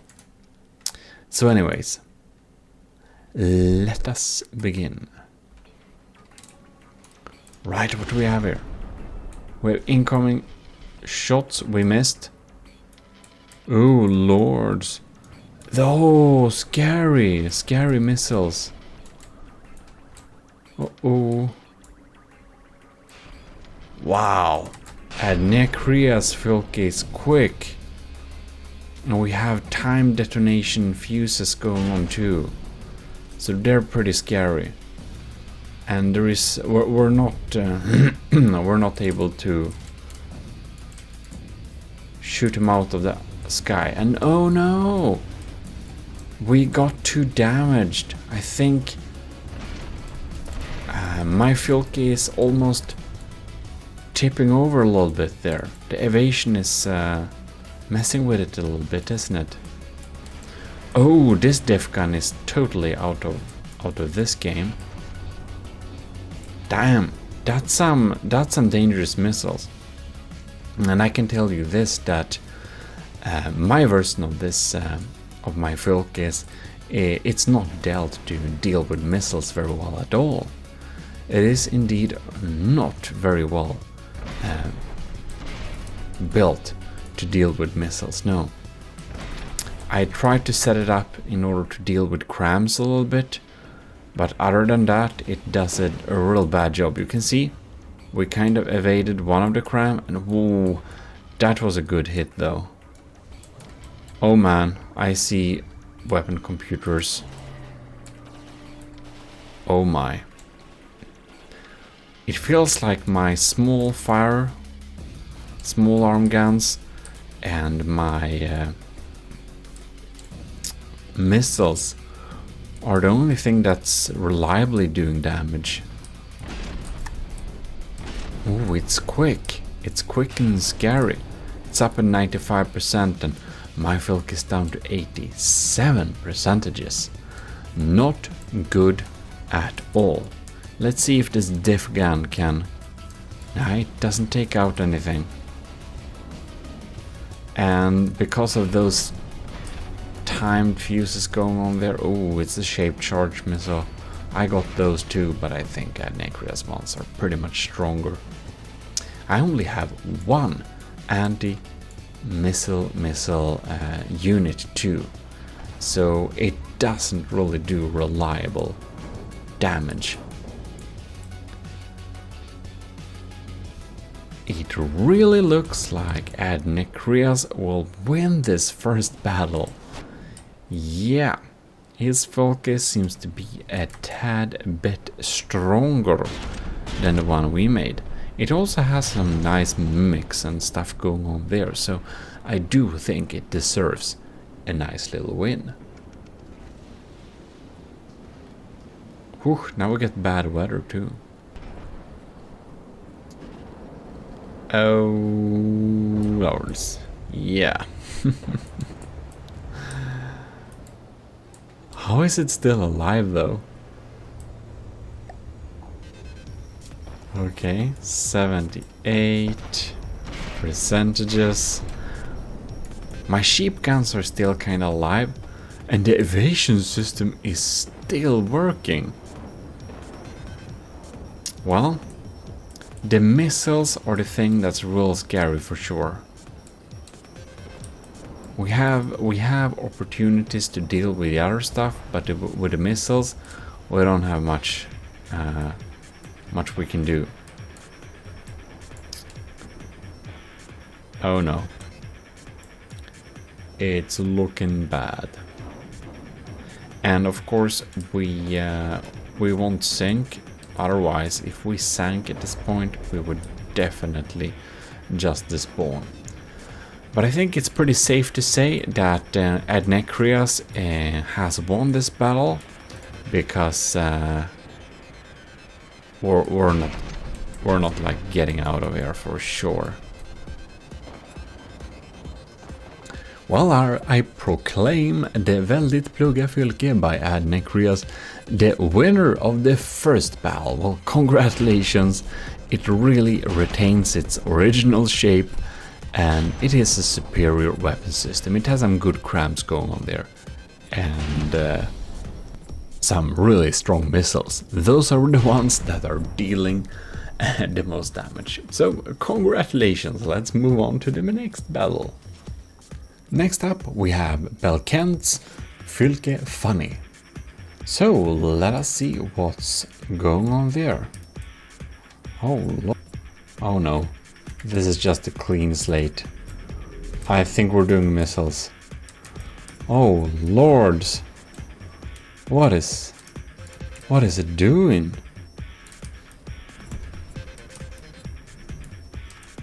Does it fire hordes of... What's going on here?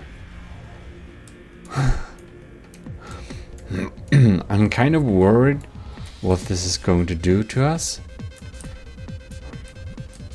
It has shields. Is it just a thing that's just shooting in? Does it have offensive means? Sir, does this pose any offensive means? Or does it just have anti-missile missiles?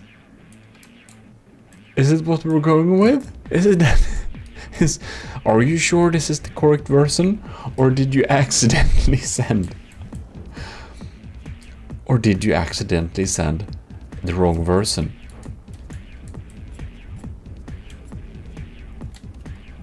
I've just been looking inside of this thing and it's basically like solid alloy. That's why it's kind of expensive. So yeah. Well, what did we have something incoming? What was incoming? It did damage. It did some damage. Or did we do damage to ourselves? I'm not 100% sure. Well, it's like solid alloy and wood.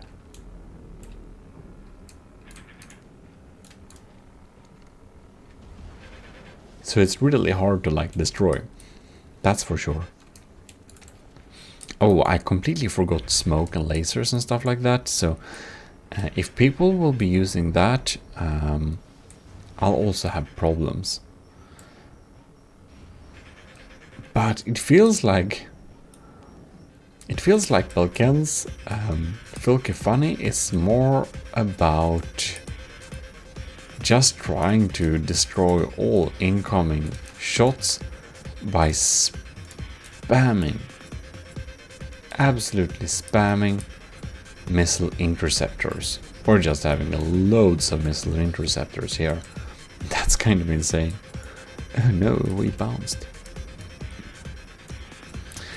Yeah, so unfortunately I did use short range thrusters, which means that many of our missiles that come in and every now and then, they do actually reach the target. Pretty nice. The crams are also usually reaching the targets because they're faster now. They are going 300 meters per second, I think it is now after updates. We are of course playing in alpha branch because, you know, who wants to wait for the updates? They take forever. Okay, so the Belken's Funny Fylke is at 95%, and it just really doesn't do enough damage. I feel that this platform is something that's more of a statement about don't put all your money in defensive measures, because well, then you can't deal damage. Or it's of course also possible I actually got the wrong version, who knows. But this is the submissions I got, so those are the ones I'll be using. And there we go.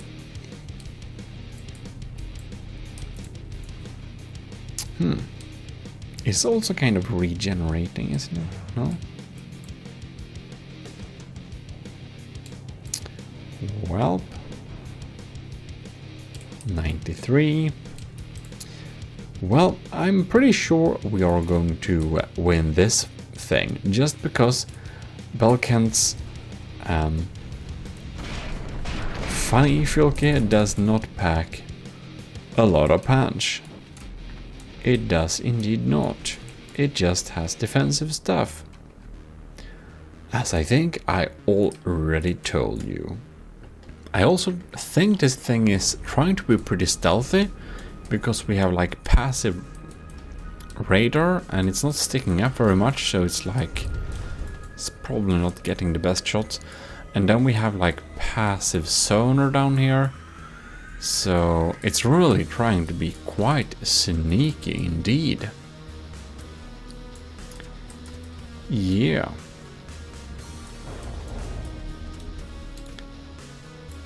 And well, we're moving in this direction. I'll update you if anything changes. It's kind of amazing our diff guns actually have a opportunity to reload. And it does get a tiny bit of damage sometimes, but I'm thinking that it's more that my failsafes just won't do a like good job enough. It is of course possible we have some rare damaging missile, because you can see my civs, well, this like civs cannon, it does fire from time to time, and I'm not quite sure what it shoots at, because it shouldn't really shoot at like missile interceptors. I think it won't, and this thing shouldn't activate unless there is an incoming damage missile going on there. Maybe I just haven't spotted it yet, but it is clear in... Oh, I think that was it. I think that either our... It seems our diff guns and our evasion is working enough for us to basically not take any damage. Yeah. And fortunately I went with kinetic crams. So despite the missile interceptor spam, they kind of get through. They get through indeed. And this battle is like not turning in any direction. The Balkans Fylke is having 9,000 materials left. My Fylke has 17,000 materials left. And we're just continuing to do damage while we are taking basically no damage. So there seems to not be some kind of Easter egg going on in terms of I don't know, nukes or something. I think we would have seen that by now. So I think we can indeed actually proclaim the winner to be myself, because, well, this doesn't have, from what I can see, substantial offensive measures. It does have some repair bots, because we can see that it repairs itself, and my Fylke also has repair bots. I think it has 3, maybe? I think it's like 3 or 5, but something like that. It's not, I didn't spam them this time, which is reasonable. Yeah, so there is where we're at. Well, we'll count both in material wise and percentage wise. Your ship is slowly losing while it's spending a lot of materials on, I don't know, I suppose repairing and trying to shoot down incoming shots. And if I have gone for like a explosive cram kind of setup only, I think this ship could probably have basically won by endurance, but not this time. No, indeed not. So my Fylke is the winner of this little battle, and that makes me happy. So yeah, let's move on. Next up on the menu we have EC8, Le Charles de Mini. And this is an adorable little vessel. We have, oh, that's wood, but mimic the glass outside, so it's a little bit shiny. We got some smokestacks with, well, smoke emitters. We got some really circular mimics and some mimicry, I believe, to make these turret shapes. Or is this just me being incompetent on how to make a almost perfect circular shape like this? Ew. Oh, yeah, no. This is a big mimic. Because the turret actually... Yeah, it actually looks like this. Okay. Alright, so we have some really, like, drums of crams going on there.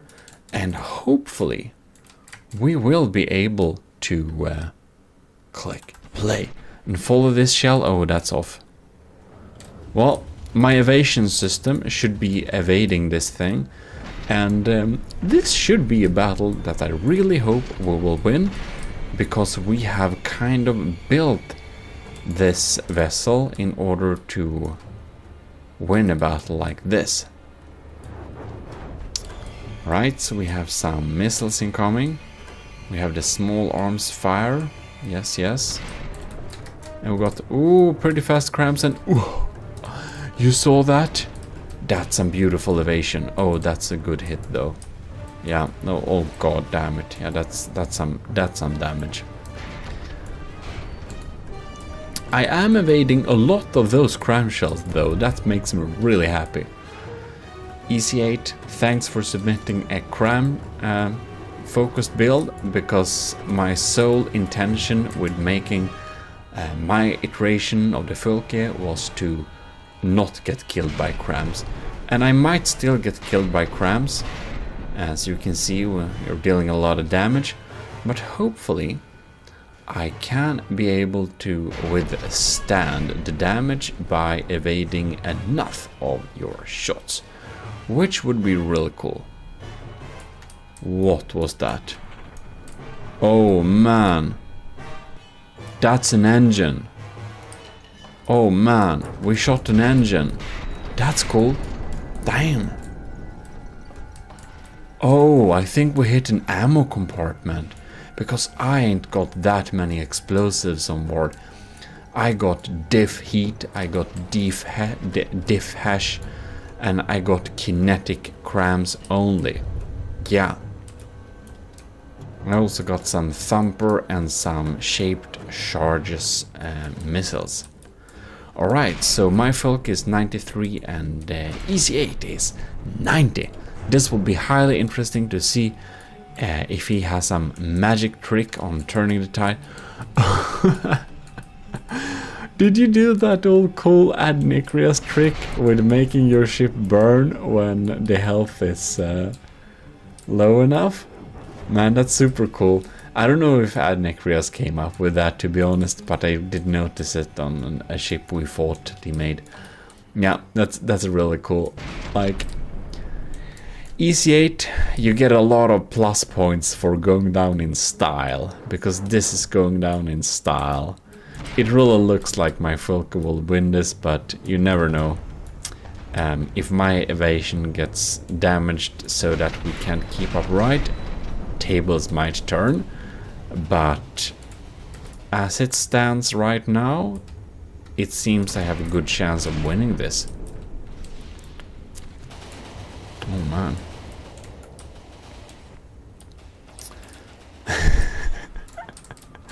I think my evasion system is so funny. It's like... Oh, a cram shell is incoming. Go up, go up. All engines forwards. And I love these missiles. You can see they stand there, they fall, and then they just boost with short range. And they're just so fast, they're so hard to shoot down. It's pretty cool. They only burn for like 3 seconds, but they are kind of max speed, so they do their job pretty well. Here comes another. No, that was my... Okay, there comes them. So 2 of them are shape charges and 1 of them are kinetics. Like the cram shots I have. I think each of this barrel actually recharges every 30 seconds, but since we have kind of 8 of them, they do... It feels like they kind of shoot decently regularly. What happened with this guy though? Why is this diff cam so sad? We're lacking some important component there. Well, who knows? Well, my Filky is 90% and EC8 Les Charles de Mini is at 82%. And since I built the hull, it's basically all wood. And EC8 hasn't changed that, which means it will be basically unsinkable. And it just floats around there, being floaty and everything like that. Very nice. So this part, I kind of like that EC8 made this part of the deck higher. So we kind of have stars up and stuff like that, and it goes up like this. It looks pretty cool. I will say that. Well, my Filky is at 89% and Shall State is at 79. Ooh, we're getting... Oh no. My internals are soon to be exposed if this continues. Not good at all. Right. Ironically enough, it feels almost that my small firearms is dealing the like bulk of the damage somehow. That's probably not good. Oh look, we have more fires going up here. Yeah, EC8, you're definitely going down with style. I have to give you that. That's pretty cool. All right. So I'd be really sad if the tables flip here and my folk actually loses. But what you never know. You never know in front of death. That's the thing. You shouldn't proclaim the victory if you're not very certain. And there is still a gap, and my Vilke has the material advantage though, so that's one good thing.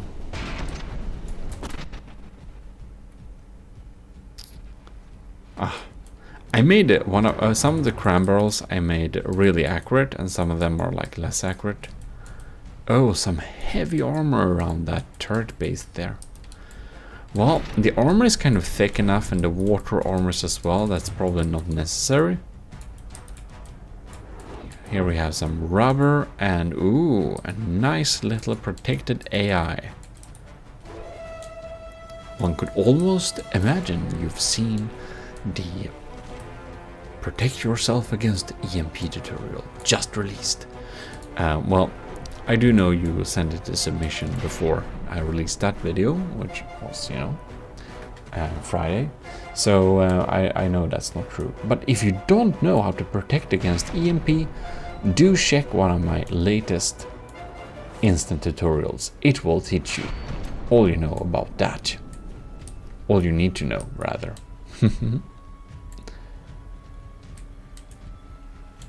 Because all you know could practically be nothing, and that's not what I meant.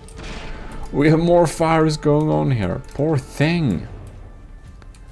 EC8 Les Charles de Mini.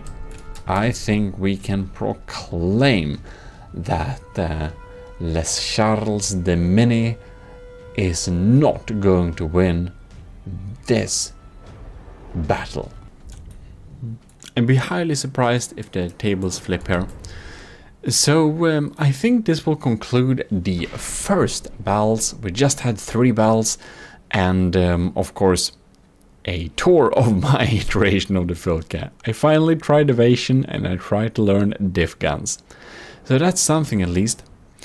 Well, of course, we have a lot of ships, a lot of ships to test, because a lot of you a lot of you folks have just made amazing versions of the Filk, and it will be really cool to kind of try them out.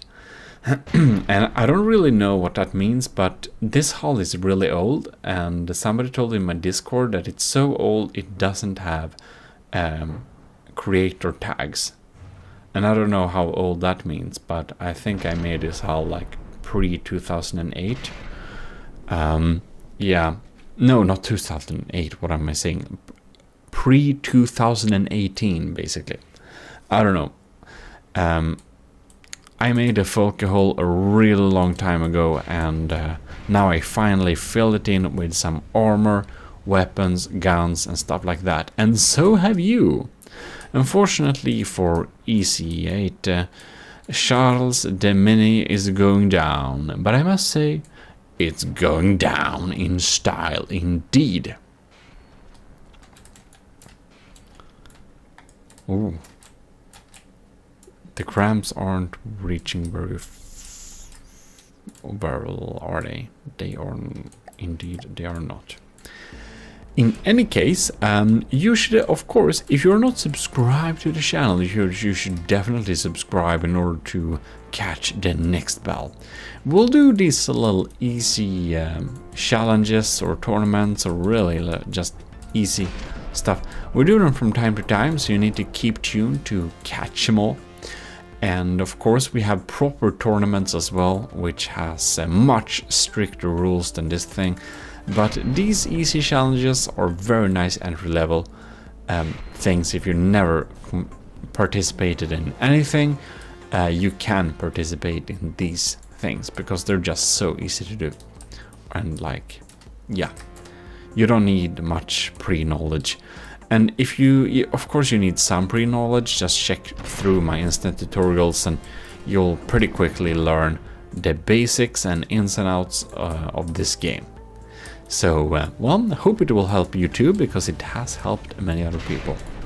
Well, we are down. We got some damage going there. But it feels like, yeah, we're slowly regenerating, so that's nice. Not chimneys, no.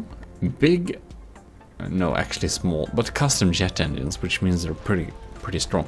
Each of these has like 32,000 thrust power, so they're pretty powerful. In any case,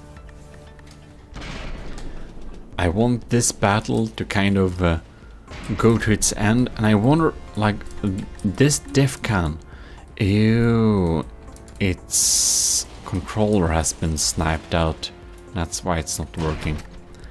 Yeah, well, anyways, I just want this battle to kind of end properly.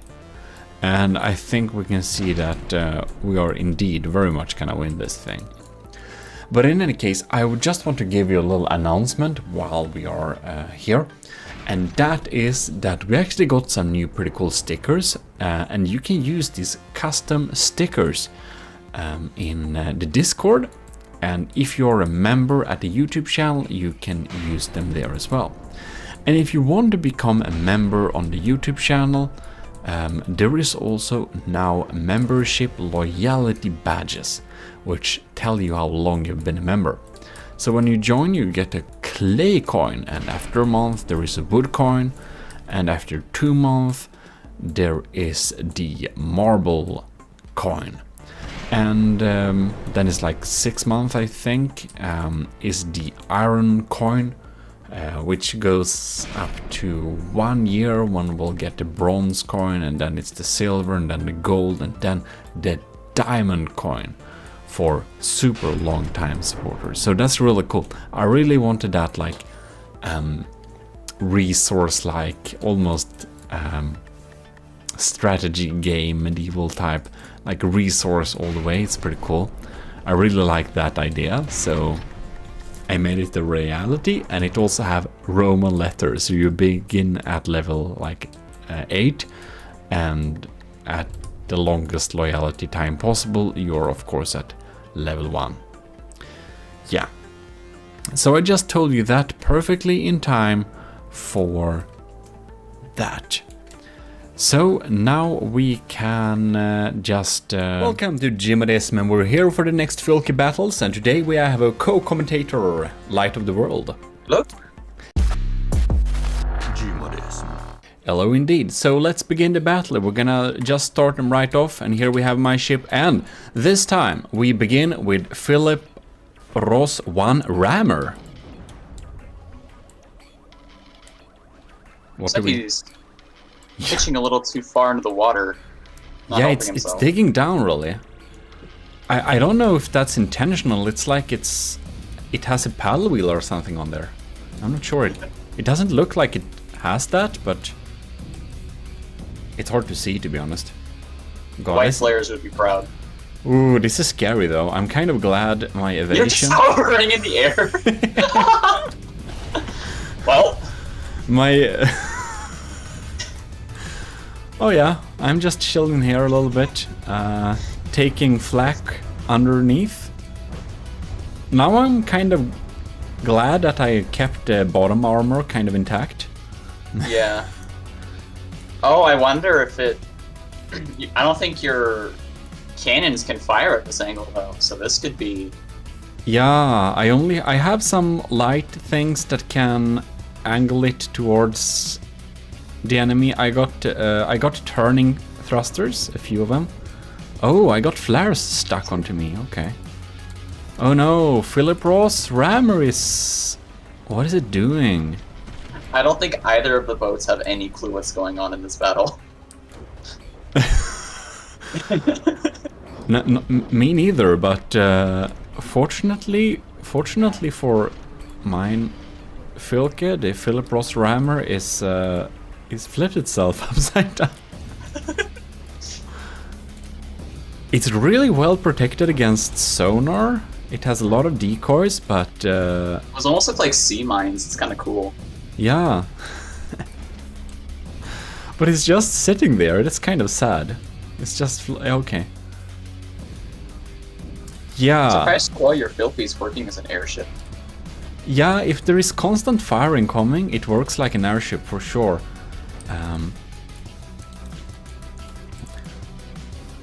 Yeah, so Philip Ross tried to go for a lot of decoys to avoid enemy missiles.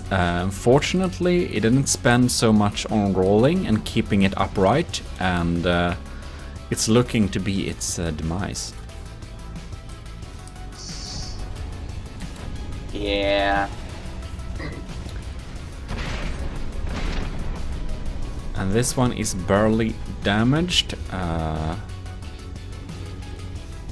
Let's see here. We don't really get a good angle here. It seems that the missile's popping up all the time. My ship takes it as incoming fire, so it just goes up again. I think it's either that or it's... I think Rammer has some simple weapons it's firing. Yeah.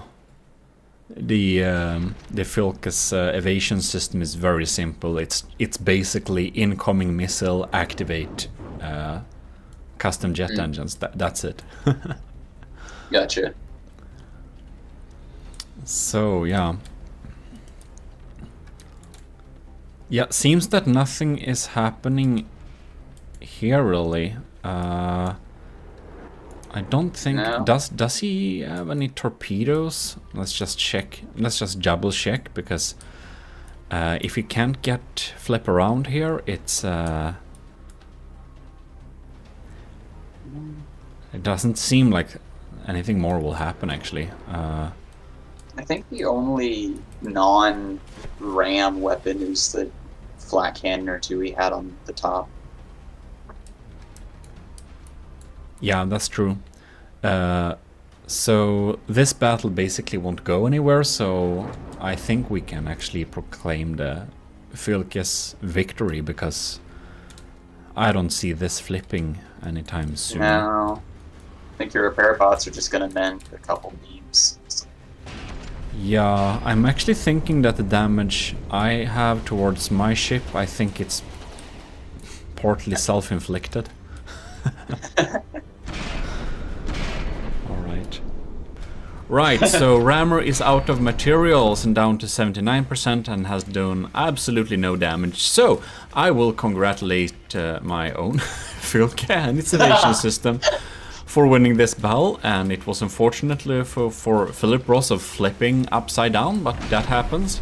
But on the other hand, I think my evasion system would probably have avoided the melee capabilities fairly well anyways. Possibly. Yeah, it definitely seemed to jump out of the water when it got close. Yeah, so let's this battle is over. Next up we have General Griffin with a Cram 2 Filke, which I hope my diff guns will be able to shoot out in the air. But anyways, General Griffin has exceeded the maximum allowed limit with 47 materials. What do we say about that? This is a violation of everything we stand for here at GMODIST.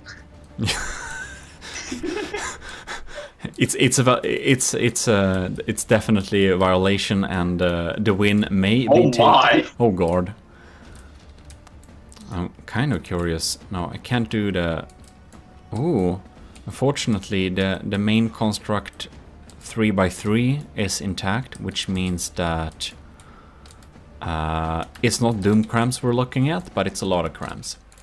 They're a whole mounted, it looks like. Yeah.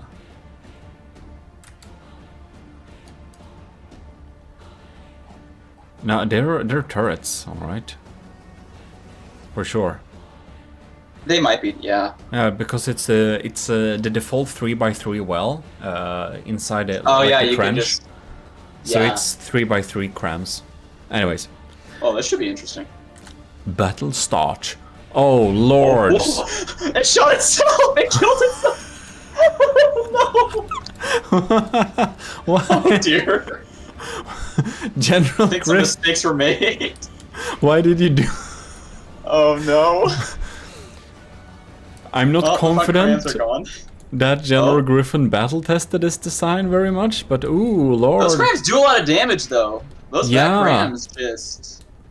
It's so Ouch. quick, and my evasion system was not able to escape that. Yeah, I forget how long ago it was, but they made cram maximum speed 300 meters a second, up from 200. Yeah, and I think- it does a lot of change actually. Hmm. Now you have enough distance though that you're evading better. Yeah, the kind of distance it wants to have for sure. You can see jump Cram up. 2 is fast. Oh yes. My Filke is currently in the lead, but now we get some bad weather, so So he's get Stormer. I think. I don't know if you can turn that off in custom battle. I think It you might be can. partially where you are. Yeah, maybe, but I don't know. I have the unpopular opinion of kind of liking the slight weather changes from time to time. No, I do as Oh well. no! That was a bad Ouch. hit. Oh, I think I think that might have been a turret. yeah, it may be the angle just, or it might have been the turret. It was the angle. Ouch. But these crams definitely hurt. Ooh, Monaro.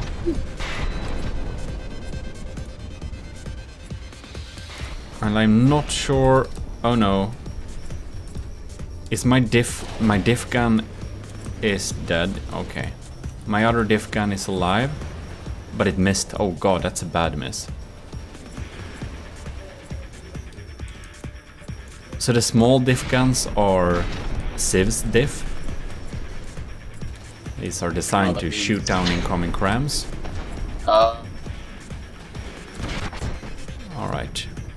Let's see how we're doing over here then. 9%. Half that self-inflicted, unfortunately. Yeah. Yeah, that was just That interesting was that unfortunate. for sure. The turrets just kind of clipped into each other. It's Yeah, that's so where you wanna. fast. Yeah. Ooh, shot the barrel off of that one. Sometimes it's good to spam some shots. Yeah. Little missiles coming in. Some. Yeah, my short-range missiles are they're a hit. I need to fix and install them on the Draconia, and hopefully I can get through lambs with it. I don't know. It's so fast, it basically also jumps. It's hitting the waves.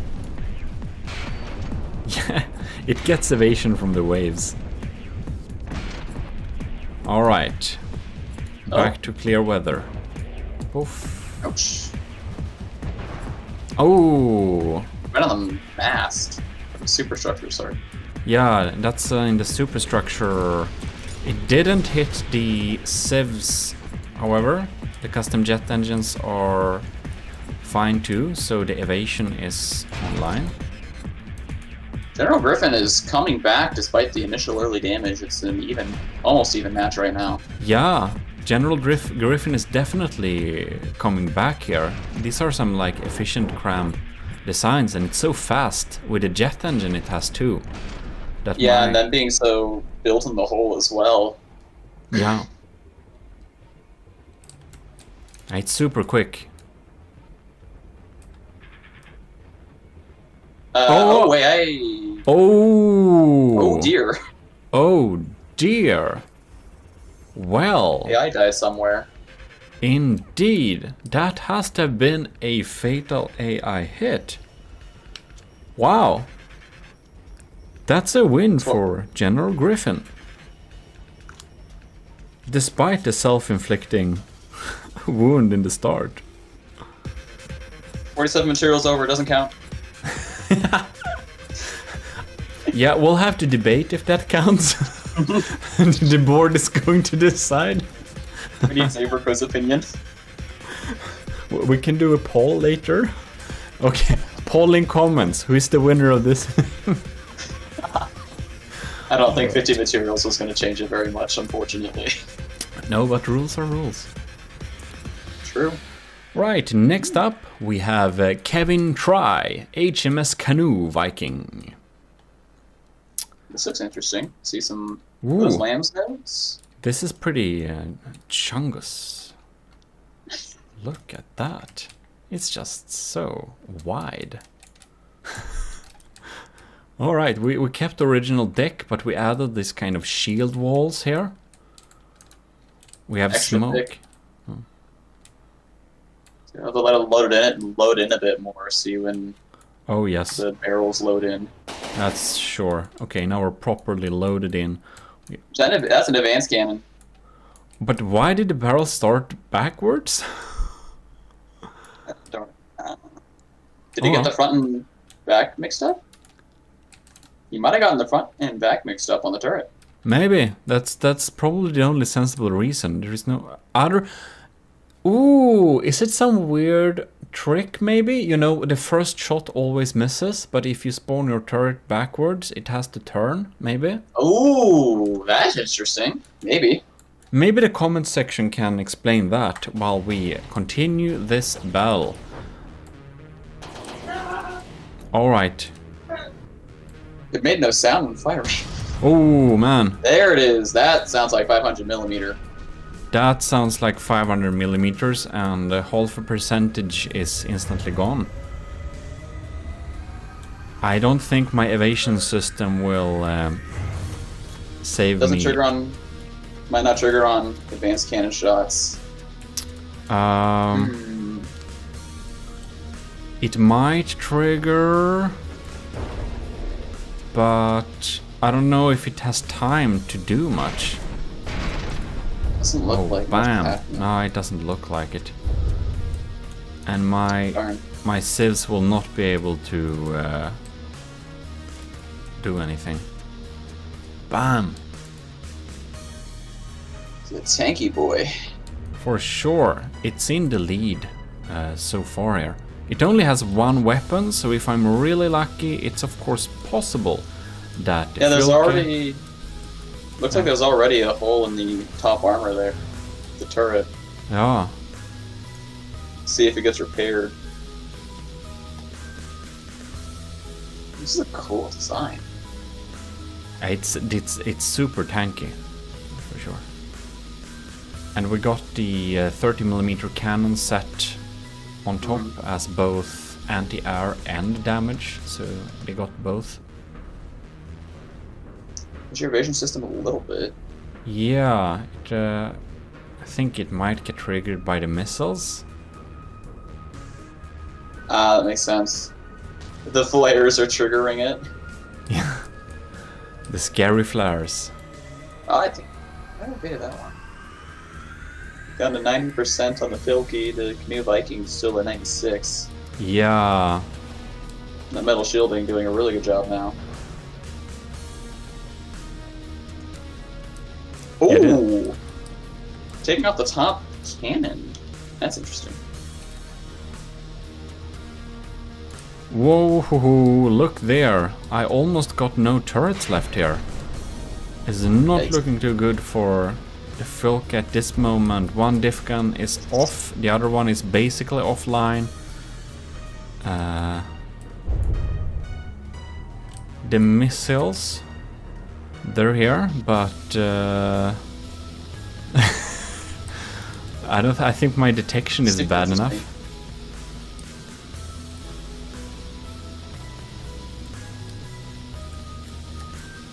It's almost like it's going in for the kill. All right, let's look. It looks bad. I doubt I will be able to turn this around for sure. Yeah, no. If I just get a few lucky shots to shoot that barrel up. I don't think there's anything left to shoot though. It's basically my missiles. It's a small. One of the turrets are still. One little cram left. Ooh, Oh, never no, mind. not anymore. Dang. Oh, and this superstructure is just hanging there. The jets are severely disabled.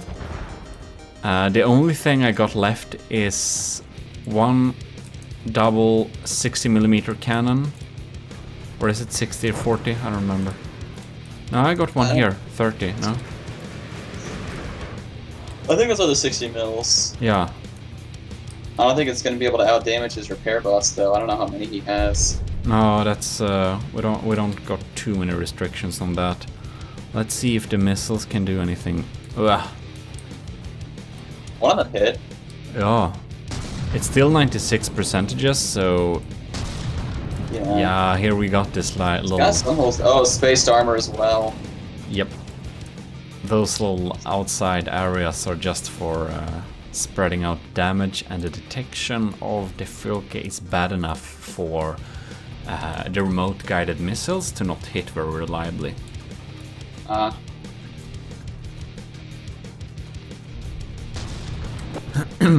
I do have. I did set up my armor in order to take APS shots, but it of course only takes one APS shell at one place and then it's done. It has staggered ERA, but in case... Oh, that's interesting. Yeah, but if he uses kinetic, which I think he does, it doesn't do much. Yeah, it still helps. It Yeah. looks like it's explosive though. Yeah.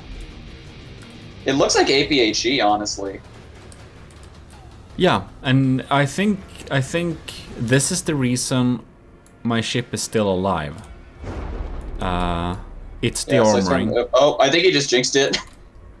That was a slow-mo explosion. Yeah, that was the front engine. Let's see here. The back engine is alive. Right. I only got one engine left, so the shields may flicker. No, not yet. Oh, bouncing a lot of shells there.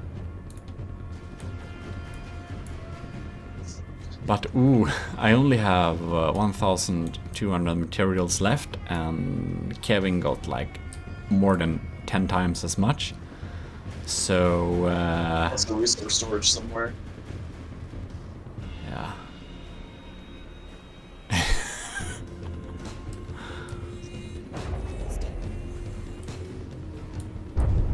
Wow. Are my missiles still... They're alive, but we're not out damaging. No, and he has anti-missile missiles as well. Yeah, I've seen those working. I'm kind of surprised they actually are able to take out the short-range thruster missiles. I think your short-range missiles, when they have their build-up, I think it gives the anti-missile missiles enough time to launch. Yeah, that's true. 69%. 69%. One of the missiles are, or two of the missiles are shaped charges, so if I'm really lucky... Oh, really? There's still hope! Not much, to be honest. It's just that my materials have increased. It's now 1,700 instead. Probably just damaged blocks. You seem to be gaining materials whenever you take damage, which is strange. I think I pick up my own scraps or something like that. I think it's basically how it works. Ugh. Bonk. That was the one that was gonna hit too. That sucks. Yeah. Well. Well. HMS Canoe Viking. Yes, that's true. HMS Canoe Viking, it's up to 99% now, so it's extremely clear that we are not out damaging Kevin Try's repairing. So, A recoil though. yeah, that's some heavy stuff. So that means that we will proclaim the victory of Kevin Try, HMS Canoe Viking, Jungus Boy, with a nice spaced armor, very nice, very impressive, and I will fully admit that my ship has absolutely no defenses against a armor-piercing high explosive, except like a layer of ERA, which is now spent. But it did survive a long time. Yeah, it's been 9 minutes. Yep. Oh, there it goes. There it goes. Well, we should be moving on to the next battle. Congratulations. Very rapid fire. Oh no. Alright. So here we have Killcam's Filke, which is the Piant Stripper. Piant Stripper. It may be a wrongly spelled paint stripper. And oh lord, this is a front siding. Oh no. Good lord. Well, here we have some proper armoring. It's dealt to deal with kinetic shells. Oh my god. And it's, oh, big bad custom jet engine, lots of materials, spaces. Dude. Alright. My million cost battleships have less armor than this thing. Yeah, this is... Jeez Louise. Oh, it's just a shell. It's not anything else. No, it's just a We're min-maxing heavily today. And like these internal jet engines... Because the inside is wide enough that it counts as working. That's so interesting. It counts as working, that's right. And it's just a big APS, probably very fast farm. God. Alright. Is your game gonna be okay? We'll see. And god damn it, look at this thing. Alright. Oh man. Oh There man. it goes. Oh lords. It is making holes. It's going for it. Oh no. And it's so heavy front. Oh, it has a little decoy there. It has shields as well. Man. Why not? Yeah, of course. And, well, it follows the rules. It looks like the Filke, that's for sure. It's just a little bit bare bones, maybe. Oh no. This is like some proper... Oh, it's this... Oh, look, it takes out shells too. It aims at missiles coming toward it. Yeah, it's Or is that a both... separate thing? Wow. Well, that's some pretty nice setup, though. It deals with incoming shells and... Yeah. Well, when you've got that much firing at it, why not? Yeah, the How many only thing that shells is are- dealing damage is my small fire.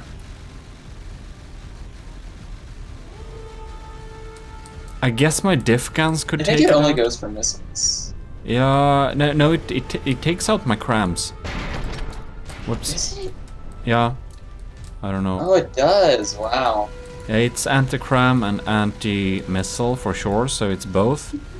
So I have no ways of dealing damage against this thing. Yeah, it's at 95, so something's happening. Yeah, it's the 30mm cannons and the 60mm cannons. They're dealing all the damage. Our simple weapons. I think the diff guns do their damage too, but they're yeah. one shot, basically, or two shot. But they probably already fired their shells, and yeah. Right, so we'll see where this goes, but it doesn't look too great for my focus so far. The kill campaign stripper does definitely work. You've broken with it. through the outer armor, but now you've got the metal and heavy. Yeah, that's right. The outer armor is the wood. The only thing to deal with something like this is to have missiles coming up behind it. And that's something we I don't don't know how you have. deal with this. I'm waiting for someone to try a laser. I haven't seen any lasers yet. Nah, it's hard to make a laser for this cost that does anything. That's true. Or if you do only a laser and only an engine, it might of course work, but... Getting my side lasers, like small lasers, can be kind of nice though. Oh, I've done yeah. some small lasers and stuff. I do a lot of 79. campaign, so I get stuck fighting a lot of little things. Oh dear. We're stripping through the era stone layer for sure. Oh no, there we have a Oh, breach. that's the AI. Oh, That's- there it goes. No, there it goes. that's just my additional processing power. Oh, that's good. Oops. But It's at 91. So. yeah, but if we won't land a shot on the barrel itself to make it not accurate, it's basically no chance of taking out anything because it still takes out all my missiles and crams. Yeah. I'm feeling this is a pretty like min-maxed design. It's really like a front-sider. It's not being. It just relies on the enemy being at the forwards and it being able to face forwards all the time. Yeah. There's some holes on the bottom there that looked interesting. On the There's bottom? a couple, like, if you go inside of it again, I guess there's still that layer of metal, but you can see there's, like, you can kind of see the air poking out from outside, Yeah. and that would be much Oh, easier no. to go through. Uh-oh. Well, I think we can all see where this is going. The paint stripper is definitely going to do its thing here. So the Filke is down below 69. It's almost bisected. And somehow ish survives. Landing some small shot fires on there, but I mean, the Myfilke is still leading material-wise, but that's probably gonna change soon enough. Oops. I cranked it. It doesn't even have to be accurate, it just... You fire so many shells that it doesn't matter. It doesn't matter, it just spams them. It has no repair bots, so it could be wore down over time. Your small cannons are still active, which is interesting. Yeah. But despite being at 60%, you're still moving and firing. Like, Yeah, it's That's fairly impressive. versatile. But it's soon pushed below 55, so yeah. then it doesn't matter much anymore, but we're still dealing damage. That's something. 89.2.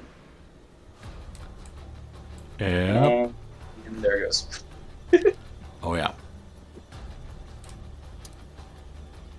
Shield's bouncing some. Yeah. Oh. The cannons remain valiant. 55. Man.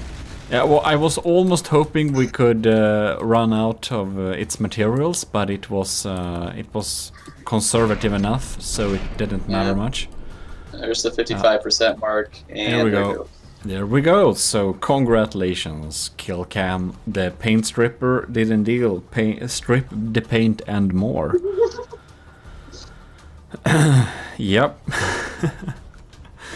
Yeah, these round there is a lot more losses for me than wins. It's like it's been pretty harsh battles here. Yeah. Next up, we have our co-commentator, Light of the World's World Feringer. It lost the little AE thing, but oh well. Well, that Thank you, happens. file sharing. Well, it will be very. It's a special. It kept the color. Well, that's Hey, nice. That's nice. If you didn't choose the fleet colors, it always keeps the color, I think. That's good to know.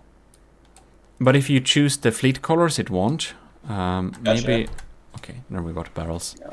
Oh, there it goes. Oh well. Oh no. Okay. I don't care. It's just colors. Okay. All right. So you didn't use the fleet colors? I think it's because I actually, like, the coloring was my fleet colors. It wasn't my color one, All right. color two. So I think it's Yeah, that's probably that.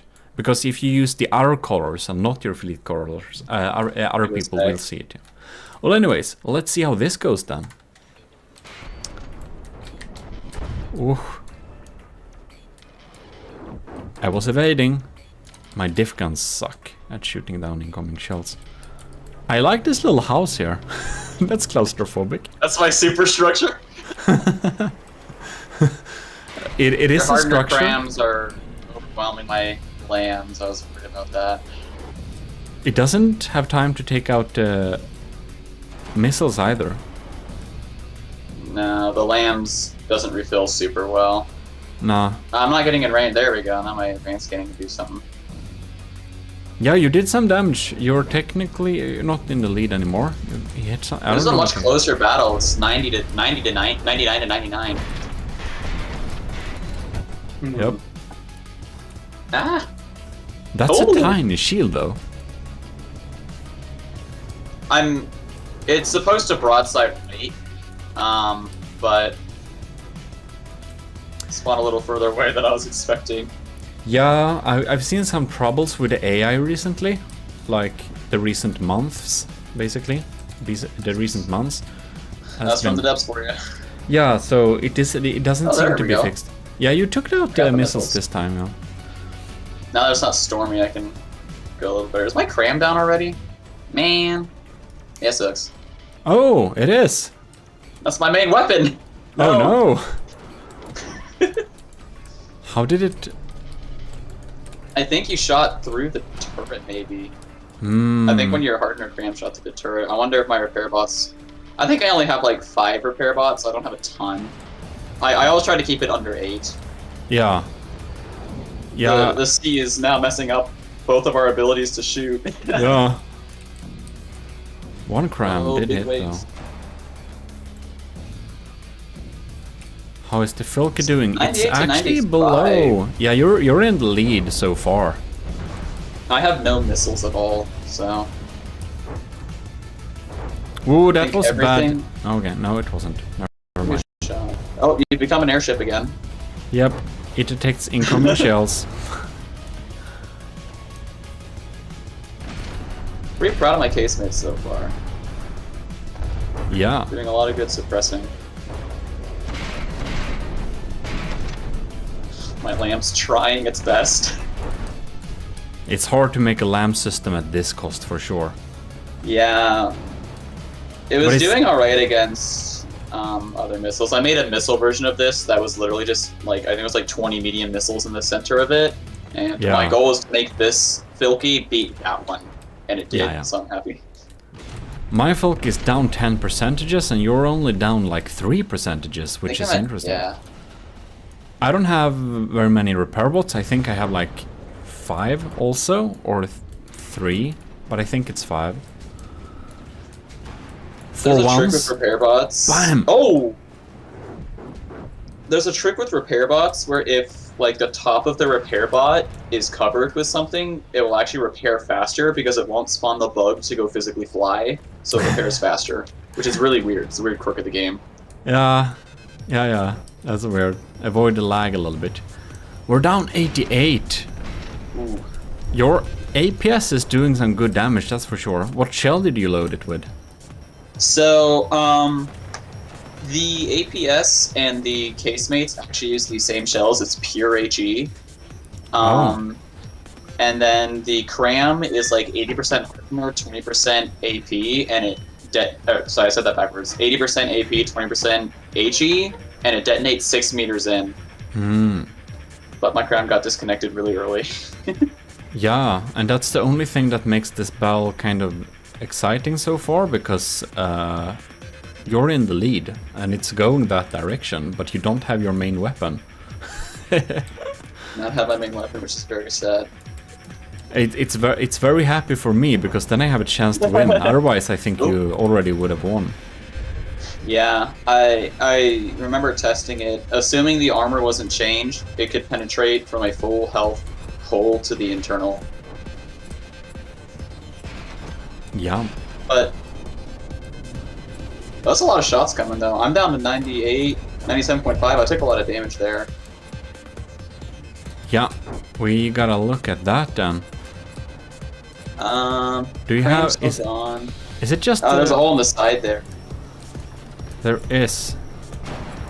We see some applic behind. Your main APS is absolutely fine still. Seems like.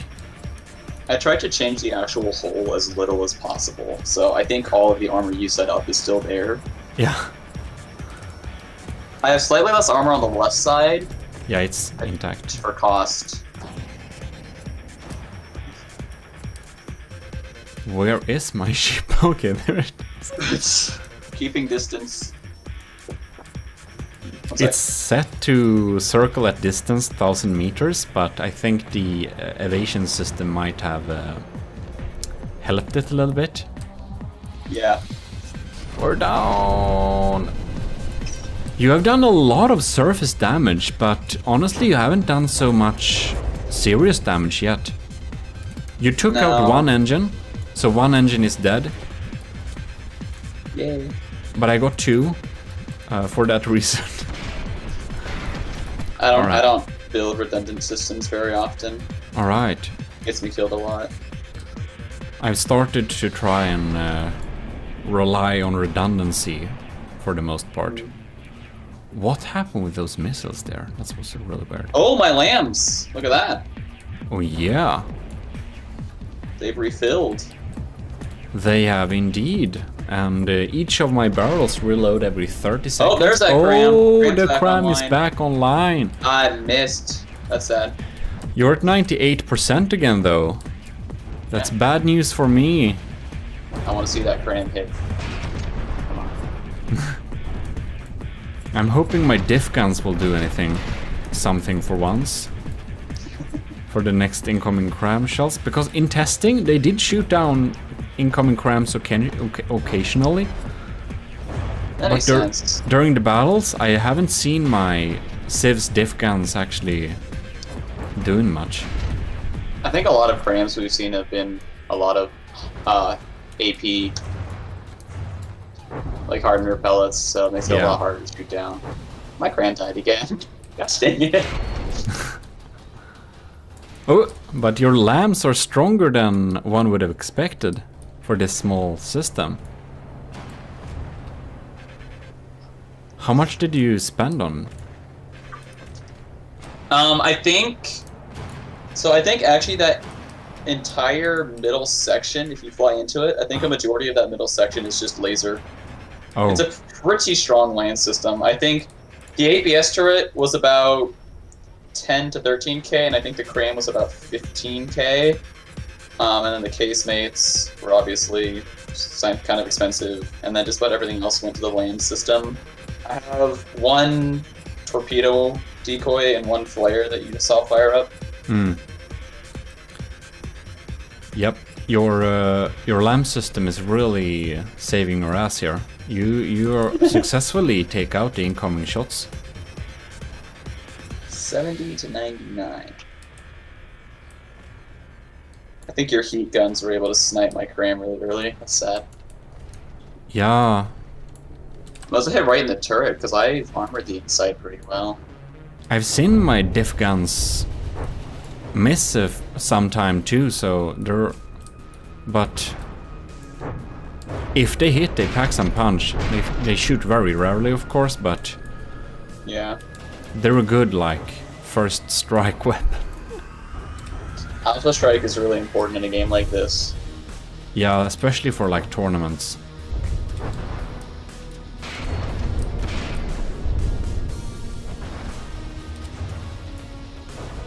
Yeah, your LAM system was a good investment. We can tell that very surely. Are my missiles down? Oh, dang. There we go. So, You're still at 99%. I don't see you losing this unless my ship survives because it's in the lead in materials, but... maybe. Your lambs are still doing a good job. Unfortunately for me. Alright. Yeah, it was a good little investment. I'm at 99.6 and my Cram is still down. It's almost like it has some extreme movement limitation or something. I don't Why even do think you... it has any. I don't know what's happening with it. Yeah, something must be wrong with my Cram, because there's no way it's still down. It's at 100%. 99.8, yeah. 99.9. Huh. It can't possibly be... Oh well. It's weird. And my missiles? Nope. 64% just... it really looks like you're winning this.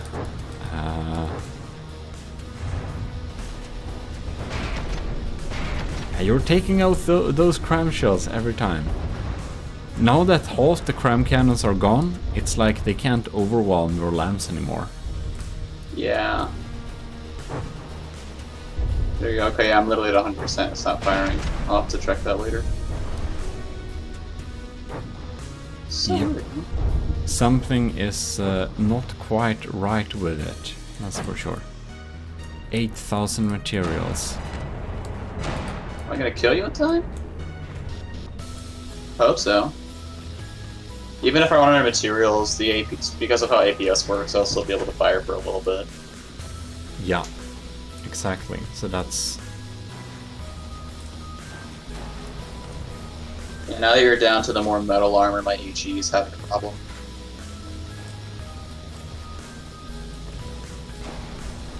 Only I had an armor-penetrating cram cannon. That could help. It seems to be flawed somehow. But it doesn't It's aiming up and down. I wonder if something's weird with the turning. It's gotta be something like blocking the turn. My superstructure is hanging on a loose thread here. Oh, this is so weird, ship movement. What are we doing? Oh yeah. And my anti-missile missiles are going after your decoys. Great job. Task failed successfully. Can my diff guns reload sometime?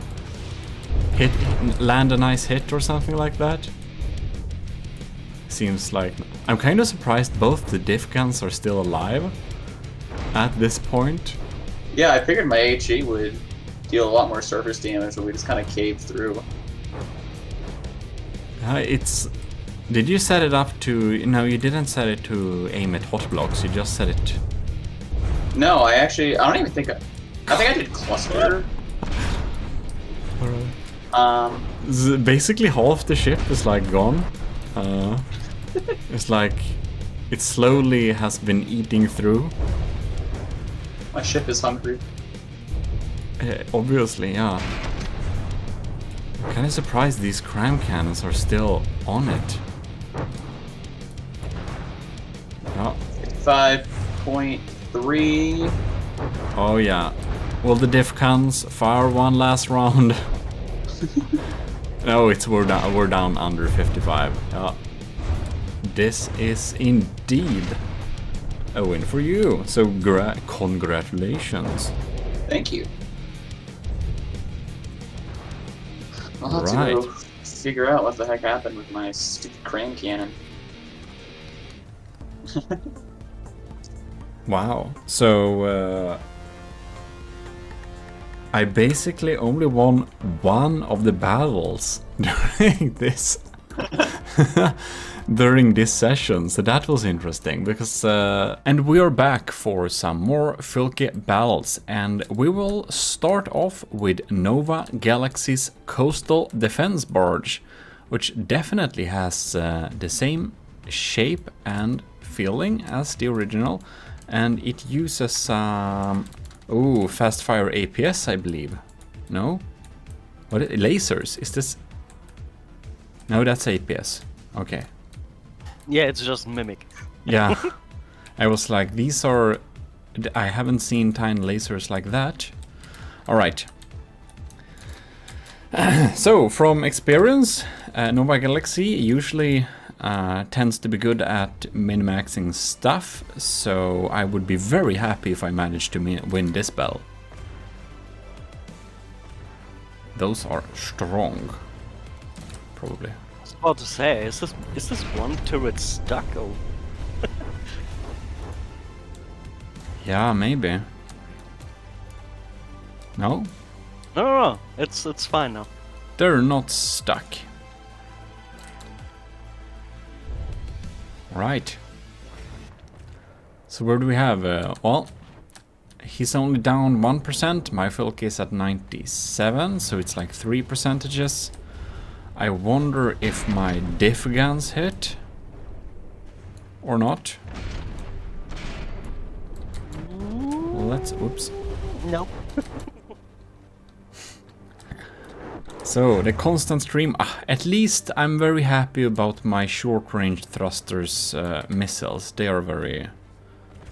They're pretty good.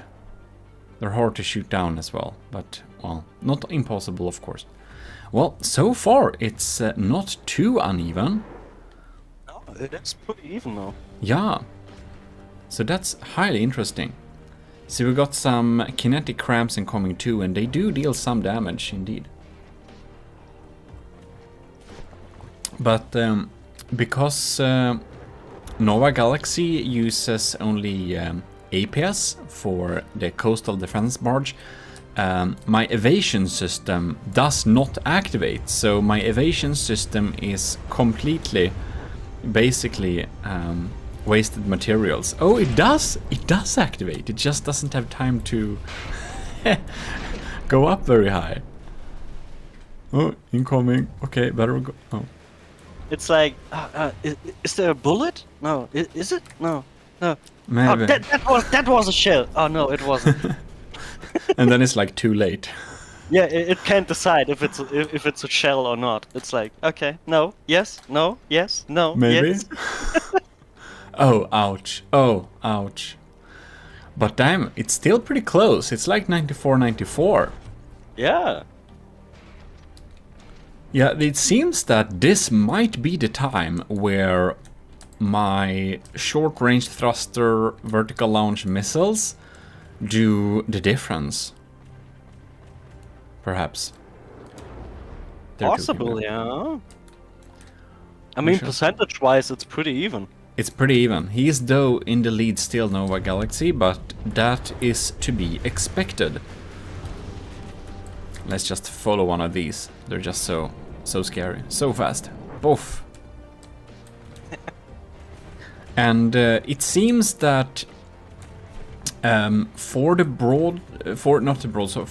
Draconia, I tried to install those short-range missiles as well, but they are probably a little bit too... the distance we'll be fighting the enemy from might possibly be too large, so that it doesn't make sense to have the short-range thrusters. Maybe, yeah. Yeah. The good thing with the short-range thrusters is that they tend to be so quick that sometimes the enemy defenses don't have time to take them out. But if it's good lamps, they will be taken out for sure. Right. But there's a difference going on, like in the percentage. There's a huge difference coming in. That's true. My Filka has apparently taken some big damage somehow. It's down to 80... Okay, now it's 87. It was at 84. But it doesn't use that many repair bots. It has a couple. But it's like 5 or something? Or like 3. Probably not too many. But yeah. Oh yeah, okay. He uses heat shells, seems like. Yeah, okay. Because of where... Yeah? I just can't tell the fucking difference. The heat shells, it's good you say that. The heat shells, they have yellow spawls. So the spawls that spawn behind them are yellow. And the Hesh shells, they have red spawling. So the spawls that spawn are red. And Frag, they have white spawls. Wasn't Frag green? No, Frag was green or not? The pellets in the cram are green. But the fragments themselves, they're white. In both APS and cram.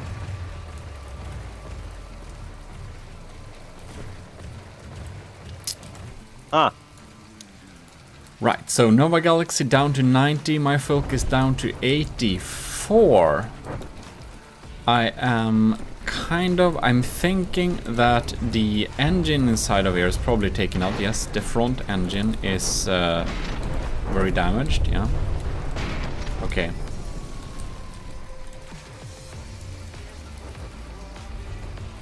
Scary. Yeah, well, that's some fast-firing heat coming in there. That's a pretty strong choice. It works very well.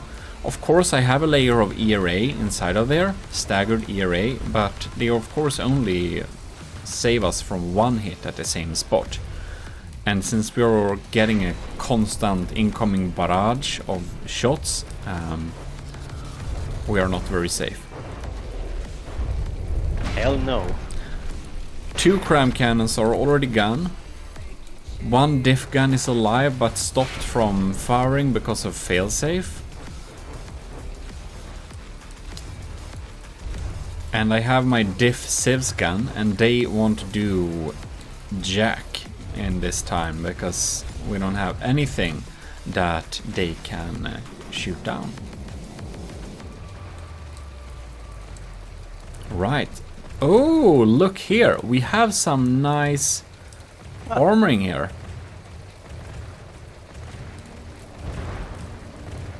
Internal wedges are good, yeah.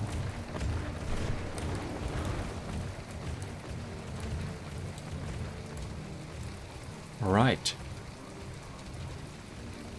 88, 80 percentages. The difference is slowly rising. Rising. It was 4% a few minutes ago, then now 6, now 8. The gap is getting bigger. It really is, and I do believe that is because of me losing a lot of firepower. Oh, absolutely, yeah. So it can't really keep up the damage dealing. The only thing that still is doing reliable damage is probably the missiles, because the crams are so far away they tend to miss a lot now.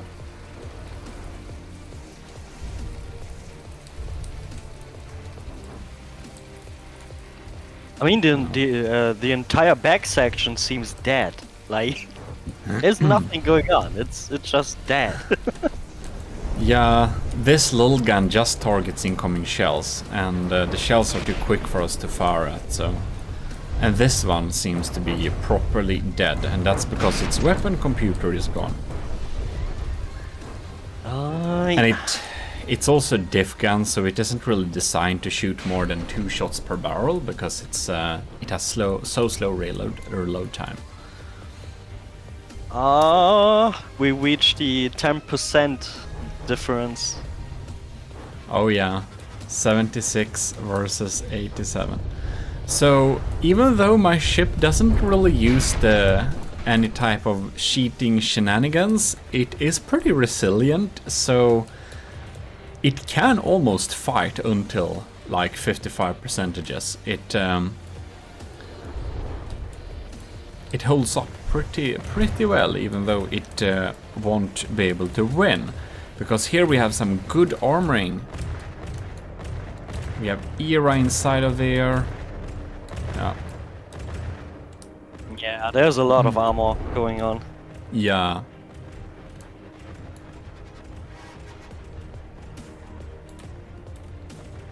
Ugh. Ooh, we shot off a turret though.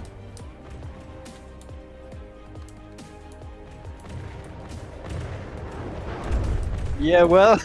Well, there are 3 more, so not that it matters very much. Exactly. He already shot off like 2 turrets. Is it 3 now? No? They're actually alive. They're just looking a little bit sad.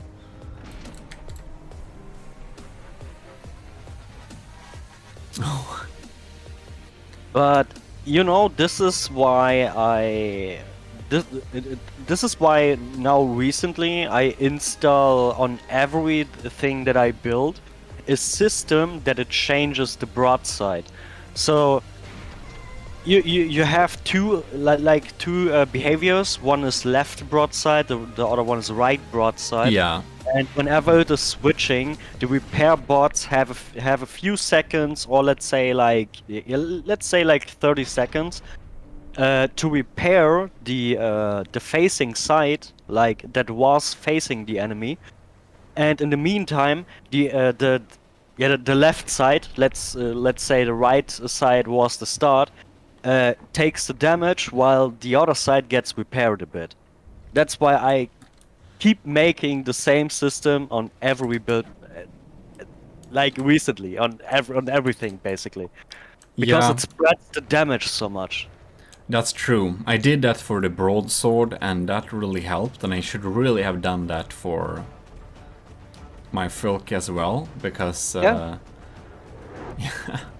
it does really help, because one side might be screwed up, but when you change the broadside, it has time to regenerate. It does. And now I think we reached the point where my Filk's roll is damaged, so it won't get back to far-right weapons, so I only have some small missiles shooting him. And since Nova Galaxy is leading both material-wise by more than 10% and has more materials in storage, I think that this battle probably don't have to go on any longer. No. Yeah.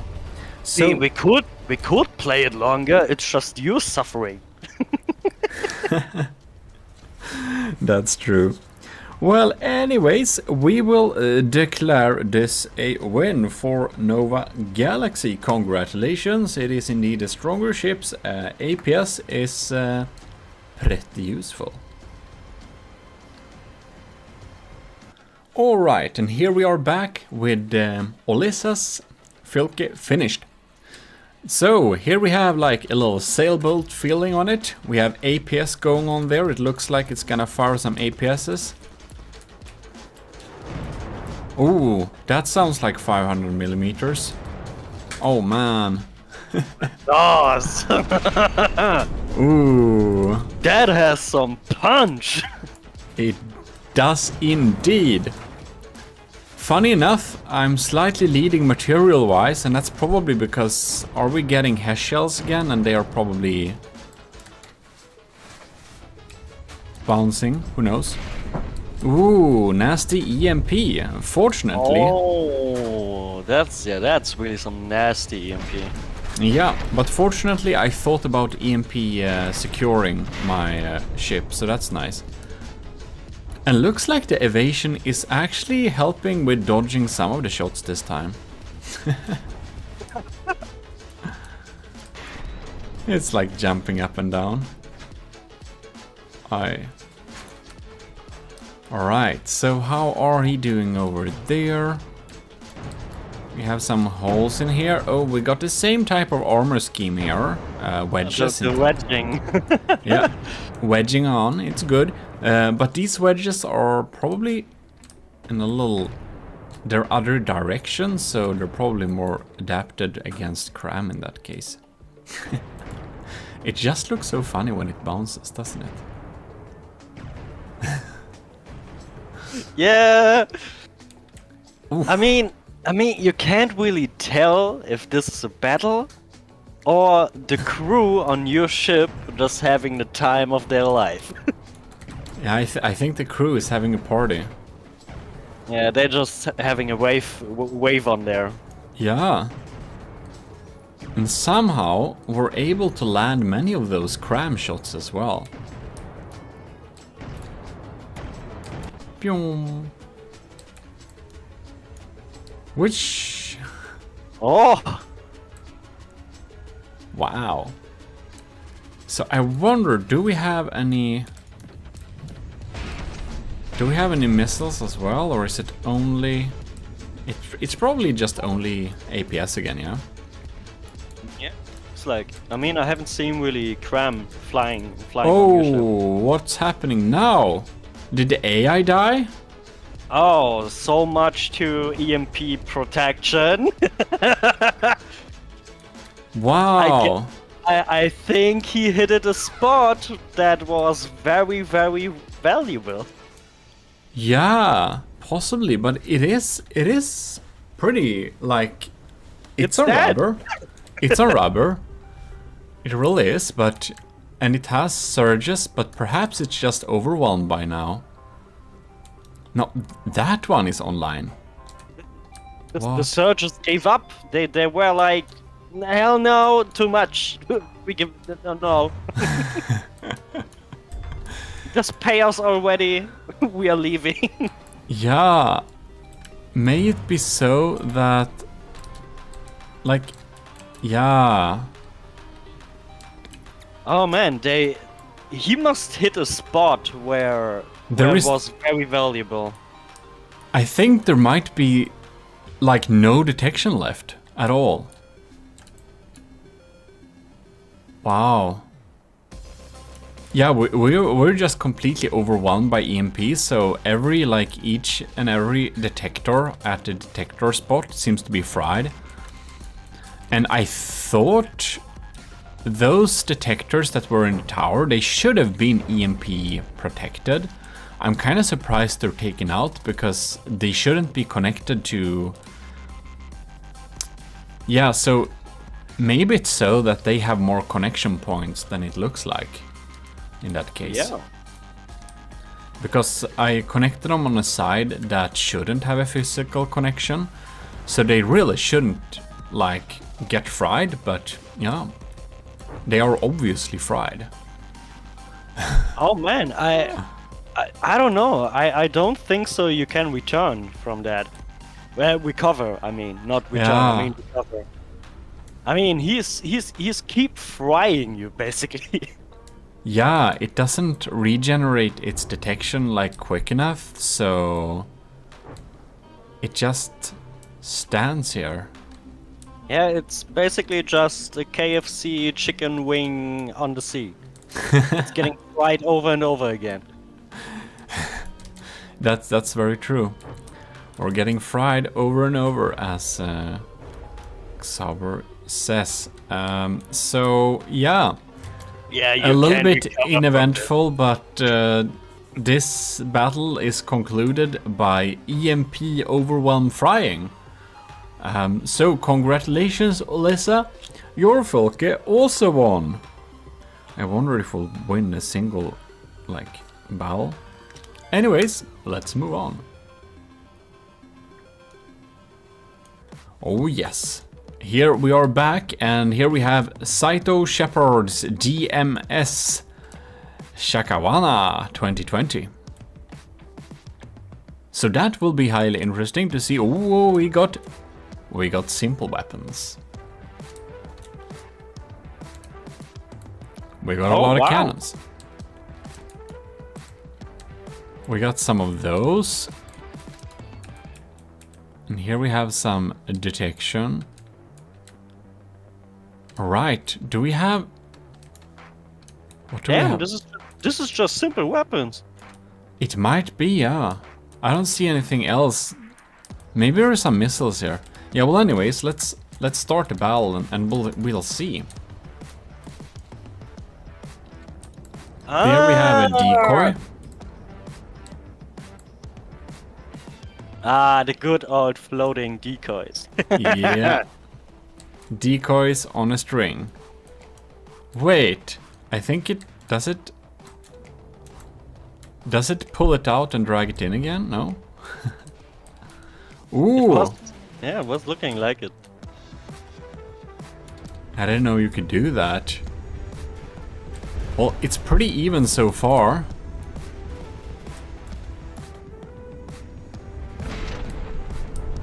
Wow, yeah. Oof.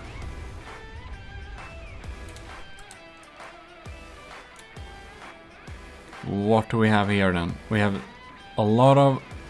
Yeah, the simple cannons are actually pretty good. They really are. Yeah.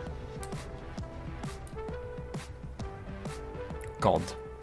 That's so many of those cram shells just miss.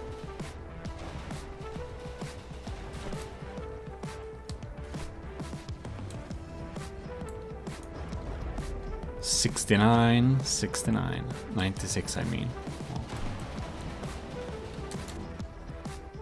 Yeah, I mean the twin-barreled simple weapons. You can actually give them some nasty shells. Yeah. They're very compact too, so... Yeah. Yeah, that's true. I think a lot of like pro APS builders kind of forget how powerful those just simple weapons can be as like deck guns, because they're so small too. I mean, to be fair, like the simple weapons are also a very good type to get into the game. Yes, indeed. Because they are easy to use and stuff. It's pretty neat actually. Yeah. It really looks like just using a missile custom decoy and some simple weapons might actually be a win for Saito Shepard. Yeah. Is indeed in the lead. So much for some cheap crams and some diff guns and my missiles. Yeah.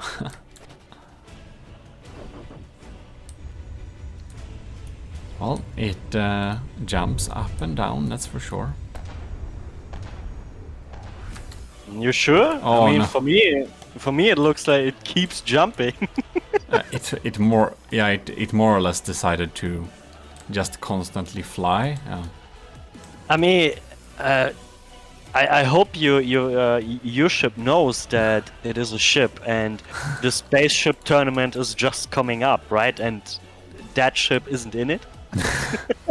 Maybe it will be my entry for the spaceship tournament if I just refit it with some lasers. Yeah. Could work. I mean, it really wants to be a spaceship, right? Obviously, yeah. So it's calling for it. it could be a thing. It could be a thing.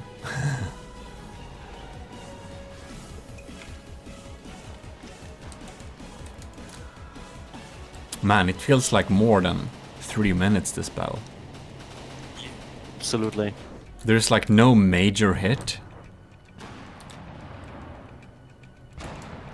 See, we have wooden armor. Yeah, we have the wedges. Staggered E-ray. Oh, we have smoke protection and all that jazz inside of here.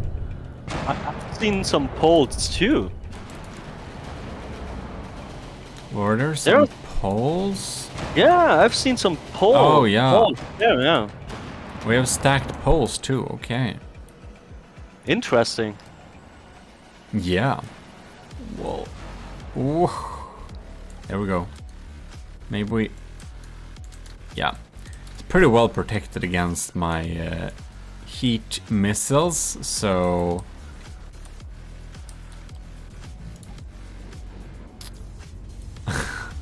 Well, it's fighting valiantly, but oh man.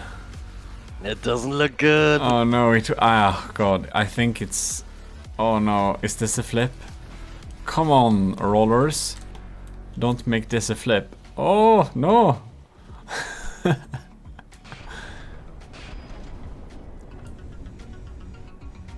Oh man, if I were a crew member, I had already vomit 100 times, man. Well, that's understandable.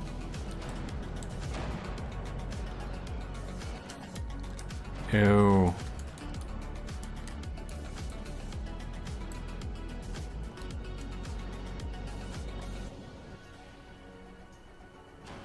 No. Nope. They did minor damage. That's more than no damage.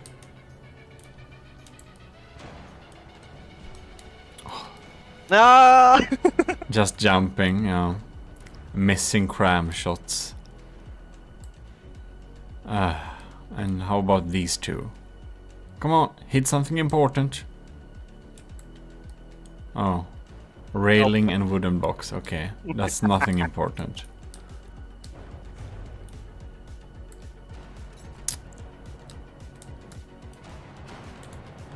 Yeah.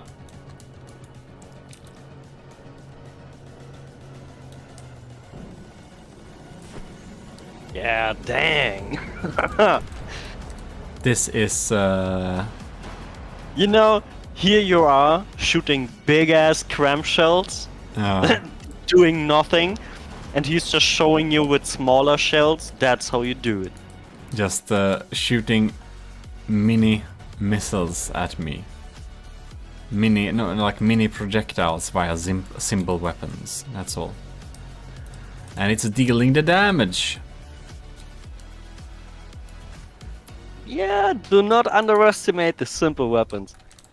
That is true. I should have just went for a good couple of simple weapons. They are actually pretty viable.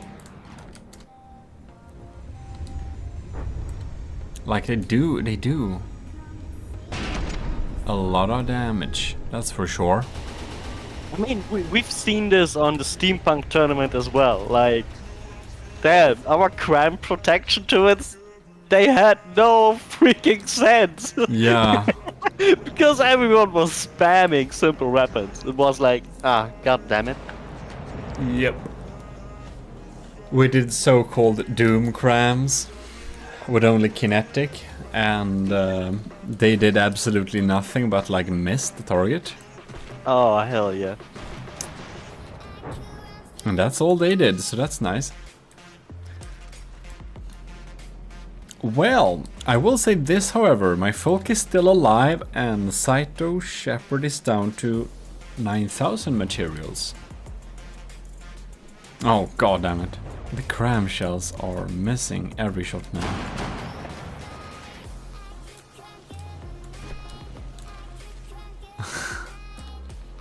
I mean, there's some important damage on the Shakavana. Yeah, it is, but will there be important damage enough is the question. Because it's more well armored. But it seems that something has happened. What is... We have some... Red glowing blocks there. Is this... Ah, that's weapon computers. Okay. So some of the weapon computers are now... Some of them are offline. That's basically why it's not dealing damage as quickly anymore.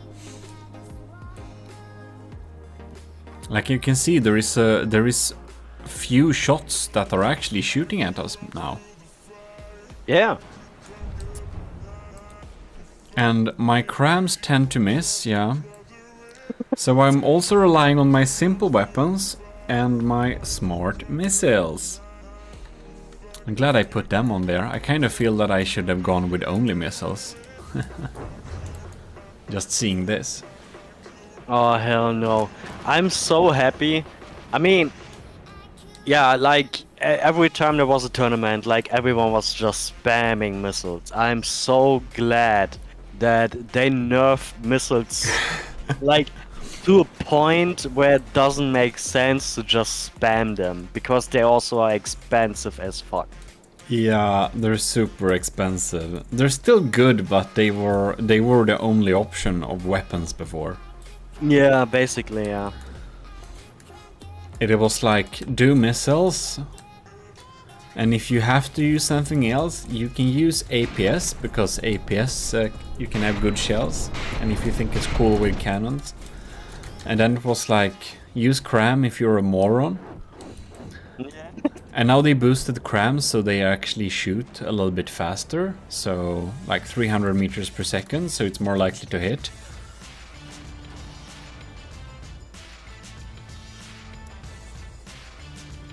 And they're not so easy to take out anymore. God, now it's pretty equal percentage-wise. Yeah. Right. What? Oh no. What are we doing? Oh man. Yeah. I think you have... there is something right about the crew being seasick on this vessel. Oh, hell yeah. It is like, it doesn't even know its orientation. And I kind of wish I had installed a broadside or double circle at distance routine. Yeah, it's really it's a really easy setup. It's really easy. Yeah, It's just basically, I mean, you've seen it on the on my hover tank on the land tournament. yeah, It's just basically 2 ACBs and a spin block.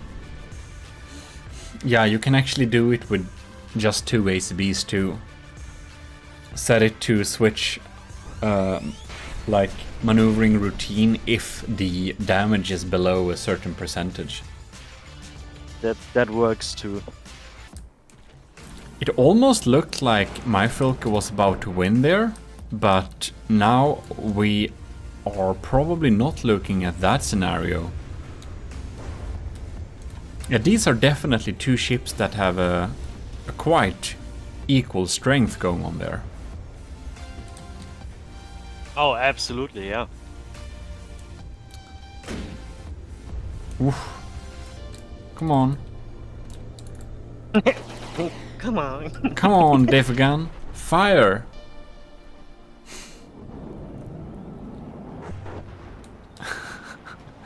It's kind of sad that my 30mm cannons and the missiles are the ones that are dealing reliable damage. But it's... Oh! My ship is actually technically in the lead, both material-wise and percentage-wise. Oh. We might win this. Oh man. Oh. Oh. No, okay. Oh. Now it wants to be a submarine, okay. Yeah, it kind of wants to. It looks like it. Man, 77.8 but flipped almost versus 74. But we're still firing. The 30mm cannon is... We only have 1 left and it's...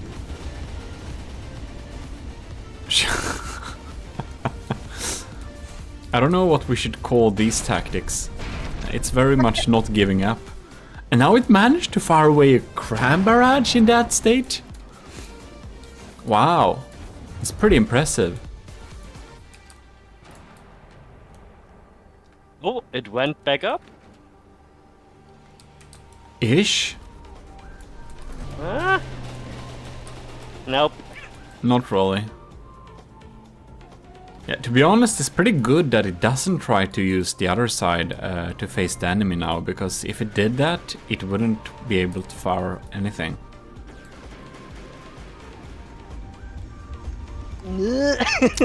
Oh god damn it. Yeet! Are we gonna try and smash him, or what? What are we doing? Because this is a bad idea. Oh man. Ooh, those crams actually hit too. 72.2. Oh god damn it. This is just embarrassing maneuvers. What are we doing? Yeah, we're definitely going close combat here. And we don't see any important blocks falling out there, but it seems that the engine of the Saito Shepherd Chakawana is somehow a little bit damaged. No, it has no forward propellers anymore. No, they're gone. Wow. 1 minute! Oh my god! Oh yeah. Bruh!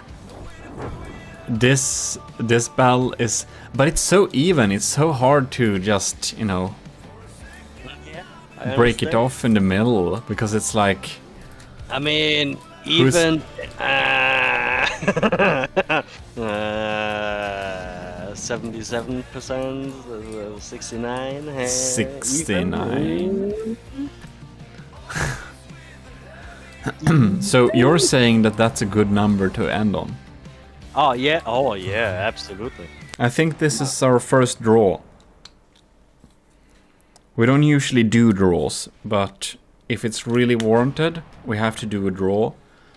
Because both of the ships are clearly alive and can get a little bit better, but they're not doing damage to each other, basically. Yeah.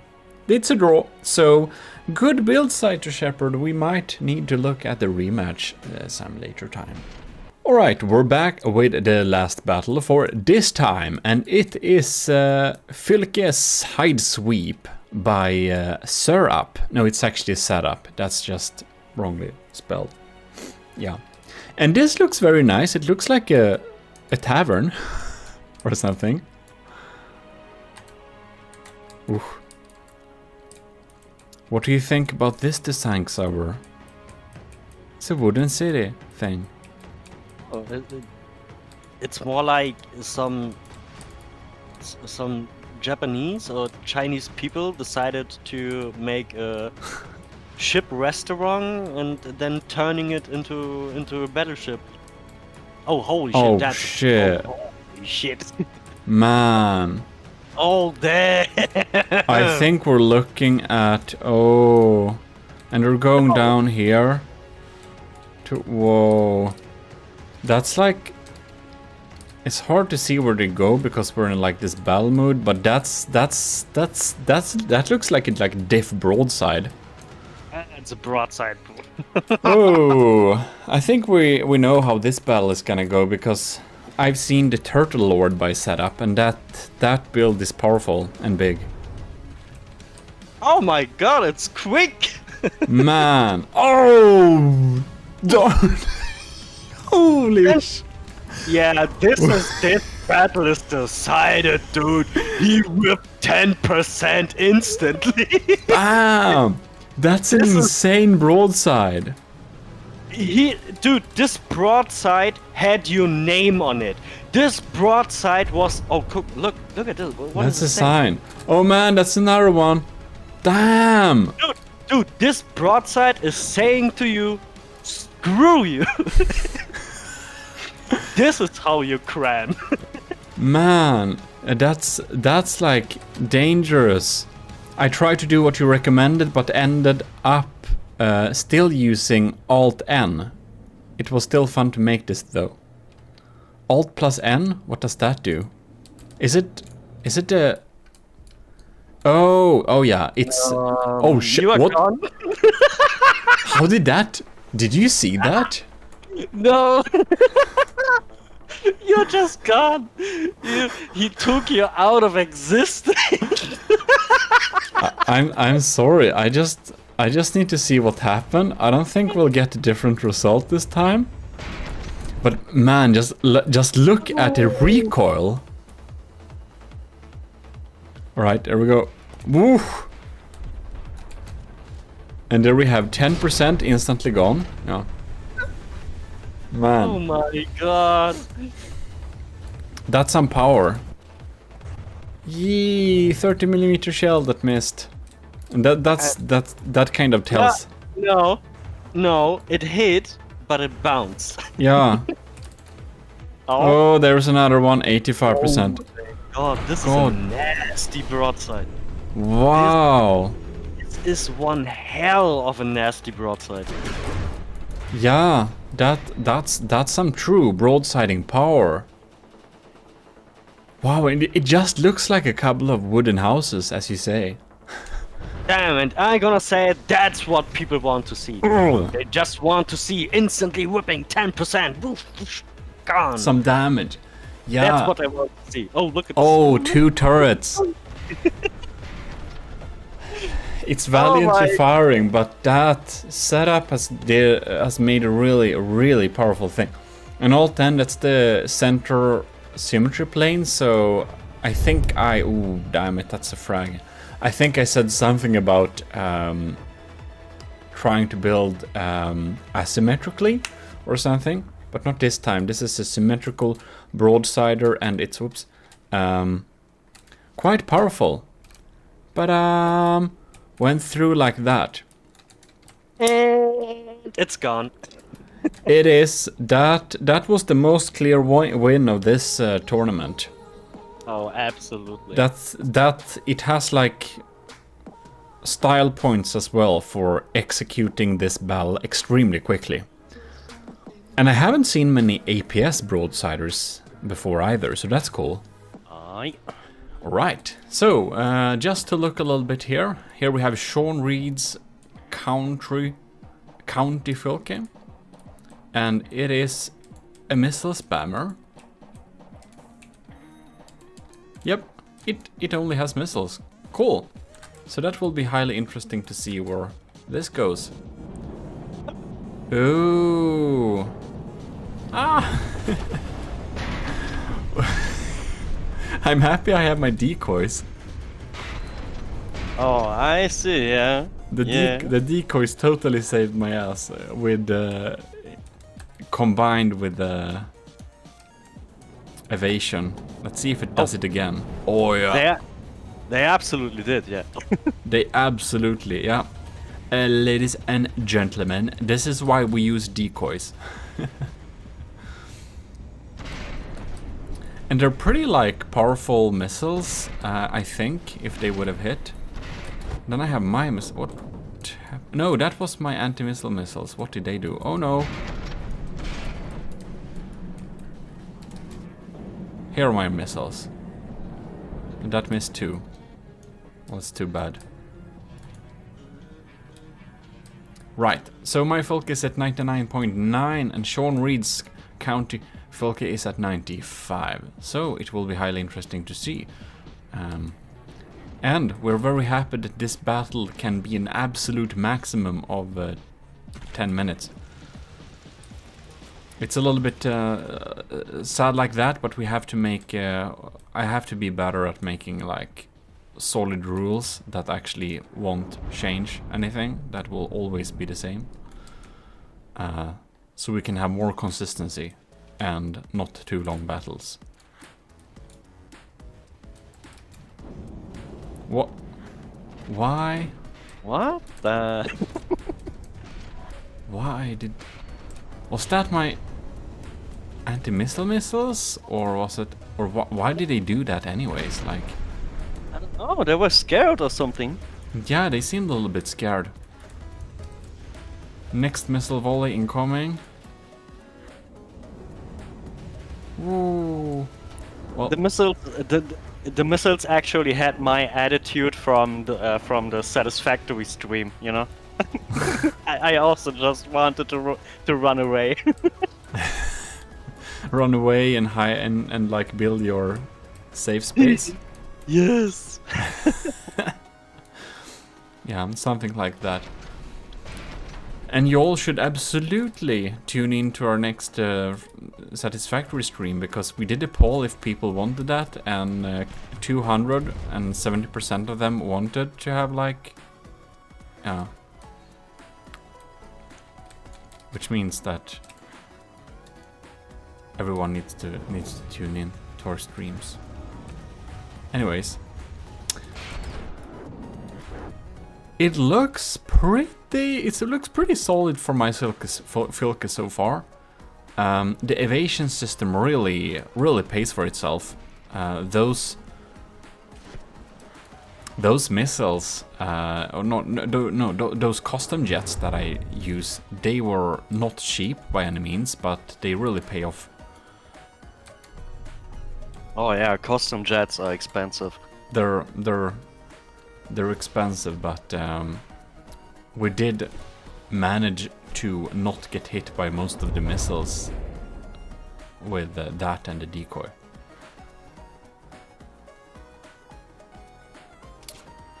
Right.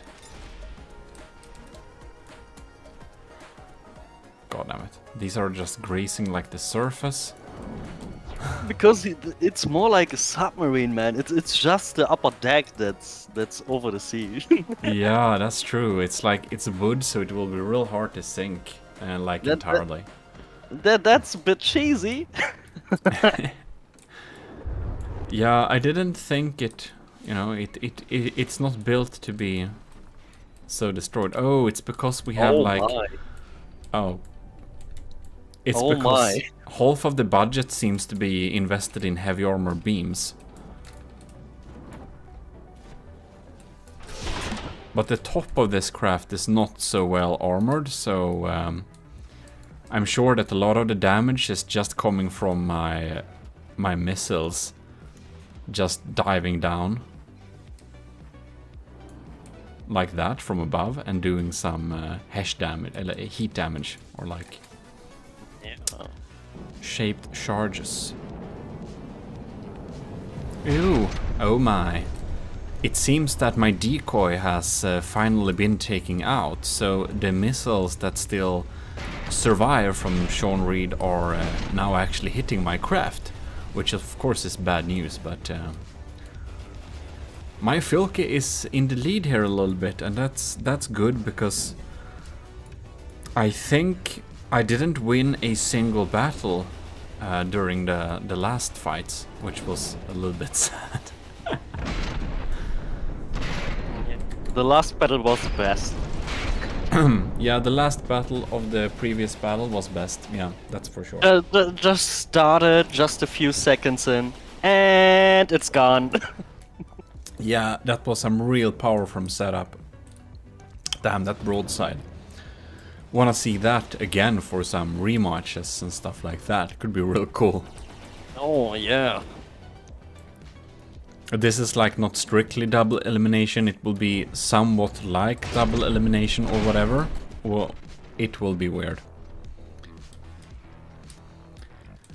Alright, my Filke 88, Sean Reed's is at 82. But his materials are running pretty low too. Yeah, that's what you have to expect when you use missiles. Missiles are one hell of an expensive weapon system. Yeah, they use a lot of materials when reloading, that's for sure. It fires a little missile like here and there, but well, we're at like 6 minutes in, so it's I don't think it's very likely that it will be able to turn this around in like 3 minutes.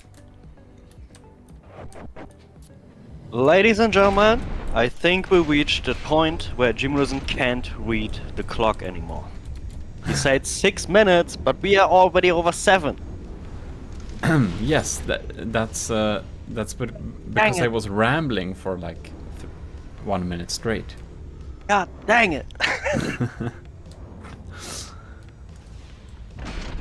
God damn it, those diff guns. I don't think that's my best system. They're less powerful. Anyways. Oh, a hit. It doesn't do a lot of damage.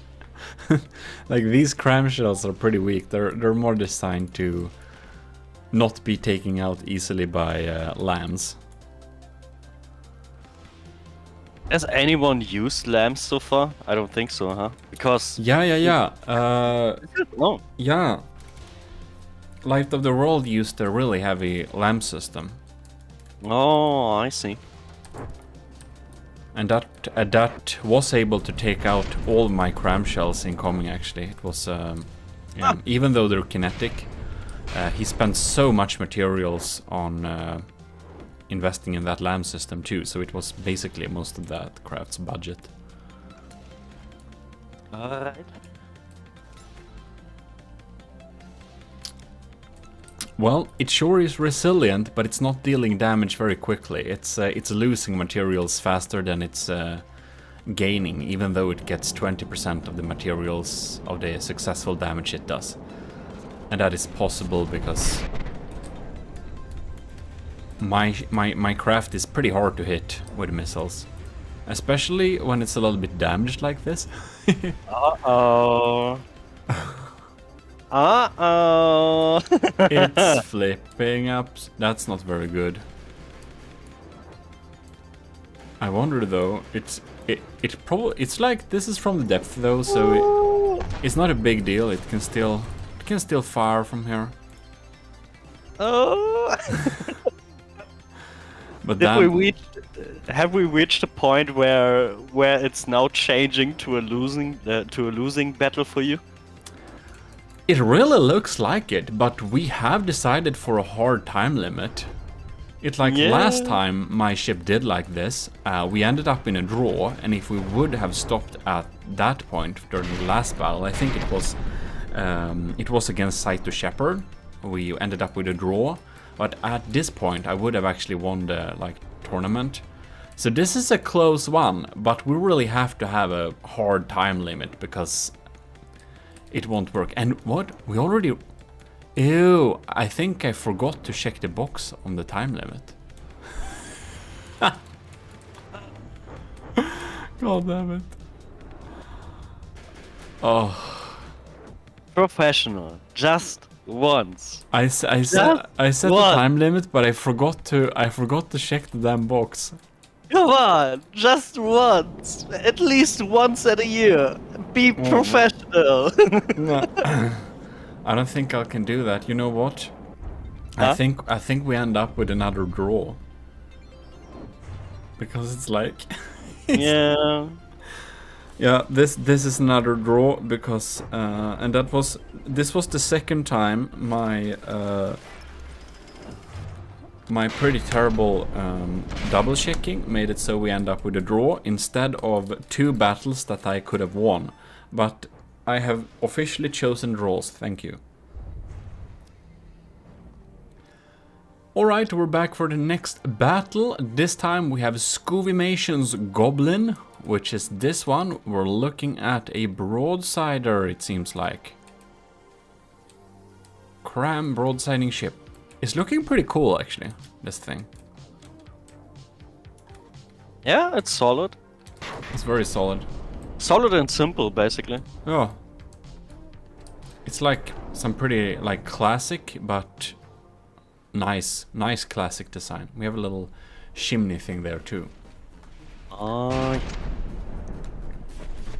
Whoop. I dodged that shot. That was nice. My missiles did some damage, I think. Right. No. Whoa. Oh yeah. Haha. Yes, we dodged another shot. is there... No. No, it's not turning broadside now. I think the setup... Oh, it shot off a turret. I think I the hope so. broadside range might be very close. Oh, Yeah. oh, oh. Is it turning to broadside? Is it turning? Yeah, it's turning. Oh, oh, that Then we was... are- Oh! You saw that that Uh-huh. shell exploding in the air? Yeah. That was the first time my anti-cram diff guns worked. My little cannons shot that shell out in the air. Hey. That's like why I added them, but they haven't been very good so far. But I'm glad that they took out the shell for once. Yeah, but I see already a problem. I think the broadside range is set way too low. Like you keeping distance and this the goblin won't go in broadside. Yeah, That's really a disadvantage at the moment. yeah, it should just turn and do a little broadside, because right now I'm just slowly eating. Oh, there goes the detection. I took out the detection system. Yeah, I seen that. Oh, but we're going into broadside. We're going into broadside. Got close enough. The back turret got a hit too. Oh, it's broading. Oh, it hit the keel. Well, looks like at least for one battle, my evasion, my silly evasion system actually seems to pay for itself. GMODIST's Filka actually No. actually felt a bit of a wind on the butt cheeks. Very nice. Oh, nice. Well, we're landing shots there, 92%. Yes, it's... Does it try to go in for the broadside on another side or something? Yeah, as I said, I think the broadside is set way too low. Like Yeah. on range, way too low. It doesn't broadside very much at all. And it hasn't been able to do some substantial damage yet either. And it's getting like small arms fire incoming all the time, so it's like slowly eating through the wood. I mean, if you set the range for your broadside very low, you have to make sure your ship is at least fast. Otherwise, you're ending up like this at the moment. Yeah. What you do.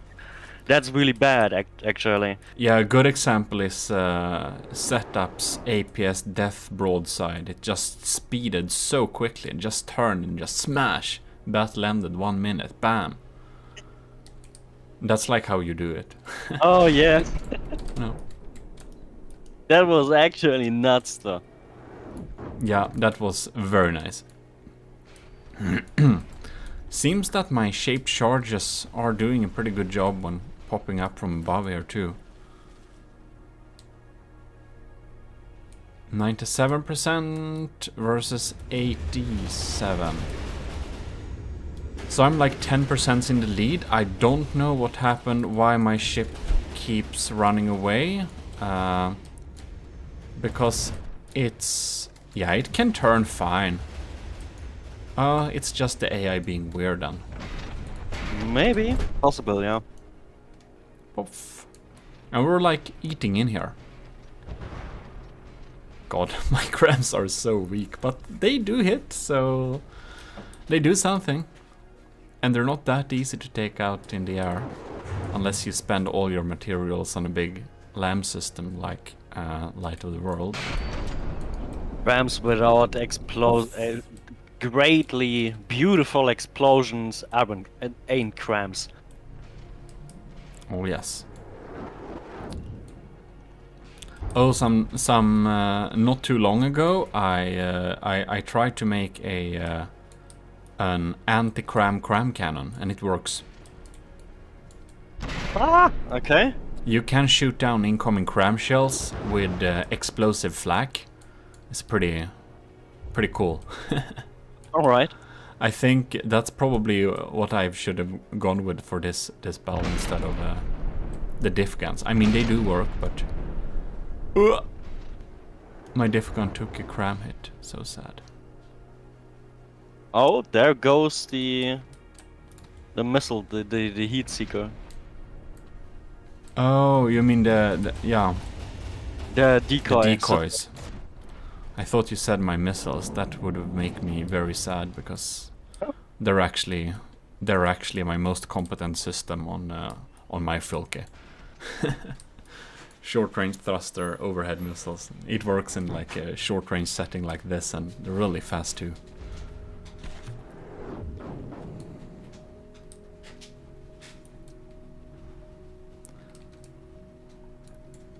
Yeah, but you can see this ship has a hard time getting into range. Like, Yeah. all the damage is basically on the front. Now we get finally some broadside. Finally some broadside, but most of those broadsiding shots are hitting like the keel of my ship thanks to my evasion. Pop. Another one like that. But it sure is, it's pretty like resilient. It doesn't get killed fast, that's for sure. Oh yeah. But it's not doing a lot of damage either. Yeah, I mean, it does some damage. Do we have any serious... one of the engines might be slightly damaged, but that's basically it. My ship is at 95%, and that's, I think, a lot because one of my diff guns are dead and gone.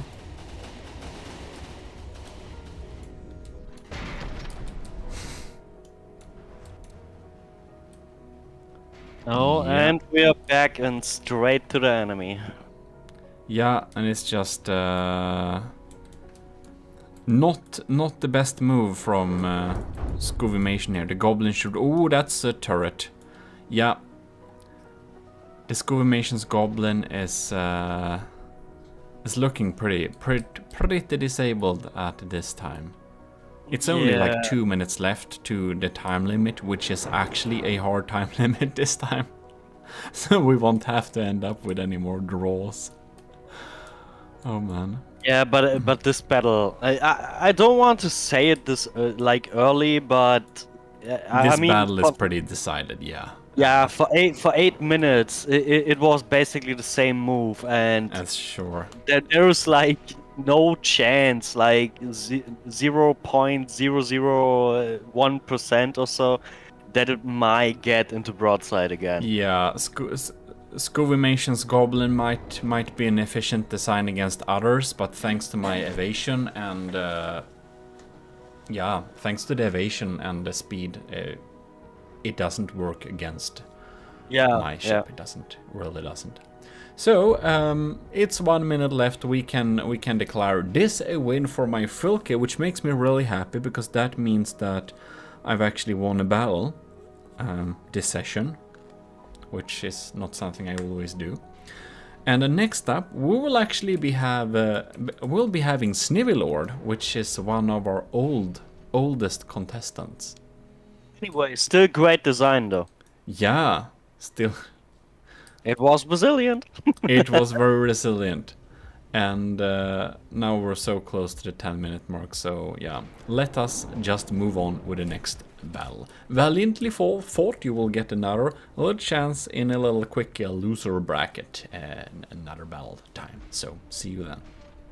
The heck? Shit, no. What the heck? Look at this. Okay, so here we are looking up at the next battle here, and here we have Snivelords. DIF-erent Filke. DIF as in direct input feeding, if anyone needs any translation. Oh my god, this is just absolutely horrible. GMODIST. Do you want some ships for your turrets? No thanks, I think I'll only go with the turrets. Thanks though. Alright, let's get this battle started. So Snivelord usually builds some really cool looking designs, but I think because the ship had to look like a Filke, Snivelord went a little bit with extreme efficiency. It looks like we're gonna be quick too. Oh man, there's gonna be a... Oh my god, this broadside that is going to be coming in. Holy shit, dude. Oh yeah. I can only wish to damage some of those barrels before. Oh no! Oh, they quick boys! Oh no! Those are some quick boys! Oh no again! Yeah, Your evasion system is useless against it. Oh no, not another one! Well, they missed some of that blast. Okay, we had 4 blasts now, which means that it will probably take another minute or so for Snivelord to get another round out. Because diff guns are really slow on reload, and each of those cannons should have a maximum. Oh no! They're actually. Oh, I think he fires pretty like short shells that are they're like frag and that's heat. Yeah, it's heat shells and frag shells.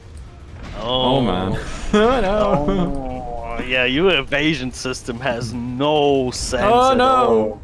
Oh no! This is Look- painful. This battle. Look at these chunks!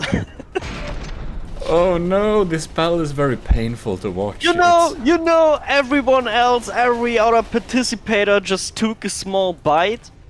But man, Snivelord, he wants an entire steak. He's very hungry. He's extremely hungry. Oh man, yeah, this battle is pretty. Oh no no!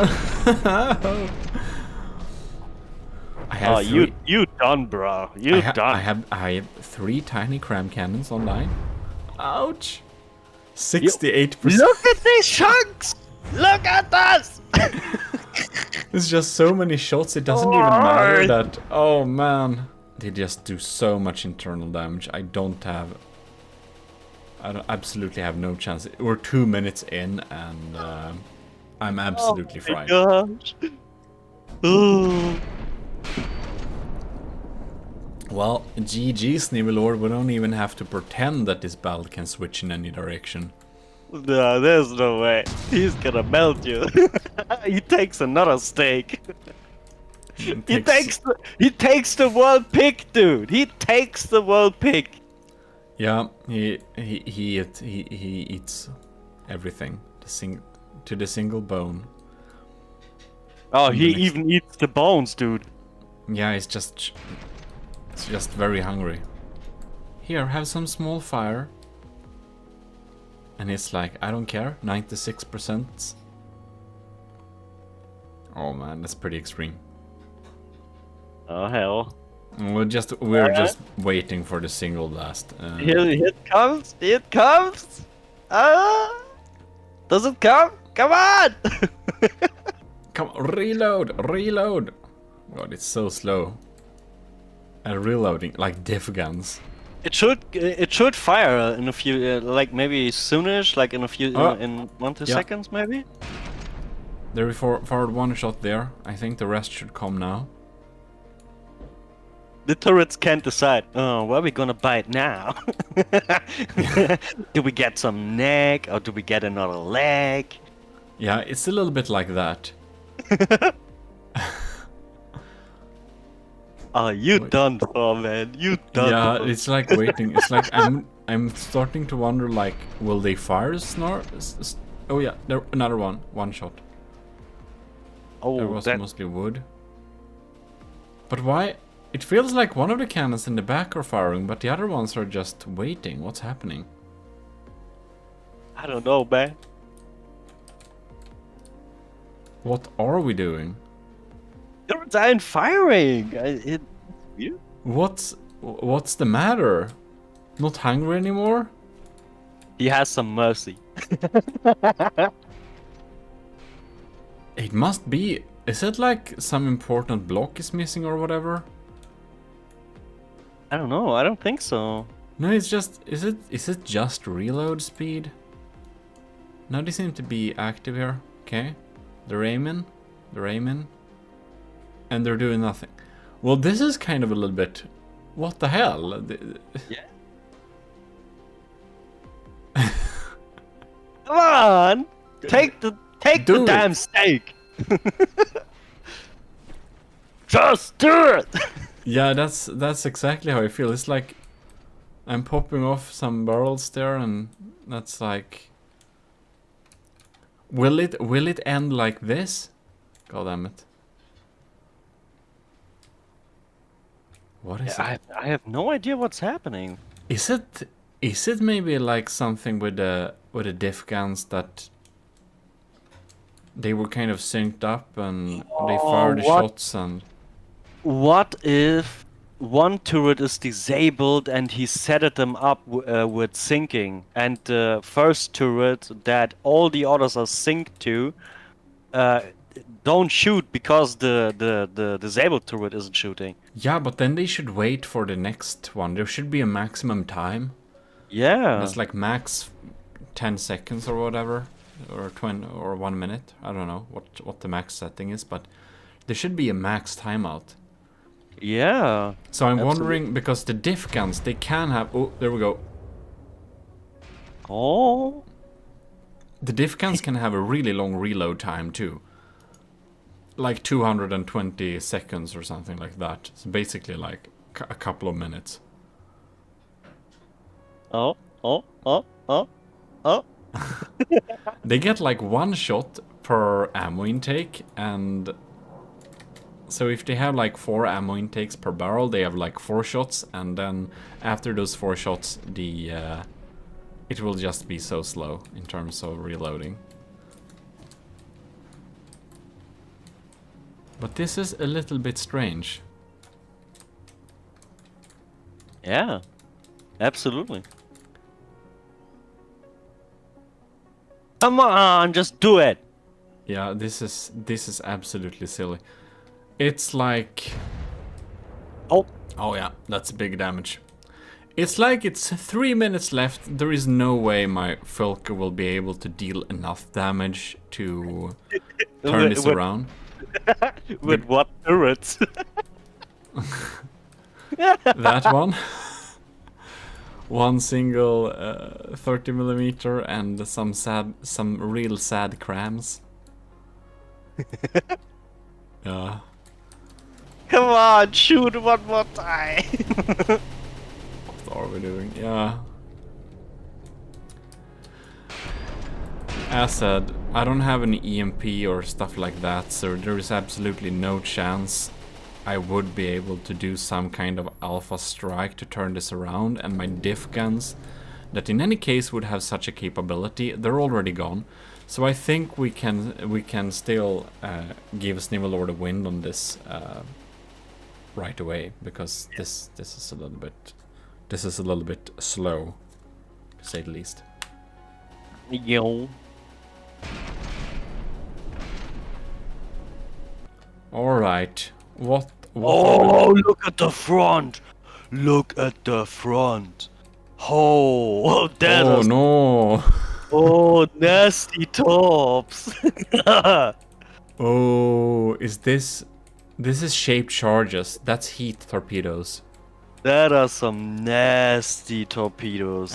Those are some big damage, boys. And we are covering it in rubber. Is this to be stealthy, maybe? I think rubber is the most stealthy thing you can have. And we're What having... the heck? We're having like a hangout rubber dome here. Yeah. That's a nice long haul. But why? And we're having... Yeah, we seem to have some torpedoes. And we seem to have some torpedoes in the back. I think... Where's the propulsion, though? Wait, there- yeah, where is it? Is there some, like, cheese propulsion, whatever? Is it, like, inserted somewhere in a little secret compartment? No. Don't tell me... Oh, no. Oh, don't tell me. You know what I'm starting to think. Anyways, this one is from TRK 20. And this filke is called Ceci Nest Paus un Sois Marine. You know French, what does that mean? I know French? What? I never said that. It's a submarine! What the heck, dude? Let's follow. Oh no! Oh, And my detection will. What the heck? Dup, up, up. Oh my god! Lord, dude, what the heck? It's a submarine. It's a submarine. Oh my god! Here we are. Okay. And my ship is like, what are we doing? Let's not hang around in this water because those torpedoes seem a little bit. Oh no! Run away! Ooh. Okay, Oh, Filky. the big boys, the big boys, the big boys. Oh, one is gonna hit. Is that No. are they? Oh, you're so lucky.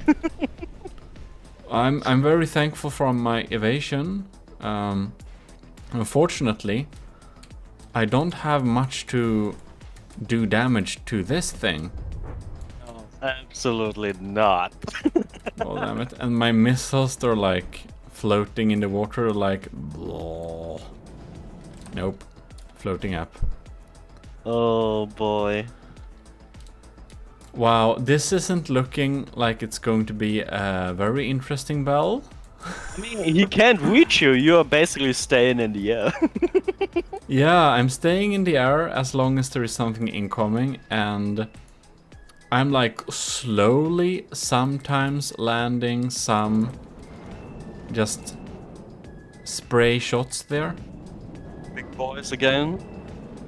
Yeah, Uh-oh. Oh, no. and my Filky is like, let's not deal with that. Oh my god, look at this. They still in the water. They Yeah. turning. They turning. Of course, they're gonna stay for a while there. This is basically like a shark den. Ah! Oh my. It feels like swimming like with like sharks. And my diff guns are actually trying to shoot those missiles down. It's a little bit funny. And it's just chilling there. Come on. we have no weapons to deal with it. Oh no, something hit. Is that something important? That's mostly wood. Okay. Mostly wood, yeah. And this is like slowly repairing. It literally has no propulsion. Yeah, literally have nothing. It's just heavy like that, and That's just a lazy submarine, basically, you could say. yeah, that's like oh god, this submarine is so lazy. It's just chilling here.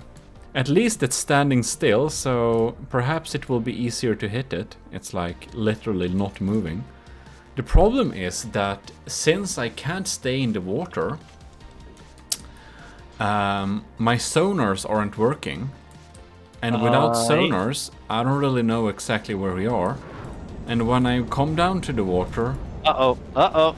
I get friends. Ah!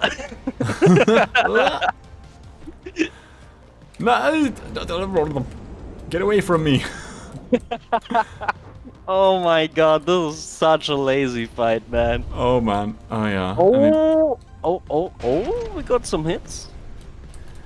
It But lands. mostly wood again. It lands a hit here and there, but my evasion is like keeping out of most of them. And now it was like some time ago I actually hit something, so it's down to like Down to what? It's up to 100% again, yeah, not it's down up, to something. I mean, it's up to yeah. Oh, that's a lazy submarine, holy shit. Yeah, I think we said something about no cheese, and I'm thinking that this might be a little bit too close to too much cheese. Actually, I gonna say this is basically a gray zone. I mean, this is practically no cheese, but theoretically cheese. It's a gray zone. It's a very gray zone. Like, yeah, now we basically have to like decide, do we wait for 5 minutes more and see whatever the results may be at that time? Or should we just say this is a draw? I don't know. I mean, I would say it's a draw at this point. I think so too. Yeah, the cheesiness of this craft doesn't give it any like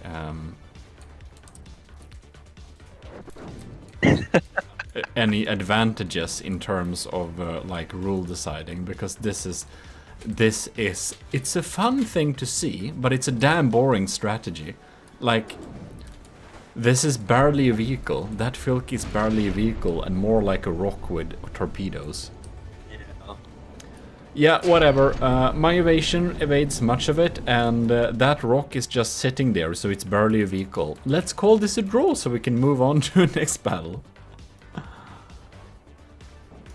Alright, we should start with the next battle momentarily. This is Balrog with the Ducky. And do we have some orcs, like some Warhammer orcs on this ship? Because, dude, Ducky? Like, Ducky. give more Ducky? Oh, holy shit, that's a Ducky turret. Oh yeah, this is gonna be fast firing. Yeah, I know Balrog is a good builder, so I'm looking forward to see some 2400 RPM. Let's go. Oh man. Oh man. Oh, look at your percentage. Holy shit. Oh shit. Is that like frag? Man. And there we have a sandblaster going on there. Puff puff puff. And we get bad weather too. That's unfortunate. Alright, mine is 96, Balrog is 97.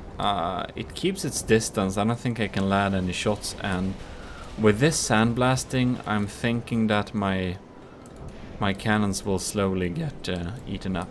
But if I can land a lucky shot on that turret head, I might have chance to win this.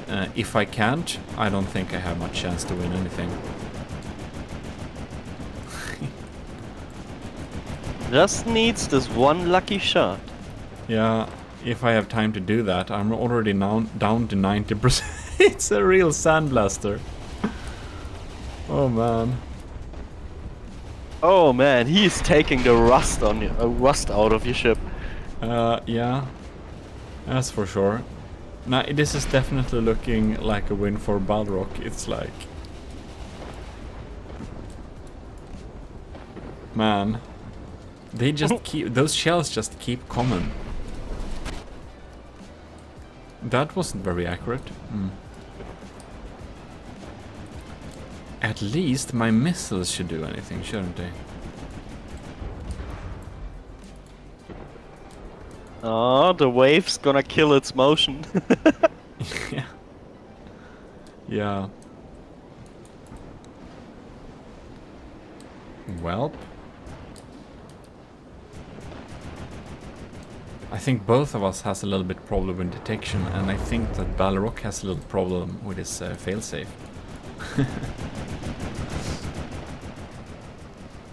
Oh, now he gets some clean shots. Yeah, that's for sure. Now he has a straight line. Bam! It's not looking good for my Folky here. Ooh, bam! There was a important hit. Holy. Yeah. It's basically torn through the era here, and the accuracy is super sad by now. And I'm wondering that if I even do damage anymore, like. Yeah.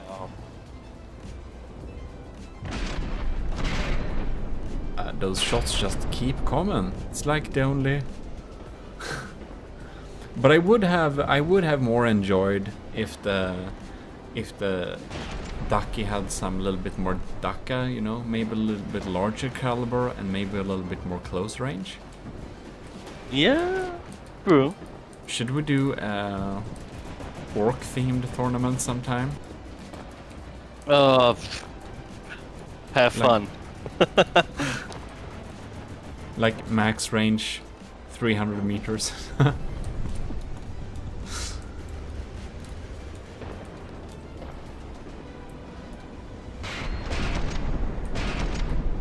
Well,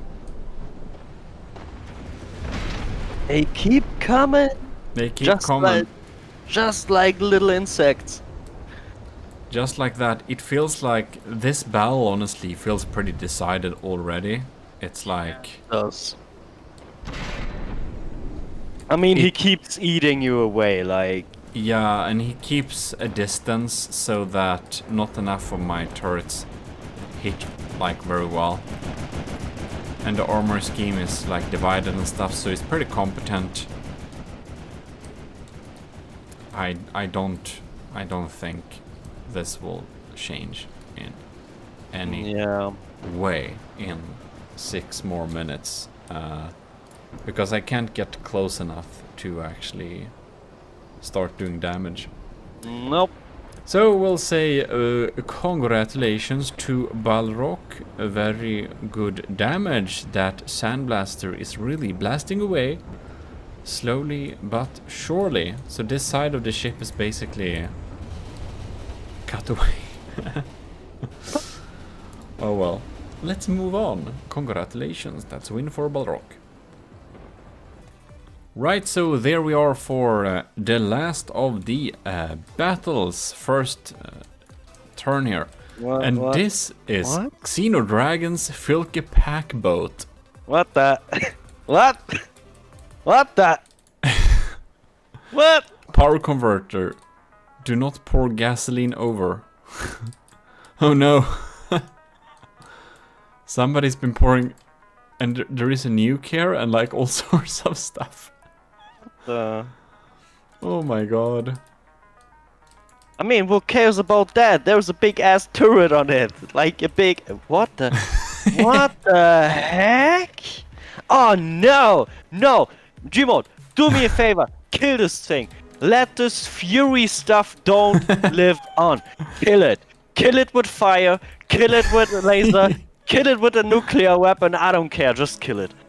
What? Do you not like they have taken a specimen? Yeah. Hell no. Take that. Take that. No, no. Don't let it in here. Poor thing. And here we have another one, but holding an extra pack or something. That's an RPG, dude. Yes. It's an RPG. Wow. There we have a lot of details, for sure. Yeah. Oh man. What is this? What the? What? It's like a diver suit. It's Poor called- guy has to hold the entire time the Yeah. Oh my god, poor guy. Give him a raise. He's holding detection. Wow, yeah, this is some real cool stuff. This is some like cool stuff going on here. So let's start this battle and see what what kind of pack this thing packs.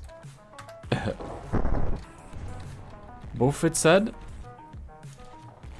It did some damage. Not much. Nope. Now the waves are like interfering with our aiming a little bit here. Oh, it has a missile. Cool. And that thing. Oh, the pack splits pretty soon. Oh, don't let it get close, dude. I love the power converter bonfire. Oh yeah, don't let it get close, dude. That looks like a shotgun pack. Uh-oh. What are we doing here? Shooting crams into the waves? God damn the weather. Yeah, with the weather we really get some different like results from time to time. Oh, seems like the weather's clearing off. That's bad news for you. Yeah, I think I won't do like enough damage to keep. Look, your specimen is gone, Yes, you killed it. Good. or it escaped. It's swimming towards my boat and trying to board it now. Oh no.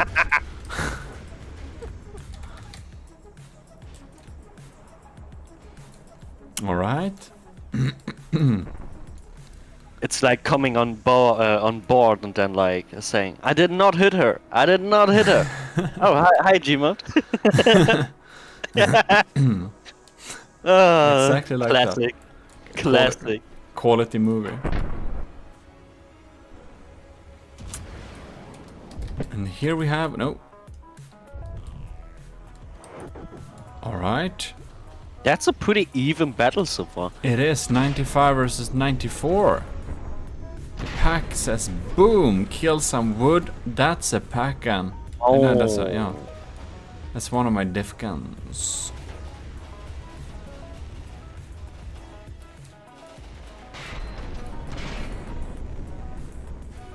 Wow.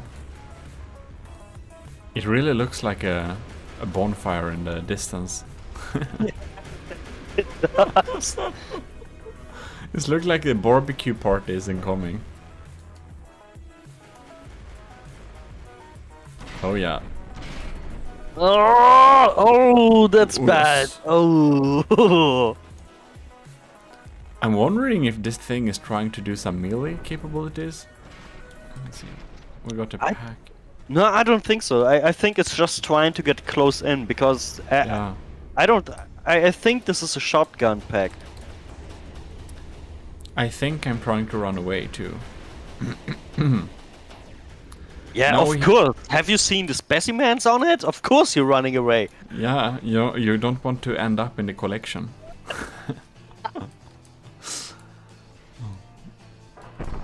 What? Alright. Seems like the pack lost some punch.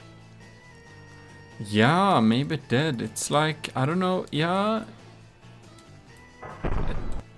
I think it did. It's hard to say what's mimics and what's actual Yeah. pack pieces. Absolutely, yeah. But one has to appreciate the nice thought to detail. Aye.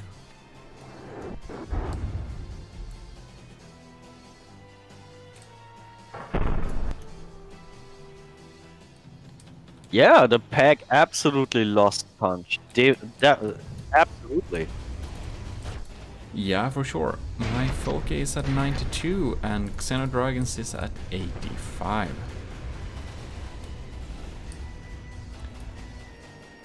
Alright. Does it even fire anymore? It's like... I don't know. Oh yeah, Oh. it is, but yeah. We also lost the little tower here too. No, that poor guy. Oh no! We only have the... Do not pour the gasoline. Yeah, he's like doing nothing. Fire him, man. Well, he sits on the fire, so soon enough. Oh, here we have something burning too.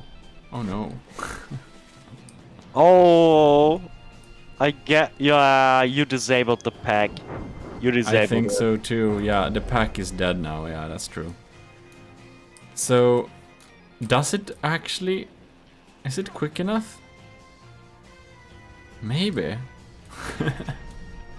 It feels like this thing is trying to charge me.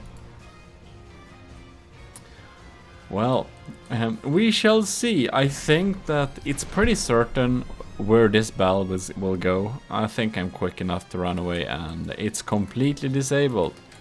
Yeah. But this actually concludes all of the bells in terms of the first bells where each of the submissions meet my Filkium.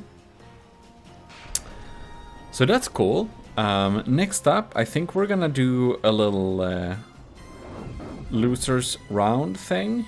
Now let's see here. I don't know how many losers do we got? 1, 2, 3. Then we have some draws too. So it's possible we put the draws in the like loser bracket for rematching too, to get some more, because most of the ships actually won against my folk. Most of the ones that were submitted in are better constructions.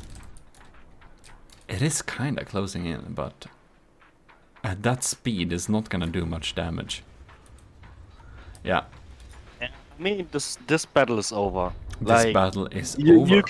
You can surely say it, because the Xeno Dragon has no capability of weapon anymore. Like, I've seen nothing going against you. That's true. For the last 2 minutes. Nothing at all. Now, definitely Xeno Dragon will receive an extra applaud for the best mimicry or decoration for this little mini tournament, but its combat capabilities are not strong enough to get a win. This is so even. This is so... Wow. It really looks like Xeno Dragon might win this with that funny and pretty useless ram. GMODISM. You're watching GMODISM, and we're back into From the Depth, and we're gonna start right away. This is the rematches. So we had a couple of battles where we had a draw, and I don't feel that draw works very well for me. So we are going to do rematches of all those battles where we have a draw. And first out is Saito Shepard's DMS Shakawana versus the my field. So this will be very interesting. We're going to see if we can get another result this time. In this battle we have the updated rules, which means that we actually get material from the enemy when we deal damage. So we kind of reward damage dealing a little bit here. And that, I think, will be a good thing to go with. So let's see here. It's raining blocks from my Filky here. The outside armor is getting hit a lot. Okay. Yeah. So we are basically wanting to just see if we can find a result of these battles. So this is, as I already said, rematches. First out we have Saito Shepard's ship, and then we have Sean Reed, and then we have TRK-20 with that evil submarine thing. And we shall see if we can get another result this one. Right now the Saito Shepard Shakawana is actually in the lead. It has dealt some damage, but we are early in to the Battle of Corps. Yeah. But it might change, and hopefully this battle will be a tad bit quicker than, well, the previous one, because I think we waited for like all too long with this battle. So if things drag out a little bit too much, I will just pause the recording a little bit if it's too boring, so we can see what happens. And basically we want to know which one of these ships is actually stronger with these updated getting materials for dealing damage rules. My ship is jumping up and down, firing some shots there. Saito Shepard is relying on simple weapons mostly, and they actually are fairly competent. They deal some damage, and the side of the ship is just so damaged that it's almost tipping over a little bit there.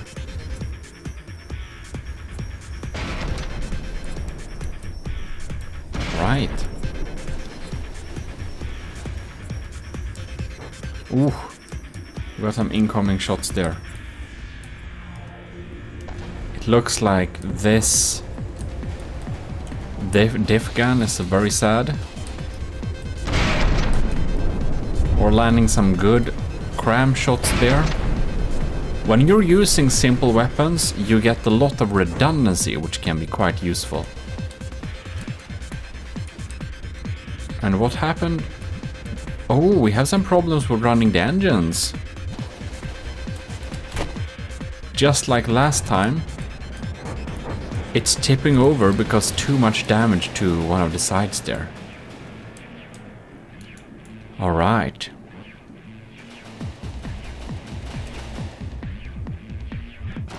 So maybe this will indeed...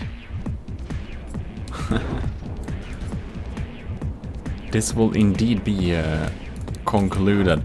Now we are in a similar position like last time, where my Folke has a hard time keeping upright, and the Shakawana's damage dealing capabilities are like quite handicapped with some of the turrets offline. But now it seems to be doing better than last time. Well, we're up to 4 minutes. So a little more than 5 minutes in, and Cyto Shepherd has a slight lead of, well, 2 percentage units basically. So it's very even. It seems that my Folke has a lot more materials in storage, however. Oh, but there a turret went. Indeed, one turret went, so we're 85 and Cyto Shepherd is 89. So with that turret gone, it's definitely a bigger difference here. It's starting to eat through the hull here. So when you're using simple weapons, you can really load those case-made deck guns with some pretty scary shells. They are not to be underestimated. They are actually quite a nice small APS system, basically. We're 8 minutes in and Cyto Shepherd is in the lead with about almost 5%, 4-5%. And we can see it's still active and fighting, and so is the Folke. And since we only have like 2 minutes left, it's really looking like Cyto Shepherd's Demon Shakawana is going to take this victory home. Since we have a hard time limit at 10 minutes. Only 45 seconds left. My Folke is down to slightly below 80%, and Cyto Shepherd is at 84. So this is a truly super even battle, that's for sure. So we shall see if that can change in 15 seconds, and I believe not. Like now Cyto Shepherd actually lost another turret here in the back. So it's really basically has no firepower left, but only 4 seconds. Yeah, it definitely looks like Cyto Shepherd's well, it really looks like Cyto Shepherd has the time limit to his favor this time, because this means that Cyto Shepherd wins this thing, since he has a higher percentage value. Only slightly, but somebody has to win. So congratulations, you are winning this little rematch by having a higher percentage. Very nice, congratulations. Next rematch is actually Sean Reed for 343 County Folke, which is a missile boat. It's a true missile boat. And we're trying to dodge this missile boat, and this battle, as the other ones in this little round, also ended in a stalemate last time. So this time, with a hard limit of 10 minutes, we are going to decide the victor of this battle. Shall be very interesting. And once again, the evasion system I got truly saves me very much from being not instantly decimated by all those missiles. as you can see. I think the decoy is probably pulling the bulk of the work here, most likely. Since because of that, my missiles are remote controlled and not controlled via well, heat or radar. I don't know which he has. I think I got both the decoys there, heat and radar. So one of them, and they will get attracted. Let's check actually. That looks like radar, probably. That's what most people go with. Whoop, they zoom by. Right, how are we going here? We're going through, we're like slowly eating it in, and it's basically a heavy armor pole construction, so it's really heavy. Like, this is probably one of the only crafts there is a realistic chance to actually sink this thing. If one can damage it a little bit to make it go under the water surface, if it's below 80%, we have a chance to actually make it despawn because it's sinking. Let's follow these. You can see the decoy is still alive. Very nice.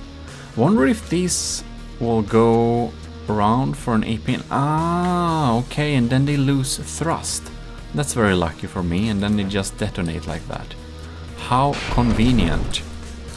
Right, my Filky is still at 100%, and Sean Reed's County Filky is at 92.6.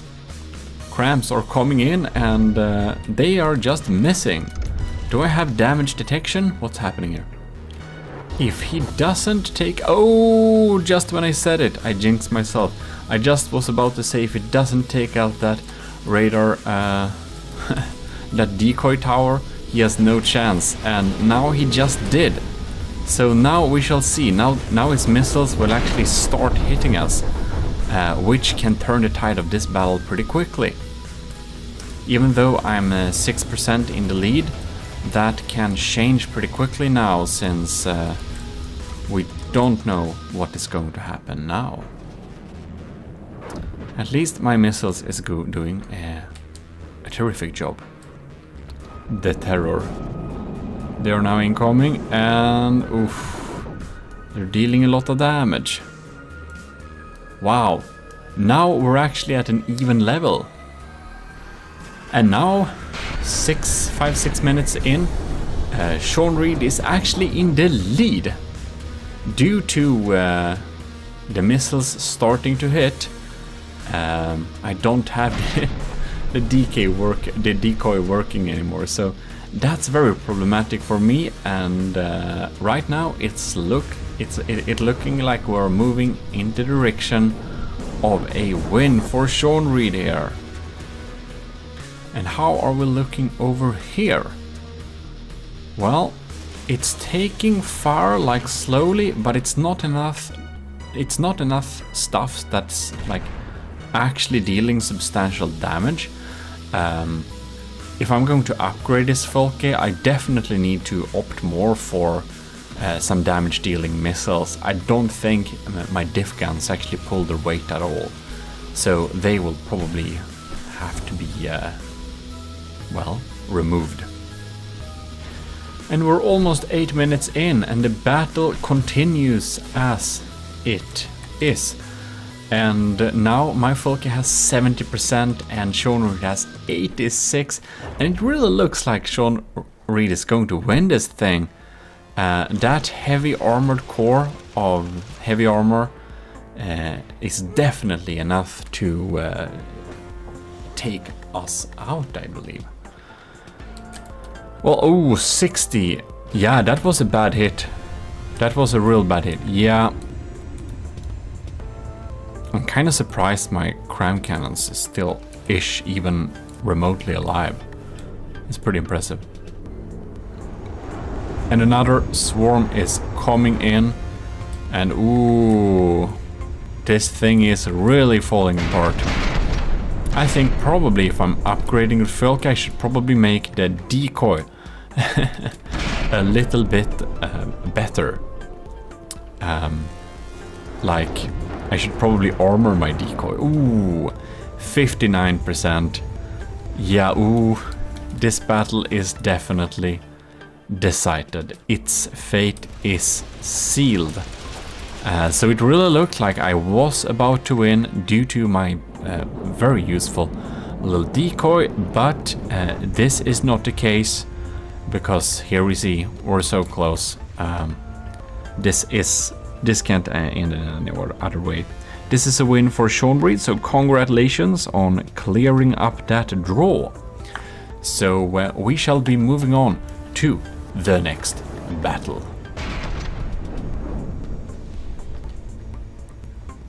And here we are again with the last draw battles. This is TRK-20s, Fylke Cecines Pass un Suisse Marine, which is some type of submarine thing.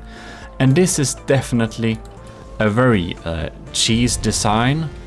And it uses some pretty strong... torpedoes and stuff like that, which my ship tends to avoid. Now actually one of them hit. That was very unfortunate for me. I think this battle would probably have ended very quickly if it wasn't for the fact that I didn't have my evasion system.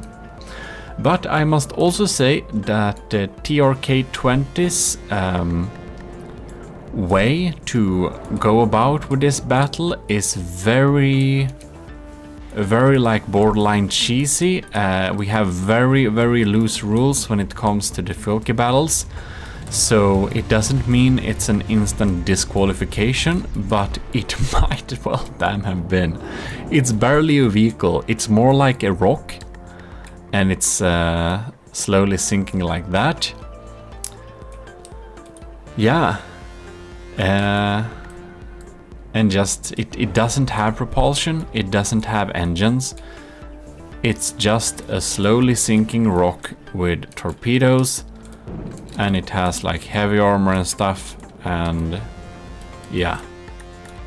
It's what it does. It sinks, it shoots torpedoes, and it repeats.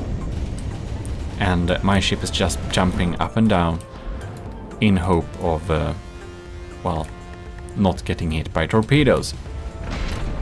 Look, it just sits here, and it's just regenerating slowly, and no weapon is able to reach it. So here it is, and it's chugging out some torpedoes. Can we just take a moment on how like sad is it? Do you see that? It just sits there, and it just chugs out torpedoes. And god damn it, this is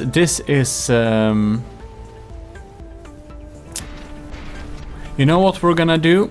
On the losers bracket there is currently 5 people, and since the rules for battle is pretty loose, it also means that rules of judging the victor is also pretty loose. We'll just do like this. We already have 5 on the loser bracket, and I feel like it's much easier if we have an even number.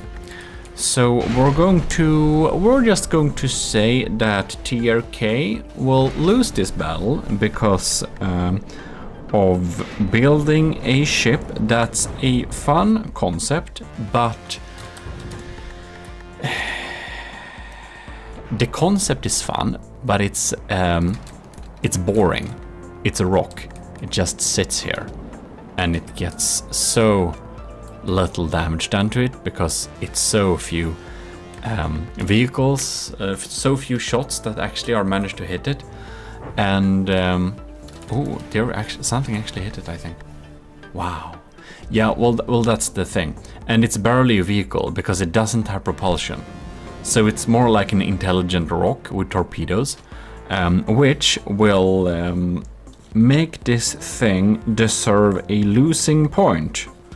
Because here in the Fylke battles, the rules are loose, so is my judgment. So, TRK-20, you're losing this battle because this is barely a vehicle, and you've made a Filke looking intelligent rock, I give you that.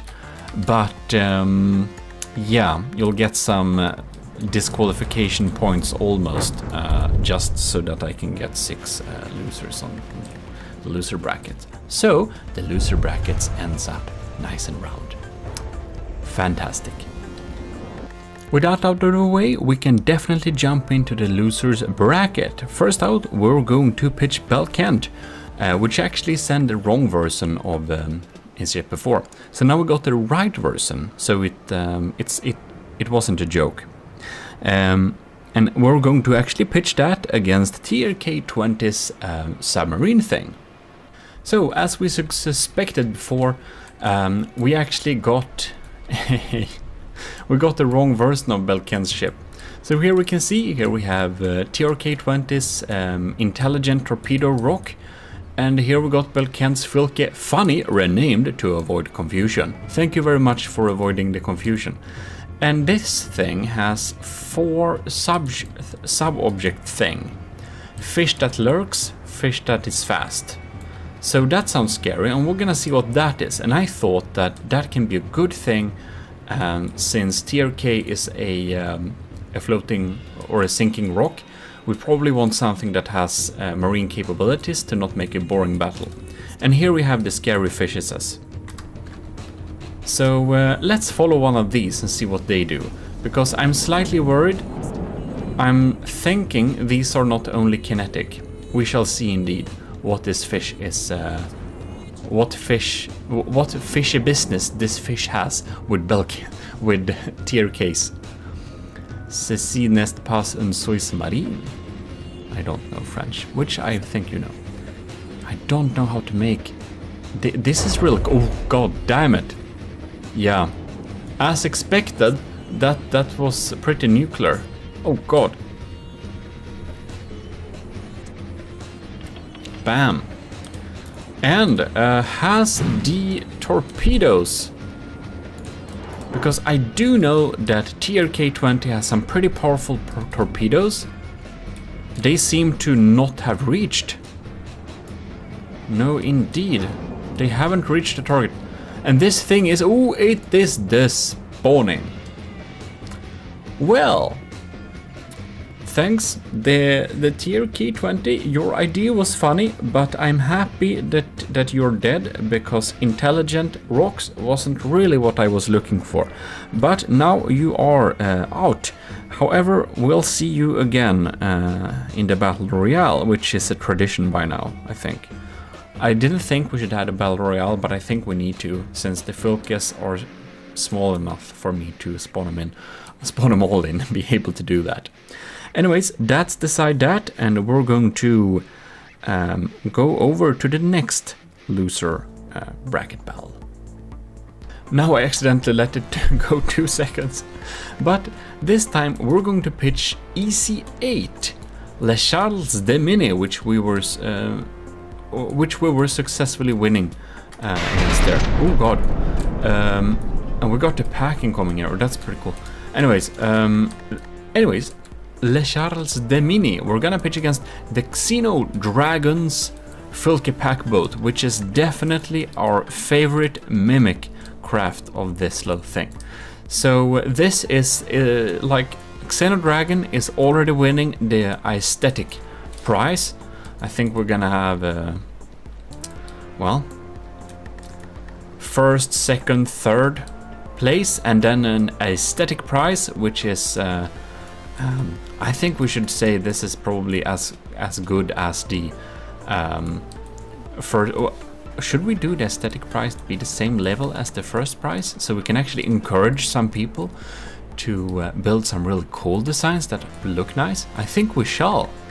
Anyways, Xeno Dragons Filke pack boat is really funny. It has so many weird things going on, like this rocket launcher giant cat person with, you know, standing around there, and this poor thing in a tube with the officer looking on, and the bonfire thing.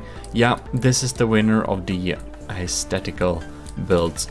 And Charles de Mini is a really cool looking ship as well. That has to be said.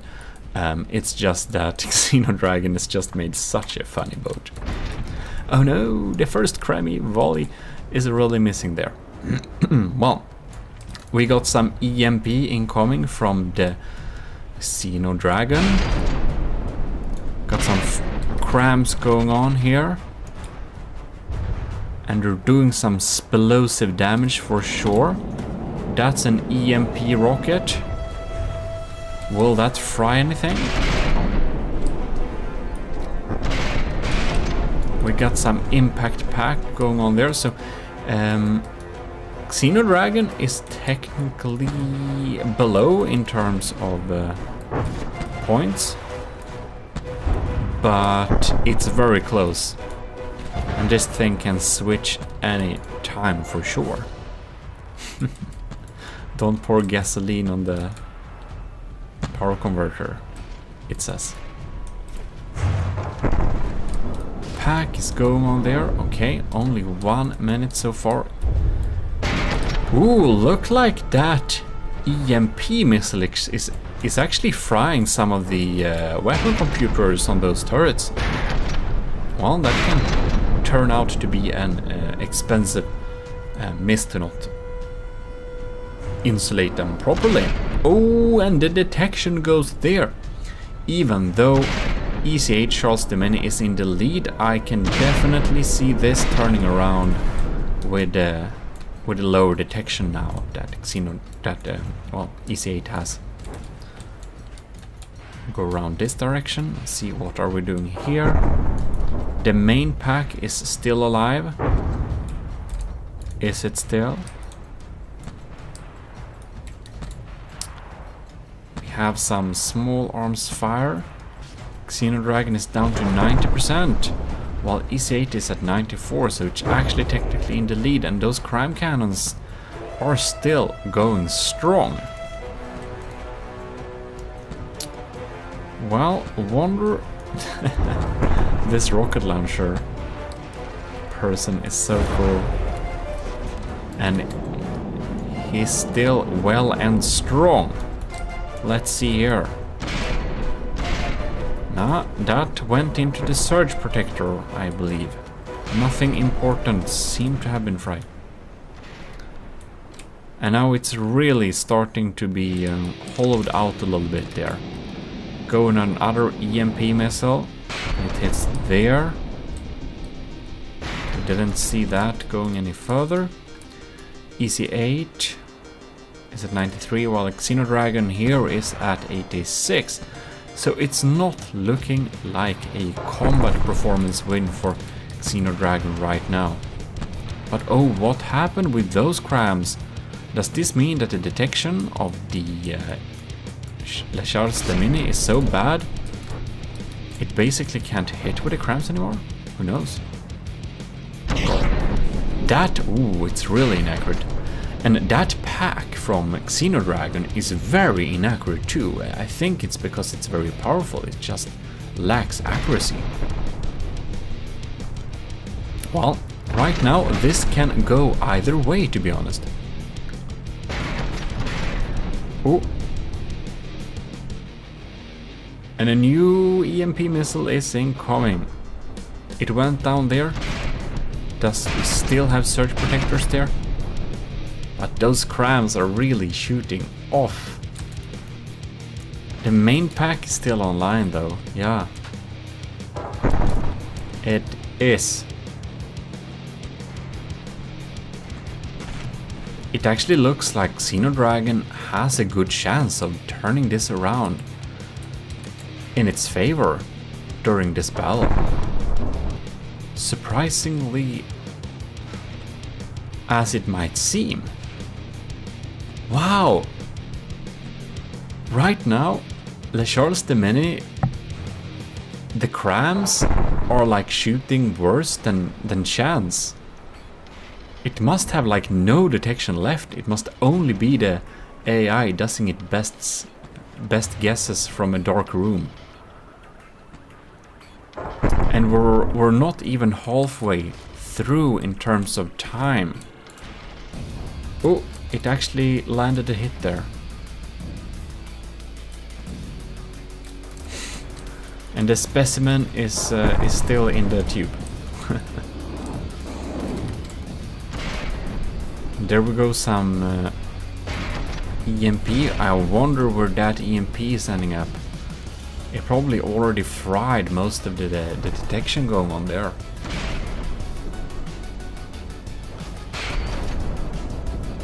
Oh, we got a bad hit on the tower there. Well, it still has some combat capabilities, and it's still leading with about 5%. Highly interesting. I'm thinking that if Xenodragon wouldn't have made such a funny design, I think that the Shuttles the Mini might have won the aesthetic prize, because these burning effects together with a classical cool boat is just so great. We probably have two of the coolest ships during this tournament facing each other here, which is pretty suitable, I feel like, because I think that both of these have a little bit lacking combat capability, because both of them focused their time and efforts a lot on the aesthetic side of things.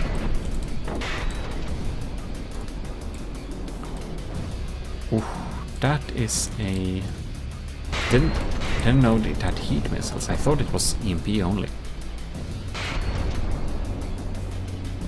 Now EC8 is down to 88. Xenodragon is at 84. 85. The question is it possible for it to turn it around enough within the next 3 minutes? What? Let's see here. Something has happened with Les Charles the Mini. It's stopped. It seems that the engine is dead. Xenodragon is catching up. It's like 84 versus 86, and it's like 2 minutes left. This can end either way, because now Xenodragon is coming in to such a close distance. This might actually be ending with melee combat. Who would have thought we would see something like this during this tournament? Not I, at least. So let's see here. It's coming in. Will it do enough damage to change the results on these last 1 minute? Oh my god. Oh, this is kind of... Oh my god. 84, 83 point... Whoa, this is so even. This is so... Wow. It really looks like Xenodragon might win this with that funny and pretty useless RAM. It's so slow that this should absolutely have no type of effect for an outcome. Oh, and... Well... Les Charles the Mini hasn't given up yet, and it's a full minute left, so we shall see who can deal most damage quickest, because this ram is about to pretty much break off, actually. Wow.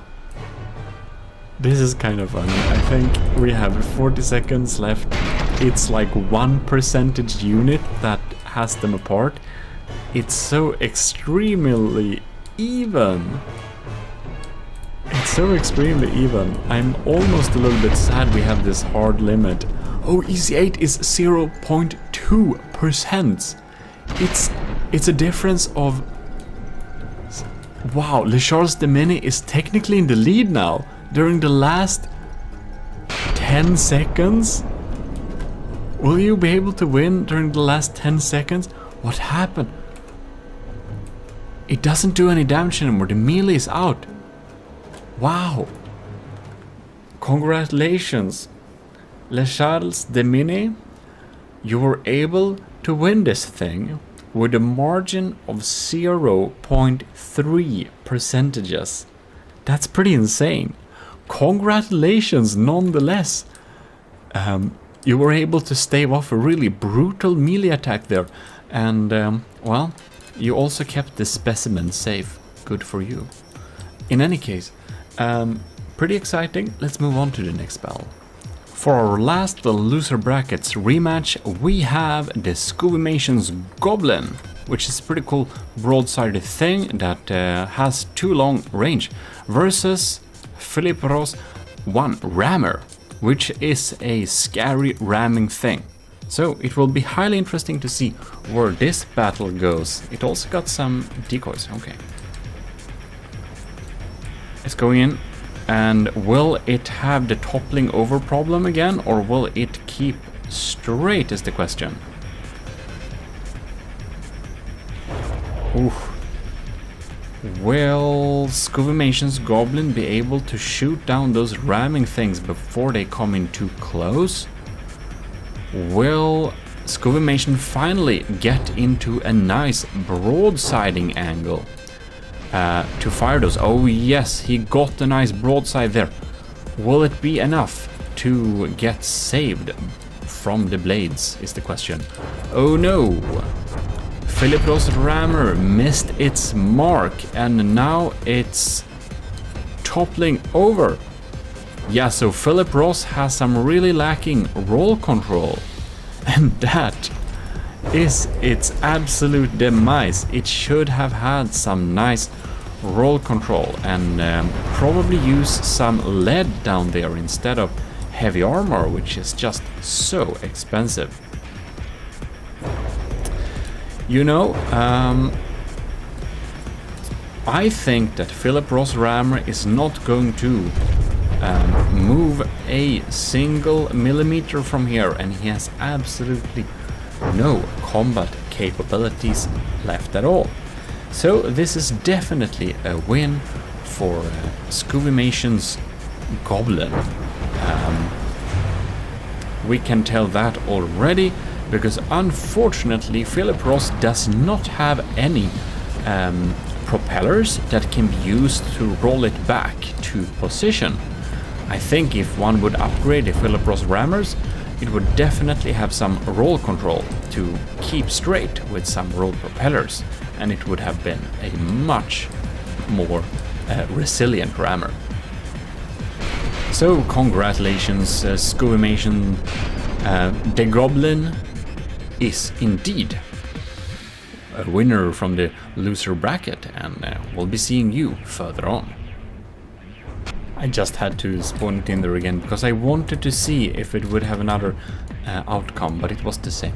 But anyways, thanks a lot for watching this little rematch. Now we know which are the best from the losers bracket, and we can move on to pitch people from the winners against each other, so that we can know which will be meeting me again with a rematch, or for a rematch, when I've actually upgraded my Filke a little bit with some inspirations from the winning crafts. Well, hello and welcome to GMODIST Total on our channel. We're here with as usual, and we should do some more Filke battle. This time we will pitch the people that won the first battle, like the ones that won them against me straight off, like no wandering, no like rematch or anything like that, just straight winners.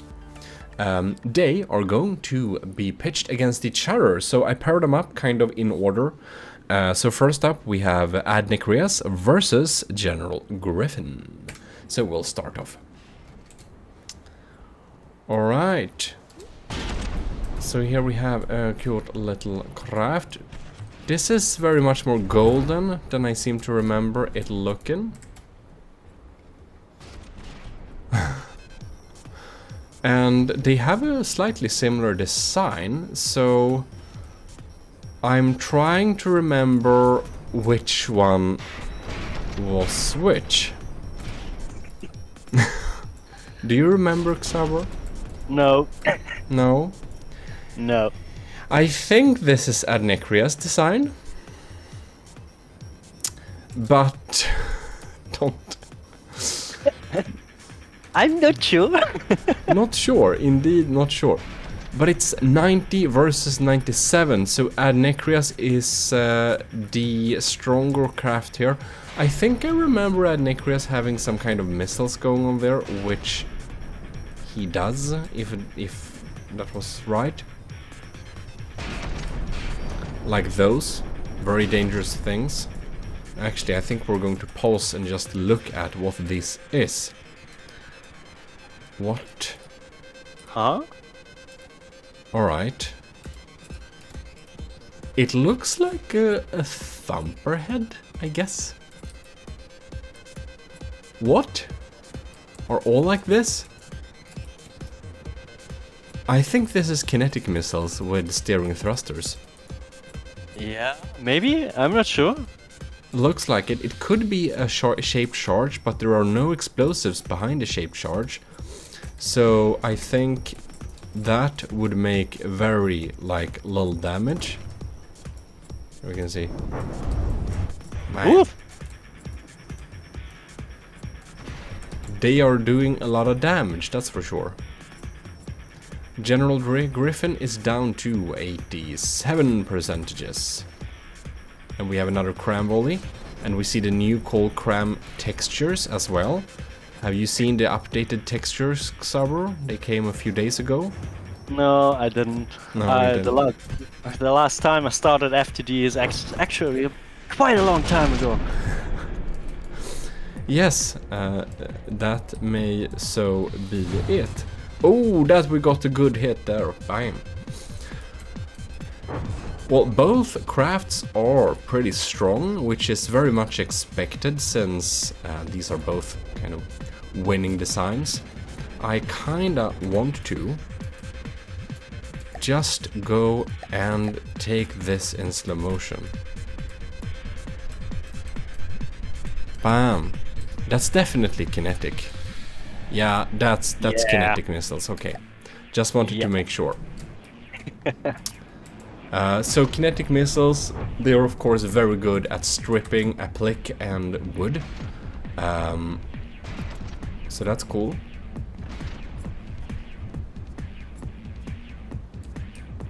And what's happening now? Ooh, we got a bad hit there.